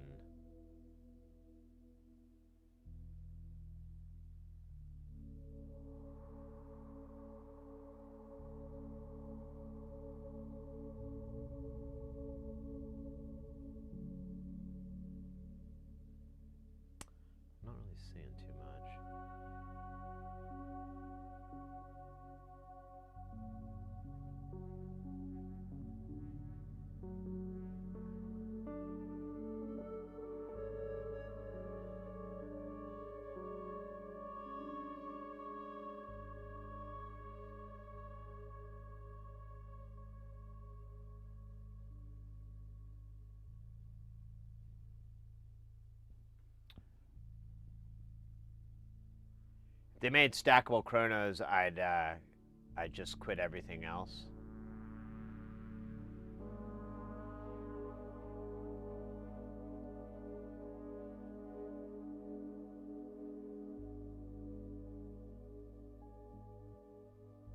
Hagiwo? Is that a? I don't know that name.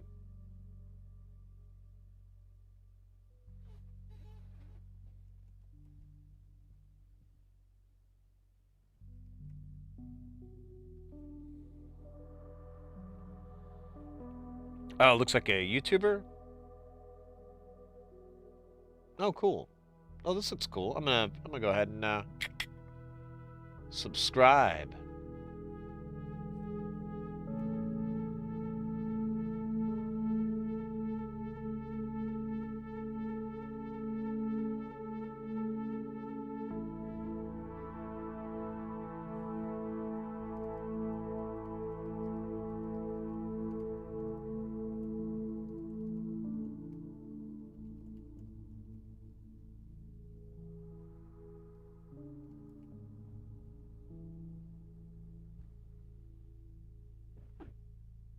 Dude, there's a gnat that's been flying in here. And he keeps taunting me and laughing at me and calling me fat. I'm not fat! Stupid gnat. You know, to a gnat, everyone's fat. Except other gnats.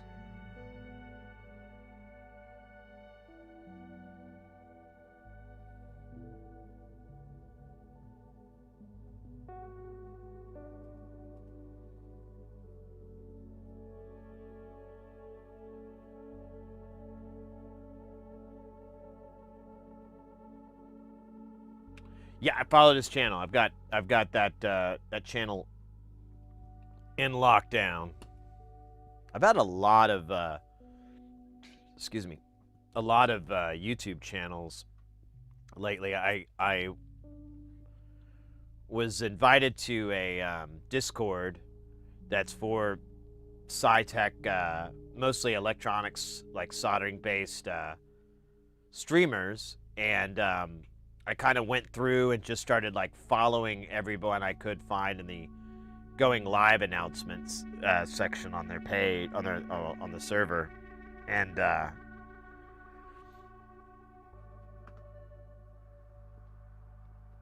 you go. That looks cool.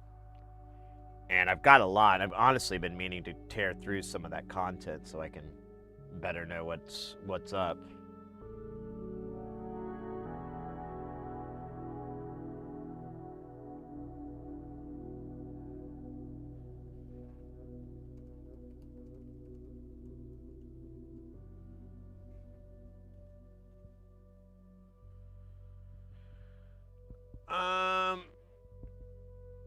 Oh man.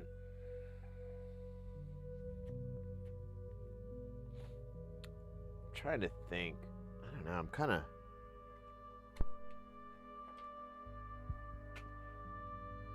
running out of gas. A little low on the fume, or running on fumes. There you go. That's what I meant to say.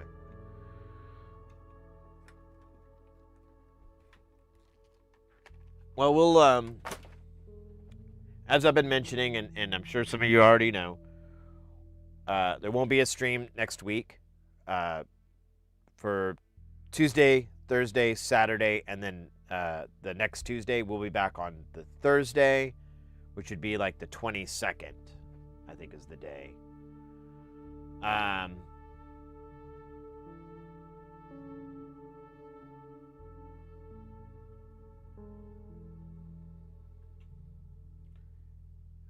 Making module projects for modules for about 4 years now. Lots of cool. Oh, cool. Oh, yeah, I'll have to check it out. That sounds neat.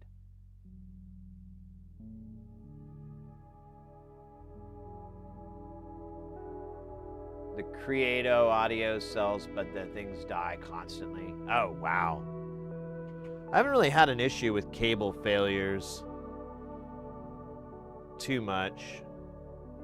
I've had a few kind of get wonky, and I just tie a knot in them and throw them in a pile. If it has a knot, then it's probably not working.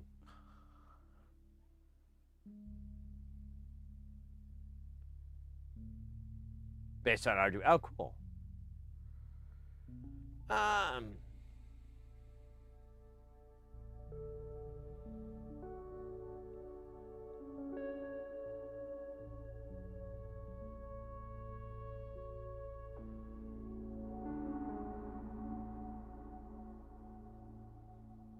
Refresh.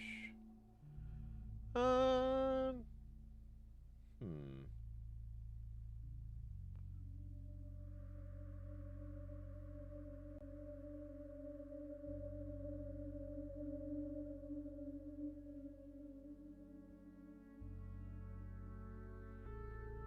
The Scandinavian or Dutch guy named Lowry, who does a bunch of homemade modules and microphones and various projects. Oh, cool.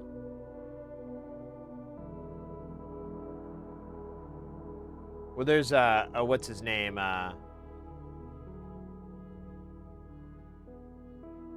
I'm forgetting his name right now, but he has like a whole bunch. He has a whole modular system, and it's all made of like old, like tin cans and stuff. It's like tin can modular jam, or that's not the name. And his actual name is like really hard for me to remember. I always screw it up. Lowry is Finnish. Is a Finnish name. Oh. Oh, cool. I might have to give that a check.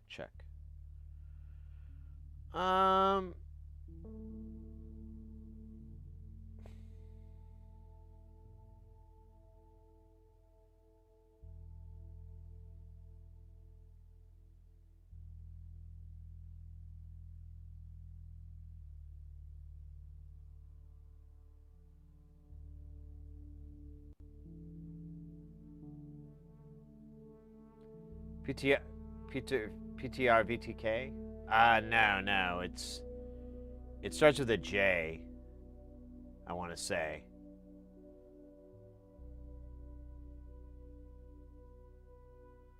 I mean, I could try to search. I don't know if I want to do that for a long time.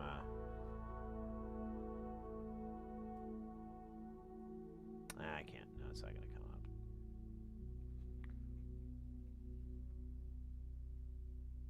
Yeah, the tin can guy is modular for masses, right? I didn't. No, I don't. Well, maybe. Yeah, he's shrimp. But it's like I thought the name of the channel was like Juanito. Thank you. That was the name. I couldn't think of it. I was like, starts with a J. It's like it's not the J sound though. It's the other pronunciation of it. Yeah, that guy. I mean, his whole rig is crazy.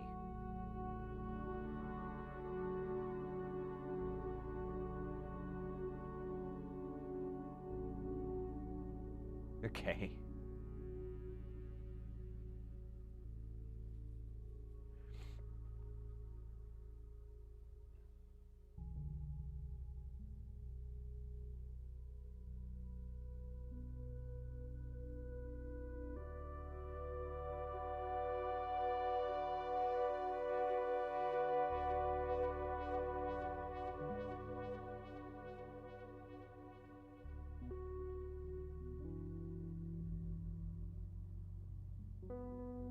Let's do that. That sounds cool.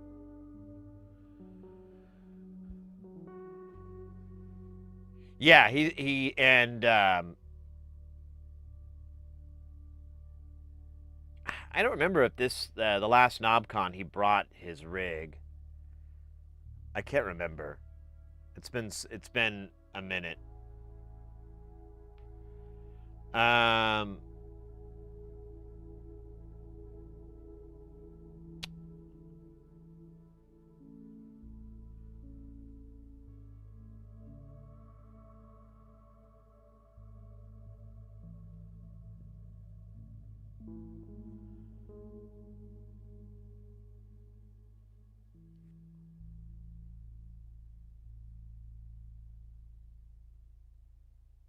Plexiglass? That'd be wild, mate.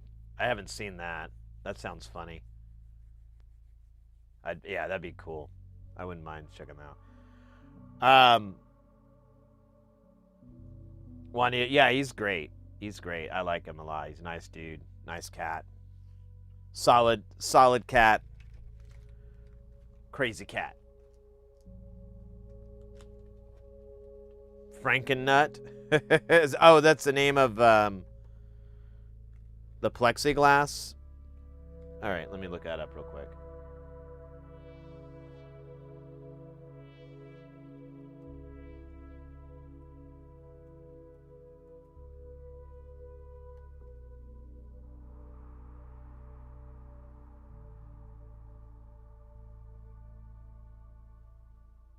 Oh, frackin' nut.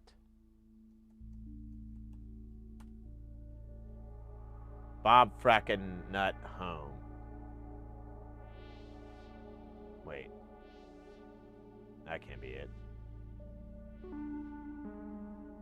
Nah. Oh, Bob freaking nuts.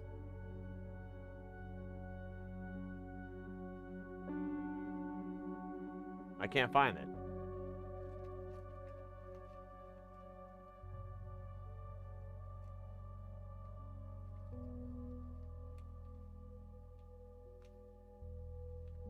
Engraved backwards. Oh yeah, so it'll mirror through. Huh? Could be some good and I could see some good and bad with that.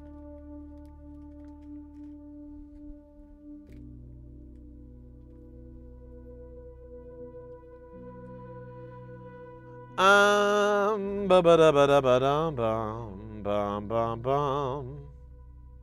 All right, mates. I think we're gonna call it a night. I'm a little tired, and we got a module built, which is all we can really ask for. In our link there, I put our social links, so definitely go and follow those if you're into social media. You want to keep up with next time we're going live and stuff like that. I'm pretty minimalist on the posting there, so you don't have to worry about, your feed getting clogged up. Maybe occasional meme, something fun, but I don't post too often on those, so please follow and don't have to worry about having a crowded setup. Did I close that? I think I did. No, I didn't. There it is. The next time we'll stream is the 22nd, so it'll be a little bit of time off. That's what I was trying to say. With the social medias, I highly recommend our Discord channel. It's great. We've got a really nice community there, very chill, very nice vibes. If you have questions, if you're looking for something, or you need help with something, or you just got a funny meme you got to share, great place to go. Or if you want to share some technology or some news or anything like that, feel free to join up on our Discord and post with vigor and joy.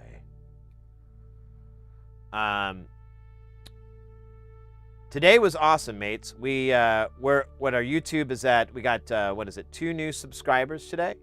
So that's 1,834. That's pretty dope. Over on Twitch though, today was killer here. Let me pull this up again. Refresh. So we had 4 new follows today. We had 2 resubs. One from Ruggers for 3 months. Porphyry doing their 5 months. And then, my goodness, we had so many bomb-ass gift subs today. Anonymous giving a gift sub. Zero Narrative giving away 3 separate gift subs. One to Booze, one to Zero Evidence, and one to Substatica. The last 2 are like newer people to the channel, so it's really great for you to... Hey, now make that 5. Make that 5. Thank you so much, mate. What was I trying to say here? Yeah, no, I really appreciate that. Whenever you guys are, you got some new people in the channel and they seem enthused and you throw them that gift sub, it's so nice and so cool. It really for one, like really shows how nice our community is and how great you guys are, and also gives them, you know, the opportunity to go full in on it and have fun with the, you know, the emotes and that ad-free life. Was there any? Oh yeah, and then we got raided today. Really great raid from Shark Geek, who was being interviewed by the Knowledge Fellowship. Doing like a little interview on there. Highly recommend checking out Shark Geek. Really cool channel. I'm not gonna tell you what it's about because that would be condescending to you, wouldn't it? It'd be a little rude. Be a little rude. But yeah, other than that, mates, I really appreciate this whole week. These past few months have just been so wonderful. I will be starting up my work, so streams are going to be for the next few months or so. But whenever I'm not on the road or anything, I'll be here working on stuff with you guys, getting stuff built. Going back to the socials really quick, if you're working on a project and you post it on online anywhere, feel free to tag me. Feel free to post it in our Discord as well if you want to share it in there. But I love to see you guys' work. I love to see what you guys are working on. I love to see your little quick clips of your jams and stuff like that. So please, please, please, don't be bashful. Don't be shy. Put us in the loop. I'd appreciate, especially when I'm going to be on the road. I'm going to have nothing to do, so it'd be nice to see what you guys are doing. Other than that, mates, I think that's it. So we don't have anybody currently in the YouTube channel, so I'm just going to let the YouTube channel go out on its own. And I think we found we're gonna try out this channel. I've never rated them before, but they're doing it's the Clara Kitty, and I'm not even following them yet. It was suggested to me. They're doing engraving and wax carving, so it's a little bit of it's an art stream. I think that's a nice vibe for the night, and I'll definitely check out the channel with y'all and probably give them a follow. Well, definitely give them a follow. It looks like I love art channels. I love art streams. I think it's so neat for people to share their artwork with the other people and their process and like, you know, remove the gatekeeping and just go, this is how I do it. You know, the same thing that we do here, but with a little bit of drawing, with a little bit of handiwork. What else am I missing here?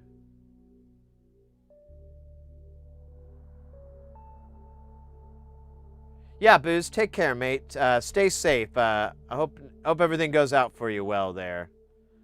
Let's get the raid rolling here. Let me put their channel in. There we go, the Clara Kitty.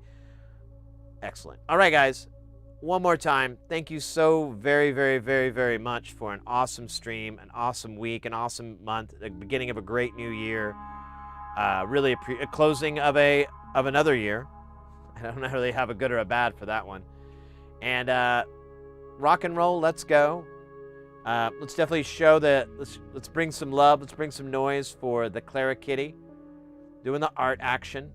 And yeah, guys, have a good rest of your night or day, whatever you're working with right now. And party, party, party, party, party.